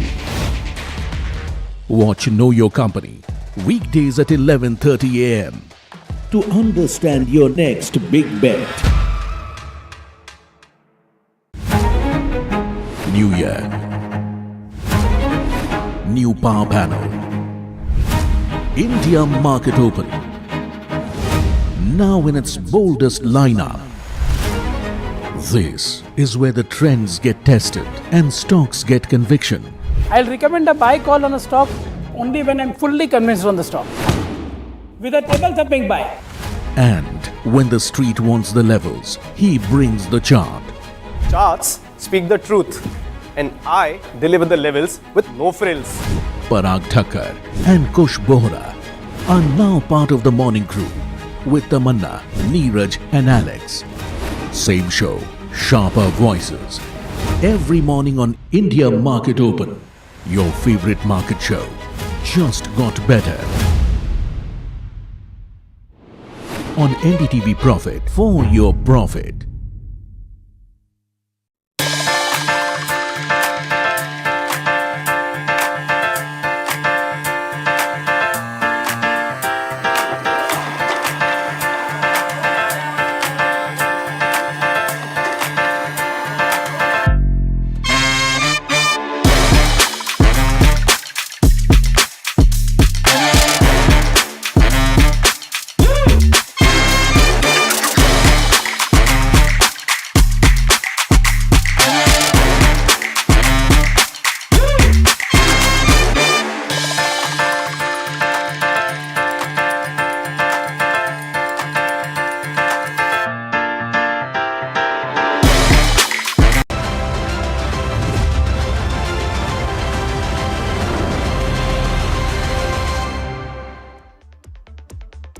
Welcome, you're watching India Market Close, and it's turning out to be quite a delightful day simply because, I know we didn't hit 24,000, but simply because we've stayed on, Alex, 250 points up, about 1% up, and if you pull up the intraday for the Nifty, you will see that we have steadily stayed in the positive territory and not given up too much of gain, which is quite heartening.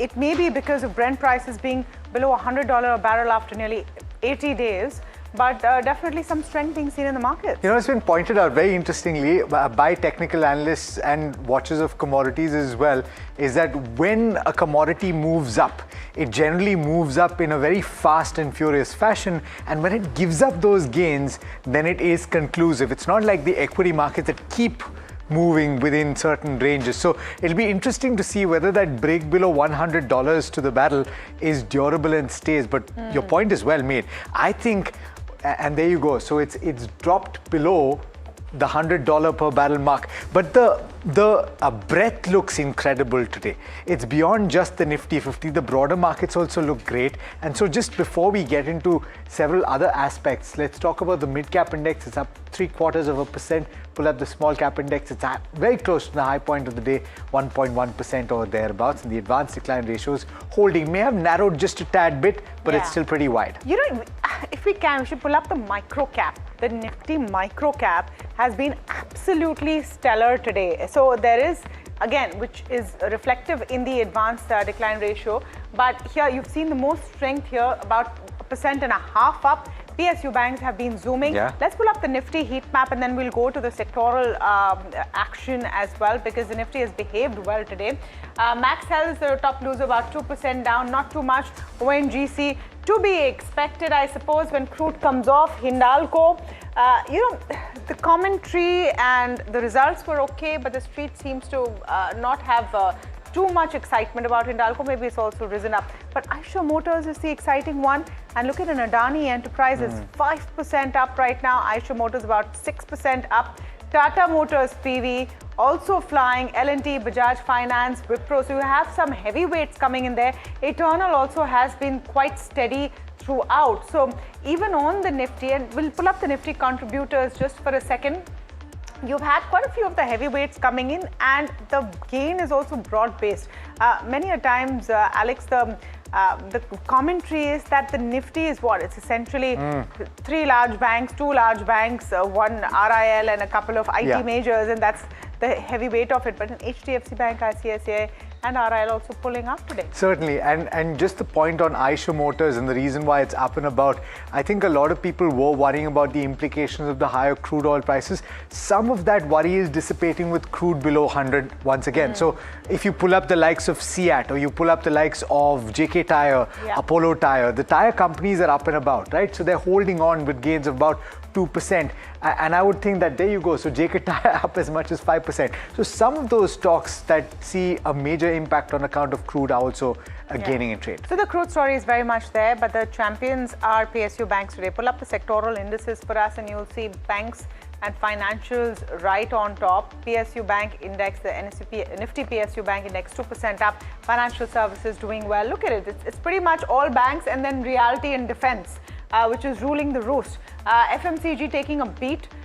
Maybe Colgate-Palmolive not as exciting as people thought, and we were discussing this in the morning, but overall it's a great screen. Even the IT index, which in the morning was the one loser sectorally, has actually bounced back. It's tremendous gains last week, you must say. And carrying on. And carrying on, 0.5%. So it's looking good. Yeah, so this is what's happening in the markets right now. What's leading to gains? Lower crude and strength in the rupee coming back. Hopes of the Iran-US settlement now gaining credence. So you've seen the Nifty gaining for a second consecutive day. Of course, it's the first day of this week. But if I look at Friday and today, it's the second consecutive day. 24,000 is clearly that key resistance. And we need a decisive close above this to open the door to 24,200 and 24,300. So key support levels, 23,900, 23,800. Bank Nifty, meanwhile, has been a stark outperformer, showing stronger momentum than frontline indices. Gains have been led by both private and PSU names, and 55,000 is acting as a resistance on the Bank Nifty. A definitive daily close above this will confirm that structural macro recovery. Let's go across to Himen Kapadi of DR Choksi FinServe this afternoon. Avinash Gorakshakar, founder and head research at Avinash Mentor Services, also with us. Himen, I'm going to come to you first. Why is 24,000 proving to be such a steep hill to climb? A very good afternoon to you, Tamanna. Thank you for having me on the show. It's always a pleasure. Well, frankly speaking, even I agree with you. 23,800, I believe, was a headache, a bigger headache. But yes, 24,000, one, it's a psychological number. And secondly, if you see, Tamanna, on 24th April and 30th April, we've taken support around 24,000. So frankly speaking, there's a whole range between 23,300, 24,600. If you sort of compartmentalize it further, it's 23,400 to 800 and 23,800 to 24,200. So it's almost 400, 200 points. There's a bullish gap, Tamanna. I think that's a positive. If it doesn't get covered up for the next 10 days, I think I'd be even more happy. And well, yeah, things are looking hunky-dory. The daily oscillators have turned positive. The VIX has finally come below 18, which is okay. We need to go some more below 15, but yeah, things are beginning to look better. I think, like Alex mentioned, the AD line is good. So fingers crossed, unless these people do a flip-flop again, things are looking better. But 24,150 is important, above which we'll see even more green shoots. Himen, I'm not sure if you look at the crude charts, but I was reading a social media post by somebody who used to be a commodity trader. And what he was suggesting was that there's an old school nugget that is said, where how many bull markets in commodities continue after a close below the 50-day moving average.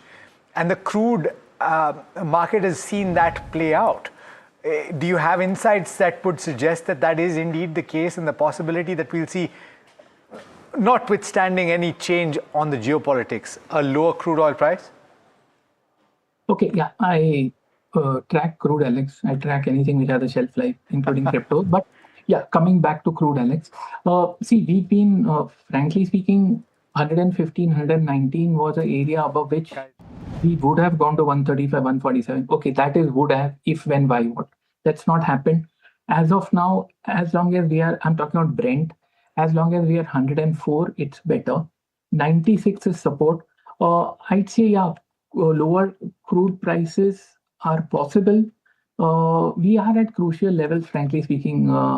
Below 96, Alex, I think I was basically bullish on crude because I felt there was one bullish move left on the upside. Now, evidently, geopolitics supersedes all this. So, as of now, if 96 holds, I'm seeing for a good bullish crude, a Brent, then it's fine. But if 96 breaks in terms of closing, Alex, I'd say that whatever positives or impending positives that me or anybody would have anticipated would get diluted. So as of now, crude has taken a short-term hit. Does this convert into a medium-term correction? I think it's possible, but 96 should be, I won't say make or break level, but a pretty important level, Alex. Individual stocks that you're liking on the charts, Hemant? Okay, two stocks which I like. I like Pharma as a whole, but it's more of a slightly longer term call, frankly speaking, Alex. From a slightly shorter term point of view, you have 361. I think that looks quite interesting the way I see it. We've been consolidating over here. The stock is on the verge of breaking out from what is a ascending triangle formation. So I'd say buy 361 at 1135, stop loss 1105, target of 1195. And the easier one is Adani Energy Solutions. One can buy at 1400, stop loss 1325, target 1550. Looks good, fifth wave unfolding on the daily chart. It's woken up after 3 years, Alex. So frankly speaking, there's a very conservative call. I believe there's a lot more upside at the risk of sounding overly positive. I think 1600 and 1800 are coming in this calendar year. Looks great. It's a 3-year breakout. Looks good. Okay. Adani Energy looks good. Standard disclaimers there, of course, that you're watching this on NDTV Profit is a subsidiary of AMG Media Networks Limited and Adani Group Company. And of course, Hemant giving his own views over there. Just want to get a quick view from Avinash before we get to the stock of the day and the bull versus bear of the day. Avinash, just on the markets right now, is auto looking exciting to you? Apart from an iShares, and iShares also bases its results, of course. No, I think, Tamanna, the outlook definitely looks promising. I think, the good monsoon is going to percolate into a reasonably good, strong rural demand.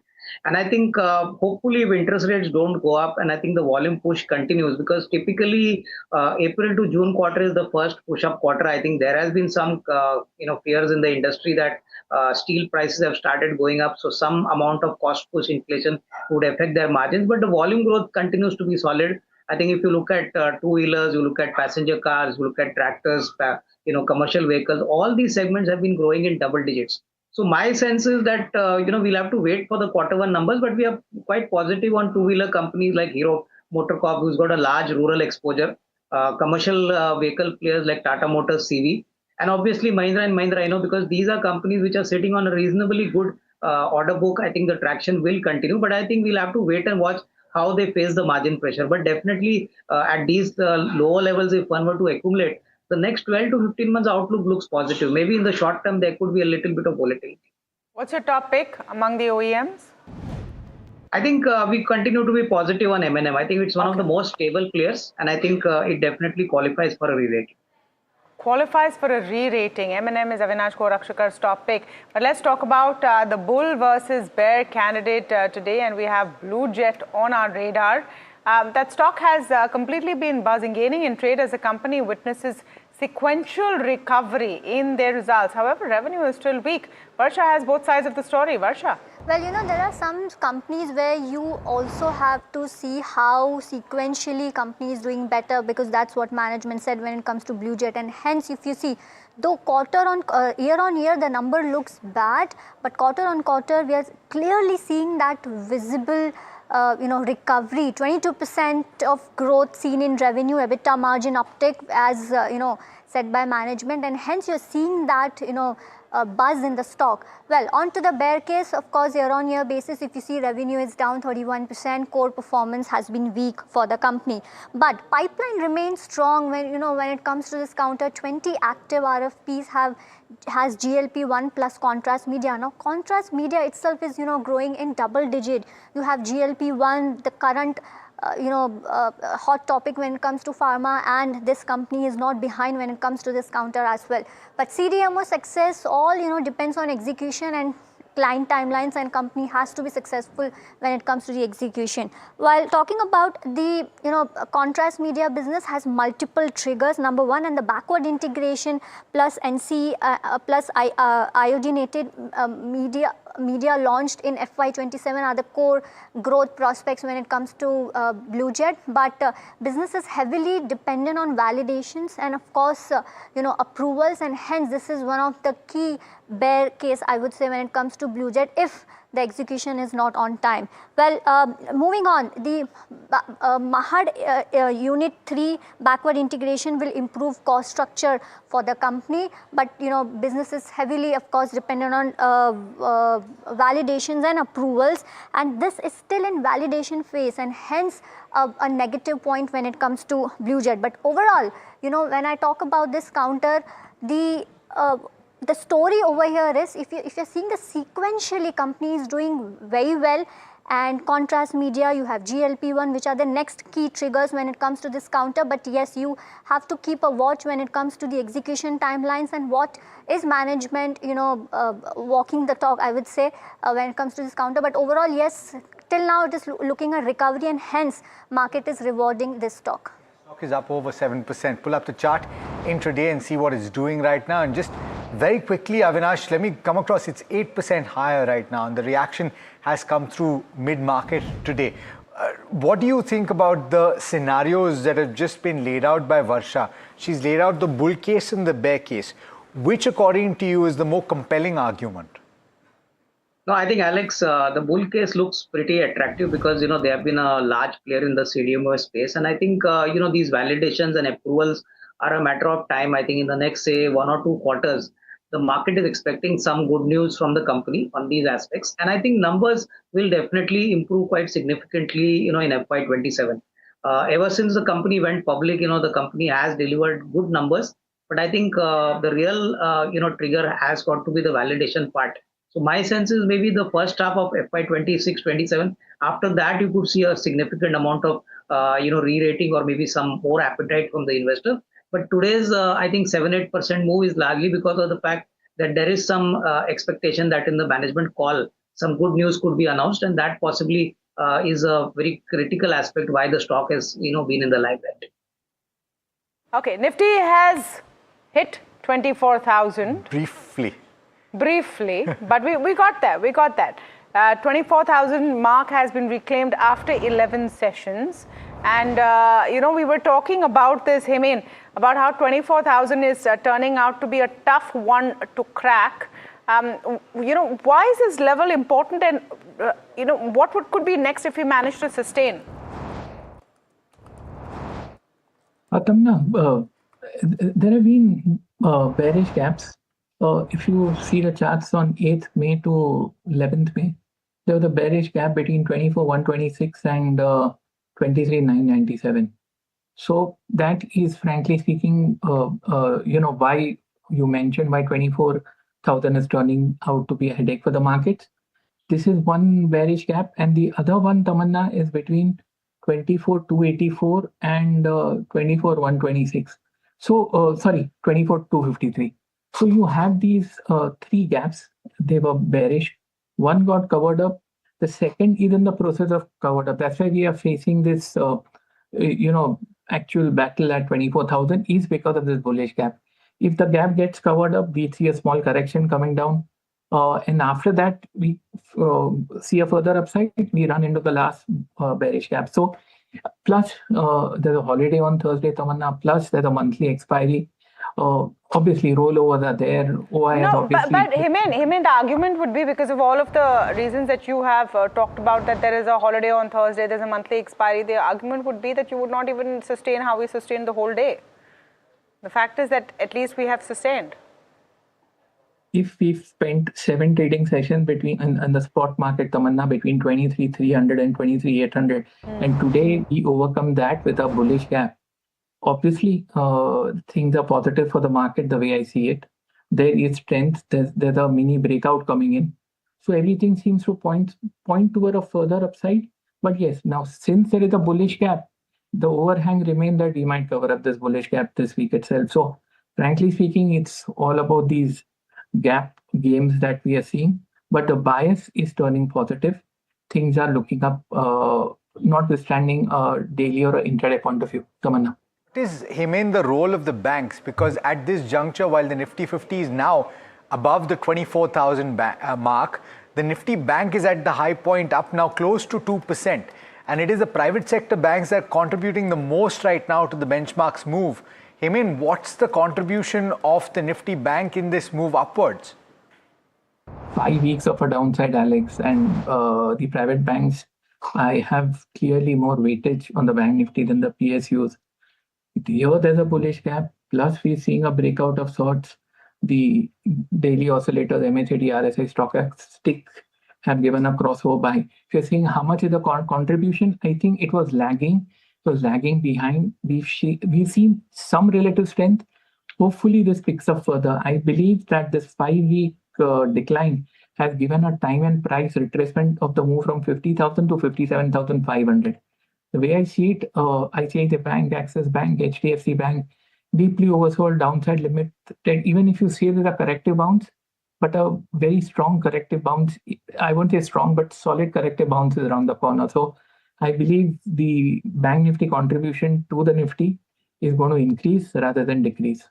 What are the short-term levels, Hemant, for the Nifty bank that you're seeing? Okay, if I were to look at short-term levels, spot for the bank Nifty. Okay, firstly, the resistance, support comes in at 54,467. Resistance comes in at 55,264, 56,161. Resistance levels on the upside. And yeah, there's also the 55-day exponential moving average, Alex, coming in at 55,395. So few resistance levels on the upside and support on the downside. All right, let's get back into the stocks that we're watching today. And Park Medi World is up and about. Pull up that chart. It's up as much as 7%, one of many actually today, and we'll bring you those as well. But Park Medi is surging on account of an announcement of an acquisition of Medicity Hospital in Uttarakhand in a 177 crore all-cash deal. Varsha joining in to tell you about why the street is bullish on this. Varsha. Well, this will mark entry into Uttarakhand, which is the 6th state for company, and of course the deal is valued at 177 crore in all cash transaction. And you know, if I were to talk about the target company's financials, well, the financials have grown, revenue have grown at around 14 to 15% of CAGR in the last 2 years. And Medicity has 330-bed multi-speciality hospital. It's the largest hospital in that Kumaon region, and the facility spans around 1.64 lakh square feet. Now, also offers 20 specialities across key medical segments, which includes, you know, cardiac, oncology, IVF, and pediatric, and more. But the strategic rationale for a company entering into this is, of course, this will mark entry into Uttarakhand, its 6th state, and the focus is on expanding into underserved healthcare market, and which is a part of inorganic expansion strategy focused on acquiring established hospitals, and the acquisition will be earning accretive over the medium term, and the growth will come from better utilization and service expansion. So just, and this will mark companies' entries into Uttarakhand, its 6th state, and hence you're seeing a stock going buzz in trade today. Okay, 7% up on Park Medi World, but buzzing are more than enough stocks to pick up the breadth, the market breadth right now. Something very interesting is happening in the markets right now. Pull up the Nifty intraday, pull up the Brent for us, pull up the Bank Nifty for us. We need to look at some of these indicators and just take a look at what's happening. 24,027. Managing to stay and sustain. I think, Hemant, in a second I'm going to come and ask you whether you'd buy the Nifty right now because it's a question which needs to be answered. The Brent July futures at 98.76. WTI June futures have dropped even further. All of these days we've seen enough false starts of a hope of the completion of this war. But the key indicators have never seen as strong a move as before. Bank Nifty about 2.5% up. Bank Nifty or Nifty? Where is the index called right now, Hemant, if at all? I'd say buy both with keeping today's low as a stop loss, Samanna, because both are bullish gaps, both look good. I mean, it's I'd say buy both, split your risk, but they're looking nice. Buy both. I'm assuming someone has been sitting on cash and has the cash to buy both, but you're saying split the risk, whatever it is, and keep the days low as a stop loss. Okay, time for that moment in the show where we talk about all the chatter from D Street. Somit Sarkar joining in. Somit, apart from the specific companies that you're going to talk about and what's buzzing and what's not, what is the chatter on why such a positive mood in the markets? Because the momentum has just increased in the last 20 minutes. See, if you look at the market, it was consolidating for a very long time, and some of the moves are also technical. It has been sustaining about the 23,900 level throughout the day, so some technical buying must have also triggered this move that we are seeing currently. Also, specifically for Nifty Bank Index, there was some basket buying that was expected. That did happen, some part of it on Friday. Some of it was supposed to happen today, so that could have also led the Nifty Bank Index and the Nifty Index on the higher side. So that basket buying coming in might have aided further up move in the markets. And overall, the sentiments are positive given the fact that crude has fallen down, rupee has strengthened, and also there is increased optimism over the settlement between Iran and US war. So all these factors might have led to this up move in the market. But few stocks that dealers have highlighted. Firstly, it's Premier Energies. Now, a big block deal that happened in trade today. We did indicate about that on Friday. So that was a khabar confirmed. Plus, what we are understanding from dealers is that Capital Group was one of the large buyers in this block deal that happened in trade today. So keep an eye out for Premier Energies. For Adani Energy Solution, multiple dealing rooms are recommending their clients to buy this counter for June series. And the stock is up nearly 3% currently. For IOCL, dealers indicate that among oil marketing companies, IOCL will be the biggest beneficiary if crude prices continue to slide further down. And this is obviously assuming that things improve from here on. When it comes to True Alt Bioenergy, there are buy flows on the HNI desk. Dealers expect some positive tie-up with the Japanese firm very soon. That could be announced here. So keep an eye out for True Alt Bioenergy as well. And lastly, when it comes to Premier Explosive, the stock has locked in an upper circuit of 20%. Now, there are media reports which indicate that there could be a potential acquisition by another listed company. But what I am picking up from the street is that there's a buzz of a big order win that could come in that the company might announce from DRDO. So that could also be one of the reasons why the stock has locked in an upper circuit in trade. Okay. So much to unpack, and I would say the buzz is back. Avinash Gorakshakar, if there is someone who's been sitting on the sidelines, where should they jump in?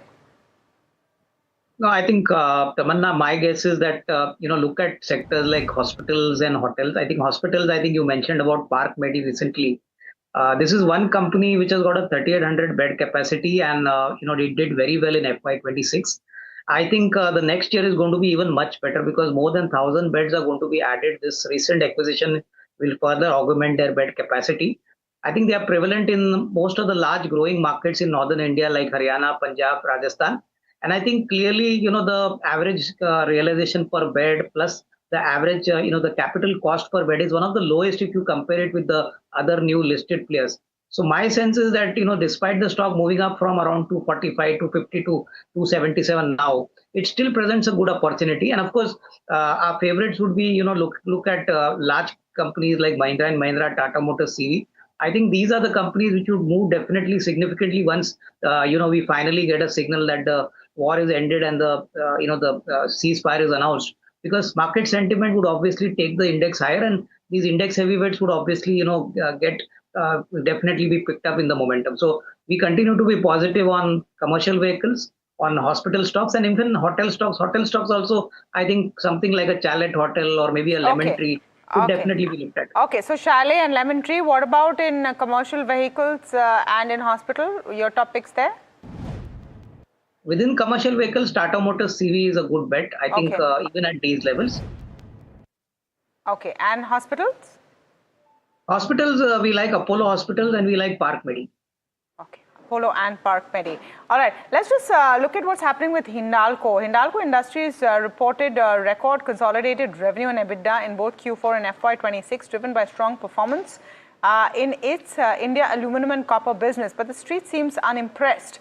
Parth is joining in to tell us why. Parth, what's going on with Hindalco? Yeah, it's really interesting that even after posting record numbers, the stock is currently in pressure. So this has a variety of reasons. Starting with the first one, the Novelis adjusted EBITDA has declined despite higher shipments and revenue growth. Now, this was mainly because of the Oswego fire disruptions that we saw happening in the last quarter. This has continued impacting the shipments, utilization levels, and profitability of Novelis. This has led to a decline in the consolidated EBITDA margins for Hindalco by 60 basis points year on year to reach 12.7%. The second reason is the heavy ongoing capex cycle which is going on for Hindalco, and the biggest trigger for that is their Bay Minette expansion project. This was their $5 billion worth of expansion, and the delayed ramp up of this project has not given meaningful earnings contribution to Hindalco. So this is the second thing which is going wrong for Hindalco. The third one is the revenue growth. The revenue growth which happened in Novelis has failed to translate into a proportionate EBITDA increase. Now this is because there is a weakness in the European market in their automotive sector. This has impacted the product mix and realizations for Novelis and henceforth for Hindalco as well. So these are the three main reasons why Hindalco is in pressure despite posting record numbers. All right. Thanks so much for that, Parth. In fact, earlier today we spoke to Satish Pai, who's the managing director at Hindalco Industries, and here's what he said about the outlook going forward. No, I think that, look, the consol entity FY27, we should be having a good year because I think the India business will do well. LME prices are high. And the most positive for us will be Novelis will be coming back. So they started that comeback in Q4, but once Oswego is back up by June and Bay Minette gets commissioned. So the most positive thing for the consolidated Hindalco business will be the comeback of Novelis. Okay, I'm going to talk about some broader market plays that are buzzing on the back of numbers. Pull up Shriram Properties, please. And it's interesting because right now this is a overall market play. Shriram Properties is what I'm talking about. That spike you're seeing coming off now, but 9.5% up. So a couple of things. Net profit up 64%. Revenues up 57.1%. We can pull those numbers up. They were on our flashes. EBITDA up 80%. Margins also looking good from 11.9 to 13.7%. So Shriram Properties is one that's doing well. Earlier you had Ajmera also that has come in. And that also had a good set of numbers. We'll pull up Ajmera. Pull up Campus Activewear. Campus Activewear, also a good set of numbers. Broadly, you know, the whole trend that you're seeing, okay, there you have Ajmera Realty. We'll like to see the stock as well. For Ajmera Realty, we'll finish that and then we'll go to Campus Active. So a lot of mid-cap companies that are showing a good set of numbers. On Campus, net profit up 26%, revenue up 12.3%, EBITDA has gone up about 14.5%, margins have also improved. You know, so just for Ajmera, just on that point, it's very interesting because a few real estate companies, it's chalk and cheese. Yeah. And I'm stealing Neeraj's favorite term, but Kolte Patil, you had horrible execution in the quarter gone by. Ajmera seems to have had a very good execution quarter. 431 crore rupees of revenue versus 151 crore rupees. And so despite a contraction in the margin, you've had a significant improvement, more than doubling of the EBITDA and the PAT number growing quite considerably as well. Yep. So you have, you know, the reason I bring this up and some of these companies is because of the kind of reaction coming in from the markets. Avinash, once we have this whole West Asia crisis behind us, and it's sooner or later, that's when we have to start looking at what Q4 and this last financial year really brought up. And would you say on balance, you've had quite a few mid-cap companies and small-cap companies with solid performance. Yeah, exactly. I think, see, numbers definitely have been much better than what the street expected. And I think if this momentum is maintained, this kind of growth momentum continues even in the coming 1 or 2 quarters, then I think the valuations definitely look attractive. I think the reason why mid caps were battered down was largely because, this was considered to be a more volatile space, inconsistent performances. But I think there have been some few companies where the numbers have been pretty good.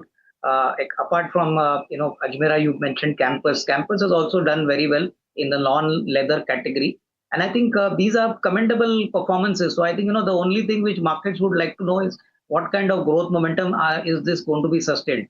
Because Q1, everyone is expecting that some margin pressure could come in, but overall, I think if the volume growth is solid, then I think these margin pressures could be taken care. So definitely a place where some amount of money can be parked. I think hopefully once the sentiment improves, you're going to see a lot of buying coming in these mid-cap category kind of stocks. Speaking of money being parked and where to deploy funds, we had Vijay Kedia in the studios earlier today for NDTV Profit's town hall. And there were several points that he made. Some of them, of course, with that inimical wit. He was talking about why should you buy a quick commerce company, and he compared it with buying a cutting chai, which is available for 20 rupees, and something that you would have to pay 400 rupees for at a 5-star hotel. But here's where he's talking about his view on the energy sector, a space that he continues to remain positive on. अभी फ़िलहाल मेरे को ऐसे लगता है कि जैसे मेरे दिमाग में ऐसे आता है जैसे बॉडी के लिए ऑक्सीजन ज़रूरी है, वैसे किसी भी कंट्री के लिए एनर्जी ज़रूरी है. तो मेरे को लगता है कि एनर्जी सेक्टर ऐसा है जो ऑक्सीजन है कंट्री के लिए, तो उसके बिना अपना गुजारा नहीं है, और हम उसमें ज़्यादातर हम इंपोर्ट पे डिपेंडेंट हैं हम उसमें. तो मैंने एक बार ट्वीट भी किया था कि जैसे प्रकृति ने सनलाइट दिया इंडिया को, ठीक है, गल्फ को उन्होंने क्रूड दिया, उन्होंने तेल दिया, उन्होंने उसका प्रॉस्पेरिटी कितना बड़ा उसका उन्होंने फ़ायदा उठाया. हम सनलाइट का फ़ायदा उठा नहीं पाए, हम उस तरीके से सोलर के अंदर में इस तरीके से हम वो नहीं कर पाए जो अभी हो रहा है, जो पिछले 2-3 सालों में हो रहा है. ये हम 20-30 साल पहले भी कर सकते थे. या रिन्यूएबल में कोई भी रिन्यूएबल, चाहे आप विंड एनर्जी लीजिए या कुछ भी लीजिए, वो हम कर नहीं पाए. चलिए ठीक है, जब आँख खुलती है तभी सवेरा होता है, ऐसा समझना चाहिए. Okay, you can watch the entire town hall at 8 p.m. this evening, but let's talk about what else is happening. Government is readying for a strong CPSE, that's public sector enterprise offer for sale pipeline. The government may dilute stake in 3 to 4 of these public sector enterprises through an offer for sale in the first 2 quarters of the current financial year. Earlier today, our colleague Danish caught up with the IRFC CMD Manoj Kumar Dubey and spoke to him about it as well. Listening. If we talk about the government's plan to come out with another OFS for IRFC, in February, so we saw that there was very diluted response from the investors. What sort of appetite are you expecting this time? So this is not a question for me, this is for Government of India. But to put facts on record, we sold around 1.77% of share at 104 price of the share, and it was very good response from the institutional side. Going forward, you see, I can assure about the good numbers from the company. As you saw the results of annual year FY26 that we published, my PAT grew by 8%. It crossed the 7,000 crore magical mark. We are doing well in all the aspects, and without any pipeline which was there for the last 2 years, we could sanction more than 75,000 crore asset in last year, and we could disperse more than 35,000 crore. So that momentum that we set in last FY in going forward, you see in the first quarter itself, we have signed an agreement of 13,500 crore, which all will be dispersed in Q1. So this kind of deals which we were really working very hard from the last year are showing the fruits. And going forward, rest be assured, if company is doing well, if its order book is very strong, if its parameters like net interest margin, everything growing fast, so government will have a good time to see if they really want to sell the shares, and the office should have good attractive participation also. Earnings coming through thick and fast. The bottom is where you should keep an eye, and that's where the news breaks first. And we've got Nifty 50 and Nifty Bank at all-time highs heading into the last half hour of trade. We'll get you the top buy today, sell tomorrow calls and everything that you should watch out for as we're closing today's session. Stay tuned.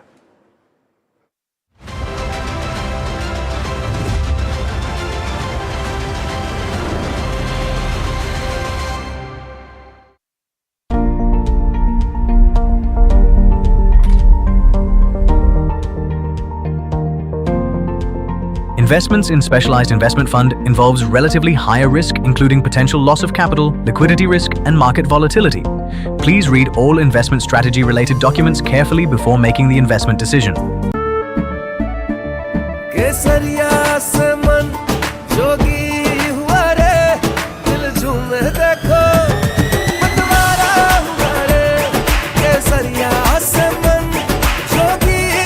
हर पल मनाओ केसरी त्योहार विमल बोलो जुबान Kesari.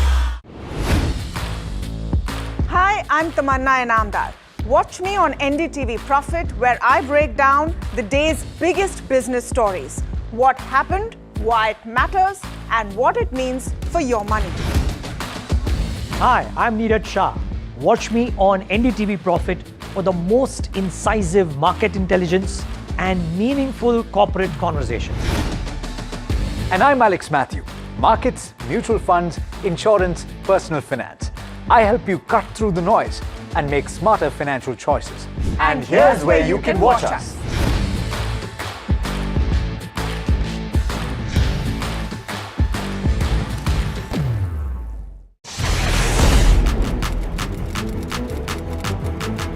When the headlines move fast, perspective matters. On Editor's Cut, our editors come together with experts to distill the week's information plates into clear perspective. Down the stories shaping the world, from markets and the economy to global conflicts and what lies ahead. This is where experience meets insight.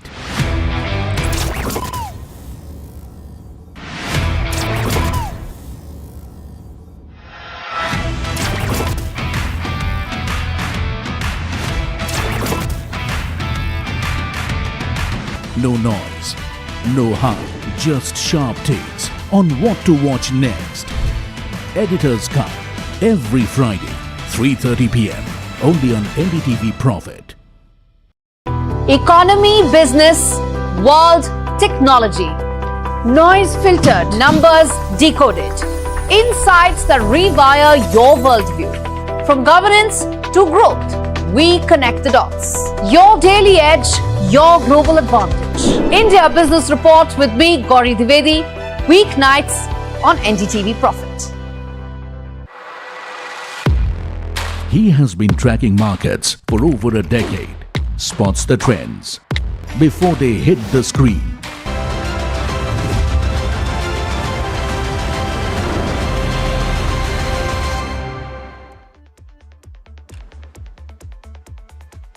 All right, welcome back. Let's pull up the Nifty before we move ahead. 24,000 has been conquered and we are managing to stay above. That's the important bit, right? Because a couple of attempts were made in the afternoon session of trade and now we're managing to stay up above the 300 mark. In this leg of India Market Close, we're speaking with Ajit Mishra. He's SVP Research, Religare Broking, and Sudeep Bandyopadhyay, Group Chairman at IndiTrade Capital. Welcome to both of you. Ajit, what's the next stop after 24,000 and would you wait and see if we sustain? Because remember, we also have monthly expiry this week. We also have a truncated market week because you have a market holiday on Thursday. Yeah, good afternoon, Tamanna. So yes, Tamanna, we have like back-to-back expiries and finally, like we are seeing after this immense struggle that Nifty is crossing 24,000 mark barrier. It's the last hour of the trade and as of now, it seems like that we are going to sustain these levels thanks to banking index, which is showing noticeable resilience. And overall also, we are seeing that participation is broad-based. It's not that only the banking, but in fact, the other sectors are also participating on the rotational basis. So this gives us comfort that probably, yes, we are inching towards the next area of hurdle, which is close to around 24,400 mark, which is the 100 EMA, and then probably around the long-term averages around 24,600. So 23,800 now is the support zone, which was earlier acting as a resistance. So with that as a stop loss, one can continue to look for continuing with their long position. But instead of carrying the naked longs, the ideal approach is to go through spreads, options spreads instead of carrying the naked long position in the index. Holding at the high point of the day, but specifically on the Nifty Bank, where well above the 55,200 mark. at 2.2% higher. Specific levels that you would watch out for on closing basis? In fact, like Alex, banking looks comparatively better. The private banking wages, in fact, the PSUs are also witnessing a bit of attraction now. We feel that the averages, where both medium to long-term moving average converge close to around 56,000, 56,200. So, which is roughly around 1,000 points away from the current area, is what banking can test in this recovery. Downside, the 20 EMA mark close to around 54,400 is the new base for us. So it's basically banking looks comparatively better with decent upside potential from the current levels. Sudeep Bandyopadhyay is joining us as well. Sudeep, good afternoon to you. And if you were sitting on a little bit of cash, which some people had suggested would be an appropriate strategy, should you deploy that with markets seeming to look at the start of the week positively, everything that came over the weekend positively?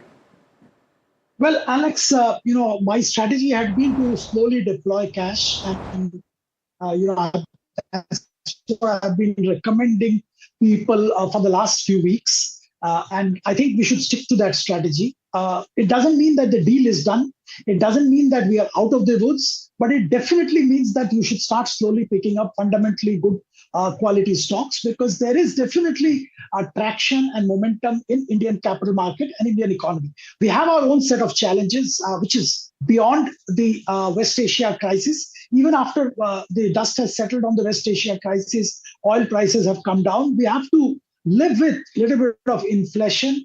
We have to think of the El Nino impact on monsoon and corporate performances, which we'll have to kind of navigate for the next couple of quarters, is what I believe. But I think it's a good time to start accumulating good quality stocks, because you can never predict the bottom or the peak.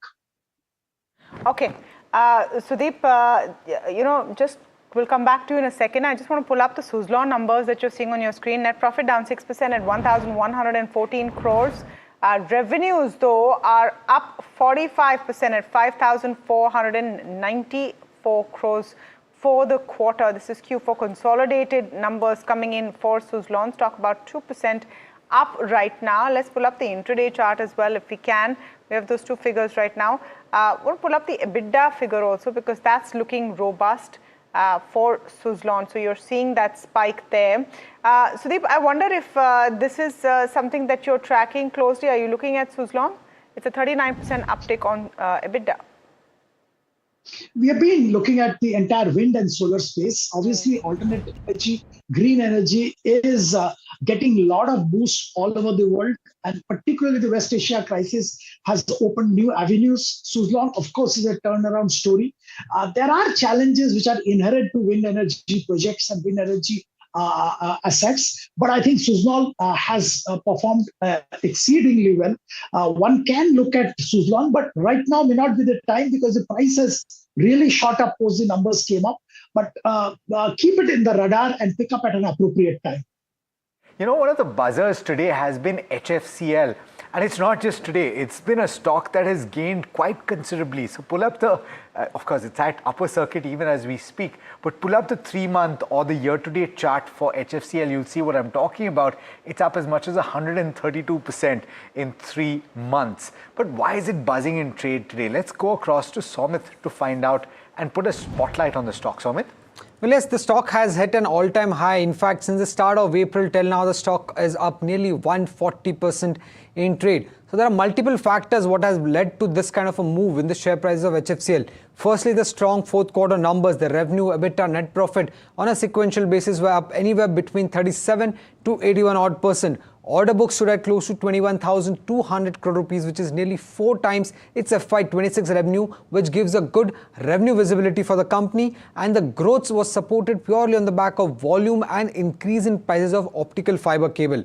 Moreover, the management has also given a strong guidance. They are looking at 20 to 25% revenue growth, and they have also given a long-term revenue guidance of 10,000 crore rupees over the next 4 to 5 years, as against 4,950 crore revenue that they generated in FY26.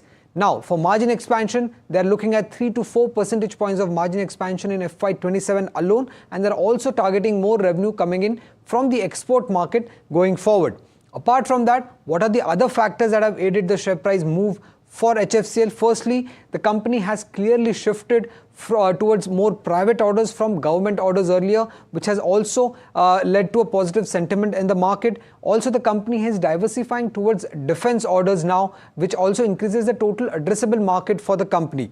And apart from that, when it comes to the telecom business or the fiber business of the company, data center, 5G, last mile fiber connectivity, all of these factors have led to higher demand coming in for the company for the optical fiber business. And recently the company had also won an order of around 10,000 crore rupees for optical fiber cable.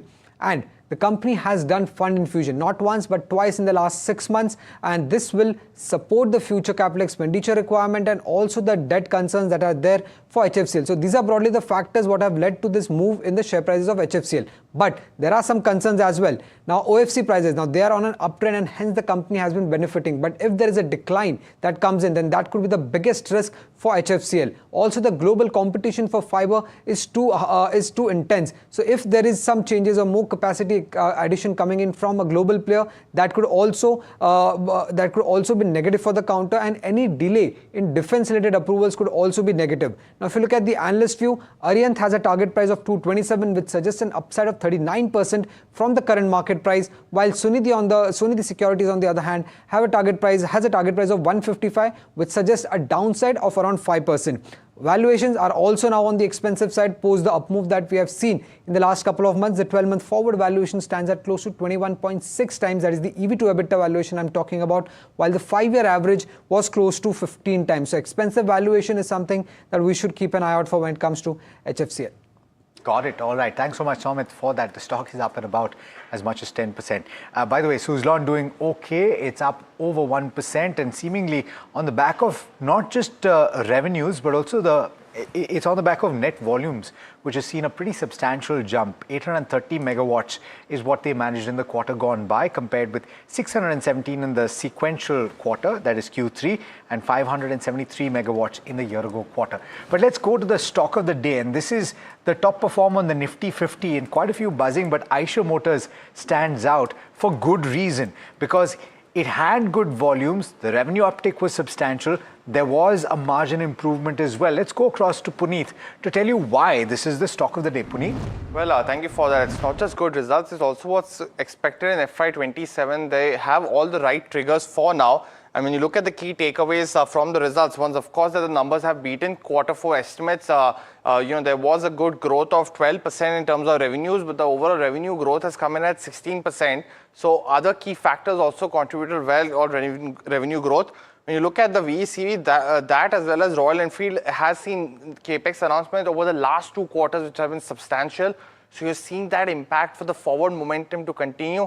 And the fourth key one of demand momentum expected to be good in FY27 as well. But when you look at the last 2 quarters, for a size of Eicher Motors, they've announced a 4,000 crore capex between quarter 3 and quarter 4. The first key one being 953 crores to increase capex in the existing Chennai plant for Royal Enfield. They've also announced land parcels in Andhra Pradesh, 2,500 crores that will be over and above the 20 lakh volume capacity that will be done in Chennai, and hence a very important announcement by the company, the first plant outside Chennai. The third one will be their new joint venture announced in this quarter of 750 crore capex, which will be invested in the joint venture with Volvo on the financial arm side as well. And finally, what you see as the capacity going from 1.4 to 1.6 million just in the next 1 month, and then incrementally to 2 million by quarter 2 of FY28. I also want to highlight 3 key very important things that the management has said. First will be that the replacement cycle is yet to kick in. What this means is someone who bought Royal Enfield 5 to 6 years ago has still not replaced it. So that demand is yet to come in FY27.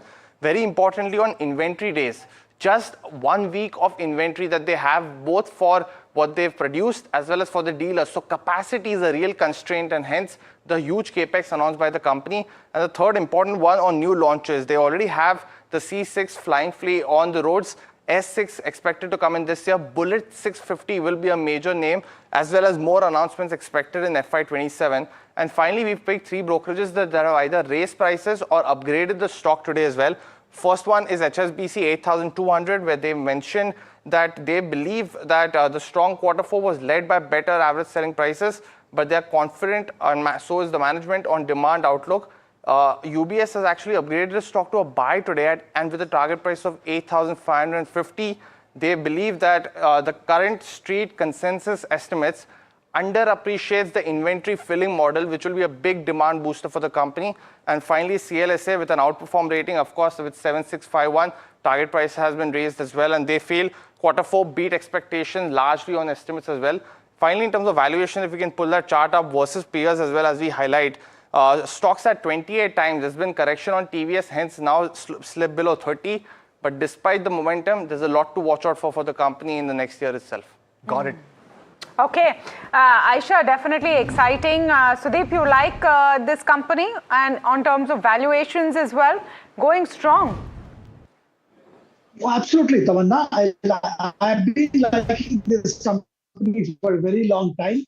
Apart from whatever reasons were cited, I will add a couple of more.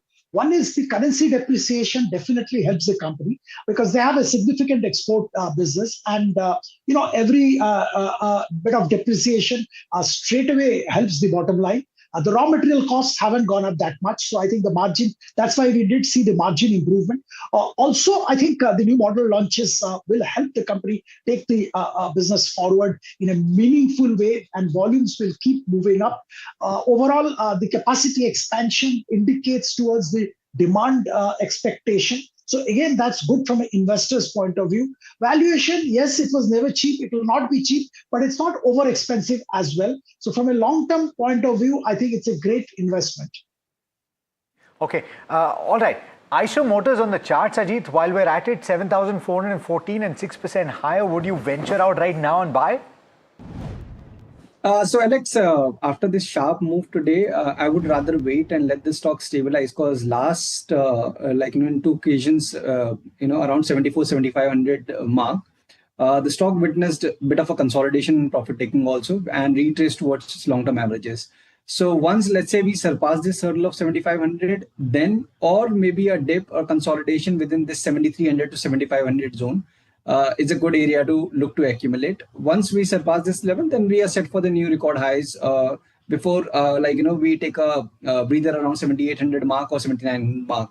So overall, the texture looks good, but for fresh buying, one should wait. On the technicals, I just want to pull up a few stocks from the broader markets that are doing incredibly well. We've already spoken about HFCL, but there's Titagarh that is buzzing and has been buzzing since morning. This is on account of the higher spend that is anticipated to come through. Quite a large amount of money. Amara Raja Batteries is up as much as 7.3%. Jupiter Wagons moving for the same reason that Titagarh is moving. And you have a few of these stocks in the railway wagon space that are up and about on account of the expectation of a higher spend. Maharashtra Scooters is up and about 7.2%. Adani Power is up and about, so is Adani Enterprises. You saw that for the benchmark Nifty 50. Engineers India is up as much as 6%. And the entire PSU banking pack, led forward by Union Bank of India, is doing particularly well. So from the list of stocks that I have just spoken about, Ajit, which of them would you venture out and buy? So Alex, the Adani group of stocks still looks promising after this sharp up move also, because we were seeing a bit of a consolidation, time-wise correction from last 4-5 trading session. And as a disclosure, we have recommended to our clients Adani Power in the morning, and I guess we are still holding that position. Adani Enterprise is another stock from that list wherein we see potential of further up move. Means after this 4-5 days of tight range consolidation around 2750 mark, the stock is set for the next leg of the up move. So we are eyeing close to around 3200 mark in the near future. With stop at 2700, one can accumulate Adani Enterprise stock. And then apart from that, yes, we are seeing recovery in the railway related counters, but the trend is still down. So I would rather suggest to utilize this recovery to reduce your position, especially if the view is short term and you are stuck at the higher levels. Okay, Jupiter Wagons is exciting. So is Premier Explosives, another one which is buzzing right now. We also have the entire PSU bank, which is looking very, very exciting right now. What would be, Ajit, your top PSU bank pick? Tamanna, based on the recent price action, Union Bank did comparatively well during the declining phase also, means it could manage to hold its long-term averages. And today also during the rebound, we are seeing that stock is up roughly around 5% and set to break the next hurdle at around 170 mark also. So expect this momentum to further carry once, let's say, we cross this 170 barrier, and close to around 180.85 is something that stock might test. So with stop at 160, one can definitely look to accumulate Union Bank at current levels. Got it. All right, Gurmeet Chadda, Managing Partner and CIO Complete Circle, joins us on the phone line. Gurmeet, thanks so much for taking the time. Nifty 50 comfortably above 24,000 and holding at this point, 24,030. What's the view? Because the market seems to be sensing that the worst may just be over. Yeah, absolutely. And I think, both the rupee, and our markets have been slightly on the oversold zone for a while. I think today's move also probably would have seen some short covering. If you see the movement in select large caps which have been under pressure, I think technical guys will tell you better, but, 24,000 call option sellers, would have to cover. Also, I think the broader market breadth has been one savior because of earnings being better, whether those are the energy space, defense also because of ordering activity picking up, guidance being good, first from Solar, then from BEL, and then we saw the host of other names. So I think the earning growth in mid and small cap is one part of the market has been a little heartening. But I sense if this deal really goes through, we should not really jump the gun. But if there is something really happens over this week, then I think probably you will see some more short coming. Gurmeet, what do you think is the underlying excitement? I know it's on the face of it, very simple to say that yes, Brent finally under 100. You are seeing maybe the signs of a US-Iran agreement come to fore. But we've seen this playbook before and it hasn't really lasted. What feels different this time to you? No, I think one thing which is good for India is that A, the crude has cooled off, and second, we have done almost 4 price hikes now. So the one reason rupee was also falling other than foreign outflows was, the stress on the CAD. And, OMC is losing, a few thousand crores every day. Now, that gap is getting bridged, so I think fiscal health is getting a little better. Earnings have been a little good, and as I said, there's some bit of short covering, so you should not get, you should not celebrate till there is a deal. And I think India has very badly underperformed. Been in markets for so long, not seen India underperforming MSCI Emerging Market Index by more than 50%. So one thing which has always happens in market is the reversion to mean. And I think all this plays out. Oil cools off, deal happen, fiscal situation improves. I think some mean reversion will happen. And also if you see, just 15, 20 stocks in the world have $30, $40 trillion riding on them. I think some cool off in AI also eventually, if that happens, and provided the deal happens, I think would be some good news for India. Okay, Gurmeet, specifically on beaten down sectors today, relatively speaking, the last couple of weeks have been not so good for the Nifty Bank and for the PSU banks. They're bouncing back today. Any reason that you would suggest that an investor should now venture out and pick selectively? No, absolutely. And, valuations are very reasonable. The entire bank Nifty is, probably 12, 13 times earnings, less than 2 book. Some of the private banks are less than 2 book, including HDFC, Axis. ICICI has been pretty stagnant. And I think there's a lot of FDI coming in some of the tier 2 banks like Federal, RBL. There's a lot of interest. I've been speaking to a lot of PE funds. Housing finance is one space which I think there's a lot of catch-up due. Look at a Bajaj Housing Finance and some of the PSU names there. I think it has corrected significantly and valuations have become reasonable. And in this pocket, you will see the yields improving and credit costs also coming off. So operating metrics improving, flows getting hopefully better.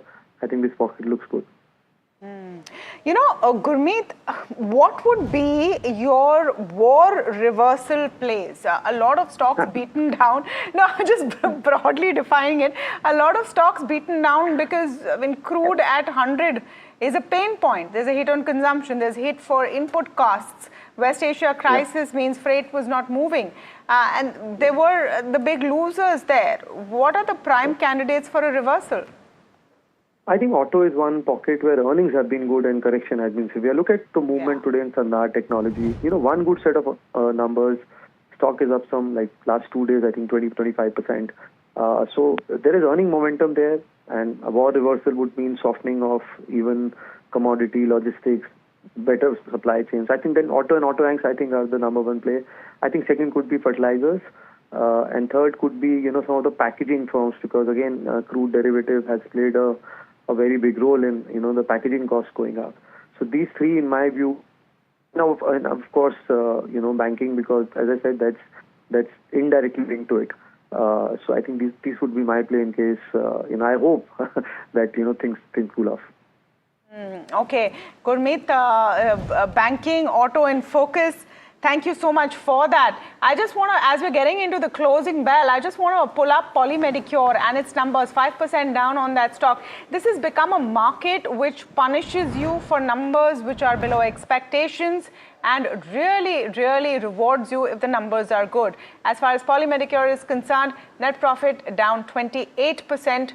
Revenues have gone up 21.3% at 535 crores. But look at that intraday chart, about 5% down right now. EBITDA has also come down about 7.5%. So you've seen a bit of a dip there on a Poly Medicure. And that's across the board, isn't it, Alex? Even as we get into the closing, that you've had. Gurmeet spoke about Sandhar Tech, but the way that you've had a response coming into some of the results that have been good has been phenomenal today. Oh, absolutely. And it's across the board. It's not just the mid and small caps where we've seen very substantial moves, because obviously the market capitalization, the float will determine the kind of outsized move on either side. But an Eicher Motors moving up as much as 6% in trade on the back of a substantial or a very good performance, and also the outlook being positive is very significant. Pull up the heat map for the Nifty 50 as we draw to a close, and just about 10 seconds to go for the closing, and we are ending very close to the high point of the day. So this is heartening to see. In fact, if anything, we've climbed a little further in the last few minutes of trade, and we're ending at 24,050 or very close to that mark, 1.4% higher. For me, the Nifty Bank, the move there is something to keep a very close eye on, because here too we're ending very close to the high point of the day, 2.5% higher. The broader markets are looking good. The mid-cap index ending with gains of 0.9%. The small-cap index up about 1.2% or thereabouts. Pull up the heat map for the Nifty 50 and you have 40 stocks out of 50 that have gained ground. And the top gainers are Eicher Motors, Adani Enterprises, Bajaj Finance, Tata Motors, Larsen & Toubro. But the telling sign there, the big movers will be showcased on the contributors chart, because you will see an HDFC Bank ranked very highly over there, ICICI Bank, Larsen & Toubro and State Bank of India. 3 out of the 4 top contributors are banks, State Bank of India and the PSU Banking Pack among them. Pull up the PSU Banking Pack constituents and you will see a Bank of India, Union Bank of India move up very substantially, Canara Bank up and about. In fact, Central Bank is the only one that ends more or less flat, but a State Bank of India gaining about 2.4% and Bank of Baroda as well moving higher, 3.7% higher for PNB as well. Okay, just want to go to what has really worked today, and I want to pull up the sectoral heat map if we can before we move ahead. The Nifty PSU Bank Index about 3% up, and that really is the big winner of the day. You know what is marked about the markets today, Alex, is the fact that apart from Nifty FMCG, everything is in the green. This has been completely broad-based, and you have the financials which are ruling the roost. Also the fact that you've closed near the day's high. Of course, you've had some hits and some misses over there, and because we just spoke about Poly Medicure before the markets close, I want to go to Varsha, who's joining us with the first cut of what's happened with Poly Medicure. Varsha, go ahead. Well, you know, overall, if you see, Tamanna, the revenue, we are seeing the growth in revenue, but it's EBITDA and net profit where the problem lies, and the EBITDA degrowth or the decrease in margin that you're seeing, that EBITDA margin is led by the higher other expenses, number one, and of course the operating deleverage that the company is seeing. Now, onto the net profit, if you see net profit is also down, 28% now because of the higher interest costs and higher other expenses, and hence we are seeing, and of course the lower other income has also impacted net profit. So all of this contribution, operating deleverage, other expenses, and higher interest costs has led to the pressure when it comes to bottom line. But altogether revenue was good, but we also need to see how management is expanding when it comes to CDMO and when it comes to the dialyzer business as well. And the key commentary for all of these areas is which investors should monitor. Okay, so that's why Polymedicure has not ended too well. I want to see where Polymedicure has ended, about 5% down. You've seen that sharp, dip there. But that's not been the case for companies that are in the business of building materials. Stocks like Greenlam, Century Ply, and Green Panel are surging in Green Ply are surging in trade today. Strong revenue and margin growth in Q4, among other factors, are some of the reasons. Puneet joining in with more details. Well, thank you for that. It's definitely, across companies that we've seen in the laminates as well as in the plywood space as well. And as you rightly said, Greenlam, Green Panel, Century Ply, all have done well today in today's trading session. What's working is, the strong revenue growth that's been reported for the first time in essentially this year, as well as what we've seen a painful FY25 for these companies. So they're starting to see action just at the fag end of FY26. Century Plyboards reported 24% revenue growth, Greenlam at 25%, Green Panel at a 16% revenue growth, and we're still awaiting some more results in the sector. We've also seen commentary also being very strong. So I just want to pick out Greenlam because Green Panel specifically because the con call happened just a few days ago where they had said that they showed double-digit growth in volume, especially in the MDF segment, where in the same time last year you had new standards coming into the country under BIS, and hence local players getting a big boost. Expecting FY27 to also show double-digit growth rate as well, they had said. And Anand Rathi had a very strong view on the stock as well, where they mentioned that expecting the company's earning to show sharp growth over the next 3 years itself, and they had a target price of 320. Finally, what to watch out for, because you're awaiting con call for Century Ply as well as from what we are seeing in Greenlam as well, and you'll watch out for raw material prices as well as what's the key commentary there as well. You also have to see on guidance of volume versus value growth, but it's been a strong quarter for all these companies, and the next leg of growth could be very key in FY27 for the building material space. Okay. Thanks so much, Puneet, for that. And those stocks buzzing in trade today. But Tamanna, one of the factors that has been playing, I think, as a tailwind, at least over the last couple of sessions, is the clawing back of a little bit of ground for the currency, right? We've plumbed those levels and we come back just a tad bit, even in trade today.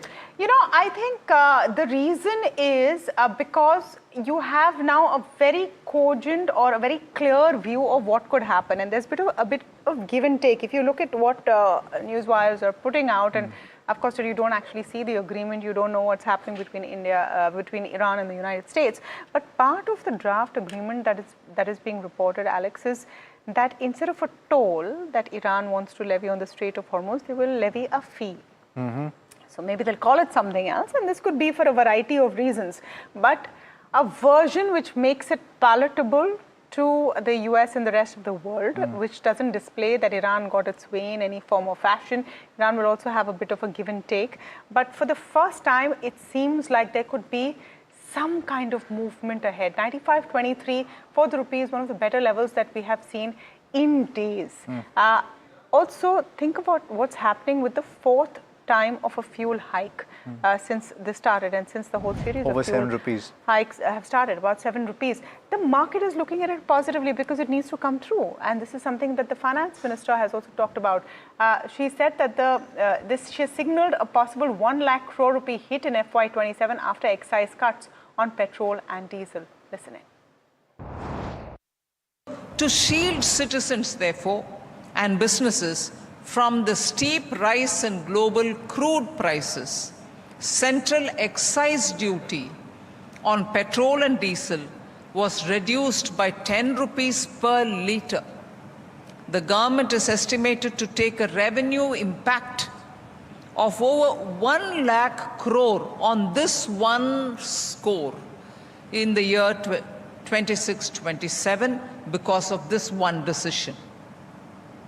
So the burden for a considerable period, because of that reduction in excise duty, had been taken away from the shoulders of the common people, because government has foregone or taken the burden of 1 lakh crore rupees on its shoulders. To ensure domestic availability of fuel, export duty or cess was imposed on exports of petrol, diesel and aviation turbine fuel. So we are not allowing export because it's earning foreign exchange without attending to the domestic market's needs. In order to ensure that, we have imposed a duty on exports. This was done so that domestic consumers, transporters, airlines and businesses get supply stability to protect manufacturing supply chains. Customs duty exemption was granted on specified critical petrochemical products till June 2026, 30th June 2026. This supports sector such as plastic. Okay. As we wrap up the show today, the fact is that after that fourth fuel hike, OMCs, that's oil marketing companies, have ended well in trade. Just pull up, before we wrap up, what BPCL, HPCL and IOC have done, all between 3 and 4.5% up. But what was interesting, Alex, was Vijay Kedia's comments in the town hall today. And I think that question came from Sumit to him on what he thinks about OMCs. Yeah, because he mentioned that he's positive on energy, and Somit, I think, asked a pretty good question, which is that OMCs have been beaten down for obvious reasons. Are you looking at those as your energy play, or are you looking at your wind energy and solar? And here's what he had to say, isn't it? वो मालूम नहीं, वो कभी पैसा कमा के देता नहीं है, कभी कभार आपको दे देता है। वो गवर्नमेंट का उसमें इतना कंट्रोल रहता है उनके अंदर में, तो वो तो मैं तो उसमें इन्वेस्ट नहीं करूंगा। वो एक बार पहले किया था टेम्परेरी थोड़े दिन के लिए। उसके अलावा मेरे को लगता हो सकता है कमोडिटीज़ का जो साइकिल जो है ना, वो जैसा हम सुनते हैं वो पूरा टर्न अराउंड हुआ है। जैसे चाहे वो एल्यूमिनियम हो, कॉपर हो, जिंक हो, स्टील हो, वॉट एवर इट इज़, ये कमोडिटी साइकिल जब चलता है तो 3, 4, 5 साल चलता है और कमोडिटी बहुत तेज़ी से आगे बढ़ती है। लेकिन उसके अंदर में निकलना भी पड़ता है उसके अंदर में। और इसके कमोडिटी में एक सबसे इंपॉर्टेंट बात होती है, ये जब लेना चाहिए जब हाईएस्ट पी पे मिलता हो, और जब बेचना चाहिए जब लोवेस्ट पी का भाव होता हो। इसमें उल्टा साइकिल चलता है। Okay, watch that entire town hall at 8 p.m. this evening. That's all the time we have on India Market Close. From Alex, me and the team that put the show together, thank you so much for watching. Market Express up next.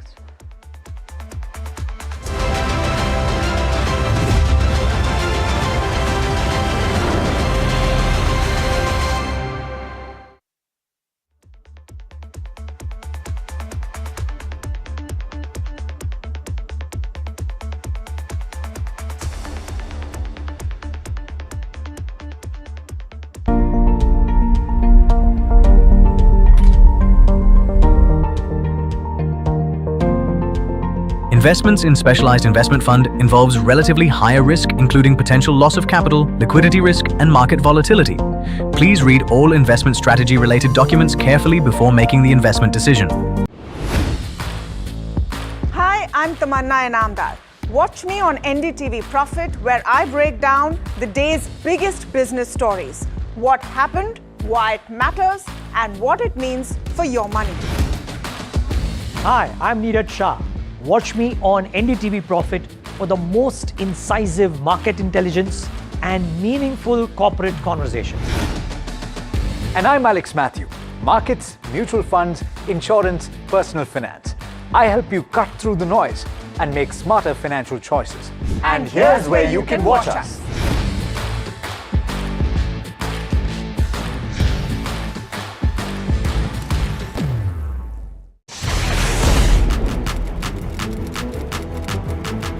When the headlines move fast, perspective matters. On Editor's Cut, our editors come together with experts to distill the week's information plates into clear perspective. Down the stories shaping the world, from markets and the economy to global conflicts and what lies ahead. This is where experience meets insight.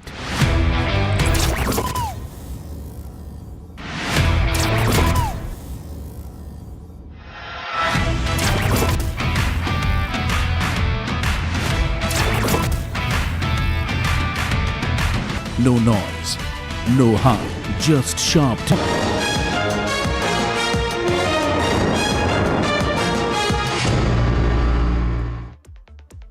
Hello, and you're watching Market Express, and I'm Himakshi Bhogna. Let's get straight into the show and see how the markets have really fared today. So, viewers, optimism is back on the Lal Street, and the bulls are charging hard. Nifty reclaims 24,000 levels, Sensex surges 1,000 points. Deal hopes are clearly back in the driver's seat. Broader markets have mirrored the benchmarks today. And talking about the sectors, so most of the sectors have ended the day in green, barring the FMCG. PSU, banks, financial services and the auto have led the gains. And now let's look at rupee. So it is strengthening, hitting a 2-week high against the dollar. The move is driven by easing the global tensions and also a sharp drop in the crude prices, which is easing pressure on India's import bill. Support from the RBI and improved market sentiment are also helping the currency recover after the recent record lows.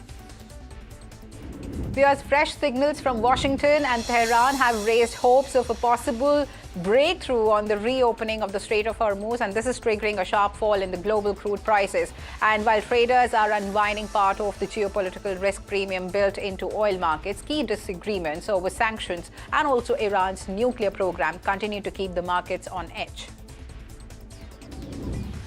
India's state-run oil companies have raised petrol and diesel prices for the 4th time in just 11 days as surging crude costs and also the West Asia conflict continue to squeeze their margins. And after absorbing heavy losses for 4 days, OMCs are now passing part of that burden to the consumers through steady fuel price hikes and also in a clear sign that global energy volatility is beginning to hit the Indian households again.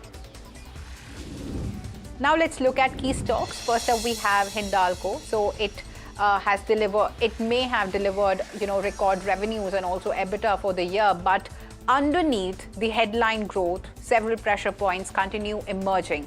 And profitability has remained, it has been impacted by the weakness at Novelis, where the Oswego disruption, softer European automotive demand, and also an ongoing heavy capex cycle weighed on the margins as well as the cash flow improvement. Investors are also closely watching when the Bay Minette project begins making, a meaningful earnings contribution to the company.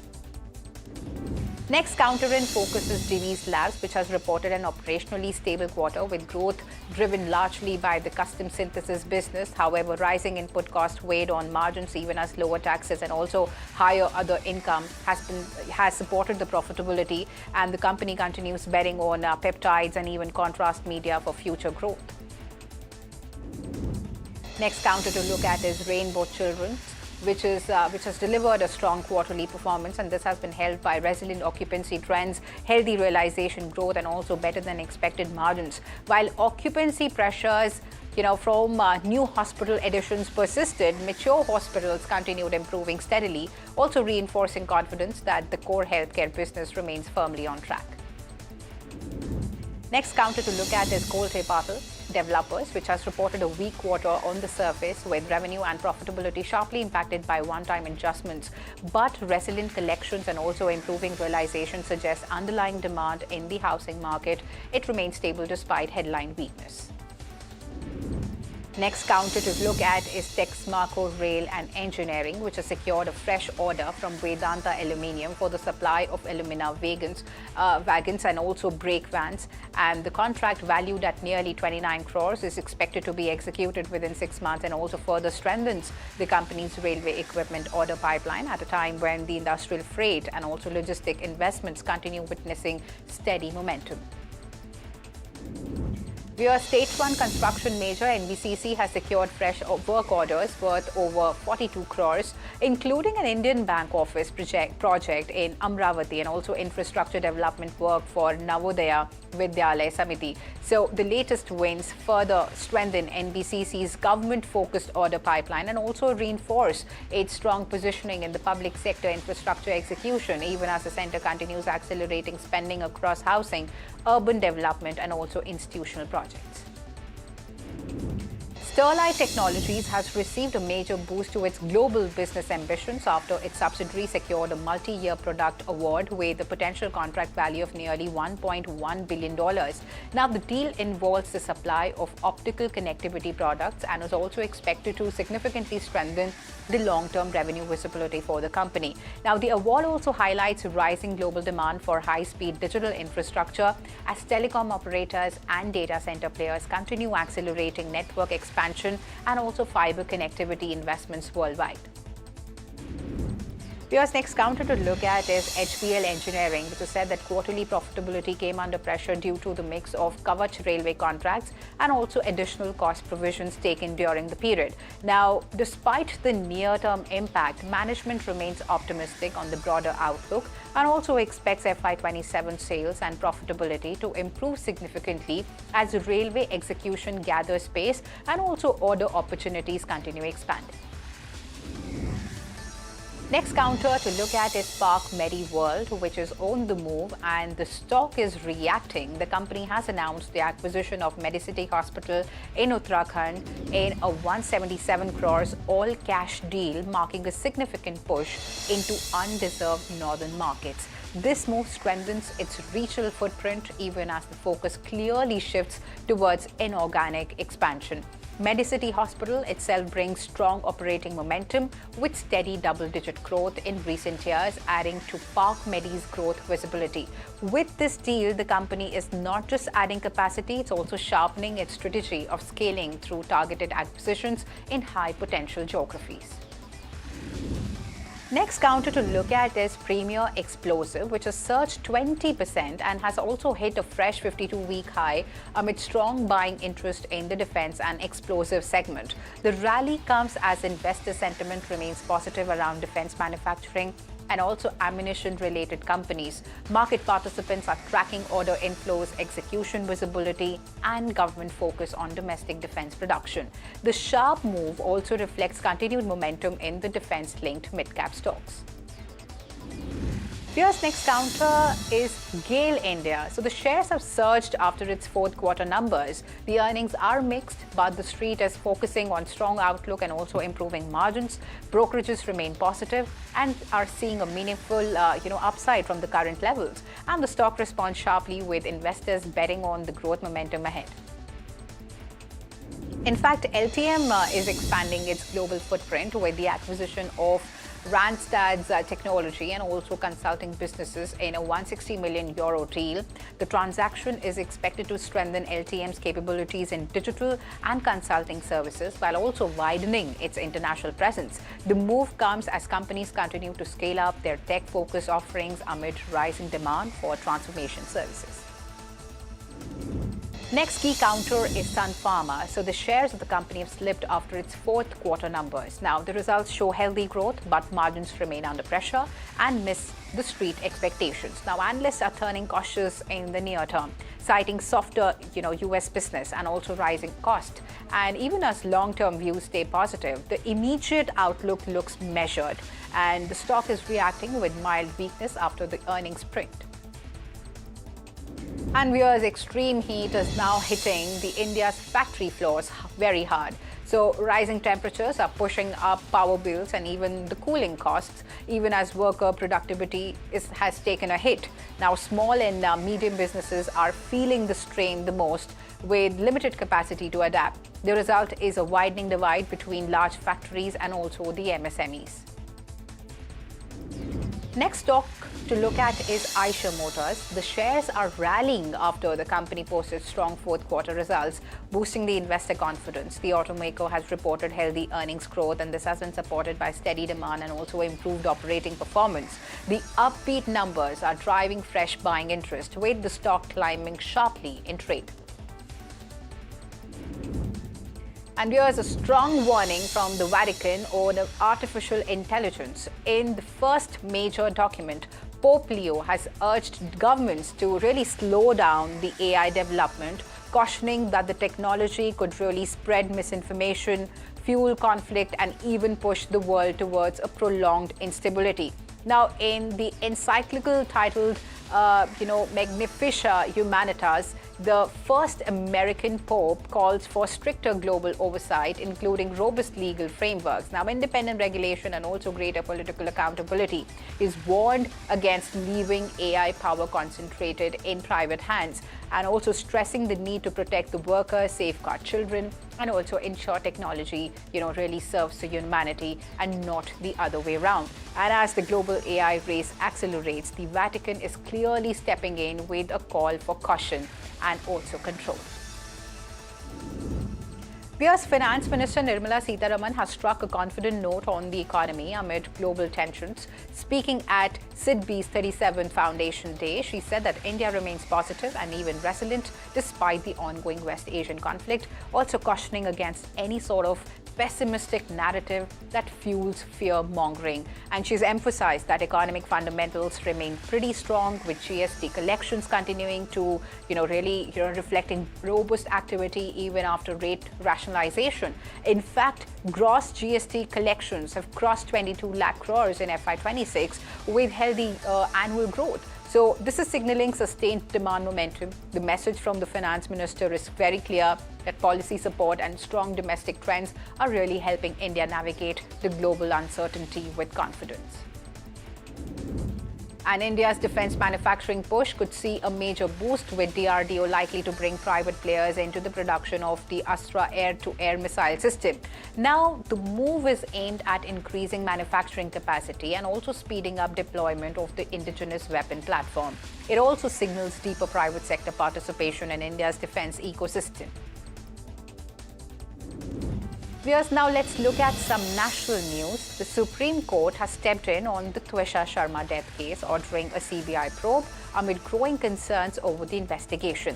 Hearing a suo motu matter, the top court has flagged alleged procedural lapses and also institutional bias, and said that the probe must remain fair and impartial. The Solicitor General has informed the court that the CBI will take over the case immediately, with administrative steps expected to be completed today. Importantly, the court also urged the media to exercise restraint, warning against amplifying statements from either victims or the accused families during the ongoing investigation. And the case has drawn nationwide attention, with serious questions being raised over delays, forensic inconsistencies, and even the handling of the evidence in the initial probe.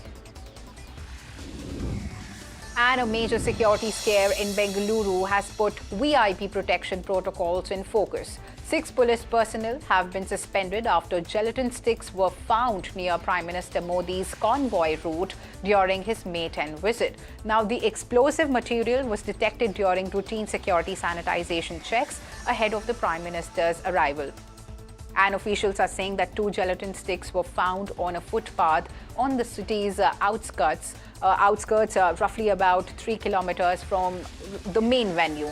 And this incident has triggered an inquiry into a possible security lapse, with agencies now probing how explosive material reached a high security zone in the very first place.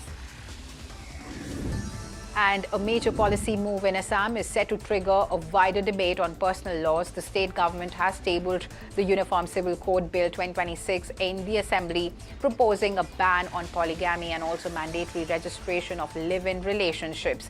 Now, the bill, introduced by Parliamentary Affairs Minister Atul Bora on behalf of Chief Minister Himanta Biswa Sarma, aims to simplify and unify laws governing marriage, divorce, succession, and even live-in relationships. While the government pitches it as a reform towards legal clarity and protection, opposition parties have strongly objected, demanding wider consultation before any such legislation is taken forward. Now, the bill is expected to come up for discussion on May 27, setting the stage for a heated political showdown in the Assembly. And here's a high-stakes diplomatic visit already in motion. U.S. Secretary of State Marco Rubio is in India on his first official trip after wrapping up talks in Sweden. And also the visit is now shifting focus back to the New Delhi. And having already covered Delhi engagements and also cultural stops in Agra and Jaipur, Rubio is now headed into the final leg, where strategic conversations will take center stage. At the heart of the visit, energy, security, defense ties, and even trade, all against the backdrop of the ongoing tensions in West Asia impacting the global markets. With India-US ties deepening and even the Quad meeting ahead, this visit is not just symbolic, but it's about aligning strategies in an increasingly uncertain world. And the Quad foreign ministers are meeting in New Delhi today, just days after the Trump-Xi summit. And the timing is crucial as the US signals a softer approach to China. And India, the US, Japan and Australia are now looking to keep the group, grouping relevant with a focus on security, supply chains and even stability in the Indo-Pacific. The meet also underlines India's growing role at the center of global diplomacy. And viewers, with that, it's a wrap on this edition of Market Express. Stay tuned to NDTV Profit for more news and updates.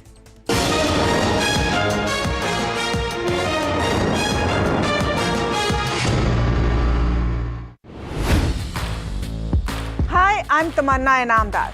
Watch me on NDTV Profit, where I break down the day's biggest business stories. What happened, why it matters, and what it means for your money. Hi, I'm Neeraj Shah. Watch me on NDTV Profit for the most incisive market intelligence and meaningful corporate conversations. And I'm Alex Matthew. Markets, mutual funds, insurance, personal finance. I help you cut through the noise and make smarter financial choices. And here's where you can watch us.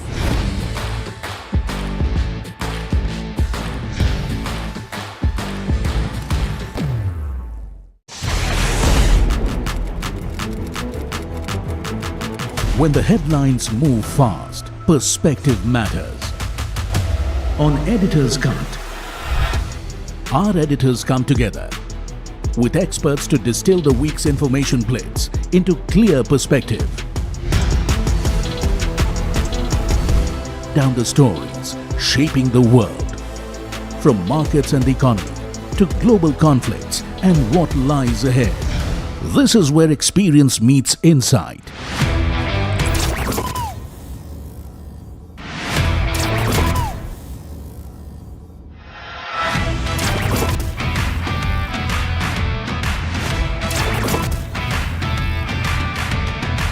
No noise, no hype, just sharp takes on what to watch next.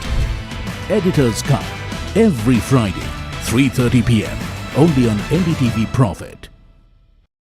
Economy, business, world, technology. Noise filtered, numbers decoded.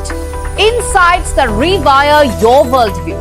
From governance to growth, we connect the dots. Your daily edge, your global advantage. India Business Report with me, Gauri Dwivedi, weeknights on NDTV Profit.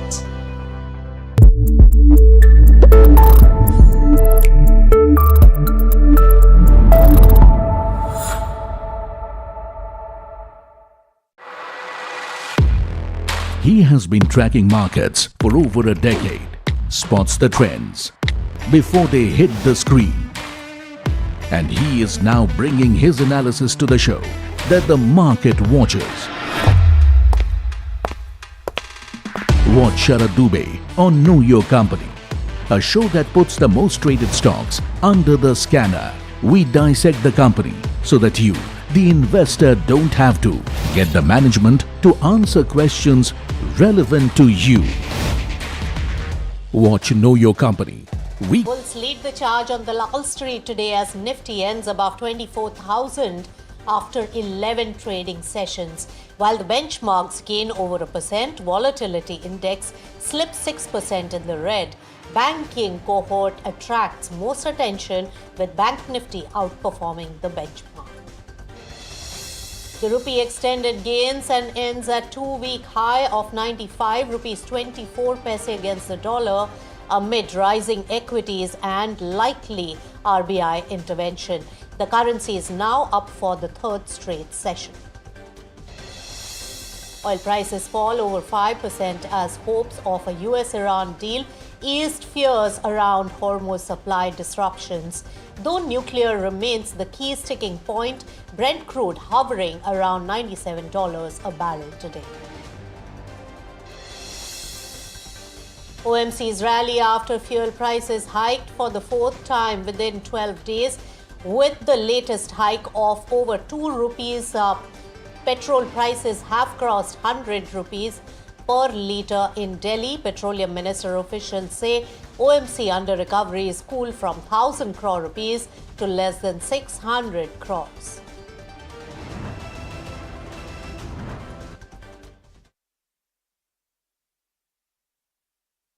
These times when there is need for support.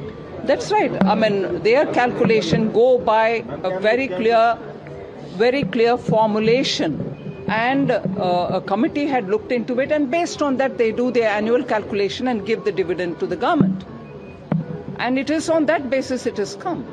And in fact, there are observers who would say, no, they probably could have given you a little more, but they've made additional provision. I fully trust RBI in having made their calculation and given the dividend that they have given. One minute. So I think it has come per their established protocols.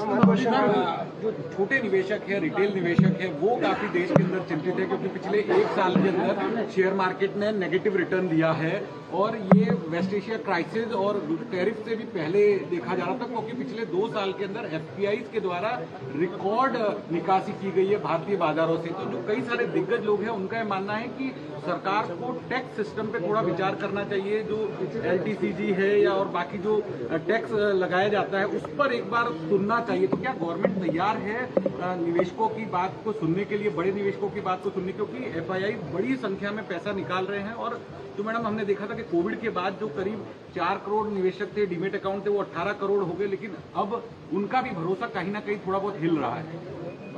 मैं किसी भी on this issue and on any other issue, we are always ready to hear, listen to people. We'll take their inputs. Ma'am, just one thing. Dividend, how does it help the fiscal position in terms of, any sort of your expectation on how it will improve the fiscal position? And second is on the rupee, ma'am. We have seen, because of extraneous situation, the currency and RBI has also been very actively trying to support the rupee.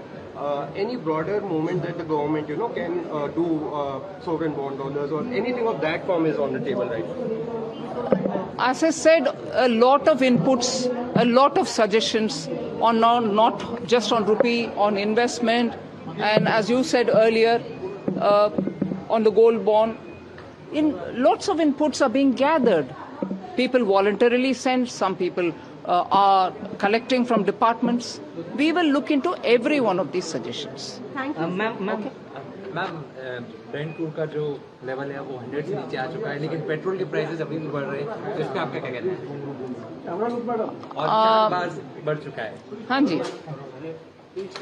Government के तरफ से शायद about 80 days, 76 days तक लोगों के ऊपर वजन ना बढ़े, ये बोझ ना पड़े, उसके लिए बजट से आज सुबह भी मेरा भाषण में सिडबी के एड्रेस के समय मैंने उस विषय को जिक्र किया। More than 1 lakh crore annually this year we have given through the excise duty reduction. Had we not given that reduction at that time, even at that time 10 rupees would have been the increase at that time itself. So we have given, and that is almost 1 lakh crore on the budget. But the increases now are coming from the oil marketing companies because they are the ones who are procuring and selling. Okay? Thank you very much. Thank you. All right, that was Finance Minister Nirmala Sitharaman. That was really taking the questions from the reporters at the event in Mumbai, and some important aspects that she really answered. First, of course, is that she defended the RBI's dividend policy to the government. Remember that India's central bank will be transferring a record 2.87 trillion rupees to the federal government for the last fiscal year. So, Finance Minister Nirmala Sitharaman really defending the RBI's record transfer of dividend to the government. On the other hand, when asked on various tax concessions and also reversing of long-term capital gains tax, for that Finance Minister has really stated and answered the reporters on this particular bit that all industry, suggestions are going to be welcome on any of the tax rationalization, and especially she mentioned that when asked the question of various tax reliefs in the capital market, including long-term capital gains tax. And another aspect was the fuel-led pressure on the economy, and she also mentioned the measures that have been taken by the government so that additional pressure is really not coming on the people of the country, and therefore she also mentioned that 1 lakh crore rupees hit on the budget. OMCs also really were taking the hit, and that's why another increase has really taken place when we talk about the fuel prices. But main aspect here, she did also answer the RBI's dividend policy, and that's what she has defended on behalf of the government. All right, let's take it straight to markets today, and optimism really pervaded in the capital markets today as benchmarks really locked the gains of over 1%, while Nifty crossed 24,000 level after, remember, 11 trading sessions. The broader market advanced too, as a matter of fact, barring the FMCG index. All other sectors really rose in trade today. The banking sector especially attracted a lot of buying interest, with the Bank Nifty outperforming the benchmarks. Let's take it across to my colleague Parth, who's joining in with all the market action of today. Parth, tell us. It was a great day for Nifty after a long time. The index ended up almost 1.3% and finally managed to close above the 23,400 mark. Eicher Motors and Adani Enterprises were the top two gainers in Nifty today, with Eicher Motors gaining almost 6.5% while Adani Enterprises gaining 4.5% today. The broader market underperformed the benchmark today, with Nifty Midcap 150 gaining 0.9%, led by Union Bank and Apollo Tyres, both of which were up by almost 4.5%.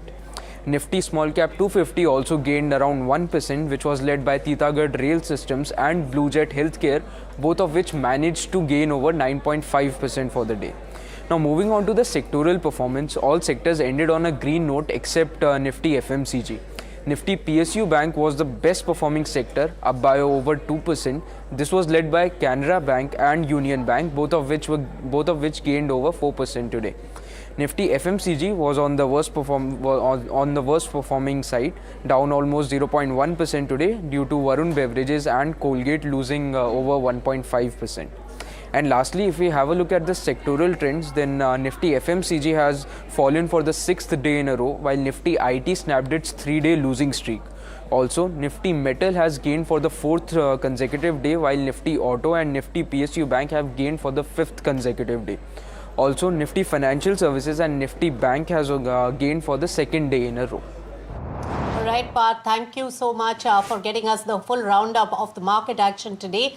And in fact, it was the lower crude prices which also added to the momentum of overall recovery in the markets. In fact, Ace Investor Vijay Kedia says that this is not the time to really get overconfident in the market. Speaking as part of NDTV Profit special town hall interview, Kedia warned that it's still very difficult to confidently say whether the market has already hit the bottom. In fact, according to him, several global headwinds continue to keep the investors on the edge, from geopolitical tensions to volatility in the global markets and also concerns around crude oil prices. The risks are far from over. Listen in. बोलना मुश्किल है कि worst is over, क्योंकि worst is over मतलब अभी खाली India को हम आइसोलेशन में नहीं देख सकते हैं, पूरी दुनिया को देखना पड़ेगा कि वर्स्ट इज़ ओवर। और यहाँ पर इंडिविजुअल स्टॉक का अपना सबका अलग अलग अपना चाल रहती है अपनी, तो हम 6,500 शेयरों की बात कर रहे हैं। तो ये बोलना मुश्किल है कि वर्स्ट इज़ ओवर। और जहाँ तक इंडेक्स का सवाल है, ये भी बड़ा डिसेप्टिव है, ये भी कोई आपको सही आंकड़े नहीं देता है मार्केट के, क्योंकि अभी इंडेक्स में समझिए 30 शेयर्स हैं। निफ्टी की, आप सेंसेक्स की बात करें? हाँ, सेंसेक्स में 30 है, निफ्टी में 50 है समझिए। हाँ। अब 30 में से अगर आप 10% शेयर्स तो ऐसे हैं जिनका सबसे ज़्यादा वेटेज है। फॉर एग्जांपल समझिए बैंकिंग का, NBFC का, रिलायंस के 5, 7, 10 शेयर निकाल लेंगे तो मालूम पड़ा कि 1/3 तो इंडेक्स ऐसे ही उन्हीं से ज़्यादा इफेक्टेड है। तो वो एक सही पिक्चर देता नहीं है इंडेक्स जो है। All right, so that was the viewpoint on the market and the volatility as well as uncertainty from Vijay Kedia. Let's also take a look at the money market. Well, rupee today strengthened by 40 paise to 95 rupees 20 paise against the dollar, and also ended at 2-week highs of 95.24. Now, remember that the domestic unit has been appreciating against the greenback for the last 3 trading sessions, and this comes in the backdrop of an active peace talk between US and Iran. Also, take a look at crude oil prices. They fell by around 5% as hopes of easing tensions around the Strait of Hormuz really poses as a big relief for the oil market. Both international benchmark indices, the US WTI and the Brent, have both fallen, and reports do suggest a possible deal could reopen the Strait of Hormuz and also reduce the fears of supply shortages. But analysts are still cautious because several of the issues remain unresolved, including the sanctions, security concerns, and also the future of Iran's nuclear program. All right, let's take it straight across to another important view coming in on the economy, and Professor of Economics at Super Columbia University, Arvind Panagaria, believes that the Indian rupee could really recover once the global uncertainty eases. But he has also warned the RBI against aggressively defending the currency by burning through the forex reserve. Speaking to NDTV Profit, Panagaria also said that the exchange rate should be allowed to do the job during the periods of global stress. According to him, a weaker rupee can actually help absorb the external shocks more efficiently instead of draining the reserves to defend a psychological level like 100 rupees per dollar level. Listen in. If you let the rupee depreciate today, tomorrow it will recover. Once the problem in with the war in West Asia is resolved, then the import bill will come down. Also, if the rupee has gone, depreciated further, it will become cheaper for the dollars to buy rupee, and therefore dollars will come back, meaning the capital flows will come back in large volumes to take advantage of the cheaper rupee. And so therefore, in a way, the appropriate thing is to let the rest of the adjustment take place. All right, taking it to fuel price hike, which is the big story of the day. Well, petrol and diesel prices have been increased again today by around 2 rupees 71 paise per litre, marking the 4th hike in fuel prices across the country since the last 11 days. Now, the fuel prices have been increased by 7 rupees 50 paise per litre, and my colleague Somit is here to make us understand its impact on the oil marketing company. Somit, tell us. Yes, 4th hike in the last 11 days and the second biggest one that we have seen. The first biggest hike was the first hike on May 15th, where it was 3 rupees per litre. Then couple of times we have seen a hike of around 0.9 rupees per litre, that was on May 19th and May 23rd. And just after 2 days now, we are seeing another hike coming in of around 2.71 rupees per litre on May 25th. So in the last 11 days, the prices have been hiked by close to around 7.5 rupees per litre. Now, what could be the impact? Why this price hike? Because oil marketing companies were supposed to incur a loss of close to 1 to 1.2 lakh crore rupees in the first quarter of FY27 because of higher crude oil prices, depreciating rupee and unchanged retail fuel prices, that is petrol and diesel prices. Now, what would be the impact of this price hike coming in on the oil marketing companies, that is IOCL, BPCL and HPCL? For every 0.5 rupees per litre hike in the petrol and diesel prices, the EBITDA of IOCL, BPCL and HPCL lifts by close to around 7 to 11%. Now, Indian Oil OMCs have been recouping the losses. Earlier, the loss was expected to be around 1,000 crore rupees per day, which are reduced to around 750 crore after the 3 rupees per litre hike. Then the couple of hikes of 0.9 rupees per litre reduced it to further 670 crore rupees on a per day basis of post the 0.9 rupees per litre hike that we had seen in the last couple of days. And after this 2.71 rupees per litre hike, this will further reduce the losses for the oil marketing companies by close to around 113 crore rupees per day. And this is around 17% of the daily loss that the oil marketing companies have been seeing. Now, these 4 hikes will help oil marketing companies recoup nearly 44% of the losses that they were incurring at start of the quarter, that is close to 1,000 odd crore rupees. Also, another positive point for the oil marketing companies right now is the fact that crude has slipped below $100 per barrel after many days. So that could also come in sentimentally positive for the oil marketing companies in trade today. All right, thanks Amit for putting all those numbers and oil maths also into the picture. OMCs passing on the price hike to some extent to the consumers to recoup their losses owing to higher crude oil prices. Now we have the first official comment on the 4th fuel price hike from the Petroleum Ministry, and Sujata Sharma, the Joint Secretary at the Ministry of Petroleum and Natural Gas, has said that the under-recoveries for the oil marketing companies have come down from around 1,000 odd crore rupees per litre, 1,000 rupees per litre earlier to slightly below 600 crores now. However, she also admitted that imports continue to be impacted because of the ongoing West Asia crisis. Listen in. हमारी oil marketing companies को घाटा हो रहा था, जैसा हमने आपको बताया वो लगभग 1000 करोड़ प्रतिदिन का था. अब प्राइस राइज के बाद वो घाटा कम हुआ है, but it is still in slightly less than 600 crore. उसके अलावा अगर आप एलपीजी देखें तो हमारी सरकार ने वहन किया बोझ को और ऑयल मार्केटिंग कंपनी ने भी उस बोझ को वहन किया हुआ है. All right, and encapsulating all that the government and the ministry had to say about the price hike as well as the oil math, Sesa, my colleague, is joining in with all the details. Tell us, Sesa. Right, so India absorbed the global fuel price for 78 days, before allowing for a phased revision of price hikes, which is about 7.5 litre. Now, what we are given to understand is that this is, again, the lowest among all the major economies, and also this particular price hike, the latest round rather, is likely to reduce OMC's losses from ₹1,000 per litre to 600 rupees per litre. Now, given that the international oil prices remain unstable and the crisis is yet not over, we cannot rule out yet another price hike, in the coming days. So we have to wait and watch and see what holds for the consumers. Back to you. All right, thanks, Issa, for putting all that together and putting perspective to it. Now, sources tell NDTV Profit that government is really readying for strong CPSE OFS pipeline, that is the PSUs and offtake from that in the capital market for the government to rake in some money. Now, the government may dilute stake in 3 to 4 of the PSUs through OFS in first 2 quarters of the current financial year.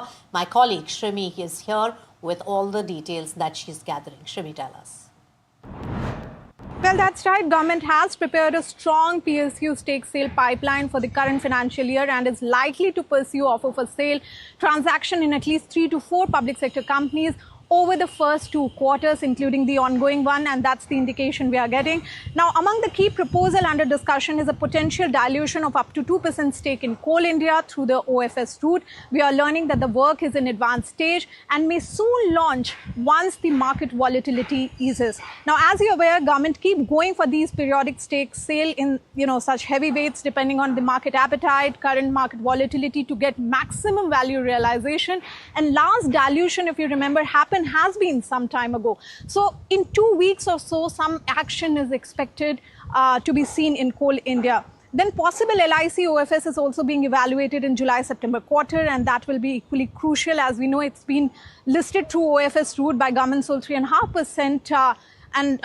After almost 4 years, government now looking for further round of dilution, likely with a smaller percentage depending on the market move. Further, two stake sale, Indian Overseas Bank and Railway Finance Corporation, also remain under active consideration, and this is mainly the second round of these two PSU after divesting 2.17% stake in IOB in December 25, 2% in IRFC earlier this February. Officials said that the government intends to adopt a calibrated and phased approach towards OFS issuances, given the kind of geopolitical dynamics and broader market stability in mind.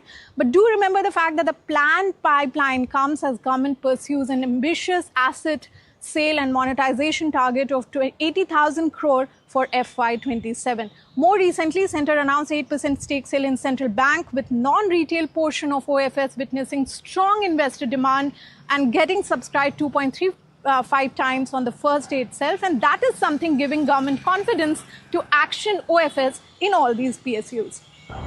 All right, action OFS in several PSUs. Thanks, Shrimi, for all the details. And one of the companies that was really named in that list was also IRFC. In fact, NDTV Profit's Danish Anand spoke to Manoj Kumar Dubey, who's the CMD of IRFC, on this particular matter. Listen in. If we talk about the government's plan to come out with another OFS for IRFC in February, so we saw that there was very diluted response from the investors. What sort of appetite are you expecting this time? So this is not a question for me, this is for Government of India. But to put facts on record, we sold around 1.77% of share at 104 price of the share, and it was very good response from the institutional side. Going forward, you see, I can assure about the good numbers from the company. As you saw the results of annual year FY26 that we published, my PAT grew by 8%. It crossed the 7,000 crore magical mark. We are doing well in all the aspects, and without any pipeline which was there for the last 2 years, we could sanction more than 75,000 crore asset in last year, and we could disperse more than 35,000 crore.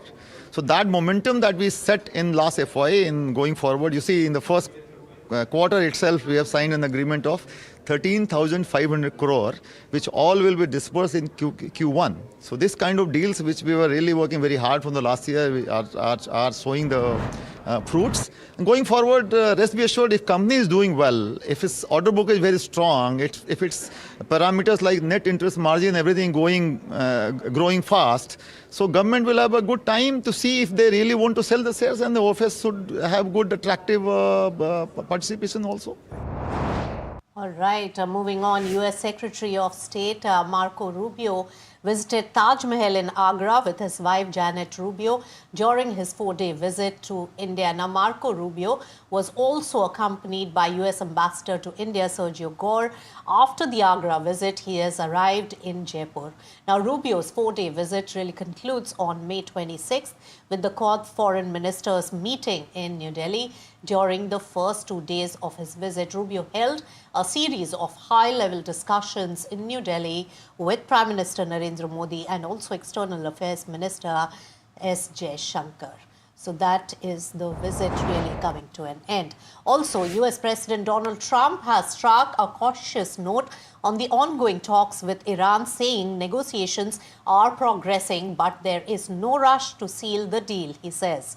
Now, Trump has instructed US representatives to take their time, even as reports suggest a broad framework may already be in place. If finalized, the agreement could really ease tensions in the Strait of Hormuz and also stabilize global energy supplies. Meanwhile, remember, Iran says that the nuclear issues will be addressed once a formal understanding is reached during his India visit. Now, US Secretary of State Marco Rubio said that Washington still prefers a diplomatic resolution to the conflict. All right, taking it to another important development which has become a big national news. Well, Tushar Sharma's death case has taken a major turn, with the Supreme Court really ordering a CBI probe amidst growing concerns over the investigations. In fact, the top court has flagged alleged procedural lapses and also institutional bias, stressing that the probe must really remain fair and impartial. And the court has also urged the media to exercise restraint during the ongoing investigation in this particular matter. All right, with that, we've come to the end of this edition of Profit 360, but stay tuned to NDTV Profit for all the news and views on the other side. Thank you so much for tuning in.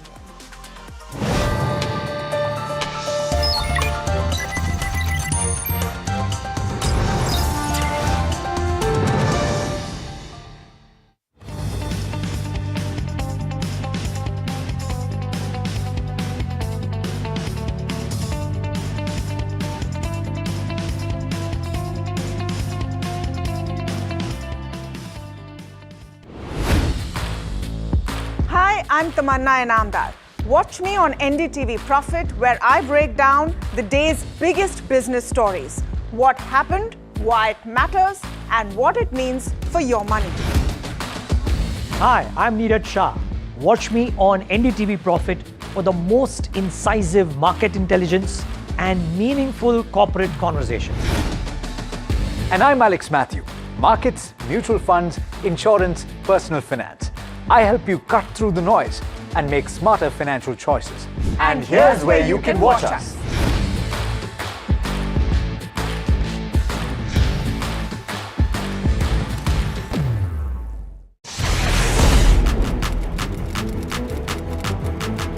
When the headlines move fast, perspective matters. On Editor's Cut, our editors come together with experts to distill the week's information blitz into clear perspective. Down the stories shaping the world, from markets and the economy to global conflicts and what lies ahead. This is where experience meets insight.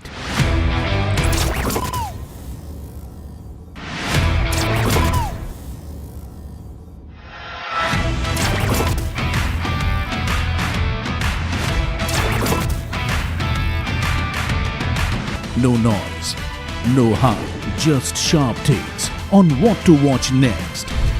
Editor's Cut, every Friday, 3:30 p.m. only on NDTV Profit. Economy, business, world, technology. Noise filtered, numbers decoded. Insights that rewire your worldview. From governance to growth, we connect the dots. Your daily edge, your global advantage. India Business Report with me, Gauri Dwivedi, weeknights on NDTV Profit.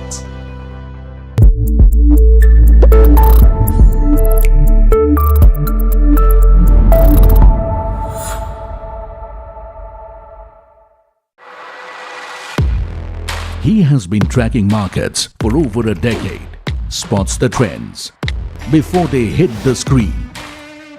And he is now bringing his analysis to the show that the market watches. Watch Sharad Dubey on Know Your Company, a show that puts the most traded stocks under the scanner. We dissect the company so that you, the investor, don't have to. Get the management to answer questions relevant to you. Watch Know Your Company, weekdays at 11:30 a.m. to understand your next big bet.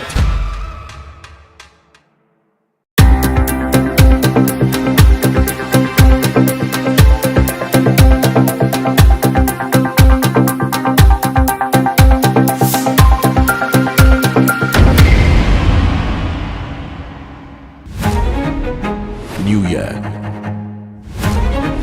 new power panel, India market open, now in its boldest lineup.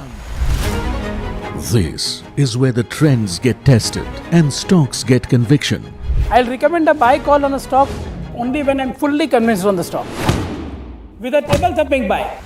And When the street wants the levels, he brings the chart. Charts speak the truth, and I deliver the levels with no frills.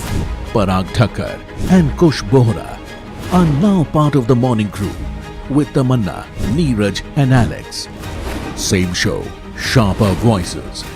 Every morning on India Market Open, your favorite market show just got better.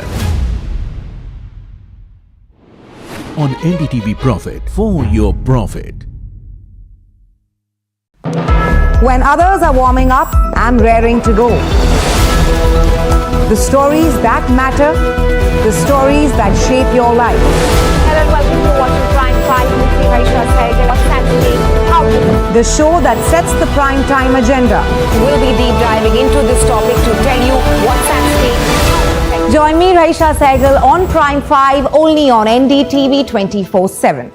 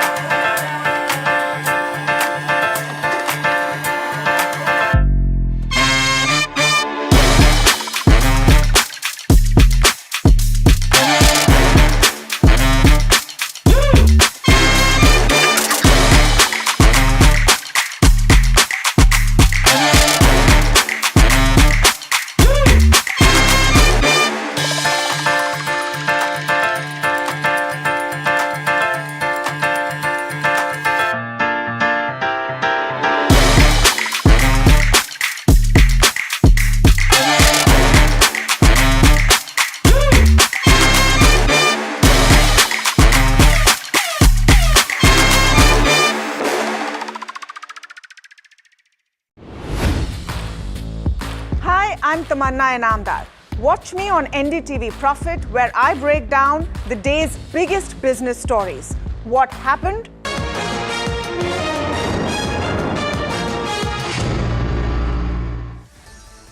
Hello and welcome. You're watching Market Express and I'm Himakshi Bahugna. Let's get straight into the show and see how the markets have really fared today. So, viewers, optimism is back on Dalal Street and the bulls are charging hard. Nifty reclaims 24,000 levels. Sensex have surged 1,000 points. Deal hopes are clearly back in the driver's seat. Broader markets have also mirrored the benchmarks today. And talking about the sectors, so most of the sectors have ended the day in green, barring FMCG, PSU banks, financial services, and also auto have led the gains. Let's look at rupee now, which is strengthening, hitting a 2-week high against the dollar. Now, the move is driven by easing global tensions and also a sharp drop in the crude prices, which is easing pressure on India's import bill. And support from the RBI and even improved market sentiment are also helping the currency recover after recent record lows. And viewers, fresh signals from Washington and Tehran have raised hopes of a possible breakthrough on reopening the Strait of Hormuz, triggering a sharp fall in the global crude prices. And while the traders are unwinding part of the geopolitical risk premium built into the oil markets, key disagreements over sanctions and also Iran's nuclear program continue to keep the markets on edge. In fact, India's state-run oil companies have raised petrol and diesel prices for the 4th time in just 11 days as surging crude costs and also the West Asia conflict continue to squeeze their margins. After absorbing heavy losses for days, OMCs are now passing a part of that burden to the consumers through steady fuel price hikes, and which is a clear sign that global energy volatility is also beginning to hit the Indian households again. Next counter to look at is Hindalco. So it may have delivered record revenues and EBITDA for the year, but underneath the headline growth, several pressure points continue emerging. Now, profitability has remained impacted by the weakness at Novelis, where the Oswego disruption, softer European automotive demand, and also an ongoing heavy capex cycle weighed on the margins and even the cash flow improvement. Investors are also closely watching when the Bay Minette project begins making a meaningful, earnings contribution. Next counter to look at is Divi's Labs, which has reported an operationally stable quarter with growth driven largely by the custom synthesis business. However, rising input costs weighed on the margins, even as lower taxes and even higher other income supported profitability. Now, the company continues betting on peptides and even contrast media for future growth. Next counter to look at is Rainbow Children's, which has delivered a strong quarterly performance, and this has been helped by resilient occupancy trends, healthy realization growth, and even better than expected margins. While occupancy pressures from the new hospital additions persisted, mature hospitals continued improving steadily, also reinforcing confidence that the core healthcare business remains firmly on track. Next counter to look at is Geopolitical Developers, which has reported a weak quarter on the surface, with revenue and profitability sharply impacted by one-time adjustments. But resilient collections and improving realizations suggest underlying demand in the housing market, which remains stable despite headline weakness. And Texmaco Rail and Engineering has secured a fresh order from Vedanta Aluminium for the supply of alumina wagons and also brake vans. The contract, valued at nearly 29 crores, is expected to be executed within 6 months and further strengthens the company's railway equipment order pipeline at a time when industrial freight and logistics investments continue witnessing steady momentum. And state-run construction major NBCC has secured fresh work orders worth over 42 crores, and this is also including an Indian Bank office project in Amravati and also infrastructure development work for Navodaya Vidyalaya Samiti. Now, the latest wins further strengthen NBCC's government-focused order pipeline and also reinforce its strong positioning in public sector infrastructure execution, even as the centre continues accelerating spending across housing, urban development, and even institutional projects. Next key counter is Sterlite Technologies, which has received a major boost to its global business ambitions after its subsidiary, that is the ARM, has secured a multi-year product award with a potential contract value of nearly $1.1 billion. Now, the deal involves the supply of optical connectivity products and also is expected to significantly strengthen the long-term revenue visibility for the company. The award also highlights rising global demand for high-speed digital infrastructure as telecom operators and data center players continue to accelerating, the network expansion and even the fiber connectivity investments worldwide. Next counter is HPL Engineering, which has said that quarterly profitability came under pressure due to the mix of Kavach railway contracts and additional cost provisions taken during the period. Now, despite the near-term impact, management remains optimistic on the broader outlook and also expects FY27 sales and profitability to improve significantly as railway execution gathers pace and order opportunities continue expanding. Next counter is Park MediWorld, which is on the move and the stock is reacting. The company has announced the acquisition of Medicity Hospital in Uttarakhand in a 177 crore all-cash deal, marking a significant push into undeserved northern markets. Now, this move strengthens its regional footprint even as the focus clearly shifts towards inorganic expansion. And Medicity Hospital itself brings strong operating momentum with steady double-digit growth in recent years, adding to Park Medi's growth visibility. Now, with this deal, the company is not just adding its capacity, but also it's sharpening its strategy of scaling through targeted acquisitions in high-potential geographies. And viewers, Premier Explosive has surged 20% and hit a fresh 52-week high amid strong buying interest in defense and explosive segment. Now, the rally comes as investor sentiment remains positive around defense manufacturing and ammunition-related companies. Market participants are tracking order inflows, execution visibility, and even government focus on domestic defense production. So, the sharp move also reflects continued momentum in defense-linked mid-cap stocks. Next counter to look at is GAIL India. So the shares of GAIL India surged after its fourth quarter numbers. The earnings are mixed, but the street is focusing on strong outlook and also improving margins. Brokerages remain positive and are seeing meaningful, upside from the current levels. The stock responds sharply with investors betting on growth momentum ahead. And LTM is expanding its global footprint with acquisition of Randstad's technology and even consulting businesses in a €160 million deal. The transaction is expected to strengthen LTM's capabilities in digital and consulting services while also widening its international presence. The move comes as companies continue to scale up their tech-focused offerings amid rising demand for transformation services. And Sun Pharma shares have slipped after its fourth quarter numbers. The results show healthy growth, but margins have remained, they remain under pressure, and they have also missed the street expectation. Analysts are turning cautious in the near term, citing softer US businesses and also rising cost. And even as long-term views, stay positive for the company, the immediate outlook looks measured, and the stock has even reacted with mild weakness after the earnings print. Viewers, extreme heat is now hitting India's factory floors pretty hard. Rising temperatures are pushing up the power bills and even the cooling cost, even as worker productivity has taken a hit. Now, small and medium businesses are feeling the strain the most. With limited capacity to adapt, the result is a widening divide between large factories and also the MSMEs. Next counter to look at is Eicher Motors. So the shares are rallying after the company has posted strong fourth quarter results, boosting the investor confidence, and the automaker reports healthy earnings growth, and this has been supported by steady demand and even improved operating performance. So this upbeat numbers are driving the fresh buying interest, with the stock now climbing sharply in trade.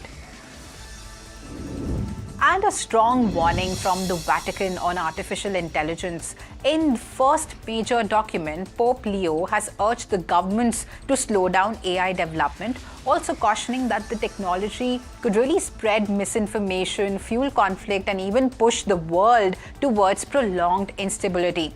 In the encyclical title Magnifica Humanitas, the first American Pope calls for stricter global oversight, including robust legal frameworks, independent regulation, and even greater political accountability. He's also warned against leaving AI power concentrated in private hands, stressing that the need to protect workers, safeguard children, and also ensure technology serves humanity and not the other way around. As the global AI race accelerates, the Vatican is clearly stepping in with a call for caution and also control. US Finance Minister Nirmala Sitharaman has struck a confident note on the economy amid global tensions. Speaking at SIDBI's 37th Foundation Day, she said that India remains positive and resilient despite the ongoing West Asian conflict, cautioning against any pessimistic narrative that fuels fear-mongering. She's emphasized that economic fundamentals remain strong, with GST collections continuing to reflect robust activity even after rate rationalization. In fact, gross GST collections have crossed 22 lakh crores in FY26 with healthy annual growth and also signaling sustained demand momentum. Now, this message from the finance minister is clear. Policy support and strong domestic trends are really helping India navigate the global uncertainty with confidence. And India's defense manufacturing push could see major boost, with DRDO likely to bring private players into the production of Astra air-to-air missile system. Now, this move is aimed at increasing manufacturing capacity and also speeding up deployment of the indigenous weapon platform. It also signals deeper private sector participation in India's defense ecosystem. Now let's look at some national news now. Viewers, the Supreme Court has stepped in on Twisha Sharma's death case, ordering a CBI probe amid growing concerns over the investigation. Hearing a suo motu matter, the top court has flagged alleged procedural lapses and even institutional bias, and has said that the probe must remain fair and impartial. The Solicitor General has informed the court that CBI will take over the case immediately, with administrative steps expected to be completed today.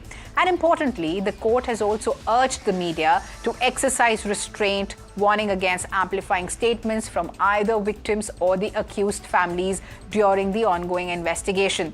The case has drawn nationwide attention, with serious questions being raised over delays, forensic inconsistencies, and even the handling of evidence in the initial probe. And a major security scare in Bengaluru has put VIP protection protocols in focus. 6 police personnel have been suspended after gelatin sticks were found near Prime Minister Modi's convoy route during his May 10 visit. Now, the explosive material was detected during routine security sanitization checks ahead of the Prime Minister's visit. And officials are saying that 2 gelatin sticks were found on a footpath on the city's outskirts, roughly 3 kilometers from the main venue. And the incident has triggered an inquiry into a possible security lapse, with agencies now probing how the explosive material reached a high security zone in the very first place. And a major policy move in Assam is set to trigger a wider debate on personal laws. The state government has tabled the Uniform Civil Code Bill 2026 in the Assembly, proposing a ban on polygamy and also mandatory registration of live-in relationships. The bill, introduced by Parliamentary Affairs Minister Atul Bora on behalf of Chief Minister Himanta Sarma Biswa, aims to really simplify and also unify the laws governing marriage, divorce, succession, and live-in relationships. Now, while the government, really pitches it as a reform towards legal clarity and even protection, opposition parties have strongly objected, demanding wider consultation before any such legislation is taken forward. The bill is expected to come up for discussion on May 27th, setting the stage for a heated political showdown in the Assembly. And a high-stakes diplomatic visit already in motion. U.S. Secretary of State Marco Rubio is in India on his first official trip after wrapping up talks in Sweden, and now the visit shifting focus back to New Delhi. So, having already covered Delhi engagements and cultural stops in Agra and Jaipur, Rubio is now headed into the final leg where strategic conversations will take the center stage. At the heart of the visit, energy, security, defense ties, and even trade, all against the backdrop of the ongoing tensions in West Asia impacting the global markets. Now, with India-US ties deepening and even the Quad meeting ahead, this visit isn't just symbolic, it's about aligning strategies in an increasingly uncertain world. And the Quad foreign ministers are meeting in New Delhi today, just days after Trump-Xi summit. The timing is crucial as the US signals a softer approach to China. India, the US, Japan, and Australia are now looking to keep the grouping relevant, with focus on security, supply chains, and also stability in the Indo-Pacific. So this meet also underlines India's growing role at the center of the global diplomacy. And there's a shocking incident from Tamil Nadu. A 17-year-old boy has been hacked to death near Meenakshi Temple in Madurai. Police say that a group of 5 attackers surrounded the teenager at a parking area in the early hours and also carried out the assault before fleeing. Initial investigation points to a personal rivalry, possibly linked to a clash during the recent, Chittirai festival. Several suspects have been detained, and also a detailed probe is underway. Here's the IMD has issued a heat wave alert across several parts of the country as temperatures continue to remain unusually high.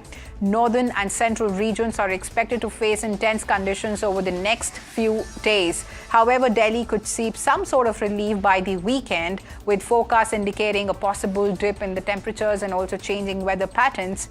But the situation likely to remain grim for the other parts of the nation.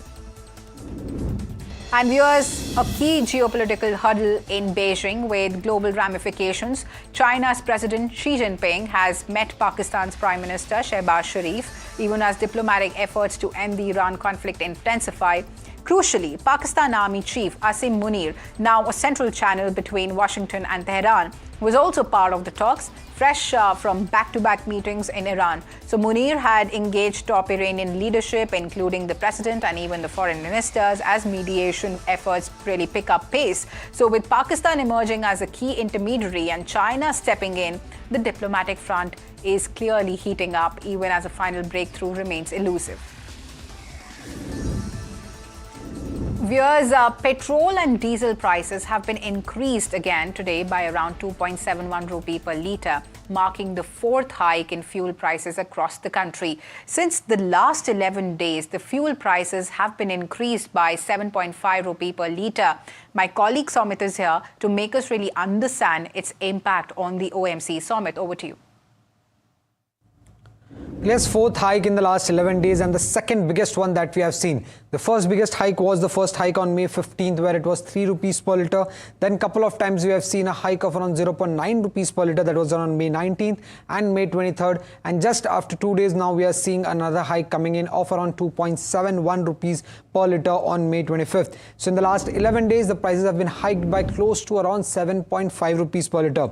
Now what could be the impact? Why this price hike? Because oil marketing companies were supposed to incur a loss of close to 1 to 1.2 lakh crore rupees in the first quarter of FY27 because of higher crude oil prices, depreciating rupee and unchanged retail fuel prices, that is petrol and diesel prices. Now what would be the impact of this price hike coming in on the oil marketing companies, that is IOCL, BPCL and HPCL? For every 0.5 rupees per litre hike in the petrol and diesel prices, the EBITDA of IOCL, BPCL and HPCL lifts by close to around 7 to 11%. Now Indian Oil OMCs have been recouping the losses. Earlier the loss was expected to be around 1,000 crore rupees per day, which are reduced to around 750 crore after the 3 rupees per litre hike. Then the couple of hikes of 0.9 rupees per litre reduced it to further 670 crore rupees on a per day basis of post the 0.9 rupees per litre hike that we had seen in the last couple of days.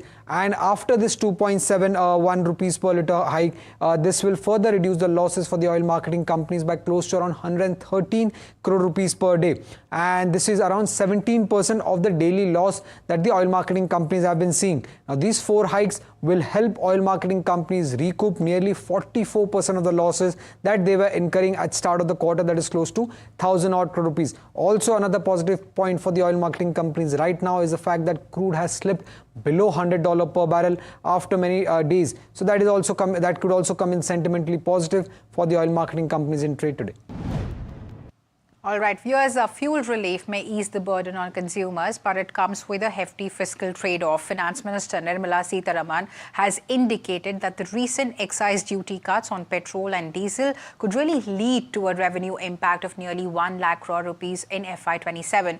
The government says that the move is aimed at cushioning households and even businesses from volatile global energy prices, while also keeping inflationary pressures in check. Here's the Finance Minister explaining the call.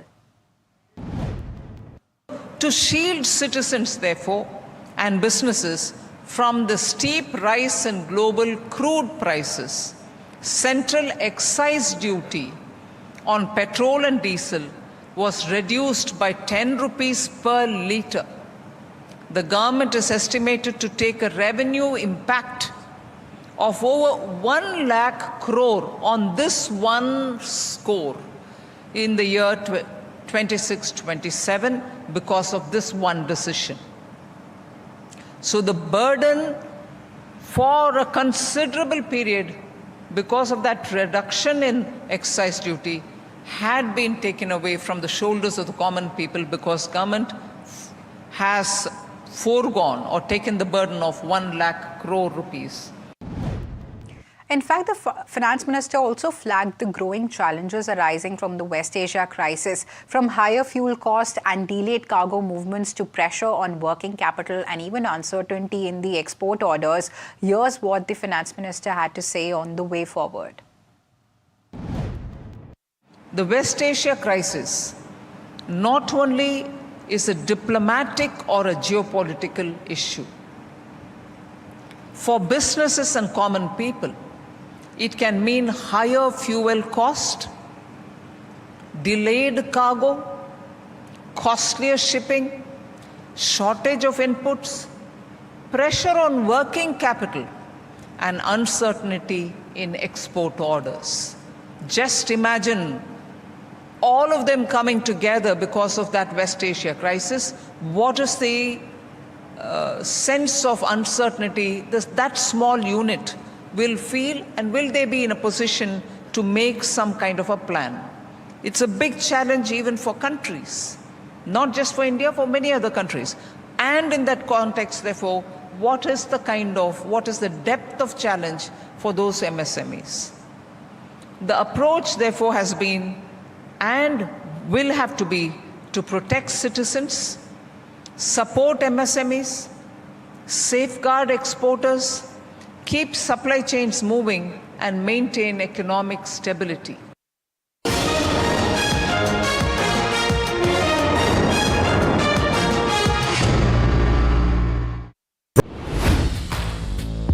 Hi, I'm Tamanna Inamdar.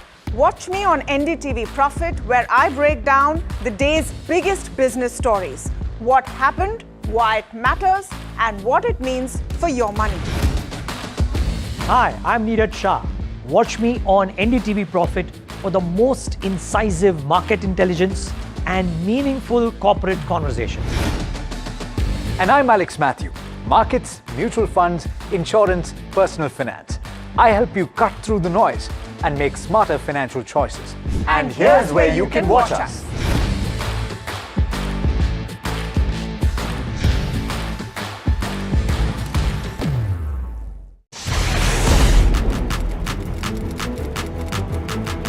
When the headlines move fast, perspective matters. On Editor's Cut, our editors come together with experts to distill the week's information blitz into clear perspective. Down the stories shaping the world, from markets and the economy to global conflicts and what lies ahead. This is where experience meets insight.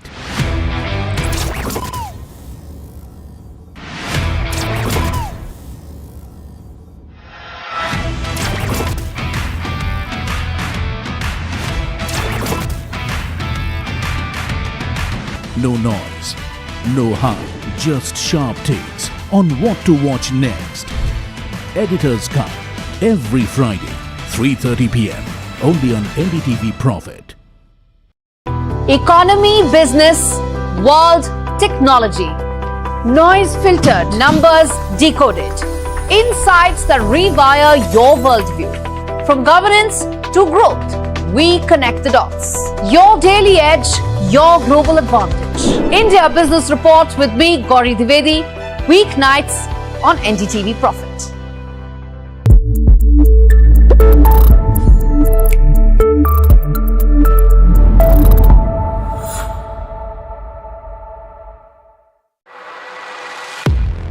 He has been tracking markets for over a decade, spots the trends before they hit the screen. And he is now bringing his analysis to the show that the market watches. Watch Sharad Dubey on Know Your Company, a show that puts the most traded stocks under the scanner. We dissect the company so that you, the investor, don't have to get the management to answer questions relevant to you. Watch Know Your Company, weekdays at 11:30 a.m. to understand your next big bet.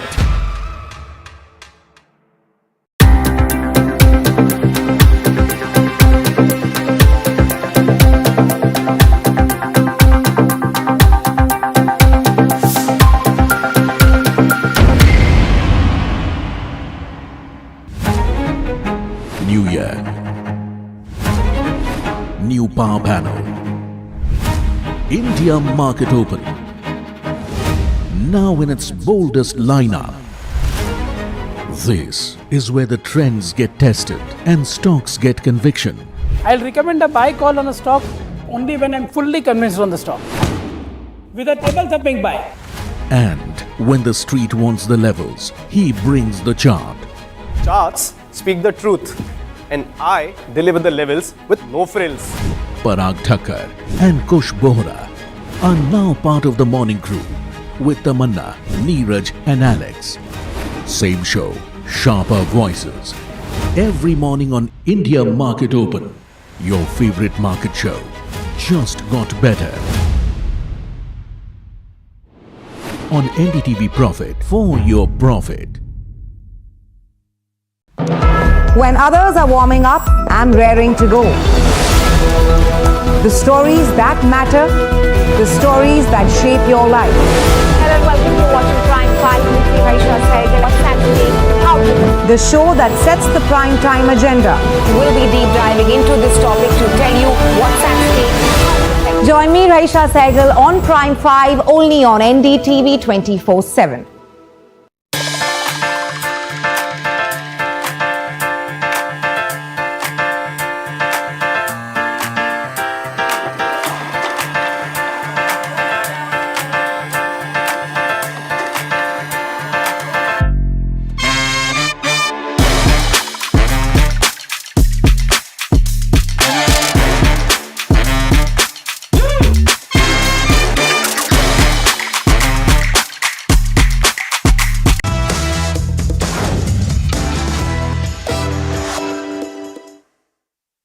Hi, thanks so much for joining in. We're talking about Your Money Matters on NDTV Profit, and my name is Alex Matthew. An interesting consultation paper has been sent out by the Securities and Exchange Board of India, and that has to do with mutual funds. And in fact, I'm referring to a sub-component of that paper that talks about employer-led payroll deductions. Now, let's simplify this. Essentially, it's talking about allowing your employer to take a portion of your salary like it would do for the employee provident fund and put it into mutual funds. That's something that is being contemplated. In the US, this is called a 401k. And it's actually a pretty interesting move if it does come through. It would allow for compulsory saving and long-term saving. But there are pros and cons, and we're going to weigh that. There are also a couple of other developments that have to do with mutual fund distributors, where AMCs pay mutual fund distributors in mutual fund units instead of cash, and also contributions to social causes, where you can have a portion of your proceeds of mutual funds or the returns that you can have from mutual funds that go towards social causes of your choice. I'm in conversation today with Mohit Gang, who's the co-founder and chief executive officer of Moneyfront. Mohit, thanks so much for taking the time. This is a space to watch very closely, the mutual fund space, because there's so much that is happening in the way of policy to make things even better than it is right now. But let's talk about that first point that I was making, the equivalent perhaps of the 401k. How is it similar or different? Hi, Alex. Always a pleasure speaking with you. And yes, absolutely. Every day we have new scenarios unfolding before us in terms of new guidelines, regulations, draft policies, so on and so forth. Look, I think if we were to compare this draft paper from SEBI with 401k, I think it's a little too far-fetched in my personal opinion, personal take. In terms of mechanism, yes, it is similar, which is an auto payment structure directly deducted from the payments which an employer makes towards an employee, right? So from that mechanism perspective or operationalization perspective, I think it's quite similar to what a 401k does. But from a tax treatment perspective, from a framework perspective, from the perspective of how the entire corpus is managed and everything, I think it's chalk and cheese apart from what a 401k does, right?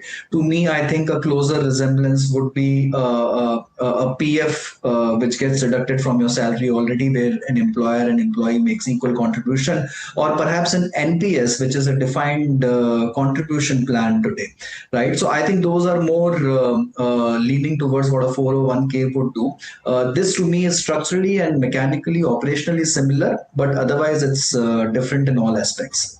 Very good points that you're making, because I've spoken to a few people who do have that 401k, and one of the biggest advantages is the tax advantage that you have.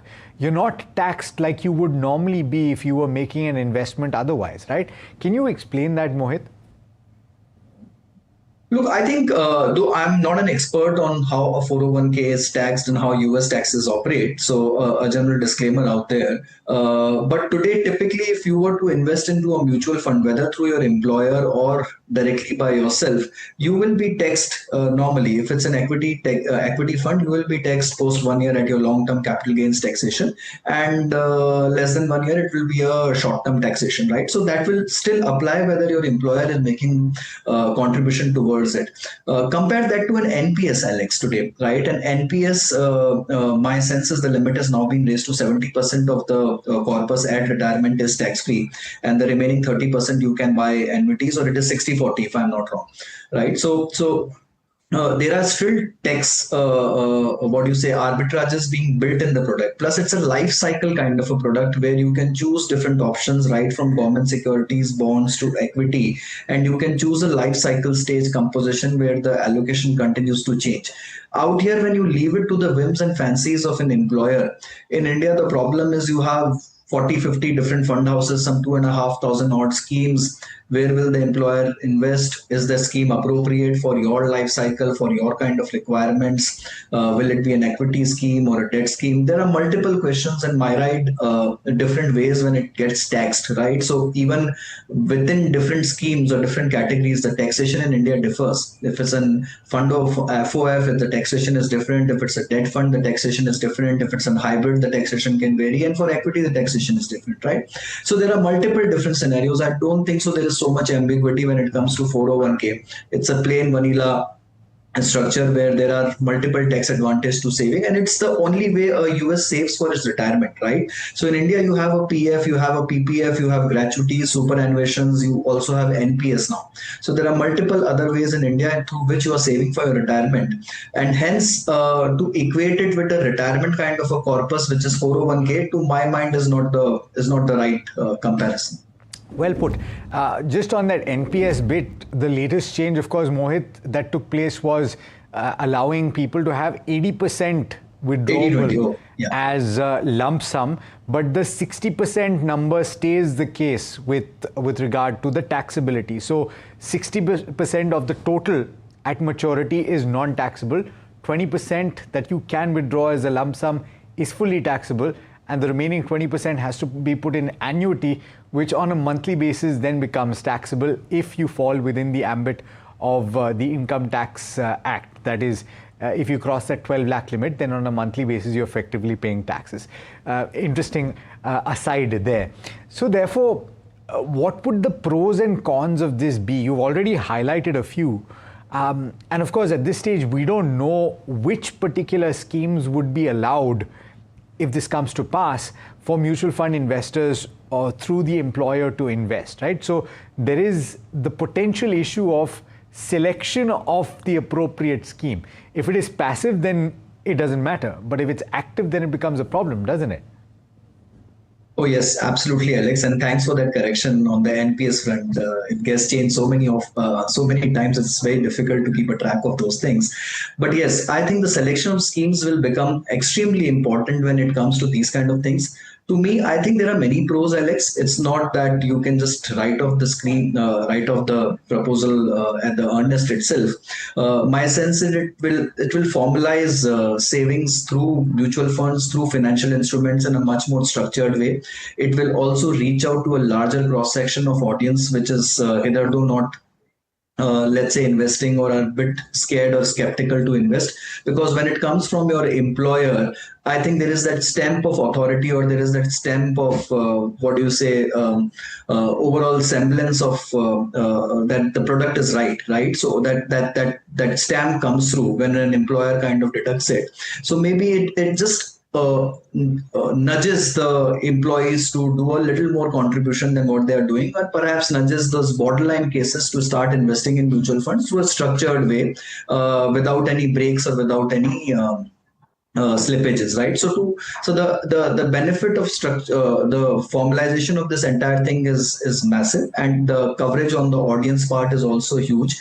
But again, I think operationally, as I said, it will be very difficult whether it's an active or a passive, because today even an EPF is allowed to invest into ETFs, Nifty ETFs or other passive indices, right? So there is an equity allocation which is allowed in your through your PF funds also. So my sense is, how will you make it different? How will it enhance the overall return and the retirement kitty for employees? Plus, what will be the lock-in, Alex? Right now, mutual funds by default are liquid products. What if the employer needs some portion? Will he be allowed to redeem it? If he redeems, then the entire process gets hampered. Perhaps he starts redeeming at losses and they get scared. So what is that mechanism? Because there's no advisor involved out here. There's no distributor also involved out here. It's an employer who's not even certified perhaps, but is kind of deducting through HR payroll systems, and an employee who is not even savvy enough to understand all these things. So there is a lot of knowledge gap between what is happening out here and the final receivable to the employee. So my sense is that knowledge gap is huge, and perhaps it can lead to trigger panic scenarios and can lead to scenarios where an employee just redeems the entire thing out of nowhere and ends up making losses. Having said that, it would be a complete shift, wouldn't it? And generally, you're not allowed to, I mean, your EPF, you can technically pull it out, but then the advice generally is for you to not do that, because if you pull it out too early, then it becomes taxable, and people tend to forget about it, don't they? They don't look at how much they're saving towards their EPS till they actually realize, oh, now it's a few lakhs, now it's crossed a certain threshold, it's become meaningful, and so therefore the concept would be similar here. But having said that, isn't that one of the biggest drawbacks of the EPF, where only 15% of your total contribution goes towards equity? And yes, you're getting a fantastic rate of return and it's completely non-taxable, but you're not going to head towards the double-digit mark at any point of time, right, for EPF? Those days are gone. Look, Alex, I think we can always debate about the structures and merits of all these instruments. Perhaps an EPS was always designed to be a very cautious kind of a mechanism, which is almost like an assured retirement kitty growing at a certain rate of growth, and perhaps more like a debt allocation. Then came the NPS, which gave you all the flexibility and options to kind of increase your overall yield and fight the inflation beast, as you might call it, by virtue of the returns which you make on your retirement corpus. Now, perhaps you are introducing one more aspect in the overall payroll system, and which could be far more aggressive and give you market-linked returns. But I'm just saying, as you enhance the profile of returns, the risk also increases commensurate. And the persons who are opting for it have to be well aware and have to be informed enough to kind of assume that risk and kind of tide through that risk, right? So not everyone is capable of doing that, Alex, and my sense is that's the biggest hindrance. Even the schemes like NPS, we haven't seen much takeoff in spite of whatever the scheme offers, and to my mind, it's one of the finest products available for long-term investing, but yet we haven't seen too much of offtake in the market. So there are structural flaws in this overall mechanism, the way it flows from a fund house to the last person, and I think that knowledge gap will continue to remain. Okay, what about mutual fund distributors being paid in units by AMCs? That's an interesting one, isn't it? Look, mutual fund distributors are savvy enough, Alex, to know how to deploy that money. Now you don't have to like really push them to know where to put their own money, right? If I'm getting commissions from 30 AMCs, I might not want units of all 30 AMCs and open 30 different folios for myself. I'd rather take it in cash and deploy wherever I think my conviction lies, right? So I don't think so that's honestly a great thing. You just want to introduce one more complexity in the system, have one more operational headache, and do. Maybe there are some distributors who would like to do it. They have a large enough income which comes and perhaps they don't need all of it. But my sense is I think you're dealing with the most savvy category when it comes to mutual fund investors, and let them decide on their own what's the best way out for their money. Maybe it's a way for distributors on a conditional basis to say they have skin in the game, to say that these are my high conviction schemes that I think that you should be investing in as well, to say that I put my money here as well, and in fact I'm being paid in units of this particular scheme. Look, yeah, that's a great way of thinking, but then maybe make them forcibly disclose. There's no harm in putting up a disclosure. If I am a distributor, I don't mind giving a disclosure where my holdings lie, right? Or if I'm an RIA, I'm any which way supposed to give RIAs are anyway supposed to disclose where their holdings are or where do they personally invest, right? So same for mutual fund distributors. Why should it be different for anyone who is in the game of selling, distributing, advising, or whatever be it, call it by any name? Why should it be any different, right? So make it compulsory via disclosures and disclaimers. But yes, look, honestly, I have nothing against the scheme, but I really doubt what will be the uptake in this. I have my genuine concerns over it. Okay. Now, and just to draw this conversation to a conclusion, though, Mohit, and coming back to that 401k equivalent, right? Or well, just from the perspective of the mechanism, it's essentially an SIP that you're being forced to do. And so therefore the SIP gives you more flexibility. It's for those people that don't want to have the temptation of pausing a sip, right? And so therefore, what do you think about the whole host of people on social media that are now saying SIPs are no good? You're essentially giving FIIs or foreign institutional investors an exit, and you've been doing that for the last 2 years. It's the stupidest thing to do. What do you say to that? Look, that's a massive social media debate which is going on both sides of the table. Honestly, no measure is good or bad in its own right. There are always implications on the other side of the table, and perhaps one of the implications of increasing SIP flow could be that the foreign investors have found a respectful exit because of that money which is pouring into the Indian markets. But needless to say that, look, I think Indian markets were never so much financialized. We were at bare minimum 2.5–3% of financial savings, like I would say 5 years back or maybe a decade back, and today we are touching 6.5%. It's hardly anything.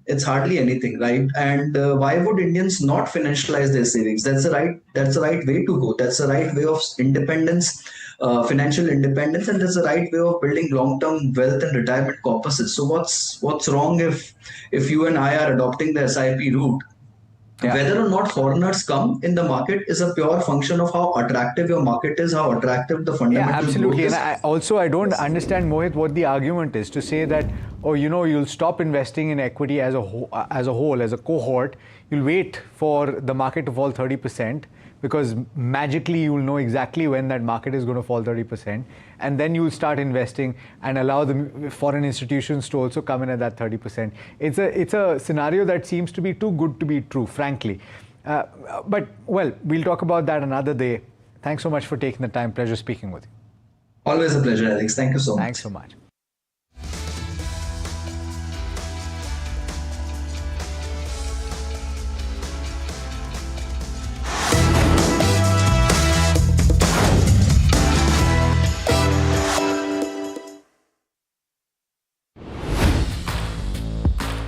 I'm Tamanna Inamdar.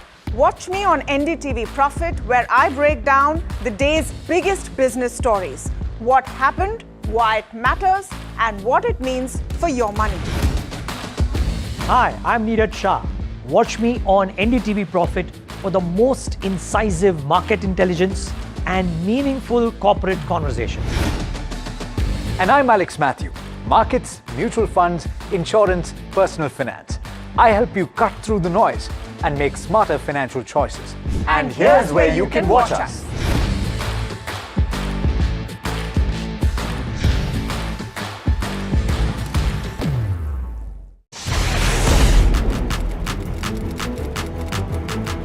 When the headlines move fast, perspective matters.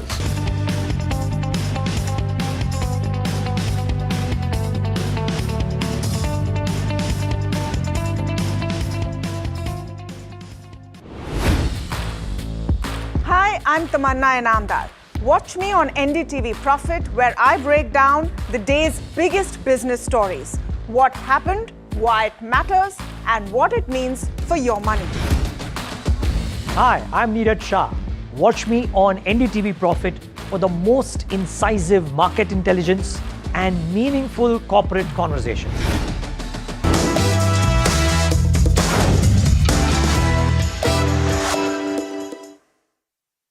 Let's shift the conversation to what is, I think, a very interesting strategy in the fixed income space. And we're talking about what is called a barbell strategy. Sounds like something like what you would do in the gym, right? But it's not. We've got Basant Bafna, Head of Fixed Income at Mirai Asset Mutual Fund, joining in to talk about exercises that you would do in the gym. No, Basant, we're talking about the barbell strategy. How does it work? Sure. I wish I had more time to do barbell. But if we look at the barbell strategy, I mean, broadly, it aims to invest with higher portfolio allocation in both ends of the duration spectrum. So some part of your corpus, you invest in the shorter end of the curve. Some part you invest in the longer end of the curve. With lower allocation into the duration segment, which is lying between the two extremes. So the Let me overall stop you there. Sorry. Basant, my attempt in this conversation is to make things absolutely simple, right? So suppose somebody does not know what duration is. They don't know what the yield curve is. How do you explain it to them? To say, essentially, we're talking about investing in debt, which is issued by both governments as well as by companies, correct? Yes. And so therefore, with that in mind, can you explain it? Sure. So if we look at debt overall, so you have sovereign debt followed by corporate debt. Within corporates, then you have, a host of corporates depending on the underlying ratings. So you have AAA, within AAA, you have public sector units, you have banks, and so on and so forth. So when we talk about duration, it's basically the duration for which these entities borrow. So in turn, when we talk about barbell as an investor, we look at the duration at which we are looking to invest. Now, ideally, how I would look at it is try and look at what is your investment horizon. So if, say, for example, my investment horizon is, say, for example, 1 year. Now, if my investment horizon is 1 year, then I would ideally look at a product which has a duration of closer to 1 year. If the yields prevailing for 1 year is, say, closer to 7.8, then I sort of lock in or have a reasonable expectation to earn 7.8 at the end of 1 year. Now, to achieve that 1 year, I have two ways of doing it, right? So either I invest in the 1 year product, or if I view of a better tomorrow, perhaps, or, with the anticipation that today also looks good, but perhaps there is a better tomorrow, I look at distributing that 1 year into two parts, say, for example, 6 months and 18 months. So that forms a barbell. So the shorter end, which is, say, for example, 6 months, gives you stability in returns with anticipation that as against my investment horizon, I am able to realize my worth of my investment over a shorter time span. So stability of returns and lower reinvestment risk. But at the same time, if yields move higher, then I am able to reinvest that corpus with the lowest possible MTM impact, which is mark to market. But at the same time, the longer end of my barbell, if my original view materializes that yields move downwards, then I am able to lock it in for a longer period. But at the same time, I am able to absorb some sort of capital gains using the longer end of the barbell. Very interesting. And so over what periods does this play out? Like, let me, for example, talk about the current scenario where there is a geopolitical crisis in West Asia and bond yields around the world had spiked. So, for example, you had the US 30-year bond yield that went above 5%. You had the Japanese bond yields that went above 5%. UK bond yields were higher. India bond yields also went up. If this conflict were to be resolved in the near term, you would once again have bond yields fall down. So therefore, from that perspective, my thesis in the relatively short term, Basant, can be that I can have capital gains. Would you use a barbell strategy here? So, see, generally barbell strategies are formed considering shorter investment horizons. Okay. See, so the longer end of the barbell generally is with that view that, you perhaps are at a very attractive level of yields and, you are looking at a base case of higher capital gains. But at the same time, can we time the peak, right? So if you were able to time the peak, then perhaps you were an astrologer along with a fund manager. But if you look at how the barbell works, you look at a relatively short investment horizon, and along with that, you try to actively rebalance your portfolio depending on how yields evolve. So for example, if the uncertainty reduces because of the announcements that have come, over the weekend, that there is a possibility that, we are closer to the end of the escalation. But if that does not materialize, so if it materializes, of course, I book profits on the longer end of my portfolio.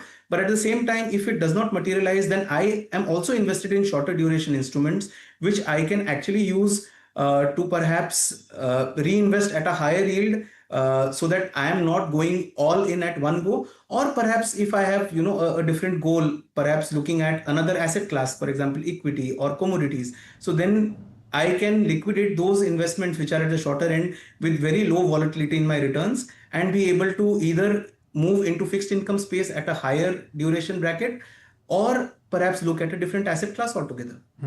In Mireille's basket of schemes, where are you currently using this, or where would you use a barbell approach?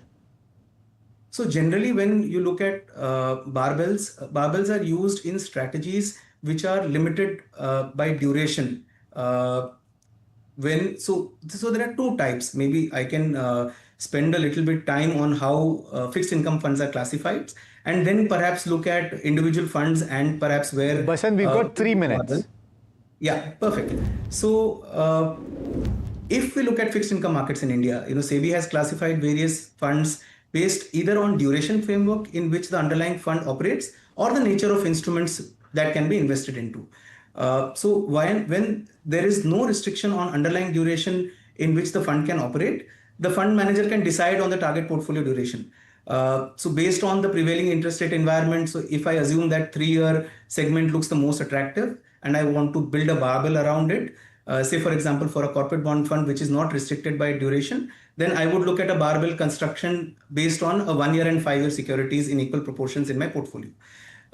There are other funds which have underlying duration of a predefined segment. So for example, a low duration category which looks at a 6 months to 1 year duration on a portfolio basis. So here, if I look at maintaining a duration of 1 year, I can look at either building 100% of the portfolio using a mix of 1 year directly, or 50-50% of 6 months and 18 months.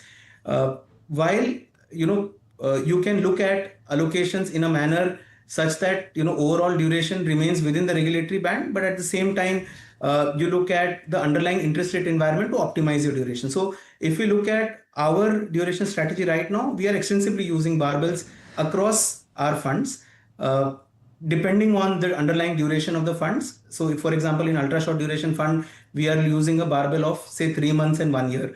In low duration, we are using a barbell of 6 months and somewhere closer to 18 months to 24 months, depending on percentages, depending on how attractive the yields are. So across strategies, it is working right now because the curve is extremely flat, and when the curve is flat, you don't lose carry because you are invested in the shorter end of the curve. So while the curve is flat, you are able to build carry as well as look for duration strategies for times wherein you are very close to de-escalation of the conflict. Yeah, all right. Fixed income investing 101, and this is why you would trust your money to a fund manager. Don't try to do this at home, ladies and gentlemen. It's not like the equity markets. Basan, thanks so much for taking the time. Pleasure having you. Sure. Thank you for having me. All right, well, that brings us to the end of this edition of Your Money Matters. Let us know what you think and what you'd like us to talk about. Write to us in the comment section and we'll take it up. Thanks so much for watching. This is NDTV Profit.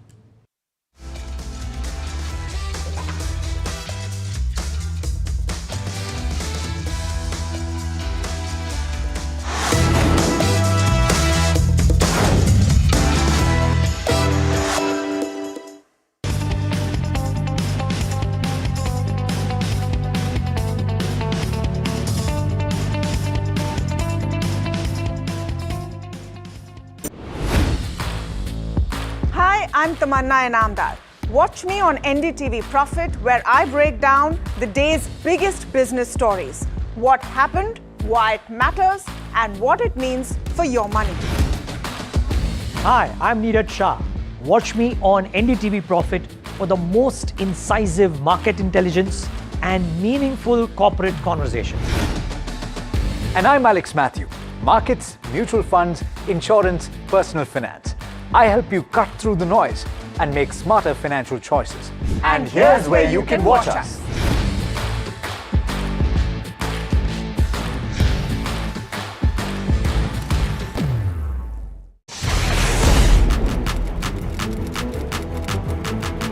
When the headlines move fast, perspective matters. On Editor's Cut, our editors come together with experts to distill the week's information blitz into clear perspective.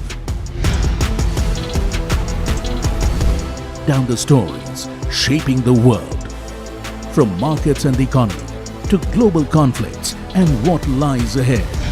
This is where experience meets insight.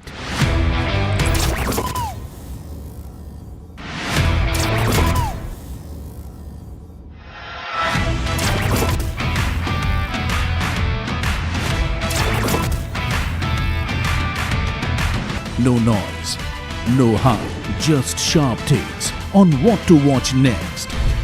Editor's Cut, every Friday, 3:30 p.m. only on NDTV Profit. Economy, business, world, technology. Noise filtered, numbers decoded. Insights that rewire your worldview. From governance to growth, we connect the dots. Your daily edge, your global advantage. India Business Report with me, Gauri Dwivedi, weeknights on NDTV Profit.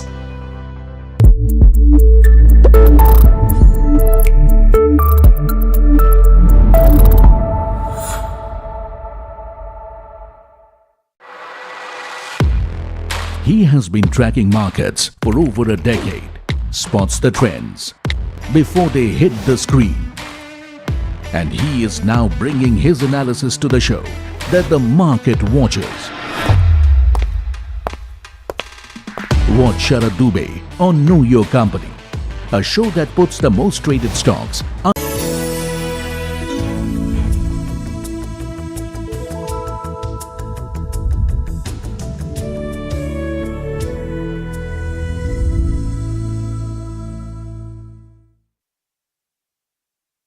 आज भारत का education system एक बहुत बड़े transformation phase से गुजर रहा है. With the National Education Policy 2020, the focus is moving beyond rote learning towards creativity, critical thinking and innovation. अब क्लासरूम्स में सिर्फ मार्क्स की नहीं बल्कि स्किल्स और रियल वर्ल्ड लर्निंग की भी बात हो रही है. Today we constantly hear terms like AI labs, tinkering labs, coding, design thinking and startup mindset. Education को एंटरप्रेन्योरशिप और इनोवेशन से कनेक्ट करने की कोशिश तेजी से हो रही है. But the real question is what should be the true purpose of education in a Viksit Bharat. क्या हम सिर्फ जॉब सीकर्स तैयार कर रहे हैं या फ्यूचर जॉब क्रिएटर्स और प्रॉब्लम सॉल्वर्स भी बना रहे हैं?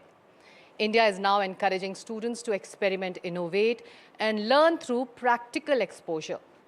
अटल टिंकरिंग लैब्स और स्किल बेस्ड लर्निंग मॉडल्स इसी बदलाव के एक बड़ी मिसाल हैं. As we look towards 2047, the conversation becomes even more important. क्या entrepreneurship वाकई इंडियन एजुकेशन का फ्यूचर बन सकता है? And can India truly emerge as a global innovation powerhouse? इसी पर बात करने के लिए मेरे साथ हैं दीपक बागला जी, मिशन डायरेक्टर हैं अटल इनोवेशन मिशन नीति आयोग के. Thank you for taking out time for us. Deepak ji, the first question. Our classrooms are changing. NEP is in place. But are our classrooms ready right now? कि we are still, हम अभी भी exam-driven system हैं मौजूदा. Thank you, Sikta, and thank you for getting all of us. Is this working? Yes. You know, I was listening to the session before we just started, and they were talking about childhood. Remember one thing, for this is the first time in human history, we are entering into a phase which is unprecedented without a playbook. You are entering into a phase of life where everything is possible, nothing is certain. Now just imagine trying to create a set of teaching tools, if I may call it teaching, or educational tools around something which is completely unknown. I think one of the biggest strengths of India and the education system has been, and if you really look at it, why is it that you have so many Indians as global CEOs? And one very interesting element which came out, and this was a roundtable discussion at Davos, which we all attended a few years ago, and they asked, what is the strength why the Indian CEOs are doing so well? And they said the ability, the first point, is to get a job done. The second, and that's a mindset. And that's a mindset which gets developed right through as you did. The second is the ability to work without a playbook in a completely uncharted territory.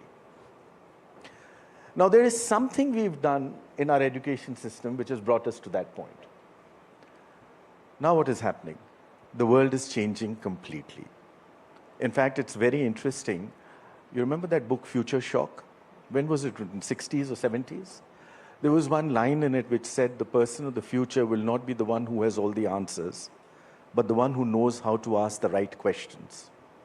And I remember reading this about 25 years ago, and I didn't understand it at that point of time. I was just happy because I never had the answers, so I thought at least there are others, somebody saying that you don't have the answers. The fact is that is where we've reached today. And the new education policy is actually focusing on creating life with a context. We've had 300 years of an industrial revolution and post-industrial revolution in which our entire educational system and training system was created.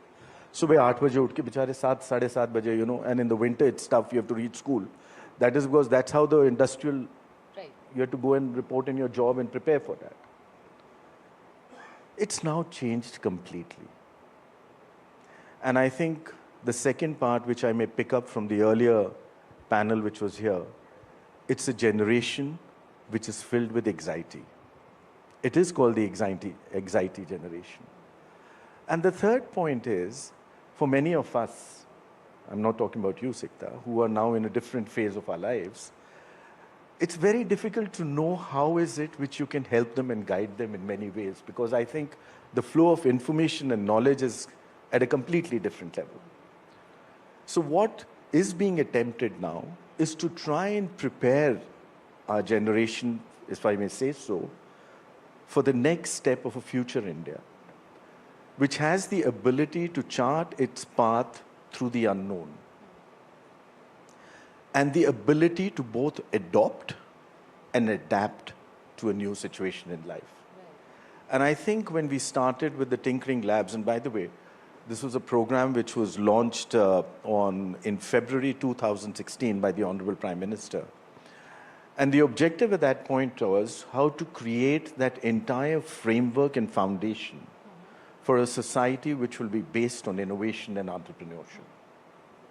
And 2 programs were launched. Can I go on with this one? Please. With your permission. Yes. So first was Startup India, you all remember, right? That was February 16, 2016. So kya hua hai? We are about 3,700 days since that got launched, Startup India.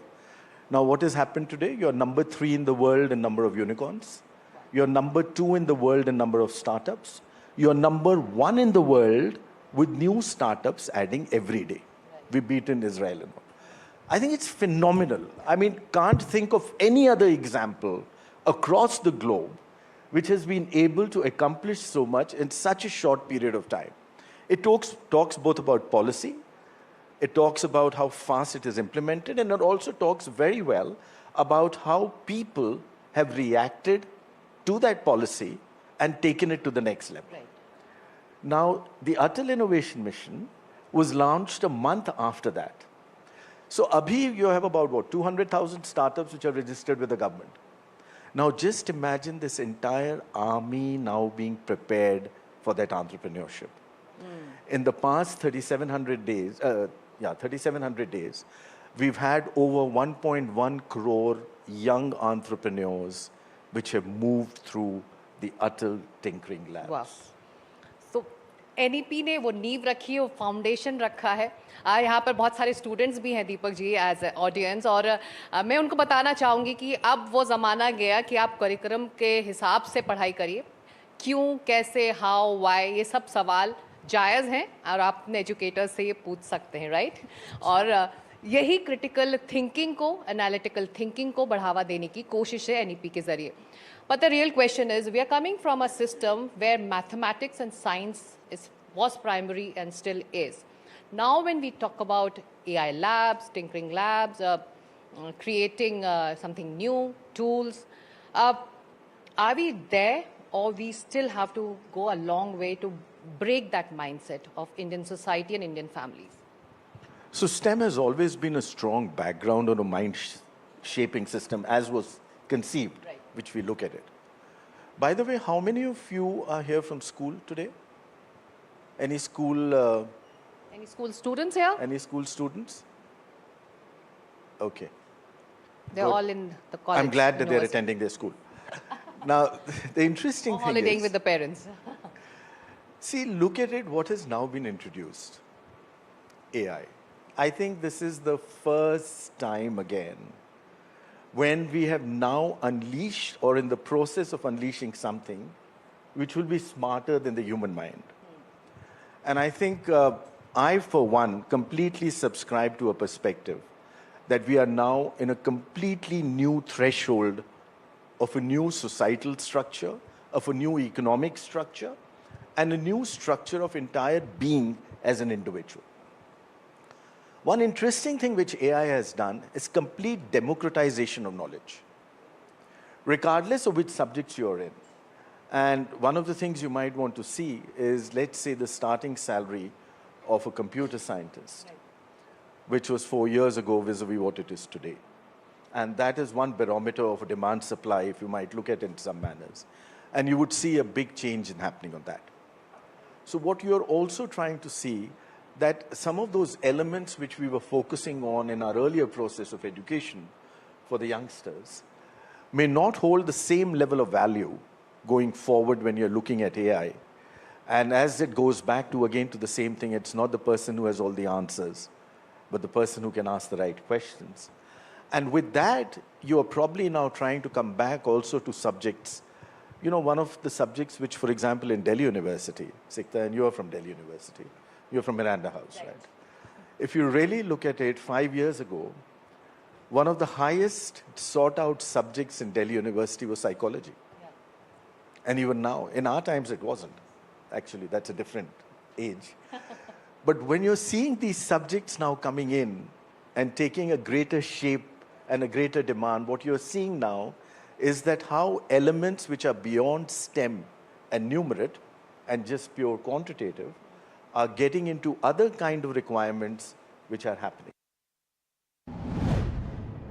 Joining us today is Vikramar Singh, whose company Antia has developed EduBlock Pro, a smart exam management platform designed to make examination more secure, transparent and accountable. पहला सवाल सिंह साहब मेरा आपसे यही है कि जिस national debate की मैं बात कर रही हूँ, NEET controversy, do you believe India's traditional examination system and the infrastructure around it is fundamentally outdated now?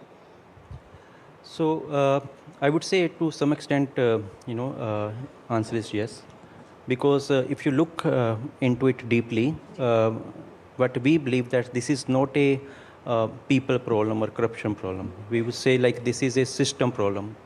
अगर आप देखो कि the moment A examination is scheduled and अगर आप किसी को क्वेश्चन पेपर डिज़ाइन करने के लिए कोई कमेटी सेटअप करते हो and you have shifted kind of a delegated accountability more than two, और जब कहते हैं ना कि if the accountability is delegated to more than one person then nobody is accountable, ठीक है. तो it is a system problem and we believe that no political party और bureaucrat is willing to solve it. However, the value chain, the challenges of the the entire system are so much that they cannot be solved with the same systems. वो कहते हैं ना, there is a term quote by the Albert Einstein, when you are insanity is like doing the same thing again and again and expecting a different result. So we need to look at it from a different angle, that how we can solve this problem, because this is not a like people problem, it's a system problem and we need to bring the new system. Exactly. So EduBlock Pro है क्या? बहुत सारे representatives हैं universities के, students भी यहाँ मौजूद हैं हमारे ऑडियंस में. बहुत सरल भाषा में अगर आप समझा पाएँ कि EduBlock Pro करता क्या है. तो मैं एक वन लाइन में कहूँगा कि this is a system, end-to-end examination system which completely removes the human intervention from the entire value chain, right? So right from the student onboarding to screening to examination and even publishing the result on chain, in the real-time environment. That's what EduBlock Pro does. A lot of students here. Again, I want to throw this question to the students here. If you're listening and you are interested, there are few big government orders which have declared that next year NEET exams will be technology driven. So how many of you think that technology is the right way to move forward for examinations? Hands up, please, if you have an opinion on it. Well, that's the trust they have on the technology which you're saying. So it's not that we are experimenting technology for the first time in our examination ecosystem. We have done it before also, but how is your EduBlock Pro different from earlier systems which were used in the country? So our system not only digitize the things, but at the same time introduce a new system as well, right? So right from the beginning, as I said, when the question paper is designed, and in the current system, the things move from designing to the designing questions to the printing presses to the maybe the examination centers, right? But in our system, everything is real time, right? So the moment you design a question paper, it is first of all it is being done by the machine only, and as a human only verifies that whatever data the machine has, it is purely on the completely on the blockchain. And at the same time, as per the expectation, at whatever level of complexity you need to introduce, it respects that. That's the human intervention you need. After that, the moment the question paper is created, it is locked in a kind of a digital packet, which is locked by the student key, encrypted by student key as well. वही मेरा अगला सवाल था कि एक exam वाले दिन एक स्टूडेंट के लिए EduBlock Pro क्या है, क्या होता है? अगर आप शुरू करें, अगर एग्जाम के वाले दिन जब आप EduBlock Pro खोलेंगे तो right from the beginning, the completely the system is encrypted by the student key as well. तो आपका जो biometric है, that helps you to unlock the system, the question paper, and provides a real-time delivery of the question paper when the date of the exam is there, right? For example, अगर आपका 15 तारीख को exam है, तो the system will only accept the biometric key just 1 hour before the the exam date. एक घंटे पहले बस. Exactly. वो आप set भी कर सकते हो, right? You can decide. But the point I'm trying to make कि in between जो भी है, nobody is able to when the things are encrypted, nobody is able to have a look at the things what is going to be there. Right. Even हम भी नहीं देख सकते. Right. So that's the kind of the robustness the system has. So that builds that trust in this technology. But ये भी हकीकत है हमारे समाज की, हमारे देश की, कि बहुत सारे ऐसे गवर्नमेंट इंस्टीट्यूशंस हैं, छोटी बड़ी यूनिवर्सिटीज़ हैं जो आपके पास सवाल है, हम आपके पास आएंगे। बहुत सारी छोटी बड़ी यूनिवर्सिटीज़ हैं जो अपने बजट को लेकर स्ट्रगल करती हैं। ऐसे में जब टेक्नोलॉजी बेस्ड एग्जामिनेशन सिस्टम की हम बात करते हैं, तो लगता है कि ये सब एलीट इंस्टीट्यूशंस के लिए, बड़ी यूनिवर्सिटीज़ के लिए कैसे अफोर्ड करेंगे छोटे इंस्टीट्यूशंस इसे? So मैं कहूँगा कि ये rather it will be more economical, because we have to evaluate what is the cost of having a compromise system in place. So our system will be equal to 1 year of the cost as compared to what you are incurring right now. So that was the very first principle where how we build this system कि ये जो existing systems है उससे competitive होना चाहिए, and that is how it is. As of now, even आज भी आपका जो सारा का सारा cost है of any examination is passed on to student itself, right? Right. And I can tell you it is it start from 500 rupees per student and goes up to the depending on the कितने logistic involved है, कितना geographical area involved है, but it is much it is cheaper than the current system. So anybody can afford this thing very easily. We are joined by Abhinav Nath, founder and CEO, Next Track Consulting, Revan Soni, CEO, Athena Education, Ms. Alisha Mashruwala Daswani, CEO and co-founder on Coast Vantage Private Limited, Kunal Mehra, Regional Director, MENA and India CEO, Crimson Education. A warm welcome to all four of you. Abhinav, let me begin with you. NEP promises flexibility, multidiscipline, but at the same time, children are forced into rigid systems with the subjects they're taking, the course they're taking up.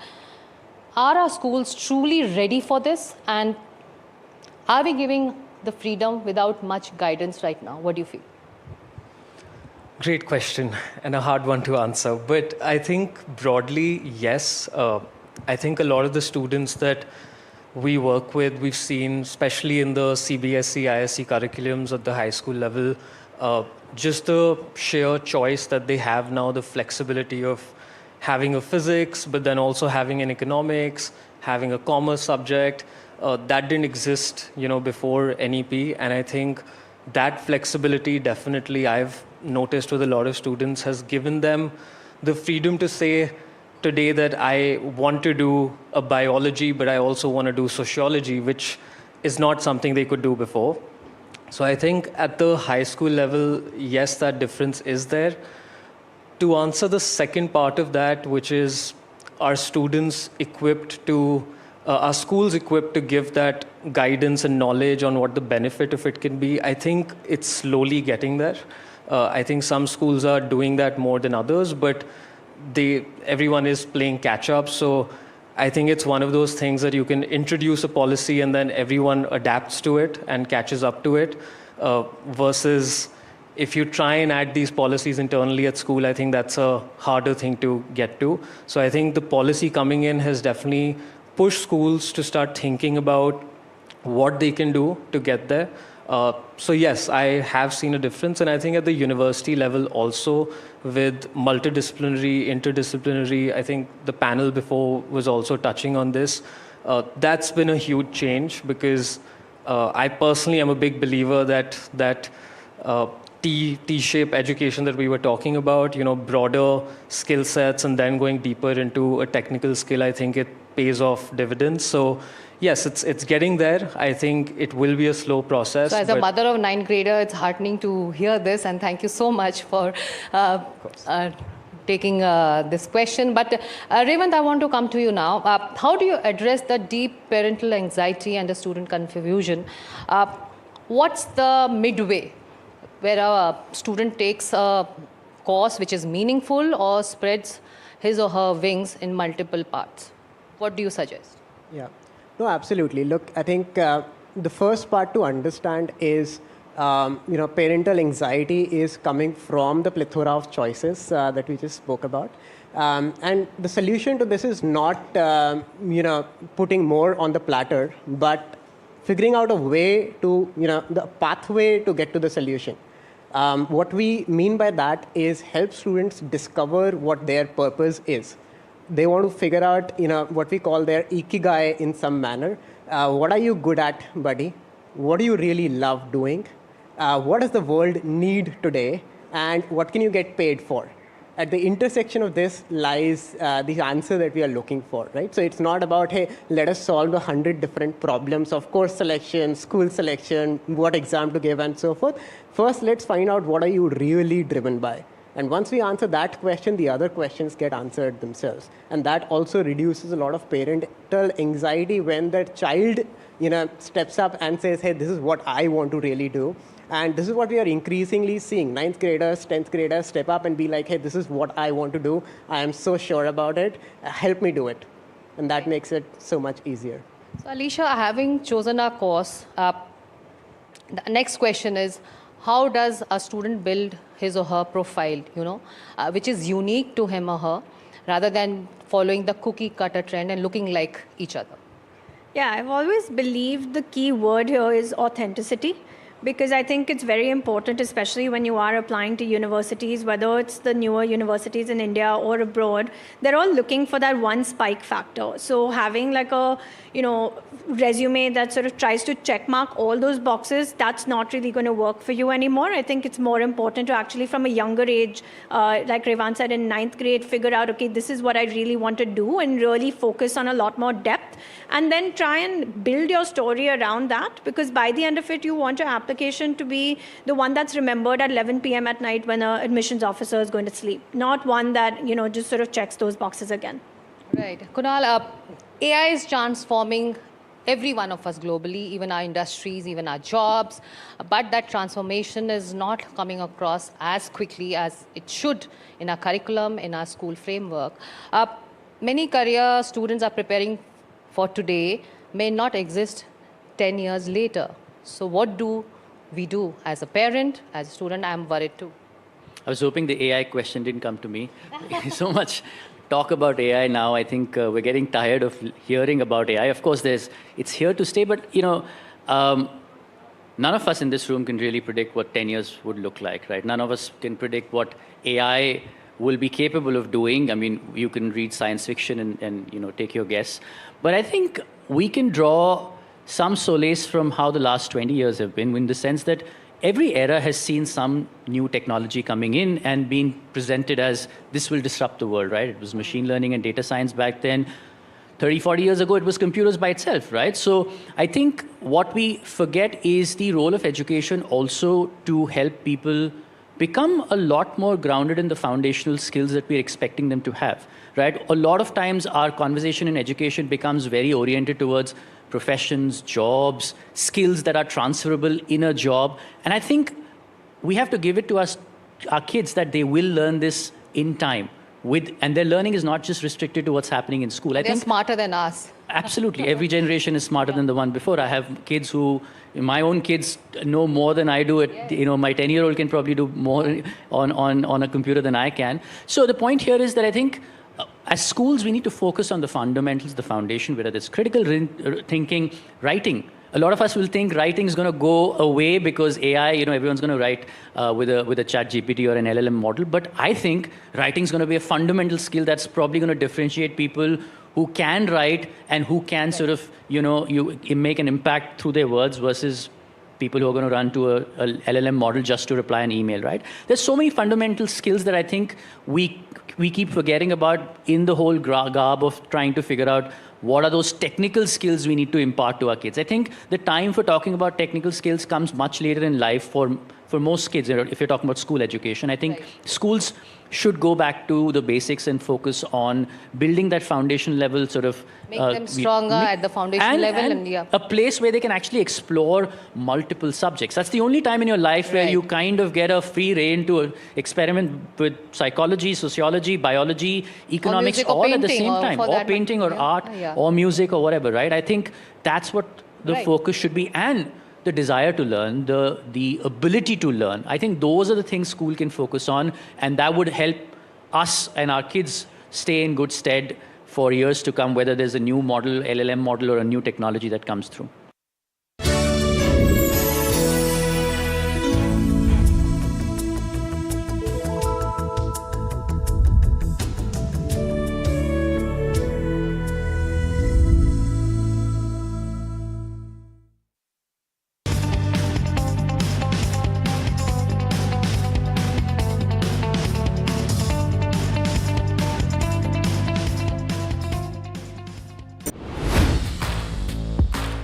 I'm Tamanna Inamdar. Watch me on NDTV Profit, where I break down the day's biggest business stories. What happened, why it matters, and what it means for your money. Hi, I'm Neeraj Shah. Watch me on NDTV Profit for the most incisive market intelligence and meaningful corporate conversations. And I'm Alex Matthew. Markets, mutual funds, insurance, personal finance. I help you cut through the noise and make smarter financial choices. And here's where you can watch us.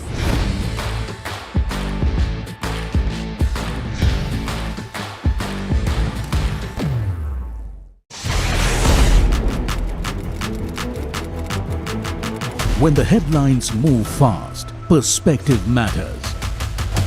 On Editor's Cut, our editors come together with experts to distill the week's information plates into clear perspective. Down the stories shaping the world, from markets and the economy to global conflicts and what lies ahead. This is where experience meets insight.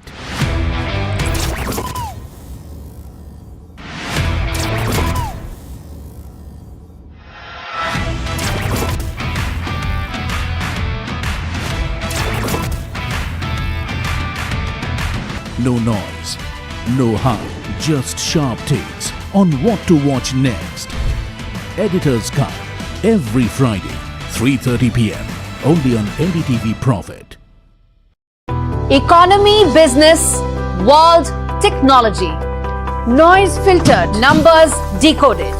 Insights that rewire your worldview. From governance to growth, we connect the dots. Your daily edge, your global advantage. India Business Report with me, Gauri Dwivedi, weeknights on NDTV Profit.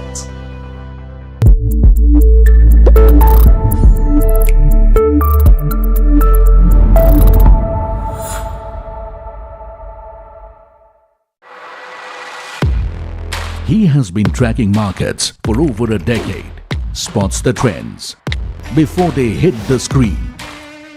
And he is now bringing his analysis to the show that the market watches. Watch Sharad Dubey on Know Your Company, a show that puts the most traded stocks under the scanner. We dissect the company so that you, the investor, don't have to get the management to answer questions relevant to you. Watch Know Your Company weekdays at 11:30 a.m. to understand your next big bet.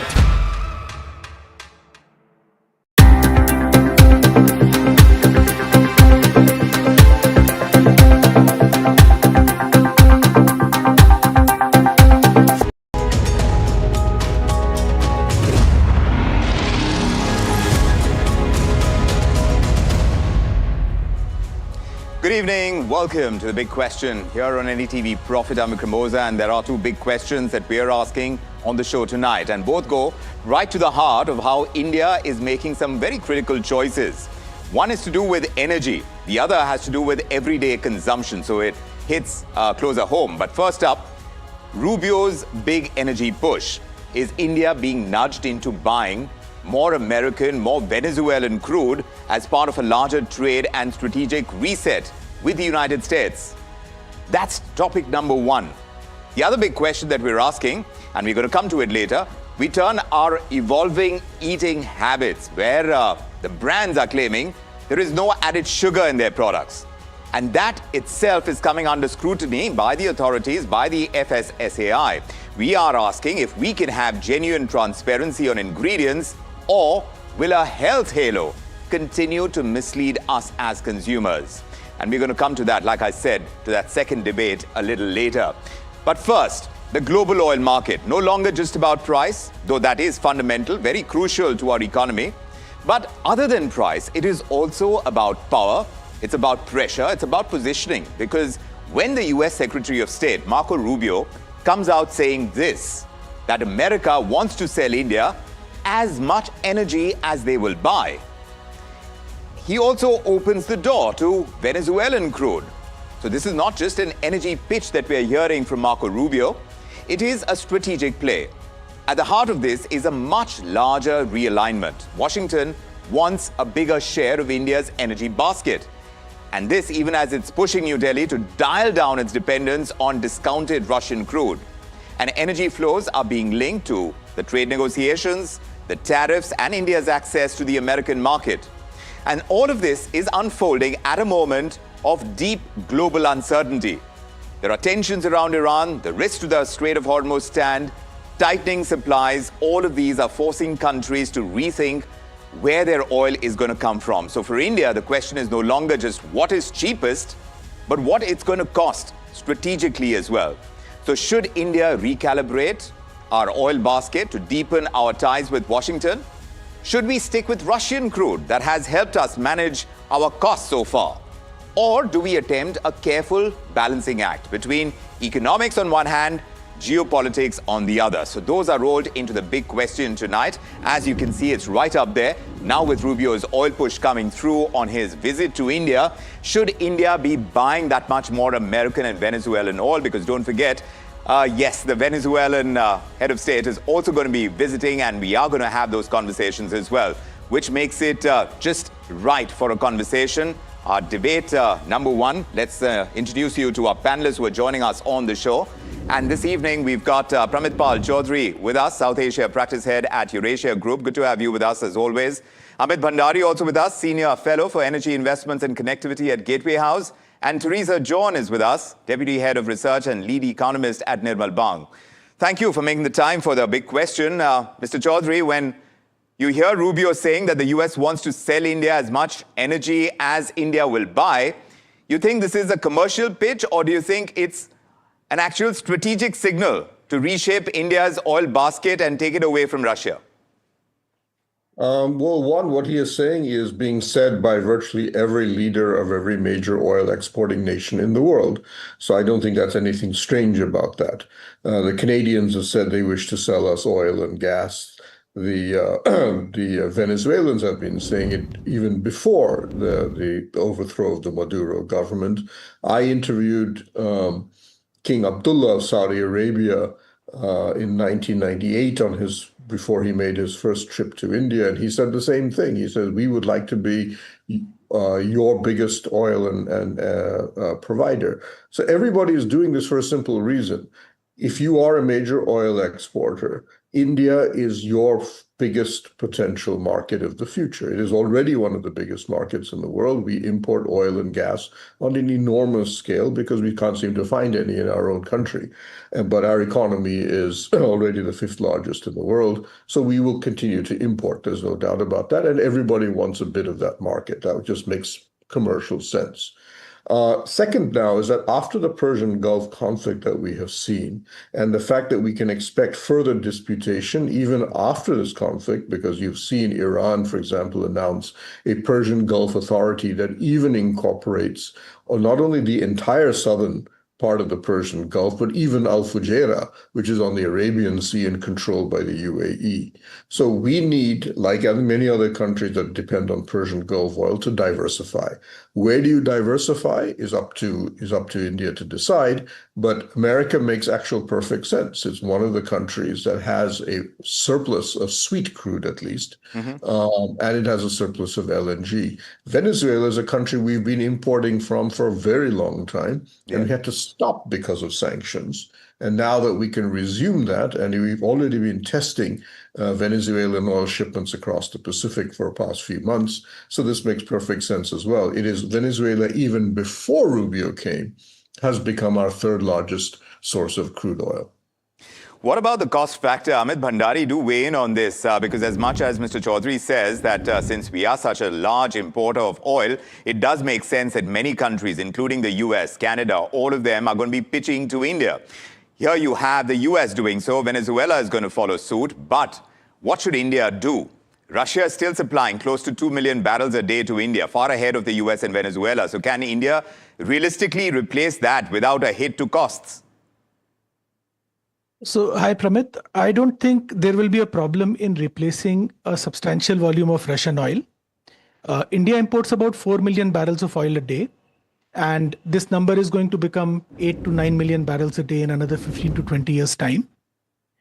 And there is no way that a single country can supply a very large section of this demand. It will have to be split between multiple producers. So that is one. The second part is that apart from a very brief window of time in 2005 or 6, shipping by and large has been a fairly small part of the overall costs of moving oil. So, when we purchase oil for $70 or $75 a barrel, the cost of shipping in that rarely exceeds maybe 2.5 barrels. I don't think it has exceeded that number for the past decade. So whether you bring oil from the Gulf or from the US, a small discount here or there can easily make way for the logistical inefficiency. Finally, when we import from Russia, there is also an element of inefficiency involved. So I don't think there is going to be a cost problem, one. Two, given the sheer volume of our demand, we will have to split it between multiple countries and suppliers. And finally, I think this is something which needs to be pointed out. There is a surplus of oil in the world. Except for the last 90 days when there has been a war which has restricted supply, there is a surplus of oil. There won't be a shortage. And just like India worries about security of oil supply, oil sellers worry about demand security. And having a tie-up with India is the best way to provide that. Fair enough. So, I mean, it works on both sides from what you're saying. But Mr. Chaudhary, on the cost factor, how much of this push is actually getting linked to the India-US trade deal? Are energy choices now becoming bargaining chips, you see, for tariff relief as well? Is that part of this story? it seems reasonably clear, and you've seen the U.S. Ambassador Sergio Gore say this earlier, that India has already committed to buying $500 billion worth of American products and services over a 5-year period. A large chunk of that would have to be energy. There's no other way we could reach that $500 billion figure. But the Americans have said for quite a while that they would like us to invest, especially not just to buy oil and gas, but to even invest in their fields. But as Amit correctly said, you can buy American oil and we'd still have plenty space to buy oil from other countries because we simply import something like 80% of our requirements, and that import requirement is rising. The point is that, yes, there's a strategic element of it. America clearly expects that to be a part of a bundle, if you wish, of defense deals, energy deals, and the FTA, in the same way that we're also doing a similar deal with the United Arab Emirates. It's not a major oil producer, but it's walked out of OPEC, plans to probably double, if not triple, its oil production. We've signed a deal with them as well. We'll buy some of your oil. In return, you put some of your strategic oil reserve in our country that we can use. We already do that, but that would expand. You also commit to investing in our country. And in return, India is basically committing to be their primary strategic partner in the Persian Gulf, partly to balance a Saudi-Pakistan defense deal. Increasingly, oil markets are going to be determined to a large extent, not completely, by geopolitics. So the game is how you play your cards. So how should India play its cards is the essential question. Teresa, John, India has always said that it buys oil that is based on price and availability. Can that position hold if the trade negotiations start dictating sourcing decisions for India? So, I mean, in 2023, we were in a situation where we were buying discounted Russian crude, but now the discount on Russian crude has also come down substantially. It's broadly in line with, other global prices, maybe at a slight discount. So, to that extent, I mean, I don't think the discount on Russian crude is now a dictating factor. Is that the other sources are not really available. That is why we are buying Russian crude. But if you're getting US crude at similar prices, there is no reason that why we will not buy from the US. But, as the others were also saying, it is about diversification, not depending on any one particular source. So you think we are diversified enough? No, there is more to go. We are, particularly for LPG and LNG, not just crude oil, we are heavily dependent on the Middle East. I mean, if you see, the US is the largest producer of LNG and LPG in the world. So it will actually benefit us if we buy from the US, particularly for LPG and LNG. We have started doing that. What has actually worked for us in the past is because the Middle East is only 7 days away from India. We did not have to build any strategic reserves of LPG and LNG, but that has got us in this position now, when the war hit in the Persian Gulf. So probably we'll have to build up our strategic reserves, but we could also diversify, to other markets, including the US, particularly for LPG and LNG. So in the overall picture, Mr. Chaudhary, is this effectively going to be an attempt by the US to pull India closer strategically in the Indo-Pacific as well? If you're talking about the oil part of the entire trade negotiations and the entire deal that we are cracking with the US, as far as energy is concerned, as a leverage point, how do you think the two sides are placed now? Mr. Chaudhary, you need to unmute yourself, sir. Sorry. I think under at least the Trump administration, America has actually separated its strategic and economic thinking. The U.S., Trump is an isolationist. He is not very interested in strategic thinking. That's one of the reasons the Quad Summit has not been held. And he doesn't really talk too much about the Indo-Pacific per se. I think in this case, it's more about us guaranteeing our economic relationship with America. America is by far our largest source of FDI, FII, remittances. It's our biggest economic partner. And we need to make sure that that relationship is stable for the time being. And buying energy from them is part of that mix that keeps the American side happy. America is now becoming and has become much more transactional and far less strategic in its thinking. And that is basically, if you wish, the way of the world today. And India therefore has to play its cards accordingly. But as I think our oil and gas minister Hardeep Puri has said, we will now diversify to as many as 40 different sources of hydrocarbons around the world, from our original 11 or 12. And we will continue that expansion. What the next step, in my view, is not just sources. We need to buy equity in oil fields across the world. We need to be owning some of this stuff. And that'll be another part of that story a little bit in the future, I think. Well, that's a part that we are looking forward to getting a clear visibility on. But Mr. Bhandari, final word from you. Should India prioritize cheapest oil now, or is the strategic alignment going to be something that we need to focus on? I would go for the strategic alignment, simply because the way oil market is, you will pretty much get oil at whatever the market price is, plus or minus a really small premium. So the number is not going to matter. And as Pramit pointed out, US is the largest source for investments for India. Much of our IT exports also pretty much go into the US. So it is important for us. And we need to invest in this relationship beyond trade. So India has been investing in overseas oil fields for about 25 odd years now. Although I think in the last 7 or 8 years, the pace has gone down substantially. Now, the problem with investing in oil has always been that it traditionally was available in the most unstable regions of the world. And, places like Iran, Venezuela, Russia, which are sanctioned or which are in wars. So one of the things India must do is to invest financially, not as an operator, in American oil companies. It is the deepest equity market in the world. It has the largest selection of oil companies, ranging from people producing a few hundred barrels a day all the way to ExxonMobil's. Take up financial stakes. The dividend flow from these investments will pay off, or will offset whatever a big chunk of what you spend on importing the oil. And I think that is something we should look for.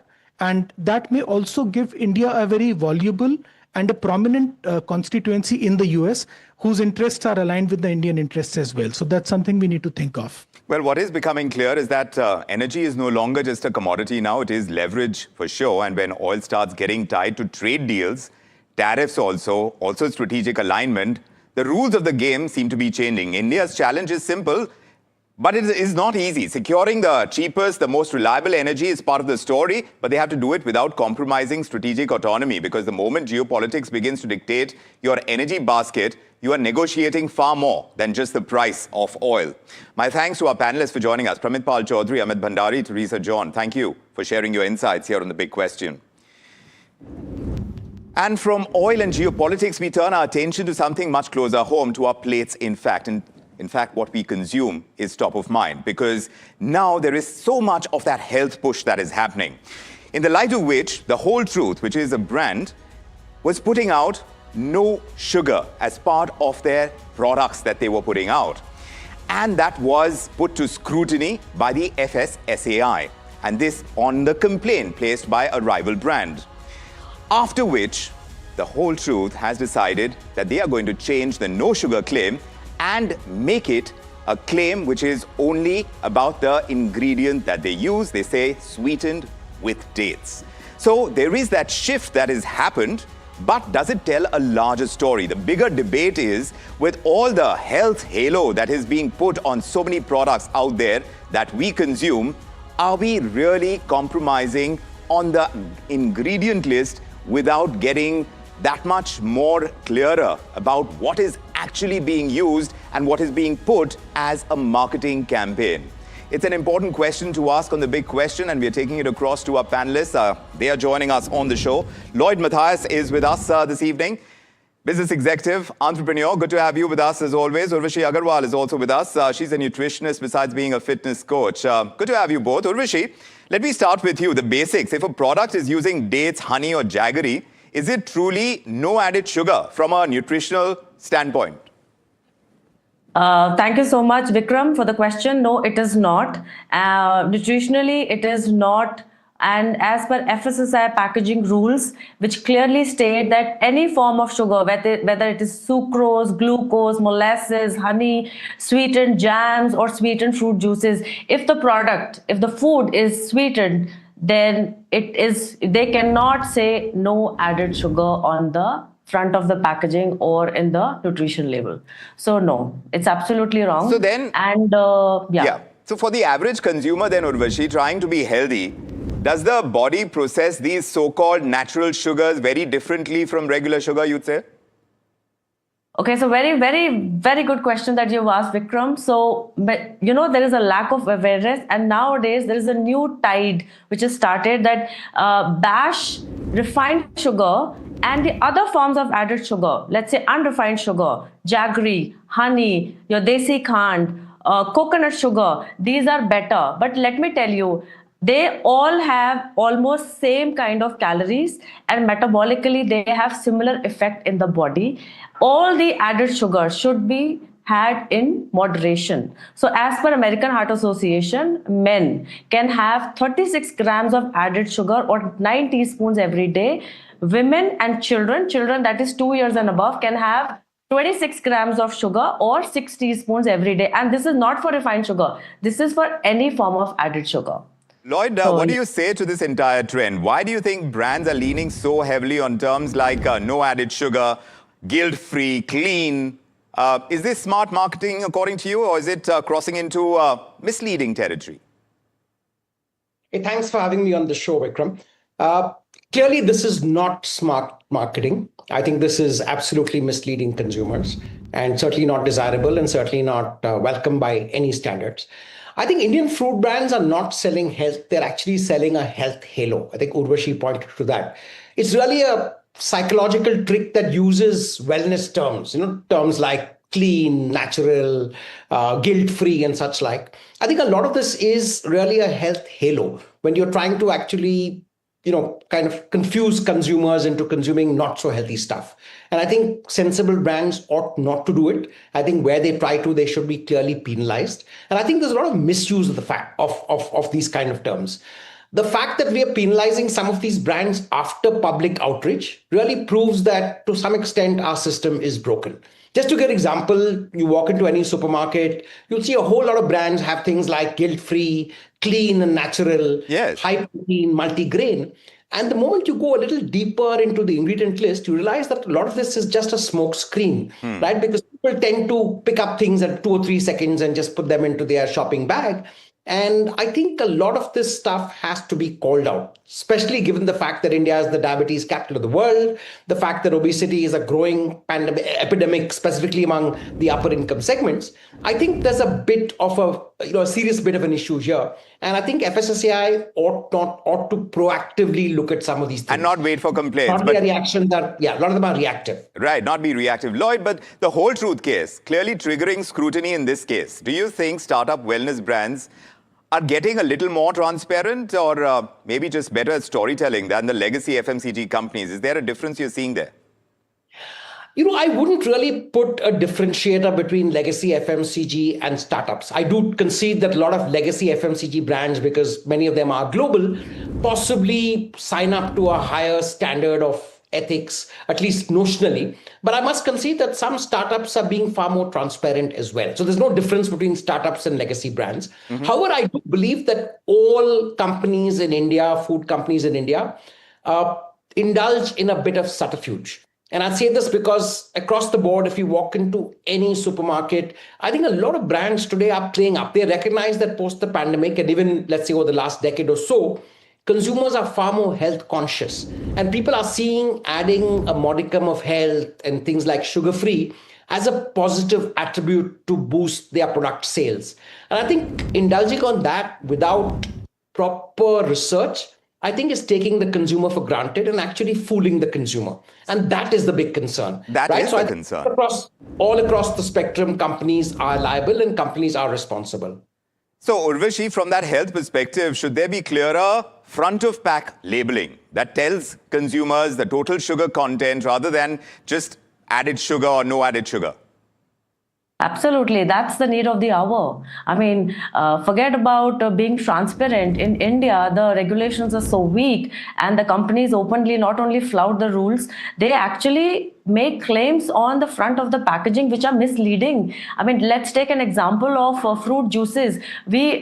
We all know by now that these packaged fruit juices are nothing but water, added sugar, artificial colors, and a lot of preservatives and stabilizers. So I think it's in need of the hour that all the companies follow the regulations and they make they give right information on the front of the packaging. That's really, really important. But nowadays, it's getting worse to worse. I mean, recently I made a video on chips packet where they had in the ingredients, they had mentioned vegetable oil.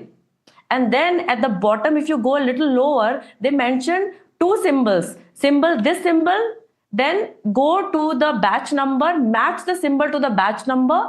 If this is a symbol, let's say symbol A, that means this has rice bran oil. And if you find second symbol with the batch number, it has palm oil. I mean, that's the kind of hide and seek the companies have started playing. So transparency is missing. Several, food products where they're writing no refined sugar on the front and they're adding jaggery, unrefined sugar, So is honey, it not all sorts of possible, added sugar. Urvashi, is it not possible for consumers to understand what they're about to consume? Should they look at something specific on a label to actually make a healthier choice? Or is that option not open for most of them?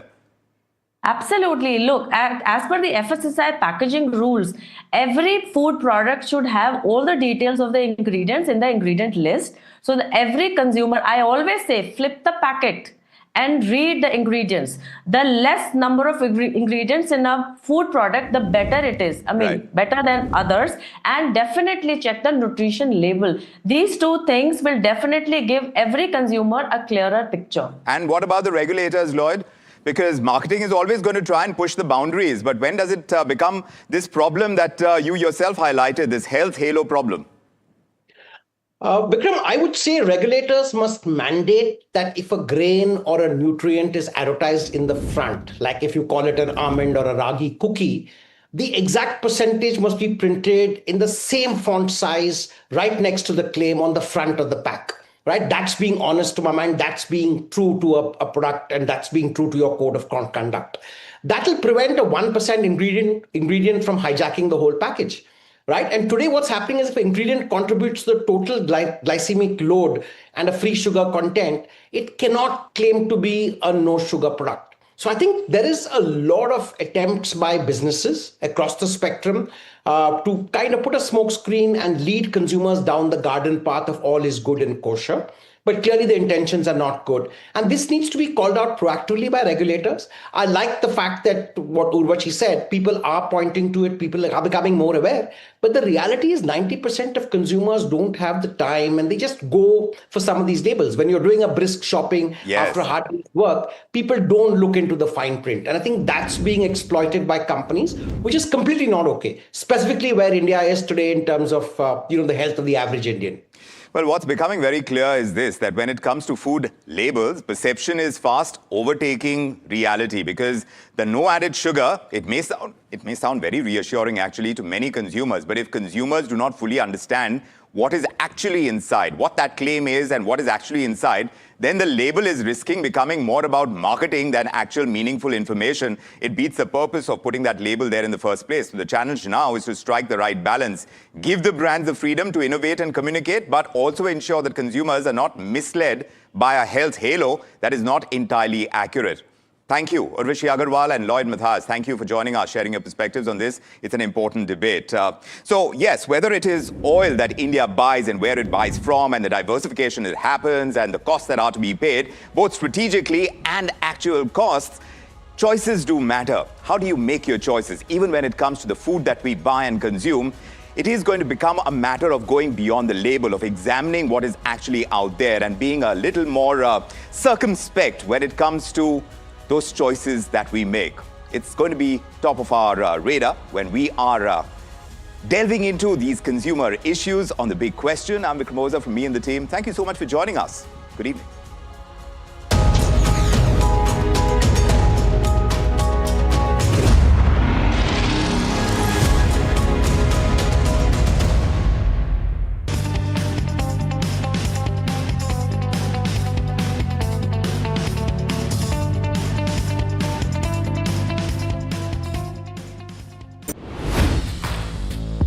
Hi, I'm Tamanna Inamdar.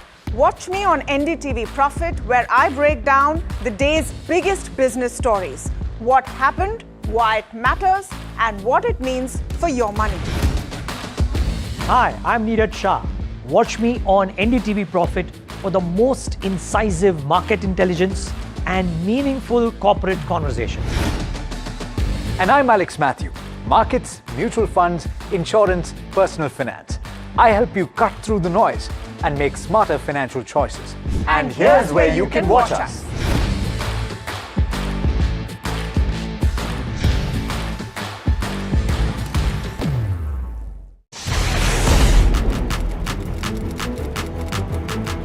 When the headlines move fast, perspective matters. On Editor's Cut, our editors come together with experts to distill the week's information blitz into clear perspective.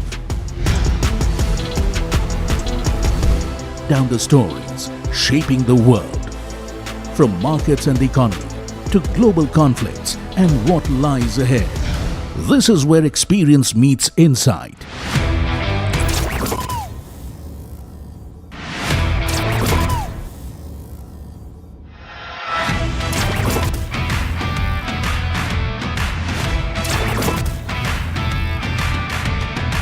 No noise, no hype, just sharp takes on what to watch next. Editor's Cut, every Friday, 3:30 p.m. only on NDTV Profit. Economy, business, world, technology. Noise filtered, numbers decoded. Insights that rewire your worldview. From governance to growth, we connect the dots. Your daily edge, your global advantage. India Business Report with me, Gauri Dwivedi, weeknights on NDTV Profit.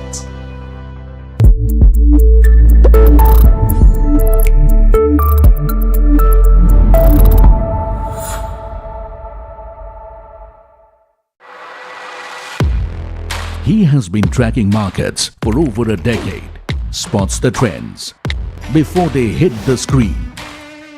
And he is now bringing his analysis to the show that the market watches. Watch Sharad Dubey on Know Your Company, a show that puts the most traded stocks under the scanner. We dissect the company so that you, the investor, don't have to. Get the management to answer questions relevant to you. Watch Know Your Company, weekdays at 11:30 a.m.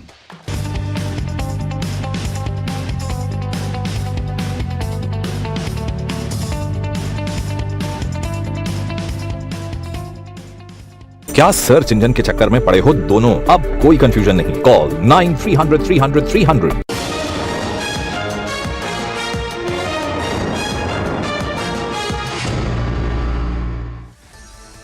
Hello and welcome. You're watching Market Express and I'm Himakshi Bahugna. Let's get straight into the show and see how the markets have really fared today. So, viewers, optimism is back on Dalal Street and the bulls are charging hard. Nifty reclaims 24,000 levels. Sensex have surged 1,000 points.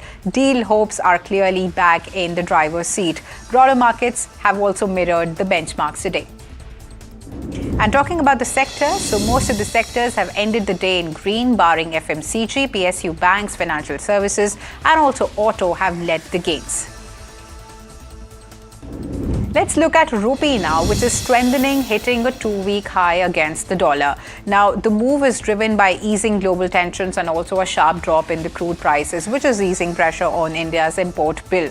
And support from the RBI and even improved market sentiment are also helping the currency recover after recent record lows. And viewers, fresh signals from Washington and Tehran have raised hopes of a possible breakthrough on reopening the Strait of Hormuz, triggering a sharp fall in the global crude prices. And while the traders are unwinding part of the geopolitical risk premium built into the oil markets, key disagreements over sanctions and also Iran's nuclear program continue to keep the markets on edge.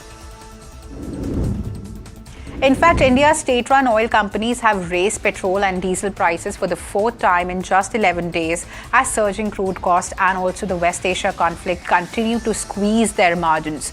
After absorbing heavy losses for days, OMCs are now passing a part of that burden to the consumers through steady fuel price hikes, and which is a clear sign that global energy volatility is also beginning to hit the Indian households again. Next counter to look at is Hindalco. So it may have delivered record revenues and EBITDA for the year, but underneath the headline growth, several pressure points continue emerging. Now, profitability has remained impacted by the weakness at Novelis, where the Oswego disruption, softer European automotive demand, and also an ongoing heavy capex cycle weighed on the margins and even the cash flow improvement. Investors are also closely watching when the Bay Minette project begins making a meaningful, earnings contribution. Next counter to look at is Divi's Labs, which has reported an operationally stable quarter with growth driven largely by the custom synthesis business. However, rising input costs weighed on the margins, even as lower taxes and even higher other income supported profitability. Now, the company continues betting on peptides and even contrast media for future growth. Next counter to look at is Rainbow Children's, which has delivered a strong quarterly performance, and this has been helped by resilient occupancy trends, healthy realization growth, and even better than expected margins. While occupancy pressures from the new hospital additions persisted, mature hospitals continued improving steadily, also reinforcing confidence that the core healthcare business remains firmly on track. Next counter to look at is Coal-Tar-Pitch Developers, which has reported a weak quarter on the surface, with revenue and profitability sharply impacted by one-time adjustments. But resilient collections and improving realizations suggest underlying demand in the housing market, which remains stable despite headline weakness. And Texmaco Rail and Engineering has secured a fresh order from Vedanta Aluminium for the supply of alumina wagons and also brake fans. The contract, valued at nearly 29 crores, is expected to be executed within 6 months and further strengthens the company's railway equipment order pipeline at a time when industrial freight and logistics investments continue witnessing steady momentum.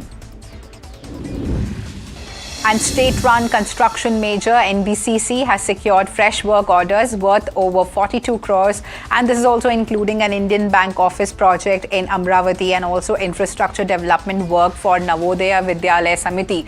Now, the latest wins further strengthen NBCC's government-focused order pipeline and also reinforce its strong positioning in public sector infrastructure execution, even as the centre continues accelerating spending across housing, urban development, and even institutional projects.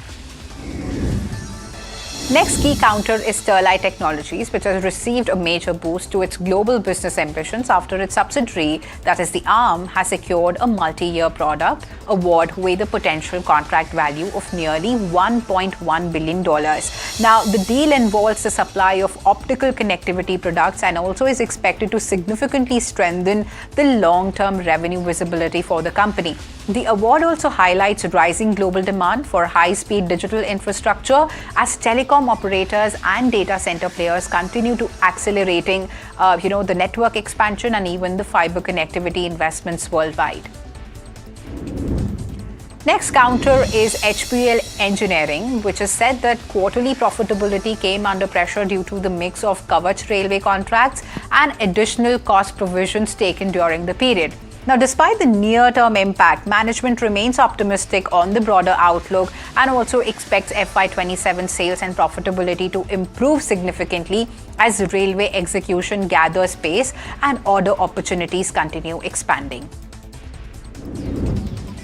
Next counter is Park MediWorld, which is on the move and the stock is reacting. The company has announced the acquisition of Medicity Hospital in Uttarakhand in a 177 crore all-cash deal, marking a significant push into undeserved northern markets. Now, this move strengthens its regional footprint, even as the focus clearly shifts towards inorganic expansion. And Medicity Hospital itself brings strong operating momentum with steady double-digit growth in recent years, adding to Park Medi's growth visibility. Now, with this deal, the company is not just adding its capacity, but also it's sharpening its strategy of scaling through targeted acquisitions in high-potential geographies.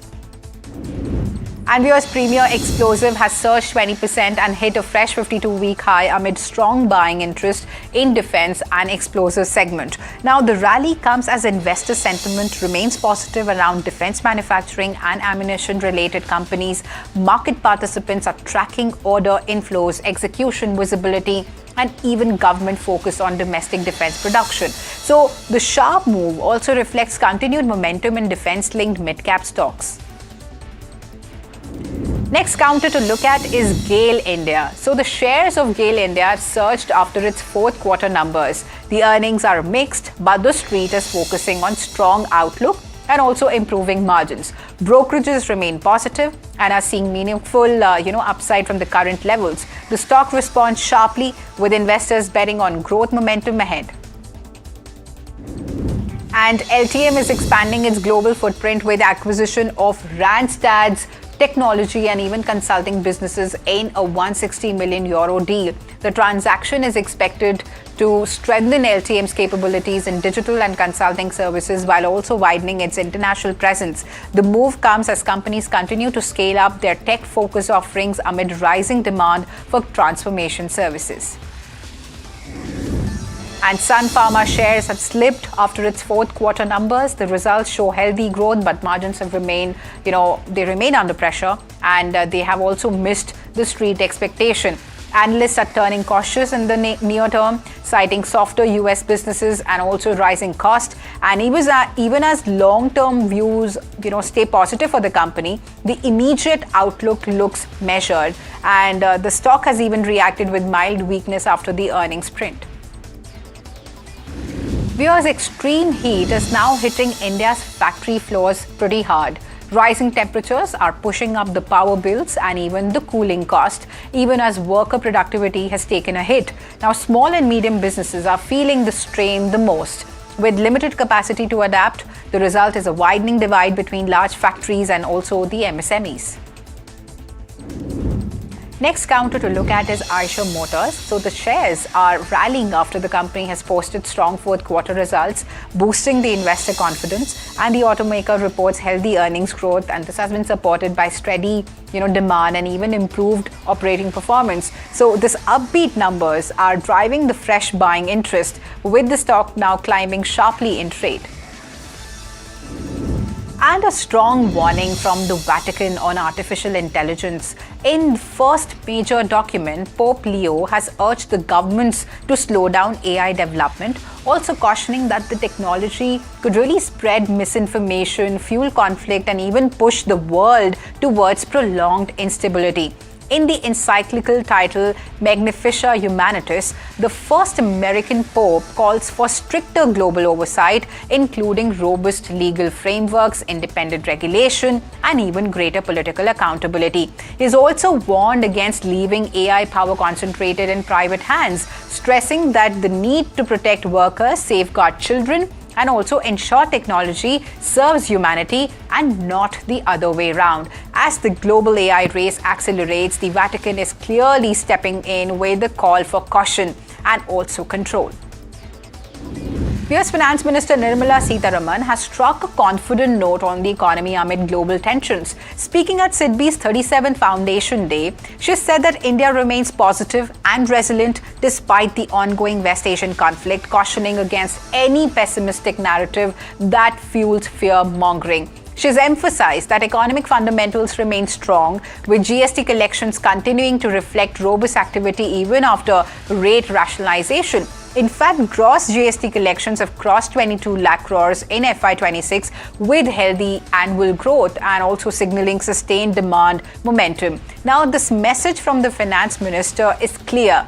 Policy support and strong domestic trends are really helping India navigate the global uncertainty with confidence. And India's defense manufacturing push could see major boost, with DRDO likely to bring private players into the production of Astra air-to-air missile system. Now, this move is aimed at increasing manufacturing capacity and also speeding up deployment of the indigenous weapon platform. It also signals deeper private sector participation in India's defense ecosystem.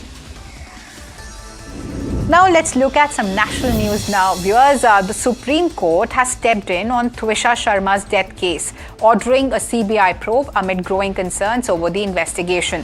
Hearing a suo motu matter, the top court has flagged alleged procedural lapses and even institutional bias, and has said that the probe must remain fair and impartial. The Solicitor General has informed the court that CBI will take over the case immediately, with administrative steps expected to be completed today. And importantly, the court has also urged the media to exercise restraint, warning against amplifying statements from either victims or the accused families during the ongoing investigation. The case has drawn nationwide attention, with serious questions being raised over delays, forensic inconsistencies, and even the handling of evidence in the initial probe. And a major security scare in Bengaluru has put VIP protection protocols in focus. 6 police personnel have been suspended after gelatin sticks were found near Prime Minister Modi's convoy route during his May 10 visit. Now, the explosive material was detected during routine security sanitization checks ahead of the Prime Minister's visit.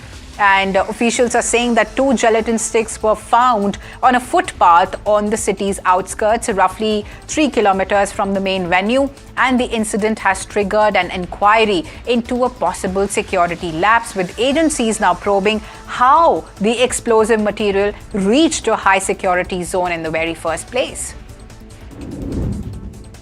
And a major policy move in Assam is set to trigger a wider debate on personal laws. The state government has tabled the Uniform Civil Code Bill 2026 in the Assembly, proposing a ban on polygamy and also mandatory registration of live-in relationships. The bill, introduced by Parliamentary Affairs Minister Atul Bora on behalf of Chief Minister Hemanta Sarma Biswa, aims to really simplify and also unify the laws governing marriage, divorce, succession, and live-in relationships. Now, while the government, really pitches it as a reform towards legal clarity and even protection, opposition parties have strongly objected, demanding wider consultation before any such legislation is taken forward. The bill is expected to come up for discussion on May 27th, setting the stage for a heated political showdown in the Assembly. And a high-stakes diplomatic visit already in motion. U.S. Secretary of State Marco Rubio is in India on his first official trip after wrapping up talks in Sweden, and now the visit shifting focus back to New Delhi. So, having already covered Delhi engagements and cultural stops in Agra and Jaipur, Rubio is now headed into the final leg, where strategic conversations will take the center stage. At the heart of the visit, energy, security, defense ties, and even trade, all against the backdrop of the ongoing tensions in West Asia impacting the global markets. Now, with India-US ties deepening and even the Quad meeting ahead, this visit isn't just symbolic, it's about aligning strategies in an increasingly uncertain world. And the Quad foreign ministers are meeting in New Delhi today, just days after Trump-Xi summit. The timing is crucial as the US signals a softer approach to China. India, the US, Japan, and Australia are now looking to keep the grouping relevant, with focus on security, supply chains, and also stability in the Indo-Pacific. So this meet also underlines India's growing role at the center of the global diplomacy. And there's a shocking incident from Tamil Nadu. A 17-year-old boy has been hacked to death near Meenakshi Temple in Madurai. Police say that a group of 5 attackers surrounded the teenager at a parking area in the early hours and also carried out the assault before fleeing. Initial investigation points to a personal rivalry, possibly linked to a clash during the recent, Chittirai festival. Several suspects have been detained, and also a detailed probe is underway. Here's the IMD has issued a heat wave alert across several parts of the country as temperatures continue to remain unusually high. Northern and central regions are expected to face intense conditions over the next few days. However, Delhi could see some sort of relief by the weekend, with forecasts indicating a possible dip in the temperatures and also changing weather patterns. But the situation likely to remain grim for the other parts of the nation. And here's a key geopolitical hurdle in Beijing with global ramifications. China's President Xi Jinping has met Pakistan's Prime Minister Shehbaz Sharif, even as diplomatic efforts to end the Iran conflict intensify. Crucially, Pakistan Army Chief Asim Munir, now a central channel between Washington and Tehran, was also part of the talks, fresh from back-to-back meetings in Iran. So Munir had engaged top Iranian leadership, including the president and even the foreign ministers, as mediation efforts really pick up pace. So with Pakistan emerging as a key intermediary and China stepping in, the diplomatic front is clearly heating up, even as a final breakthrough remains elusive. Viewers, petrol and diesel prices have been increased again today by around 2.71 rupee per litre, marking the fourth hike in fuel prices across the country. Since the last 11 days, the fuel prices have been increased by 7.5 rupee per litre. My colleague Somit is here to make us really understand its impact on the OMC. Somit, over to you. Yes, fourth hike in the last 11 days and the second biggest one that we have seen. The first biggest hike was the first hike on May 15th, where it was 3 rupees per litre. Then couple of times we have seen a hike of around 0.9 rupees per litre, that was on May 19th and May 23rd. And just after 2 days now we are seeing another hike coming in of around 2.71 rupees per litre on May 25th. So in the last 11 days the prices have been hiked by close to around 7.5 rupees per litre. Now what could be the impact? Why this price hike? Because oil marketing companies were supposed to incur a loss of close to 1 to 1.2 lakh crore rupees in the first quarter of FY27 because of higher crude oil prices, depreciating rupee and unchanged retail fuel prices, that is petrol and diesel prices. Now what would be the impact of this price hike coming in on the oil marketing companies, that is IOCL, BPCL and HPCL? For every 0.5 rupees per litre hike in the petrol and diesel prices, the EBITDA of IOCL, BPCL and HPCL lifts by close to around 7 to 11%. Now Indian Oil OMCs have been recouping the losses. Earlier the loss was expected to be around 1,000 crore rupees per day, which are reduced to around 750 crore after the 3 rupees per litre hike.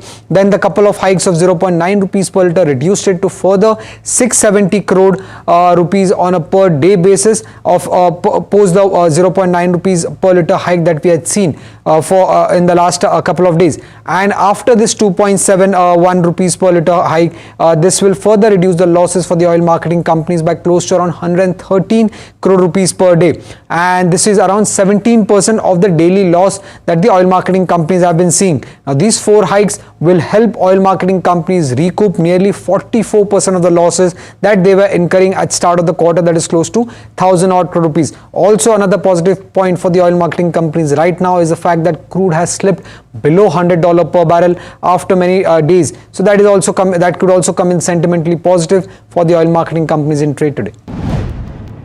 All right, viewers, fuel relief may ease the burden on consumers, but it comes with a hefty fiscal trade-off. Finance Minister Nirmala Sitharaman has indicated that the recent excise duty cuts on petrol and diesel could really lead to a revenue impact of nearly 1 lakh crore rupees in FY27. The government says that the move is aimed at cushioning households and even businesses from volatile global energy prices, while also keeping inflationary pressures in check. Here's the Finance Minister explaining the call. To shield citizens, therefore, and businesses from the steep rise in global crude prices, central excise duty on petrol and diesel was reduced by 10 rupees per litre.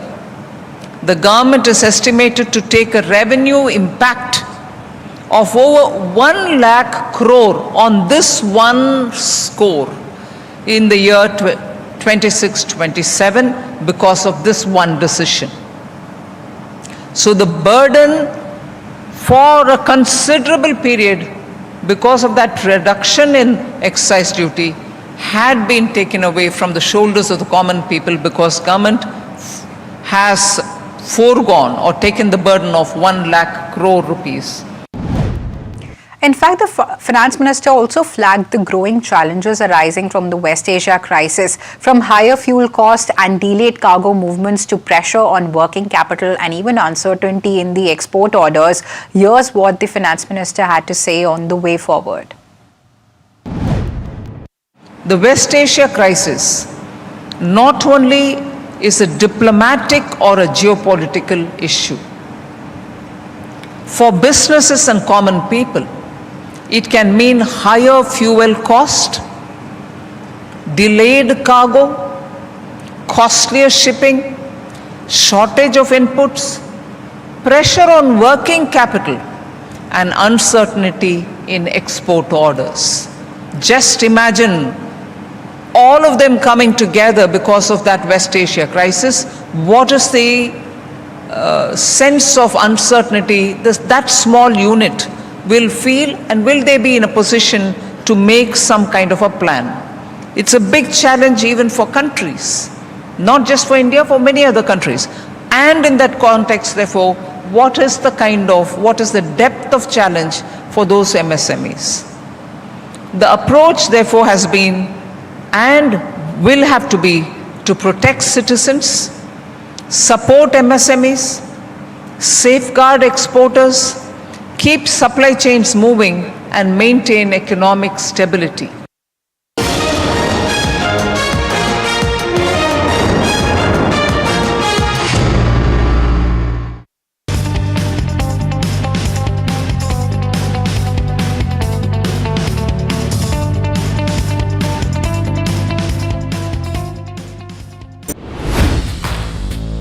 Hi, I'm Tamanna Inamdar. Watch me on NDTV Profit, where I break down the day's biggest business stories. What happened, why it matters, and what it means for your money. Hi, I'm Neeraj Shah. Watch me on NDTV Profit for the most incisive market intelligence and meaningful corporate conversations. And I'm Alex Matthew. Markets, mutual funds, insurance, personal finance. I help you cut through the noise and make smarter financial choices. And here's where you can watch us.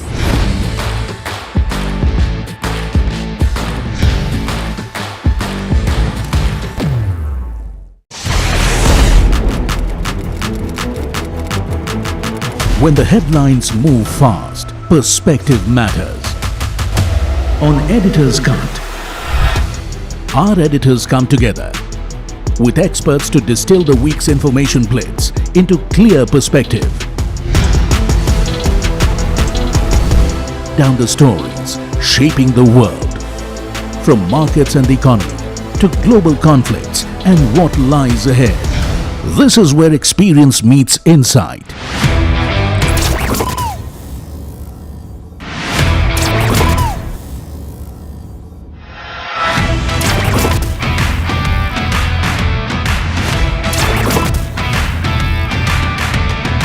No noise, no hype, just sharp takes on what to watch next. Editor's Cut, every Friday, 3:30 p.m. only on NDTV Profit. Economy, business, world, technology. Noise filtered, numbers decoded. Insights that rewire your worldview. From governance to growth, we connect the dots. Your daily edge, your global advantage. India Business Report with me, Gauri Dwivedi, weeknights on NDTV Profit.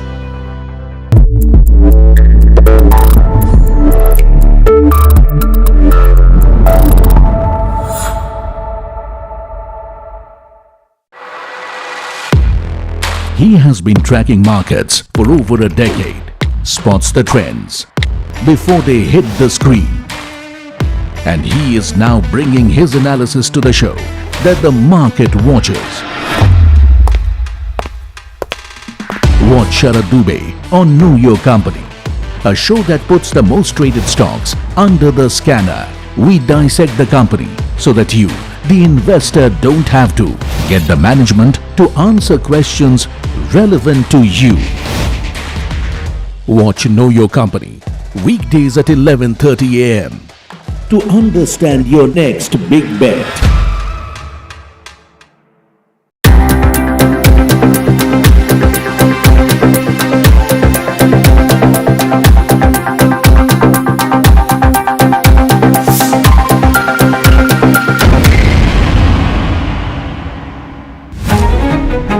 New year,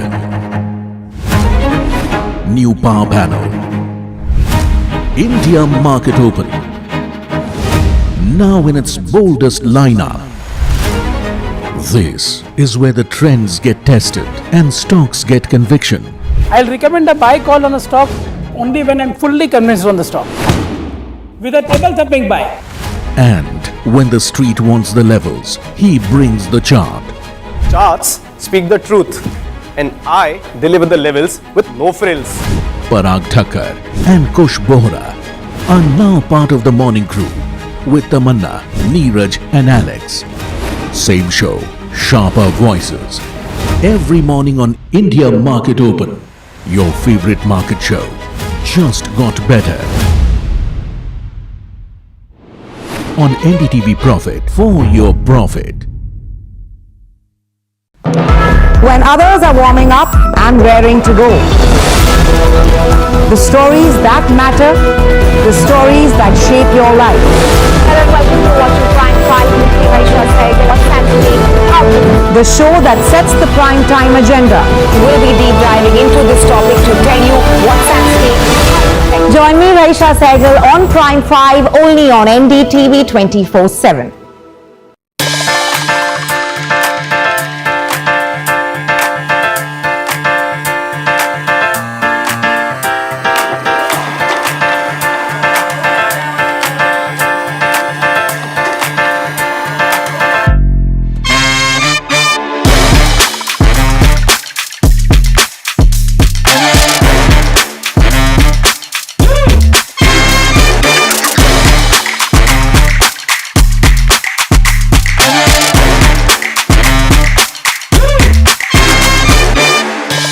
Bulls lead the charge on D Street as Nifty ends above 24,000 after 11 sessions, while benchmarks gain over a percent. Volatility index slips 6% in the red. Banking cohort attracts most attention, with Bank Nifty outperforming the benchmarks. As rupee continues to extend gains and closes at 95.24 against the dollar today, FM Nirmala Sitharaman tells NDTV Profit that every suggestion is being countered to help the domestic unit. Oil prices fall over 5% as hopes of a US-Iran deal eased fears around Hormuz supply disruptions, though nuclear remains the key sticking point. Brent crude hovering around $97 per barrel. OMC's rally after fuel prices hiked for the fourth time within 12 days, with the latest hike of over 2 rupee. Petrol prices have crossed 100 rupee per litre in Delhi. Petroleum Ministry officials say OMC under recovery is cooled from 1,000 crore rupees to less than 600 crores. US-Iran negotiations pick space. Iran Foreign Minister Abbas Araghchi in Qatar for talks, while Trump signals progress in talks. In a latest post, he says it will only be a great deal for all or no deal at all. Delhi logs highest ever power demand in May, crosses 8,000 megawatt mark 4 times just in 6 days amid intense heat. US Secretary of State Marco Rubio visits Taj Mahal in Agra and Jaipur with wife and delegation on third day of his visit ahead of Quad meet tomorrow. Cultural diplomacy on display in Taj Mahal. Probe intensifies in Twisha death case. CBI set to take over case. SIT to recreate crime scene. SIT says victim's husband Samarth is not cooperating. Hema Malini receives Dharmendra's Padma Vibhushan awarded posthumously. Chairperson of Kotak Securities, Uday Kotak, cricketer Harmanpreet and Bengali actor Prosenjit Chatterjee also honoured.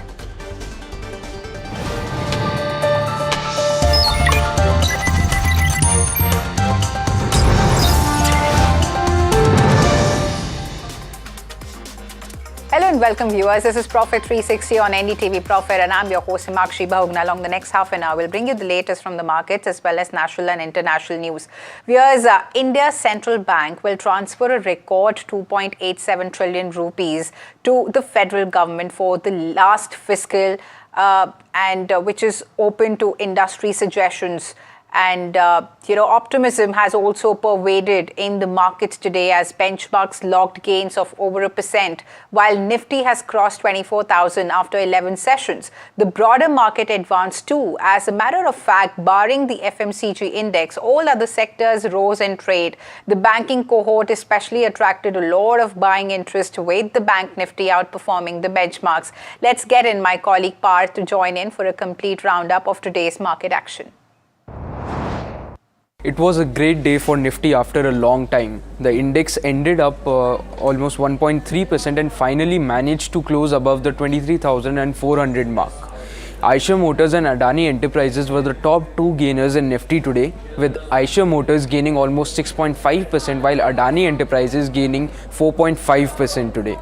The broader market underperformed the benchmark today, with Nifty Midcap 150 gaining 0.9% led by Union Bank and Apollo Tyres, both of which were up by almost 4.5%. Nifty Small Cap 250 also gained around 1%, which was led by Titagarh Rail Systems and Blue Jet Healthcare, both of which managed to gain over 9.5% for the day. Now moving on to the sectoral performance, all sectors ended on a green note except Nifty FMCG. Nifty PSU Bank was the best performing sector, up by over 2%. This was led by Canara Bank and Union Bank, both of which gained over 4% today.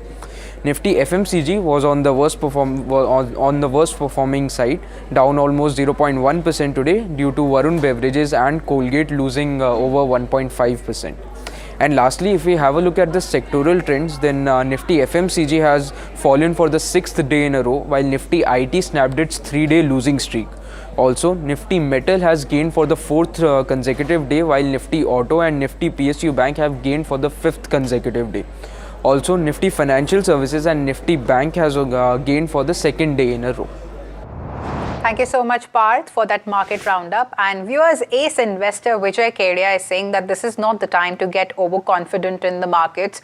Speaking as part of NDTV Profit's special town hall interview, Vijay Kedia has warned that it's still very difficult to confidently say that whether the market has already hit the bottom. And according to him, several global headwinds continue to keep investors on edge, from geopolitical tensions to volatility in the global markets and also concerns around crude oil prices. The risks are far from over. Let's listen in to his commentary. बोलना मुश्किल है कि worst is over, क्योंकि worst is over मतलब अभी खाली India को हम आइसोलेशन में नहीं देख सकते हैं, पूरी दुनिया को देखना पड़ेगा कि वर्स्ट इज ओवर। और यहाँ पर इंडिविजुअल स्टॉक का अपना सबका अलग अलग अपना चाल रहती है अपनी, तो हम 6,500 शेयरों की बात कर रहे हैं, तो ये बोलना मुश्किल है कि वर्स्ट इज ओवर। और जहाँ तक इंडेक्स का सवाल है, ये भी बड़ा डिसेप्टिव है, ये भी कोई आपको सही आंकड़े नहीं देता है मार्केट के, क्योंकि अभी इंडेक्स में समझिए 30 शेयर्स हैं। निफ्टी की सेंसेक्स की बात करें, हाँ, सेंसेक्स में 30 है, निफ्टी में 50 है समझिए। हाँ। अब 30 में से अगर आप 10% शेयर्स तो ऐसे हैं जिनका सबसे ज़्यादा वेटेज है। फॉर एग्जांपल समझिए बैंकिंग का, NBFC का, रिलायंस के 5, 7, 10 शेयर निकाल लेंगे तो मालूम पड़ा कि 1/3 तो इंडेक्स ऐसे ही उन्हीं से ज़्यादा इफेक्टेड है, तो वो एक सही पिक्चर देता नहीं है इंडेक्स जो है। All right, viewers, let's now look at rupee, which, today it strengthened by 40 paise to 95.2 against the US dollar and also ended at 2-week high of 95.24. So the domestic unit has been appreciating against the greenback for the last 3 trading sessions, and this comes in the backdrop of active peace talks between US and Iran. In fact, crude also fell by around 5% as hopes of easing tensions around the Strait of Hormuz poses a big relief. So both international benchmark indices, the US WTI and even the Brent, have both fallen reports, and even the reports suggest that there's a possible deal could really reopen the strait and also reduce fears of supply shortages. But analysts are still cautious because several issues remain unresolved, including sanctions, security concerns, and even the future of Iran's nuclear program. But given rupee's vulnerability at this given time, Finance Minister Nirmala Sitharaman told NDTV Profit that every input and suggestion will be taken into account. While speaking to the media on the sidelines of an event in Mumbai, my colleague Piyush Shukla asked her about what's being done to help the national currency. And here's what she said. Dividend, how does it help the FIS position in terms of, any sort of your expectation on how it will improve the FIS position? And second is on the rupee, ma'am. We have seen, because of extraneous situation, the currency and RBI has also been very actively trying to support the rupee. Any broader movement that the government, can do sovereign bond owners or anything of that form is on the table, right? As I said, a lot of inputs, a lot of suggestions on not just on rupee, on investment, and as you said earlier, on the gold bond. Lots of inputs are being gathered. People voluntarily send, some people are collecting from departments. We will look into every one of these suggestions. Whereas petrol and diesel prices have been increased again today by around 2.71 rupee per litre, and this is marking the fourth hike in fuel prices across the country. Since the last 11 days, the fuel prices have been increased by 7.5 rupee per litre. My colleague Somit is here to make us really understand its impact on the OMC. Somit. Yes, fourth hike in the last 11 days and the second biggest one that we have seen. The first biggest hike was the first hike on May 15th, where it was 3 rupees per litre. Then couple of times we have seen a hike of around 0.9 rupees per litre, that was on May 19th and May 23rd. And just after 2 days now, we are seeing another hike coming in of around 2.71 rupees per litre on May 25th. So in the last 11 days, the prices have been hiked by close to around 7.5 rupees per litre. Now, what could be the impact? Why this price hike? Because oil marketing companies were supposed to incur a loss of close to 1 to 1.2 lakh crore rupees in the first quarter of FY27 because of higher crude oil prices, depreciating rupee and unchanged retail fuel prices, that is petrol and diesel prices. Now, what would be the impact of this price hike coming in on the oil marketing companies, that is IOCL, BPCL and HPCL? For every 0.5 rupees per litre hike in the petrol and diesel prices, the EBITDA of IOCL, BPCL and HPCL lifts by close to around 7 to 11%. Now, Indian oil OMCs have been recouping the losses. Earlier, the loss was expected to be around 1,000 crore rupees per day, which are reduced to around 750 crore after the 3 rupees per litre hike. Then the couple of hikes of 0.9 rupees per litre reduced it to further 670 crore rupees on a per day basis of post the 0.9 rupees per litre hike that we had seen in the last couple of days. And after this 2.71 rupees per litre hike, this will further reduce the losses for the oil marketing companies by close to around 113 crore rupees per day. And this is around 17% of the daily loss that the oil marketing companies have been seeing. Now, these 4 hikes will help oil marketing companies recoup nearly 44% of the losses that they were incurring at start of the quarter, that is close to 1,000 odd crore rupees. Also, another positive point for the oil marketing companies right now is the fact that crude has slipped below $100 per barrel after many days. So that could also come in sentimentally positive for the oil marketing companies in trade today. Absolutely, Somit. In fact, we have the first official comment on the fourth fuel hike from the Petroleum Ministry itself. Sujata Sharma, Joint Secretary at the Ministry of Petroleum and Natural Gas, has said that the under-recoveries for oil marketing companies have come down from around 1,000 crore per litre earlier to slightly below 600 crores now. However, she also admitted that that imports really continue to be impacted because of the ongoing West Asia crisis. Let's listen in to her remarks. हमारी oil marketing companies को घाटा हो रहा था, जैसा हमने आपको बताया वो लगभग 1000 करोड़ प्रतिदिन का था. अब प्राइस राइज के बाद वो घाटा कम हुआ है, but it is still in slightly less than 600 crore. उसके अलावा अगर आप एलपीजी देखें तो हमारी सरकार ने वहन किया बोझ को और ऑयल मार्केटिंग कंपनी ने भी उस बोझ को वहन किया हुआ है. And US Professor of Economics at CEPA, Columbia University, Arvind Panagaria, believes that India is not necessarily worse off than other countries when it comes to the impact of rising fuel prices and even global inflation pressures. Speaking on the current situation, Panagaria said that he has been talking to friends and family in India to understand how consumers are feeling on the ground. And according to him, when compared globally, fuel prices in the United States have actually become more expensive. Let's listen into his remarks. I wouldn't say that India is worse off relative to many of the other nations. I have been speaking to my friends and family in India, asking them, what kind of hardship this has caused. Generally speaking, my questions are like, are there long queues at petrol pumps or something? Is the shortage being reflected in that? Is the shortage being reflected in massive increase in petrol prices? Answers to both the questions have been in the negative. In comparison, actually, where I am in the United States, during this period alone of the West Asian War, the price of gasoline, as petrol is called here, has gone up from on average $4 to about $6 per gallon. That is a 50% increase. So even the United States, which has good supply of its own gasoline or petrol or crude, has actually allowed the price to rise like that, and the inflation effect in the US has been significantly higher than what it has been in India. In fact, viewers, India's relatively better position was also reflective in the responses we got at the media briefing of Moody's and ICRA. My colleague Ridhima Bhatnagar caught up with Vikash Halan, MD Corporate Finance at Moody's Ratings, as well as K. Ravichandran, Chief Ratings Officer, ICRA. They spoke to us about India's credit outlook amidst a shifting global and even domestic landscape. Let's listen in. We'll break it down into two parts. One is the availability of crude, availability of energy, as well as the price of energy.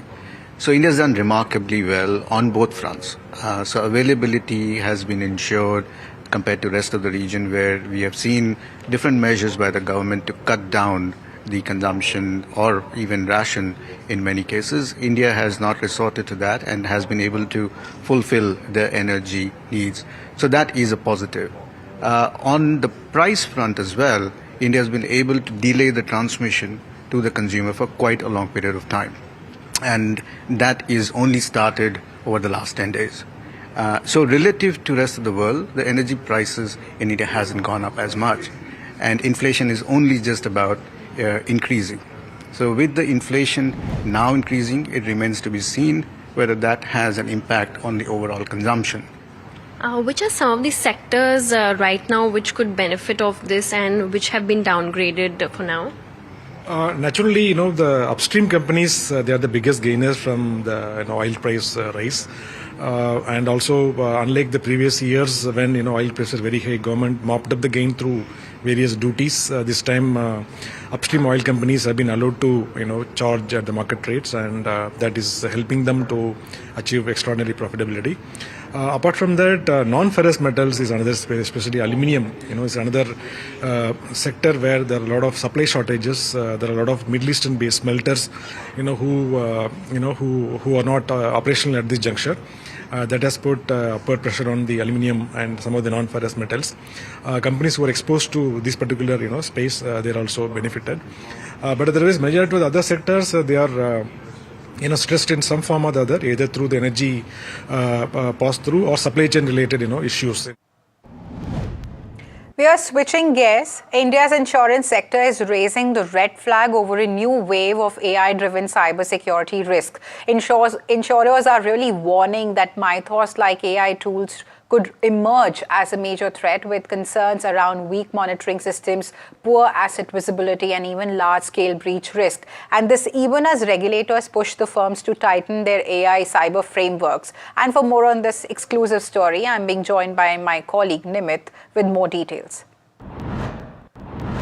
So insurance companies have flagged Mythos and other front-end AI system-related risks in cybersecurity in India today, saying that poor asset identification, legacy systems, and a lack of continuous ability to monitor these new age threats may put their systems at risk. Now remember, the IRDAI has asked these companies across India to submit report to them on what are the measures they are taking for cybersecurity, especially in relation to frontier AI programs like Mythos. Now remember, the biggest risk that they say about Mythos is that it creates vulnerability chains. So earlier AI used to find bugs or weak points in different systems and try to exploit those. So as soon as you fixed your weak points, you were fine. But now what Mythos and other these systems do, they identify a chain of bugs in your system, and you may not know that this one is related to the other, so they exploit them together, and it now happens within a matter of hours, not days. There's no set of planning, can even happen in minutes. So for that level of threat, insurers say that they are not prepared yet and they are working on it. Now what are the challenges they're facing here? They say that while they want to test models here and make sure that they get the right model to fit into their AI infrastructure, foreign models come with data localization issues, and RBI guidelines also prevent them from being used in certain cases, while a lack of domestic AI systems here prevents them from using systems that are made within India as well to test their platforms and their environments for cyber risks. Now if they're unable to test those risks, then how will they resolve them? That is essentially the point that they are making. However, the good news is insurers are digitalizing rapidly. Of course, cybersecurity is not moving at the same pace of that digitization, which needs to amp up, but digitization rapidly, and 15 to 20 banks, sources say, 15 to 20 insurers and banks, sources say, are exploring AI-led cyber infrastructure, and likely in the next 6 months they'll come out and execute their cyber security programs for the modern AI age, as we call it. Can't even call it the AI age anymore. Right. Nimit, stay with us. SEBI has also proposed a new framework for option strike prices, which are basically the preset price levels at which traders can buy or sell an options contract. So the move is aimed at ensuring that relevant strike prices remain available even during sharp market swings, helping trading continue smoothly in volatile conditions. So tell us more on the story as well. Yes, so what the SEBI has done here, it has introduced or proposes to introduce uniformity and standardization across how strike prices are framed in an options contract in India. Now, this might be a little technical to understand. So simply to explain, strike prices are those prices used in options contracts which are fixed, and you can buy or sell only at those prices. These are predetermined at exchanges and kept. But the problem arises in